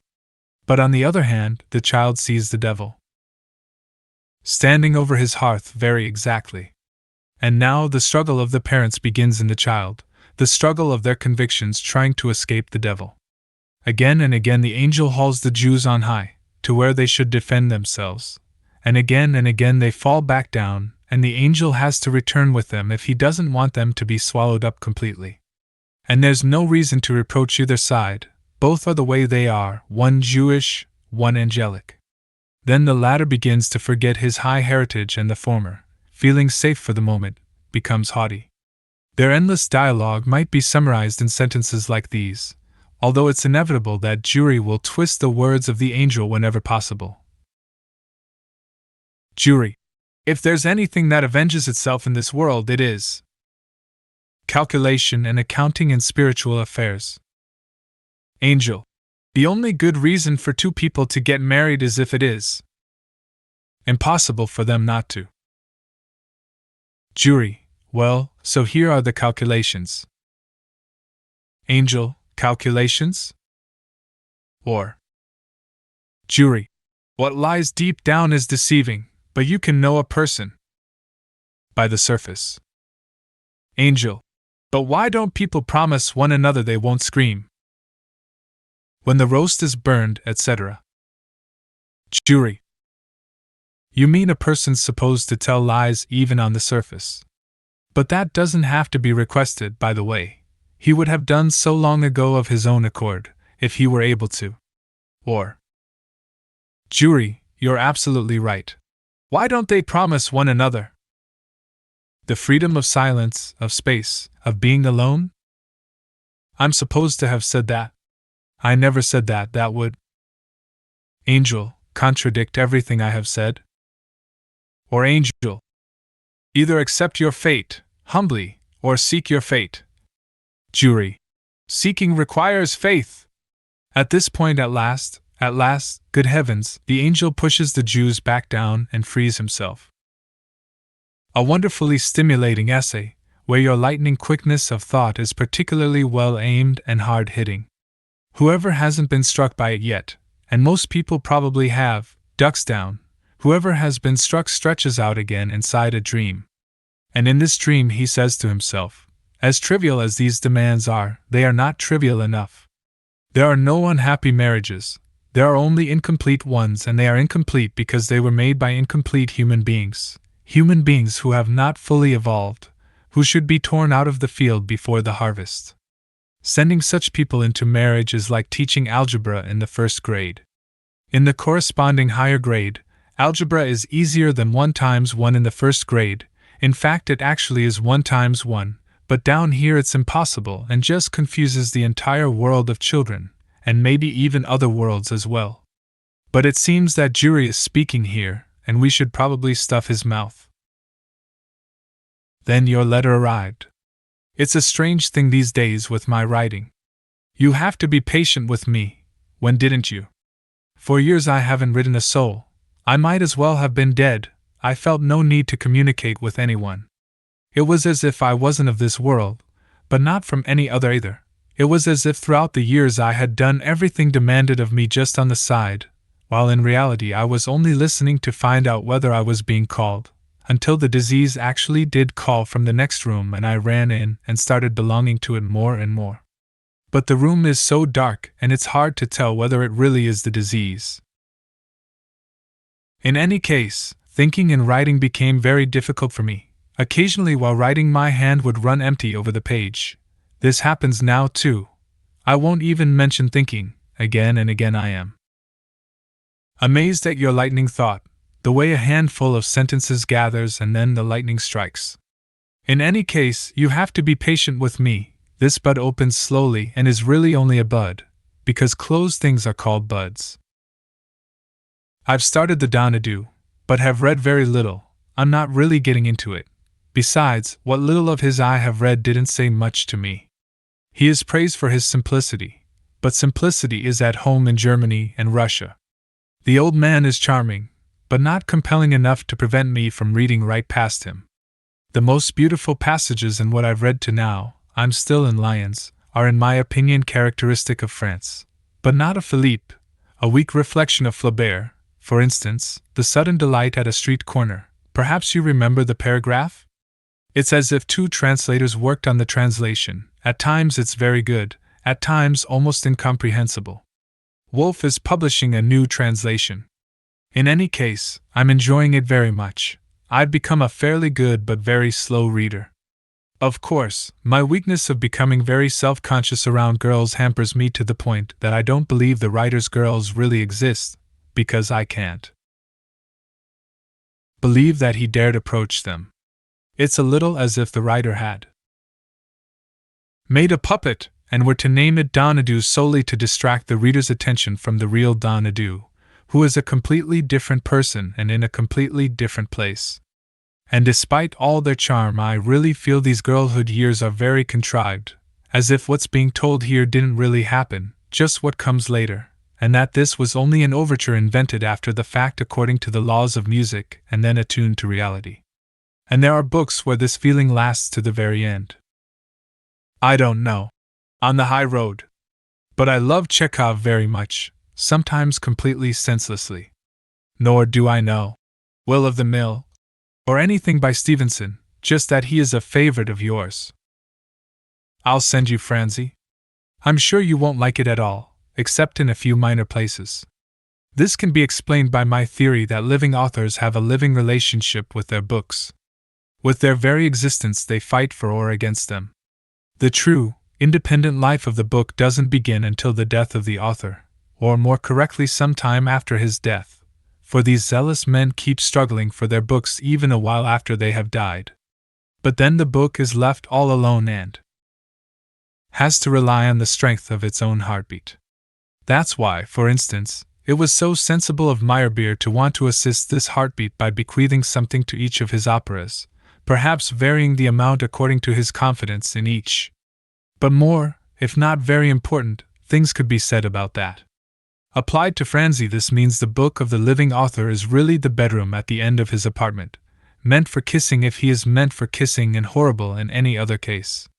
It is hardly a verdict on the book if I say I like it or if you, but perhaps not, say the opposite. Solemn unsolemnity, the partial impartiality, the admiring irony of the book, I don't want any of it. When Raphael seduces Donadu, it is undoubtedly very important for her. But what is the writer doing in the student's room? And there's even a fourth person, the reader, so that the little room turns into the auditorium of the School of Medicine or Psychology. And besides, the book contains little except despair. I still think about your essay often. Strangely enough, I really do believe there can be marriages, to carry over the imagined dialogue into a real one, Jews, and even lofty, conscious marriages that do not stem from the despair of loneliness, and I think the angel essentially shares this belief. For what is to be gained by marrying out of despair? If one loneliness is placed inside another, the result is not a home but a katorga. One loneliness is reflected in the other even in the deepest, darkest night. And if loneliness is coupled with assurance, it will be a vent, worse for the loneliness, unless it is a tender, girlish, unconscious loneliness. Assuming a clear and strict definition, however, getting married means being sure. At the moment, the worst thing is, not even I would have expected it, that I cannot write these letters anymore, not even these important letters. The evil magic of letter writing is setting in and destroying my nights, even more than they are already destroying themselves. I have to stop, I can no longer write. Oh, your insomnia is different from mine. Please let's not write anymore. Dobrichovas, 9, v.23. Frau Milena Polak, Vienna 7. Lerchenfelderstrasse 113-5. Many thanks for your greetings. Concerning me, I've come out here for a few days. It was getting bad in Prague. But it still doesn't count as a trip, just a flapping of my completely unsuitable wings. Frau Milena Polak, Vienna 7. Lerchenfelderstrasse 113-5. K. Dobrichovas, 9, v.23. Dear Frau Milena, I trust you received my card from Dobrichovas. I'm still here, but I'm going back home in 2-3 days. It's too expensive. They also don't return change correctly, sometimes too much and sometimes too little. It's hard to check since the head waiter is so quick and alert, too sleepless and so forth, although of course beautiful beyond all measure. As far as future trips are concerned, this one may have made me a little more able to travel, if only to destinations an additional half-hour away from Prague. It's just that in the first place, I fear the costs. It's so expensive here, it is really just for spending one's last days before death, when there's nothing left, and in the second place heaven and hell. Apart from that, the world is open to me. Cordial greetings, K. Incidentally, it's the third time since we've known each other that, with a few lines, you have suddenly, at a specific, extreme moment, warned me or calmed me or however one might express it. When you suddenly, but not surprisingly, disappeared after our last meeting, I didn't hear from you again until the beginning of September, and then in a manner which was very bad for me. Meanwhile, in July something great had happened to me. What great things exist! I had gone to Müritz on the Baltic with the help of my oldest sister. In any case, away from Prague, out of the closed room. At first I felt downright nauseous. Then in Müritz the Berlin possibility sprang up unexpectedly. I had, after all, wanted to go to Palestine in October, We talked about that. Naturally, it would have never happened. It was a fantasy, like the fantasy of someone convinced he'll never leave his bed again. If I'm never going to leave my bed, why shouldn't I go at least as far as Palestine? But in Müritz I came across a summer colony of the Jewish Volksheim in Berlin, mostly Eastern Jews. I was very attracted to it. It was on my way. I started considering the possibility of moving to Berlin. At the time, this possibility was not much more real than the Palestine plan, but then it became so. Of course, it was impossible, in every respect, for me to live in Berlin alone, and not just in Berlin, but anywhere for that matter. In Müritz, however, help in this matter sprang up as well, in its own way equally unexpectedly. Then in the middle of August I went to Prague and then stayed over a month with my youngest sister in Skellefteå. There I happened to hear about the burned letter. I was desperate. I immediately wrote you to ease my burden, but didn't mail the letter after all, since I hadn't heard anything from you, and finally I burned my letter before leaving for Berlin. To this day I don't know a thing about the other 3 letters you mention. I was in despair about some terrible disgrace which had been inflicted on someone, although I didn't know exactly on which of the 3 people involved. But I am sure I would not have avoided despair in any case, even if it were a different kind, even if I had received the letter in Müritz as I should have. Then at the end of September I went to Berlin. Shortly before leaving I received your card from Italy. I carried out my departure with the last scrap of strength I could find, or more correctly, completely devoid of strength, just like a funeral.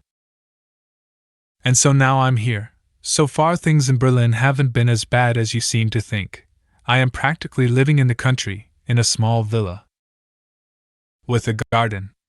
It seems to me I've never had such a beautiful apartment. I'm also sure I'll soon lose it. It is too beautiful for me. Incidentally, it's the second apartment I've had here. Up to now the food hasn't been essentially different from the food in Prague, that is to say, my food. The same holds true for my health. That is all. I don't dare say any more. I've already said too much, and the ghosts of the air are gulping it down their insatiable throats. And you say even less in your letter. Is your general situation good, bearable? I can't figure it out. Of course one cannot even figure out one's own riddles. This is precisely the meaning of fear. Berlin, Steglitz, December 25, 23. Frau Milena Polak, Vienna 7 Lerchenfelderstrasse 113-5. Dear Milena, a piece of a letter has been lying here ready for you such a long time, but I am unable to finish it, for the old grief, the old pain has found me here as well, attacked me and knocked me down a little. Everything takes effort, every stroke of the pen, everything I put on paper seems to me too grandiose, out of proportion to my strength, and if I write down cordial regards, then are these greetings really strong enough to enter the wild, noisy, grey, urban Lerchenfelderstrasse, where it was impossible for me and mine to even breathe? Consequently I do not write at all, just wait for better times or even worse ones, and by the way, I'm being cared for gently and well to the limit of earthly possibility. My only source of news about the world, but it's a very vivid source, is the rising cost of living. I do not receive any newspapers from Prague and cannot afford the ones from Berlin. How would you like to send me an occasional clipping from the Narodny Listy, the kind that once gave me so much pleasure? Incidentally, for the past few weeks my address has been Steglitz, Grunwaldstrasse 13, care of H.R. Seifert. And now my best regards. After all, what does it matter if they collapse at your garden gate? Perhaps your strength will be all the greater. K. Are you Jewish? I don't understand. A children's game, Czech. Here, for the first time, Kafka employs the familiar du, a form he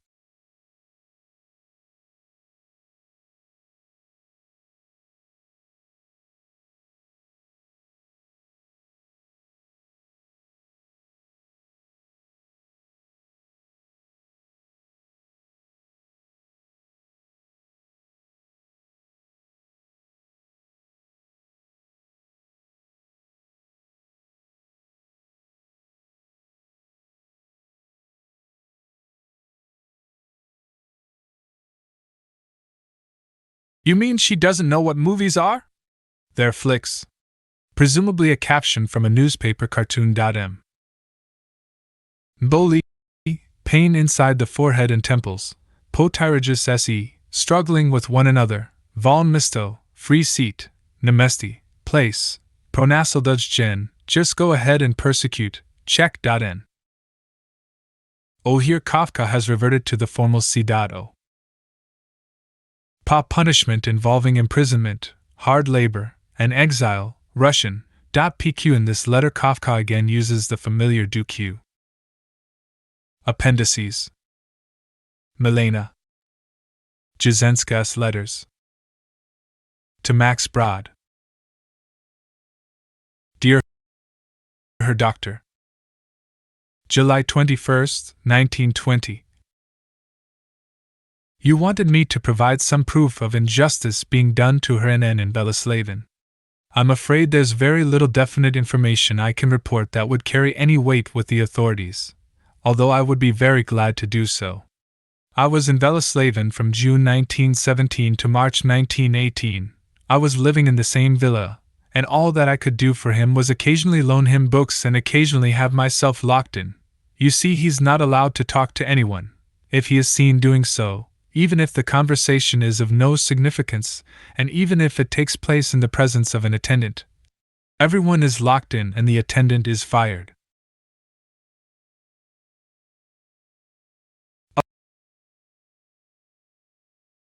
I really was very shocked. I didn't know that Franz's illness was so serious. He was really quite healthy here. I didn't hear him cough at all. He was bright and cheerful and slept well. Well, you thank me, dear Max, you thank me instead of reproaching me for not having been with him all this time, for sitting here and only writing letters. I beg you not to think I'm bad, that I'm making it easy for myself. I am in complete torment here, complete despair, don't tell Frank, and don't know what to do or how to help myself. But the fact that you write that Frank does get something out of me and from me, something good, really, Max, that is the greatest happiness possible. I'm sure Frank will go somewhere. I'll do everything I can to this end, even if it means I have to come to Prague myself in the fall, and then we'll send him away, won't we? And I also hope he'll be rested there, and that he'll be in good spirits. Do I have to say it? We'll do everything I can for that to happen. The story of my marriage and my love for my husband is too complicated to tell here. It only means I cannot come now, perhaps not ever. No, words are just too dumb. But I'm constantly looking for a way out for myself, constantly looking for a solution, for the good thing to do, the correct thing. Max, please, be convinced I won't let Frank suffer. Please, believe me when I say that this is more important to me than anything else in the world. So you are with him now, and you'll tell me immediately should there be anything to say. You will be severe and truthful with me, won't you? Today it's a little easier for me because I have you, because I am no longer so entirely alone. When you come back, please write to me about the practical requirements of the trip, for instance the office, and in general how and what must be done, and above all, does the doctor really have any hope that he can recover? This is all so unimportant. What am I writing here? The main thing is for him to leave, and I'm sure he'll do that. Many thanks. I'm really deeply grateful to you. Your letter was so good to me. Forgive me for calling you Max. That's what Frank calls you and I've gotten used to it already. Best wishes, Milena P. Beginning of August 1920. Your letter would take days and nights to answer. You wonder how it happens that Frank is afraid of love but not afraid of life? But I think it's something else. Life for him is something entirely different than for all other human beings. In particular, things like money, the stock market, currency exchange, a typewriter are utterly mystical to him, and they really are, too, just not for the rest of us.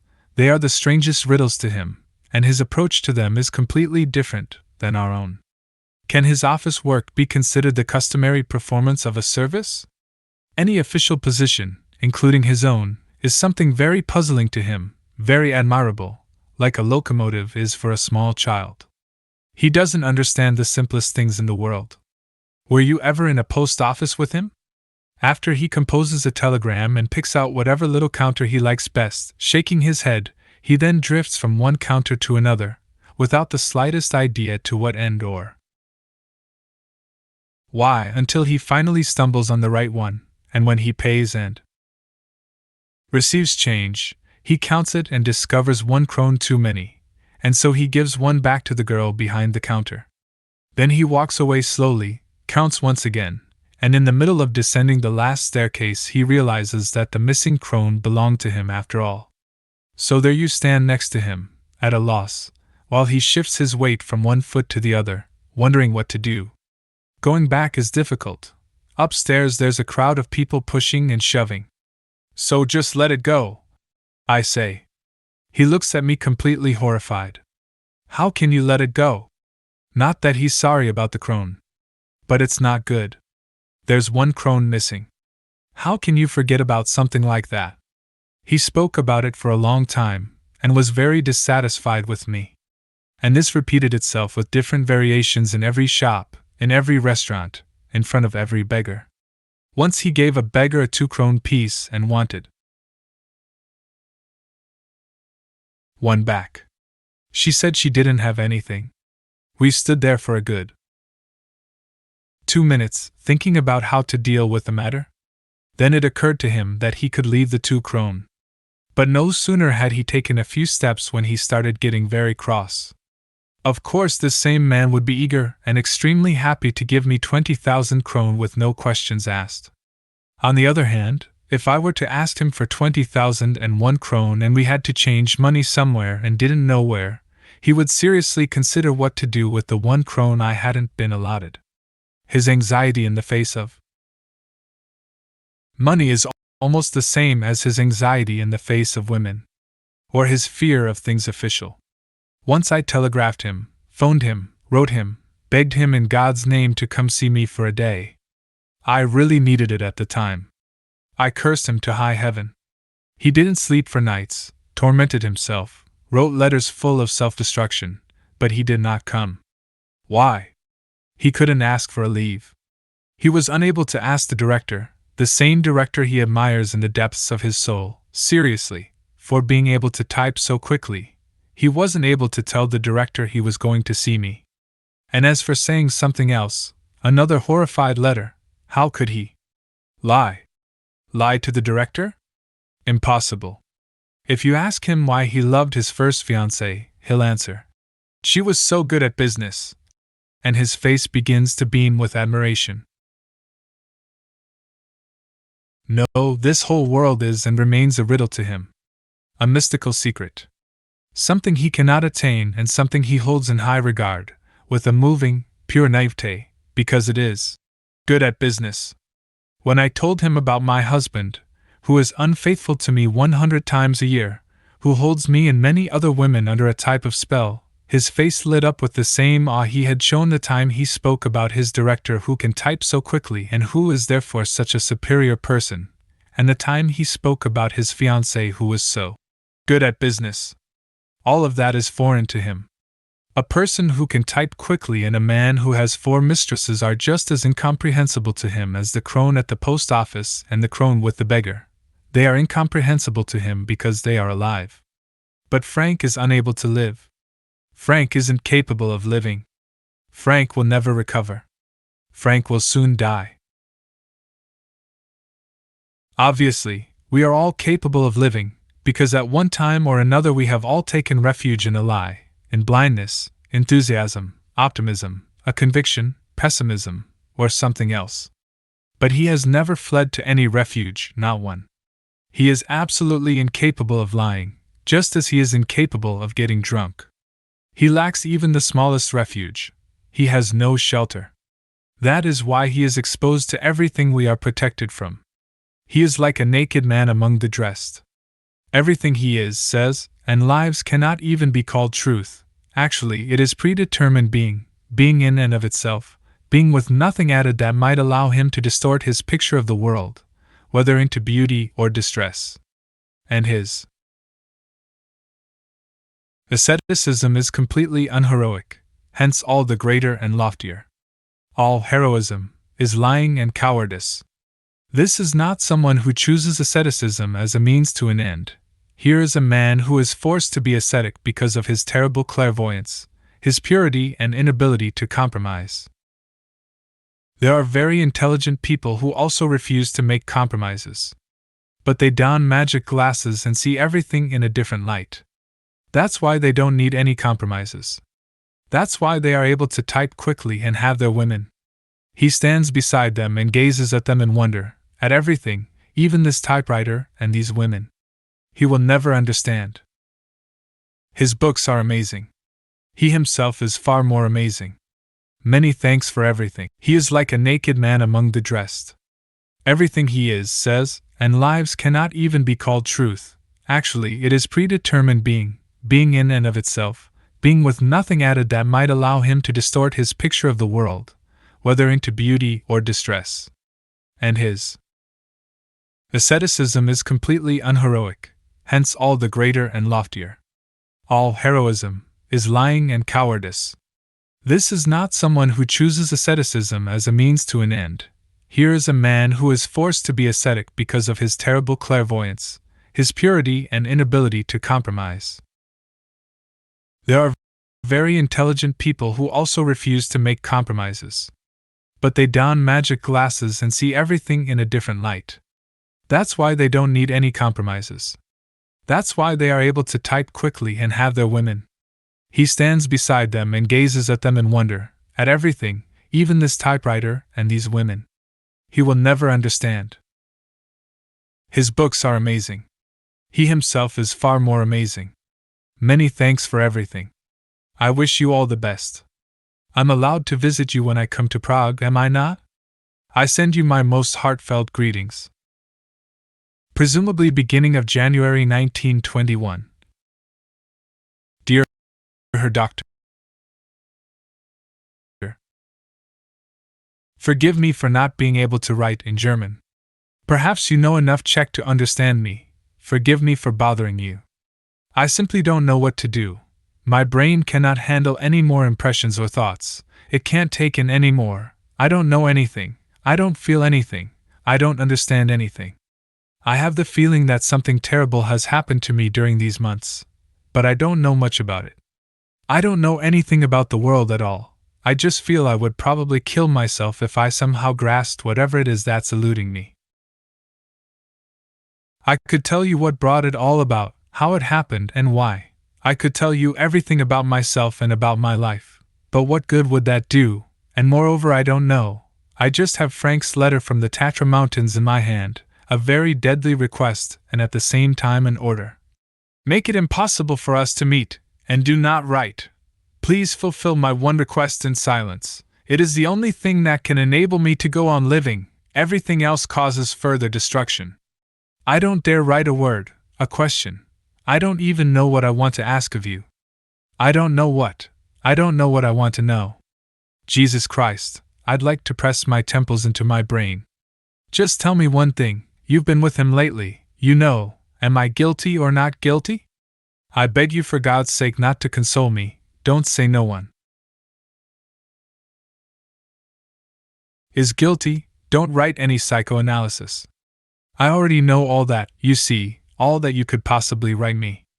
I am trusting you, Max, in what God knows is perhaps the most difficult hour of my life. I beg you to trust me too. Please understand what I want. I know who Frank is, I know what happened, and I don't know what happened. I am bordering on insanity. I have strived to act properly, to live, think, and feel according to my conscience, but there is guilt somewhere. That's what I want to hear about. Of course, I don't know whether you can understand me. I want to know whether I am causing or have caused Frank to suffer as he has with every other woman, so that his sickness only grew worse, so that he had to flee from me too into his fear, and so that I must now disappear as well, whether I am to blame or whether it is a consequence of his own nature. Is what I'm saying clear? I have to know. You are the only one who may know something. I beg you, answer me, please. Answer me with the full, naked, simple, and if need be, brutal truth. Tell me what you really think. I will be very grateful if you reply. This will give me some direction. Also, please send me news how he is doing. I haven't heard anything from him for months. My address: MK, Vienna 8, Poststamp 65, Benegas. Forgive me, I cannot rewrite this letter. I can't even read it. Thank you. Milena. February 1921. Thank you for your kindness.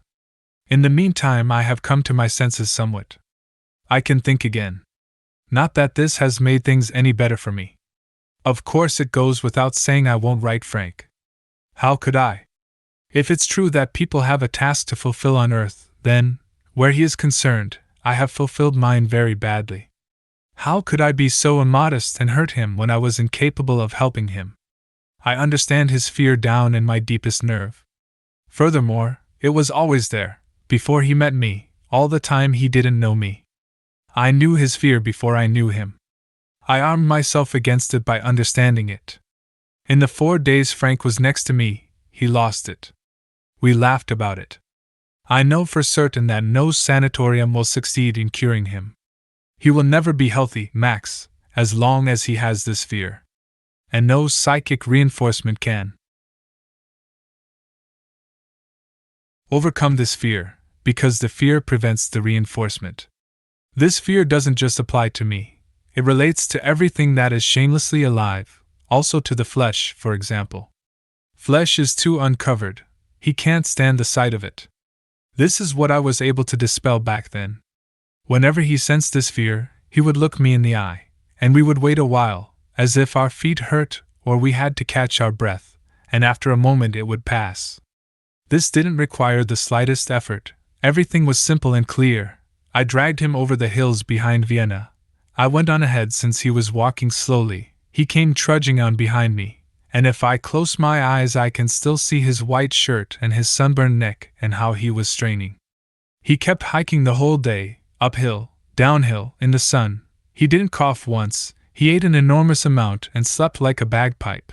He was simply healthy, and during those days his disease was like a slight cold. Had I gone to Prague with him back then, I would have remained the person I was for him at the time. But I was also planted with 2 feet here, infinitely firmly in the ground. I was incapable of leaving my husband, and perhaps I was too much a woman to have the strength to subject myself to a life that I knew would demand the most rigorous asceticism for the rest of my days. I have, however, an insuppressible longing, a maniacal longing for a completely different life than the one I am leading now or ever will lead, a longing for a life with a child, for a life that would be very close to the earth. And this is what probably won out over everything else inside me, over love, over my love of taking flight, over my admiration, and once again over love. Incidentally, whatever one says on this subject will always turn out to be a lie. This is perhaps the smallest lie possible. And then it was just too late. The conflict within me became too clearly visible, and that scared him. After all, that is exactly what he was fighting against his whole life, from the other side. With me he could have found peace. But then it began to pursue him even with me. Against my will. I knew very well something had happened that couldn't be erased. I was too weak to be able to fulfill this task, to do the one and only thing I knew would help him. This is my fault. And you too know it's my fault. What people attribute to Frank's not being normal is actually his virtue. The women he was with were normal women and didn't know how to live any differently. I really think that every one of us, that everyone in the world, is sick, and that he is the only one who is healthy and understands things correctly and feels correctly, and the only pure human being. I know he isn't resisting life, just this type of life. If I could have brought myself to go with him, he would have been able to live happily with me. But it's only today I realize all of this. At the time, I was an ordinary woman, like all women in the world, a small, impulsive female. And that is what led to his fear. It was correct. Is it possible for this man to feel anything that isn't correct? He knows 10,000 times more about the world than everyone else. This fear of his was correct. And you are wrong, Frank will not write me of his own accord. There isn't anything for him to write. There is literally not a single word he could say to me in his fear. I know he loves me. He is too good and retiring to be able to stop loving me. He would see that as a fault. After all, he always considers himself guilty and weak. And there's really not another person in the world with his enormous strength, this absolute, unshakable need for perfection, purity, and truth. That's the way it is. I know it down to my last drop of blood. I just can't bring this knowledge fully into my consciousness. When I do, it will be terrible. I run through the streets, sit by my window for long nights on end. Sometimes my thoughts jump around like sparks when you sharpen a knife, and my heart feels as if it were hanging on a fishhook, on a very thin little hook, so that it keeps tearing with an extremely thin, horribly sharp pain. My health has reached its limit, and if something is still sustaining me, it is happening against my will, and it's probably the same thing that has carried me this far, something very unconscious, an involuntary love of life. I recently stumbled across some tracks, somewhere at the other end of Vienna. Imagine streets that go on for miles, forming a great oblong pit, and at the bottom, tracks, red lights, trains, viaducts, boxcars. It was such a horrendous black organism. I sat next to it and felt as if something were breathing. I thought I'd go crazy out of sheer grief, longing, and a terrible love of life. I am as alone as mute people are, and if I'm running on here telling you about myself, it's because I am merely regurgitating the words. They are rushing out against my will, since I simply can't be silent any longer. Forgive me. I won't write Frank, not a line, and I don't know what will happen further. I'm coming to Prague in the spring and I will visit you. And I'll be very happy if you write me now and then how he is doing. I go to the post office daily. I can't break the habit. I thank you once again. MP. One more request, a very silly one. My translations of The Judgment, The Metamorphosis, The Stoker, Meditation are appearing with Newman in the Servan edition, in the same format as Charles Louis Philippe's Bubu, which you probably know. Well, I'm finished with them. The last months have eaten away at both heart and soul. It was ghastly to be so forlorn, working on his books, but Newman wants me to send a few words about him for the Czech reading public. Jesus Christ, I'm supposed to write for people about him? I just can't. I don't know whether you have something against it politically. Servan is communist, but the series is nonpartisan. Newman is so willing and happy to publish the volume, and he is looking forward to its appearance. But of course your name would be on it. Does that bother you? If not, then please do this. About 3 or 4 pages. I'll translate it and include it as a foreword. I once read something similar you had written, an introduction to Laforgue, done very, very beautifully. Would you like to do that for me? I would be very glad. The book has to be superb, don't you agree? The translation is good. And your introduction would certainly be good. Please, if you don't have any political reservations, do this for me. Naturally, it has to be some sort of information for the Czech reader. But don't write it for them, just for yourself as you did this Laforgue prologue. Wherever you love something, you are frank and very clairvoyant. And then it is, as you say, very, very beautiful. It should be very soon, Max, and I beg you, do this for me. I would like to step before the eyes of the world with this book perfected to the best of our ability. You know, I feel as if I had to defend something, vindicate something. I beg you. And don't tell F.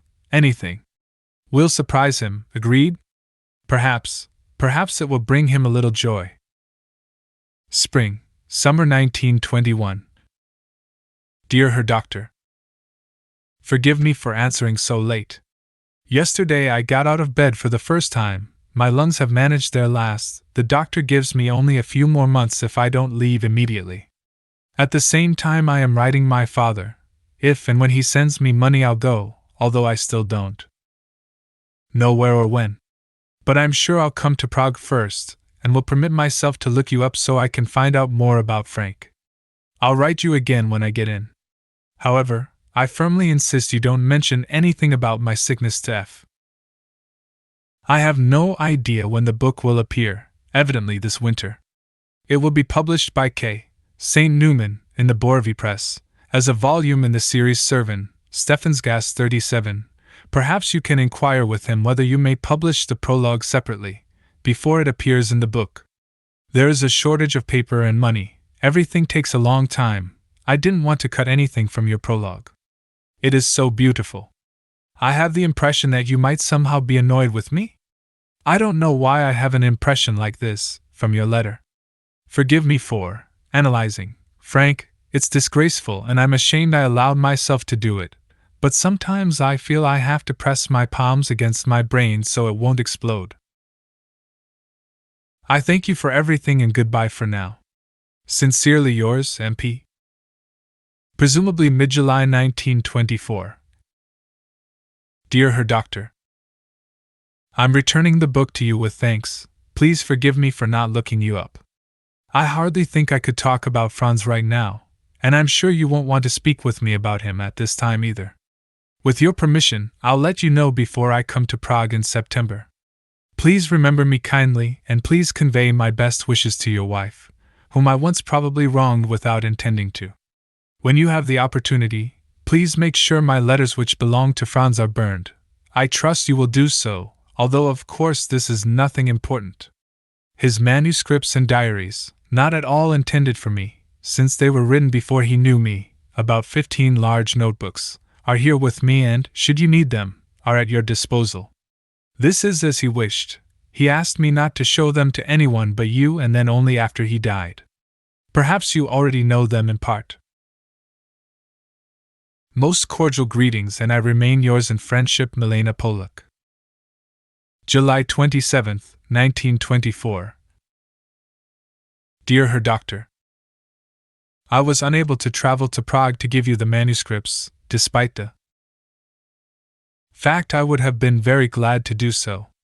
Nor did I find anyone I could entrust them to, and I trust the postal service even less. I will endeavor to postpone my trip to Prague until October, when, hopefully, you will be back and I'll be able to give you everything in person. I will also ask you to recover my letters from the Kafka family. You will be doing me a great favor. I don't want to ask them personally. I never was in good standing with his relatives. Many thanks, and until after the 1st of October in Prague, auf Wiedersehen. If it should happen you won't be in Prague then, please write me in Vienna when you return from Italy. Sincere greetings, Milena Polak. 4 essays by Milena Jesenská. Vienna. Vienna, December 27th. The best thing to do is crawl into bed, cover yourself up to your ears, and not come out until after the holidays. That's how I propose to celebrate Christmas. And it's odd, what would certainly have been considered a catastrophe in Prague, Berlin, or any other city, what elsewhere would trigger demonstrations, outcries, protests, and maybe even a revolution is tolerated here in perfect peace, with a dull, half-humorous resignation. If a Viennese is talking about it, his very language will joke about everything, each word rolls off his lips easily and drolly, even when he curses, threatens, or is angry. In the end it just isn't meant all that seriously. There is nothing to burn, no coal, no wood, no coke. The trains aren't running in the whole country, the factories stop every minute, businesses close at 5 o'clock, carbide lamps flicker in the restaurants and cafes from 8 o'clock on. They say electricity for private use will soon be cut off, so that we'll have to use candles, which are impossible to obtain. There's nothing for heating or eating. Every day thousands of people look for fuel in the Vienna woods and bring home wet branches which literally boil in the stove and, naturally, provide no warmth. At the tram terminals in the suburbs masses of people wait patiently with bags, sacks, and backpacks full of wood, women, old people, children with heavy loads. In the darkness this throng looks so grotesque it makes you shudder, like a mysteriously moving forest. The people can scarcely be seen under the wood they carry. One after the other, they all squeeze Into the train with the patience of a donkey, their hands stiff with cold, their limbs scraped and bruised. With the same patience the driver endures all the bumps and injuries from the branches his back is exposed to. After 2 minutes the car looks as if it were stuffed full of wood. Of course people are yelling and cursing, they get mad and complain, but it's not all that bad, it's not meant like that, it's harmless in a neighborly way and silly and dull, it isn't a protest at all, just a verbal accompaniment to the daily routine, like singing while you work so everything progresses more happily.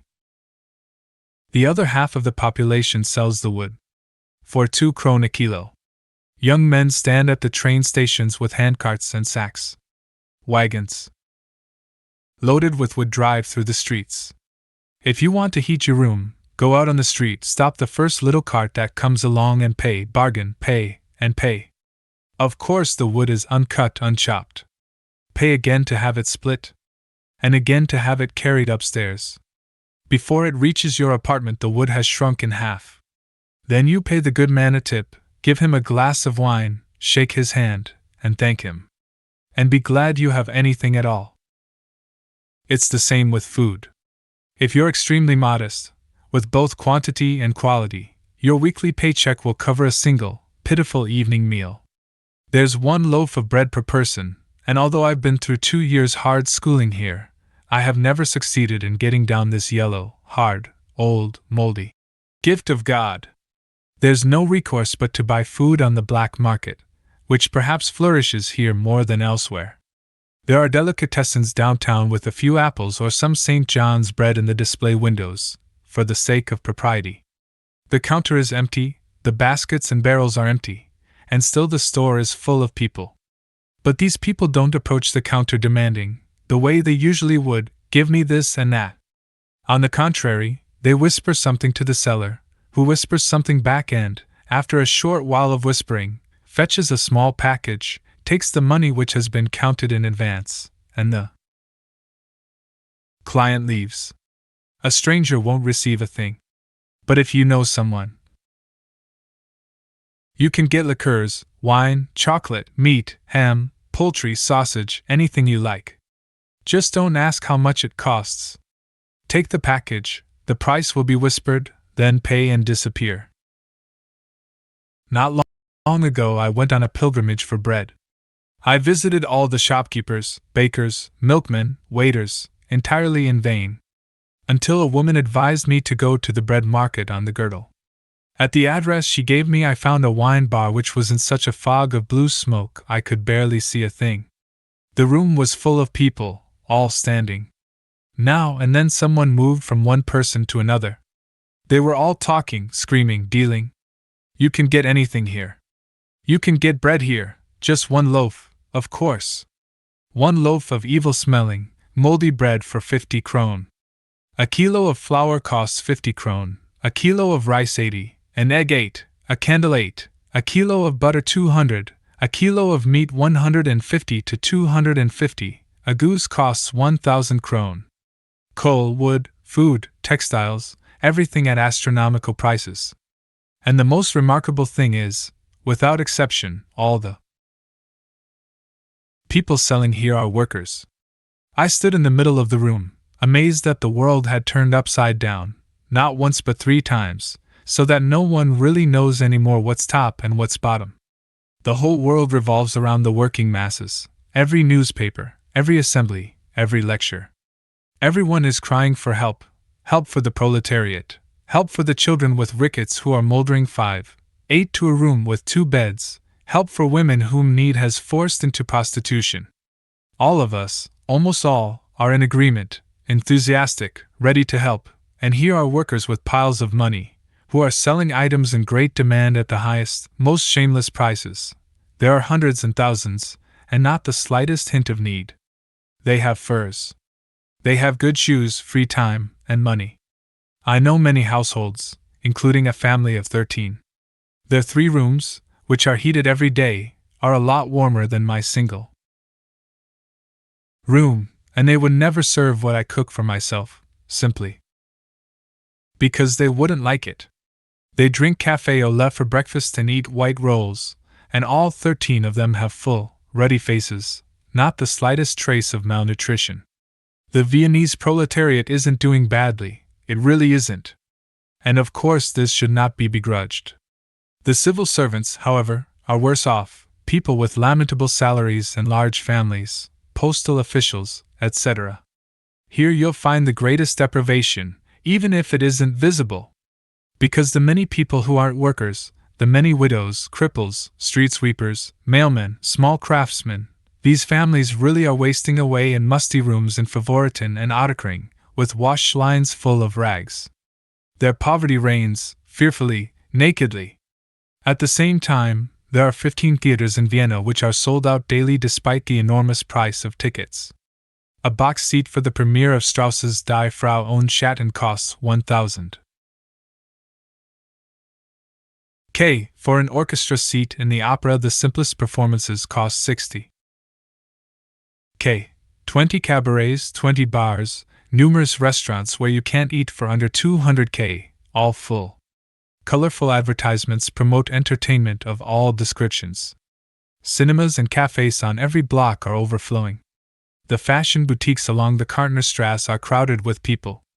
Furs, dresses, material, hats, shoes. A pair of shoes costs 1,200 K. Horrendous prices for underwear, clothes, gloves. And meanwhile people are buying more and more wildly, greedily. There are people for whom nothing is expensive, modern, and new enough. Vienna revels, Vienna dances, Vienna enjoys itself, Vienna sings and plays waltzes and more frivolous operettas than ever before.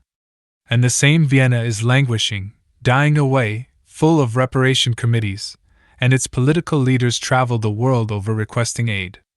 The trains don't run, the people don't have bread, flour, or potatoes, mail, telephones, and telegraphs all barely function, unbelievably slowly. In hospitals and clinics patients are lying in shredded linen, and in the prisons the poor criminals are howling so loudly with hunger and cold that those who live nearby can't sleep. At the same time, clubs and casinos, which earn hundreds of thousands, are open until morning, and people are making amazing deals on the currency exchange. 1,000 krone is nothing. Neither for a businessman nor one of the newly rich, nor for a restaurateur, cafe proprietor, client, or thief. For 1,000 krone you can buy a blouse, a pair of shoes, 5 kilos of pork fat. As recently as last year you could make do with 1,000 krone a month. Today it won't last a week. Vienna is crazy, or is it the world? Vienna's fame is gasping its last, and the only thing keeping this city alive is its ancient tradition as a metropolis, the fact that everything has been running for so long, that public buildings, hotels, restaurants, bars, and theaters exist, that the entire mechanism keeps functioning even when it is idle. But it's worse for us Czechs. Our home is in Bohemia, and here we are forced to share other people's burdens, without our own people being able to help us a bit. Wouldn't it be possible to open the border a little for citizens of the Czech Republic, or to allow traffic and mail? We aren't even allowed to receive a piece of streltsy, or a few crumbs of flour for the holidays. So I had no other choice than to sleep through Christmas, like a log in my feather bed. MP, Tribuna, December 30th, 1919. Letters of notable people.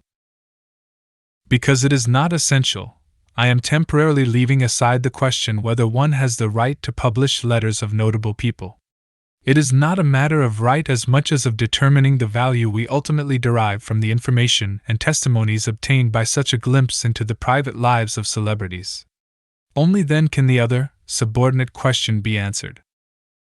Very often one hears people say, getting to know an artist personally is dangerous because it's often disappointing.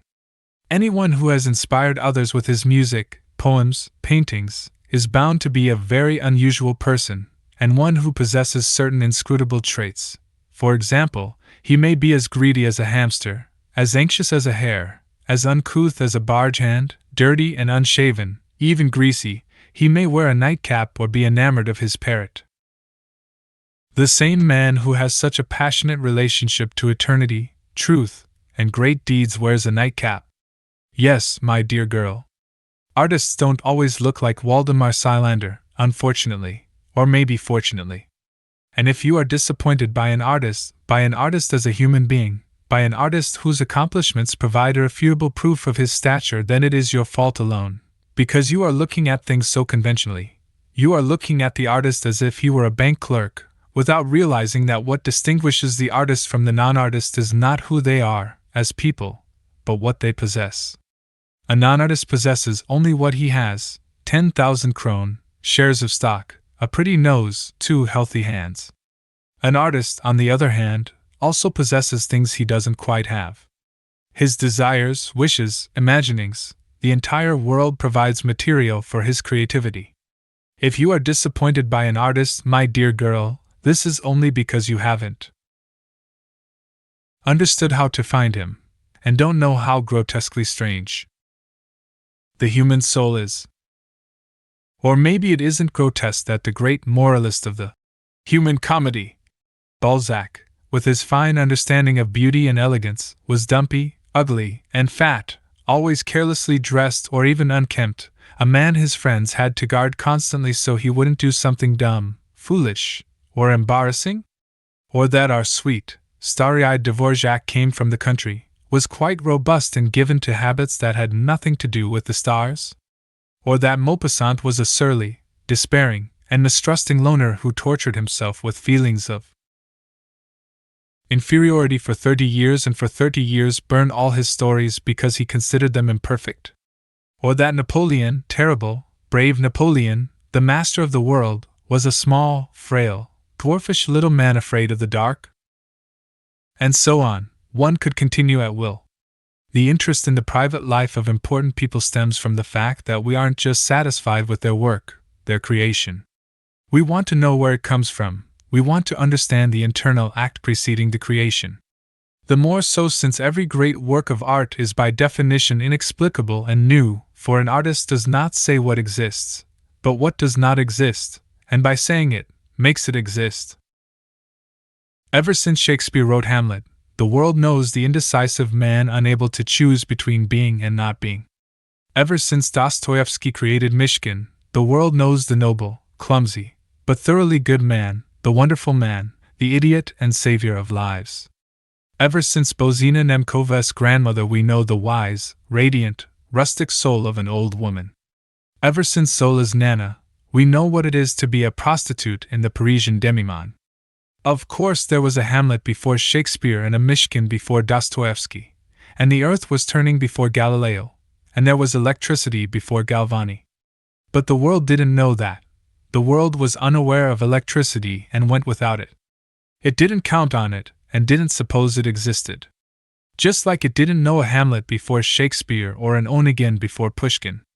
That is the artist's possession, his exclusive worldview.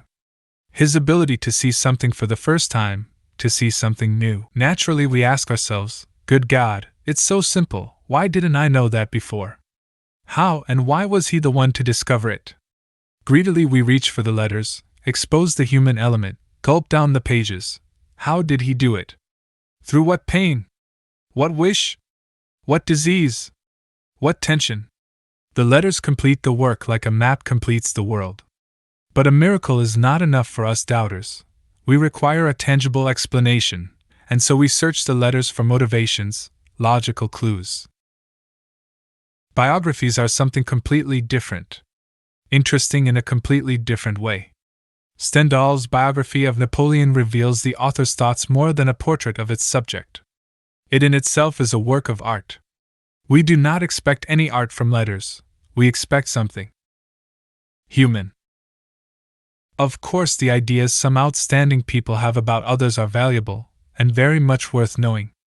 But reports, without any claim to artistic merit, written in order to interest the world, represent an absolute misunderstanding. The world shouldn't be interested in this Lola Sedelikova, who deems it appropriate to give an exact account of what Milan Stefanik did, where he went, why he didn't marry, and what he said at someone's house. The simple facts cannot be interesting if they are not accompanied by some insight, some motivation, some explanation. The point is not to betray something to the world, but to enrich the individual, to provide the reader with a deeper understanding. The point is the logical connection between the world of the unnotable and the world of the chosen. But as long as we are not quite so perfect, as long as the statement alone does not suffice for faith and understanding, as long as we must place our fingers in the wounds, like Thomas, we have the right to convince ourselves the wounds exist, and that they are deep. M.J. Tribuna, August 15, 1920. A dream. Anywhere, out of the world. I was infinitely far from my homeland, in America? In China, somewhere at the other end of the world, when a war or the plague broke out across the globe, or perhaps it was a deluge. I hadn't heard any details about the catastrophe. But I was torn away by a mad hurry, haste and excitement. I didn't know where we were fleeing. Nor did I ask why. Endless trains pulled out from a station into the world, one after the other, all of them overloaded. Panic seized the railroad employees. No one wanted to be the last one left behind. People fought for seats as if they were fighting for their lives. Immense crowds stood between the station and me, and it was pointless to try pushing through. I was desperate. "I'm young, I can't die," I cried. But there were young people standing in front of me as well. And the tickets were all sold out. The train about to leave was the last one. The green and red lights of the station flashed in the daylight like omens of warning. There was no salvation. Someone touched me on the shoulder. When I turned around, a man I didn't know placed a piece of paper in my hand and said, "This will take you anywhere in the world. You can cross the border, and you will receive a place in the train. Fear not and be brave. So go now, go, it's high time." Although I couldn't recall where I had seen his face, I knew he was an old acquaintance and a good friend. Maybe he was my friend and I didn't know him. I felt neither trust nor gratitude, nor even hope. But I obeyed like someone with no other choice. I wasn't afraid. It was as if I had always expected something horrible to happen, and I breathed more easily because it had finally arrived. I shoved my way through the crowd, and it occurred to me that saving myself in front of thousands of onlookers was a base thing to do. A malicious voice spoke within me. "So you really hope you can save yourself?" "Well, yes, possibly, maybe," I thought. And the voice. "If someone can be saved, is that person vile?" "No, no, no, no," I defended myself. The catastrophe began as the train was pulling away. The earth sank into an abyss, and the world transformed itself into a network of railways, where people raced along, people who had lost their homeland.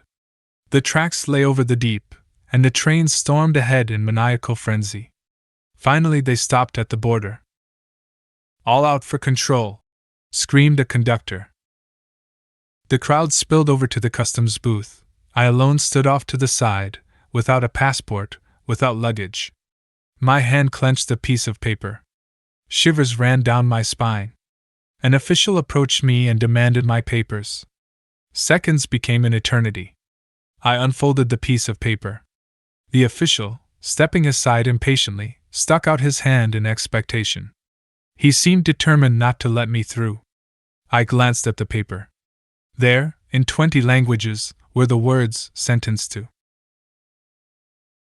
My forehead broke out in an icy sweat. My heart stopped beating. A convulsive, painful horror balled up inside my chest. A mortal terror strangled my throat. And with a feeble hope, as I lay dying, with my last breath I said to the official, "Perhaps it's just a password to make it easier for me to get to the other side of the world?" The devil at the hearth. The question why all or almost all modern marriages are unhappy, as if only modern ones are unhappy and unmodern ones happy, is a question of style, a question at the center of a large, serious body of literature, and of every unserious chat at 5 o'clock tea. Any question in the world can be the topic of a casual conversation as well as the subject of a serious philosophical treatise, and we journalists, too, pick themes up, so to say, off the streets. But this is a question I wonder about incessantly, not because I'm incapable of explaining why modern marriages are unhappy, what question would any journalist leave unchallenged? It's really because I keep asking myself, again and again, why should they be happy? This is where it begins. Two people, two small, lonely human lives at the mercy of life's many afflictions, general despair, and absence of prospects, two tiny human beings on this unimaginably, horribly, and disquietingly enormous planet, each unhappy by birth, nature, and right, are supposed to suddenly, all at once, at about 9:30 a.m., while locked inside an apartment, a name, belongings, a fate, are supposed to be happy instantaneously, at a wave of the hand, simply because they are two? The minute two people marry in order to be happy together, they are robbing themselves of the chance to do so. It's just as selfish to marry for happiness as it is to marry for 2 million, an automobile, or the title of baroness, and happiness won't make you any happier than the 2 million, the automobile, or the baron. If there's anything that avenges itself in this world, it is calculation and accounting in spiritual affairs. The only good reason for two people to get married is if it is impossible for them not to. If they simply cannot live without each other. No romance, sentimentality, tragedy, it happens. It actually happens daily, and whether it's love or not, it is decidedly the most legitimate and strongest feeling in the world. Except how many people overlook precisely that, repress it, reduce it, avoid it, break it. Two people marry in order to live together. Why, in addition to the overwhelming, extraordinary gift of this opportunity, do they also need to be happy? Why can they never be satisfied with true, unadorned greatness, preferring the well-polished lie instead? Why do they promise each other something that cannot satisfy them, and cannot satisfy the world, nature, heaven, fate, or life, and which no one has ever been able to fulfill? Why do they expand a very real and realistic, holy and worldly contract to include such a fantastic claim as happiness? Why do they demand from others more than they are able to give themselves? Why do they demand anything at all, when faced by something as important, serious, and deep as a life together? If we would consciously confront marriage before embarking on it, we would become aware of certain things we generally don't think about. For instance, that living together is not only easier, but also harder than living alone. Life alone has many compensations for the loneliness, half the responsibility or twice the freedom or independence, or even the possibility of traveling to Australia. But marriage is difficult because starting the moment one binds oneself, one must renounce everything, in the deepest meaning of the word, that marriage does not offer. And that is the second point where modern marriages break down. People marry without having positively decided for one another, or, to put it better, without having decided to renounce everyone else. Getting to know someone is inconceivably difficult. I don't think I'm exaggerating when I say you can get to know someone after a half hour of conversation, but to know them any better takes another 10 years of living together. I also think it's practically out of the question that two people could have the faintest notion who they are and whom they are. Marrying. Even if you know about all the great deeds, ideas, passions, convictions, beliefs, and confessions of the other person, you still don't know anything about his socks, his puffed up eyes in the morning, his method of gargling while brushing his teeth, and his peculiar way of tipping the waiter. For what lies deep down is deceiving, but you can know a person by the surface. 1,000 risks of disappointment are hidden in each marriage, as well as every possibility of internal collapse, and there is only one weapon against them: to take them on from the very beginning. Global convention requires that any intrinsic difference such as nationality or political or religious affiliation be forgiven in the name of love, and it is forgiven. But let us go deeper. Let's forgive what's on the surface. Let's leave the modern hysteria a la Anna Karenina aside and forgive each other for ears that stick out and ties that are crooked. Every person is a world unto himself. The more he stands out, the more he creates a whole. The fewer opportunities or talents he has, the more significant they are. And if he only has one, then he's the most outstanding. But no sooner can you ask a blonde man to have dark hair as well, on Tuesdays and Fridays, for instance, for the sake of variety, then you can expect a pedant to gladly dance a shimmy, a dimwit to understand Kierkegaard, a painter to understand mathematics, a melancholy man to sing a little song, or an eccentric recluse to throw a party. That's easy to understand, and it's strange so few people do. They usually reproach one another for precisely those things which are determined by personality. It doesn't occur to them at all that being married really means accepting the other person so he will feel justified in being himself. After all, one person is always seeking confirmation of himself from the other. Proof that he is loved. Nevertheless. Every one of us has such a nevertheless, and that's precisely why we are unhappy. I will never believe that people live together because of sexual, erotic, pecuniary, or social necessity. People live together to have a friend. To have someone who will spare them from punishment, revenge, ill opinion, justice, or a bad conscience. Or do you really think a home is something else and serves purposes other than protecting, and once again protecting people, from the world and mainly from their own inner reflection? The greatest promise that husband and wife can give each other is that deep statement made, smiling, to children, I won't let you go. Doesn't that mean more than, I will love you unto death? Or, I'll be faithful to you till death do us part. I won't let you go. That says it all. Decency between people, honesty, home, loyalty, belonging, decisiveness, friendship. How infinitely vast such promises are compared with some miserable, shabby happiness. In short, it almost seems to me that our marriages are so unhappy because we make it so damned easy for ourselves. It's very comfortable to accept a promise that can't be kept and then turn indignant and run away when the promise is broken a year later. I think it would be much more difficult to promise what can be kept, and then live up to such a promise. All the fantastic talk from the depths of one's soul is only an excuse. It won't survive the first truly difficult situation that demands simply that people act with human decency. But why don't people promise each other they won't scream when the roast is burned, or if one of them is late to dinner? Why don't they promise one another never to be too lazy to bring home an orange, a bouquet of violets, a super brand new Kohler pencil, or a bag of raisins? Why don't they promise to show up at the breakfast table washed, smelling of soap and water, carefully dressed in clean clothes, even on the day after their golden anniversary and every day until then? Why don't they promise to hit each other when they are angry rather than accuse one another of some minor atrocity, some little cowardice, some small repulsive act, or something slightly unappetizing? Why don't they promise each other they'll look out for themselves and their own interests, regardless of whether these interests are for art history, soccer, or collecting butterflies? Why don't they promise one another the freedom of silence, of space, of being alone? Why don't they promise each other these myriad difficult trifles, which can be fulfilled, and which are nonetheless constantly neglected, instead of promising something as incidental as happiness? If marriage is to make sense, it has to have a broader and more realistic basis than a longing for happiness. My God, let's not be afraid of a little bit of suffering, a little bit of pain and unhappiness.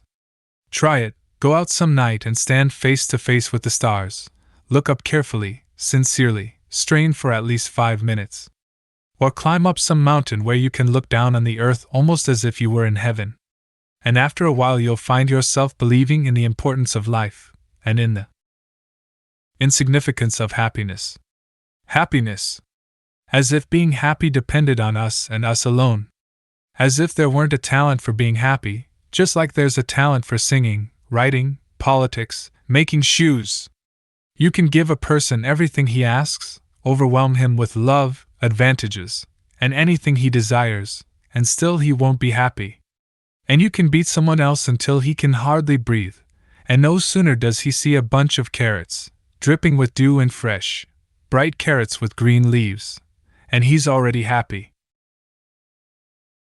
There are 2 ways to live. You can either accept your fate, make up your mind and cope with it, get to know your fate and bind yourself to its good sides and bad, to happiness and unhappiness, bravely, honestly, without bargaining, generously and humbly. Or you can seek your fate, but the search will not only consume your strength, time, illusions, instinct, and any proper, benevolent blindness, it will also consume your self-esteem. You will become poorer and poorer, because what lies ahead is always worse than what you had. Besides, seeking requires faith, and faith may require more strength than life. Milena Jesenská, Narodní listy, January 18, 1923.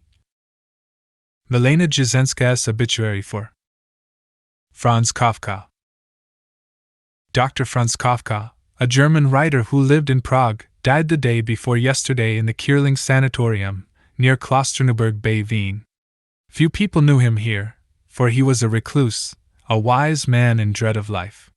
He had been suffering a lung disease for years, and although he worked to cure it, he also consciously nourished it and fostered it in his thoughts. He once wrote in a letter, "When heart and soul can't bear it any longer, the lung takes on half the burden, so that it is distributed a little more evenly, and that's the way it was with his disease."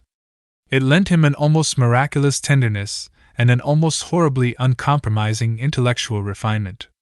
Physically, however, Franz Kafka loaded his entire intellectual fear of life onto the shoulders of his disease. He was shy, anxious, meek, and kind, yet the books he wrote are gruesome and painful.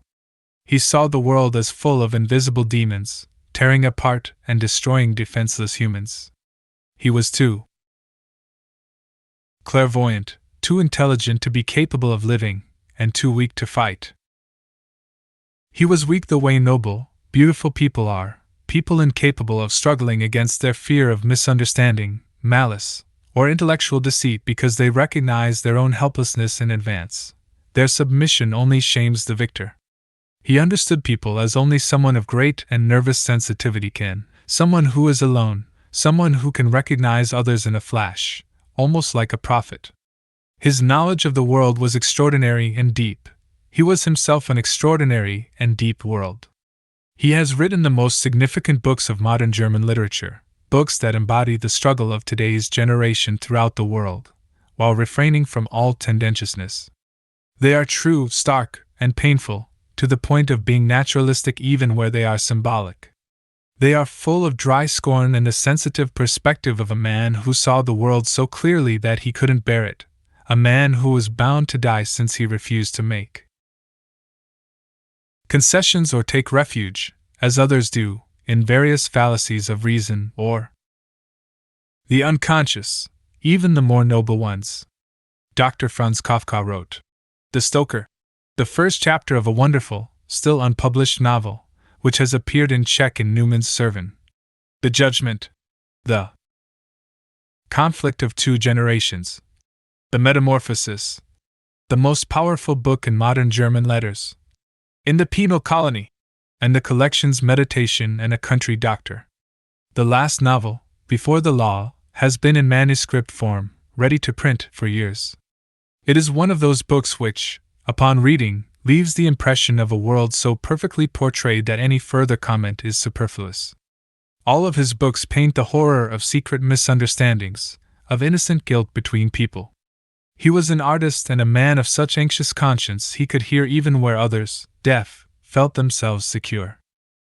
Narodní listy, June 6, 1924. Please subscribe Enchanting Audiobooks for more.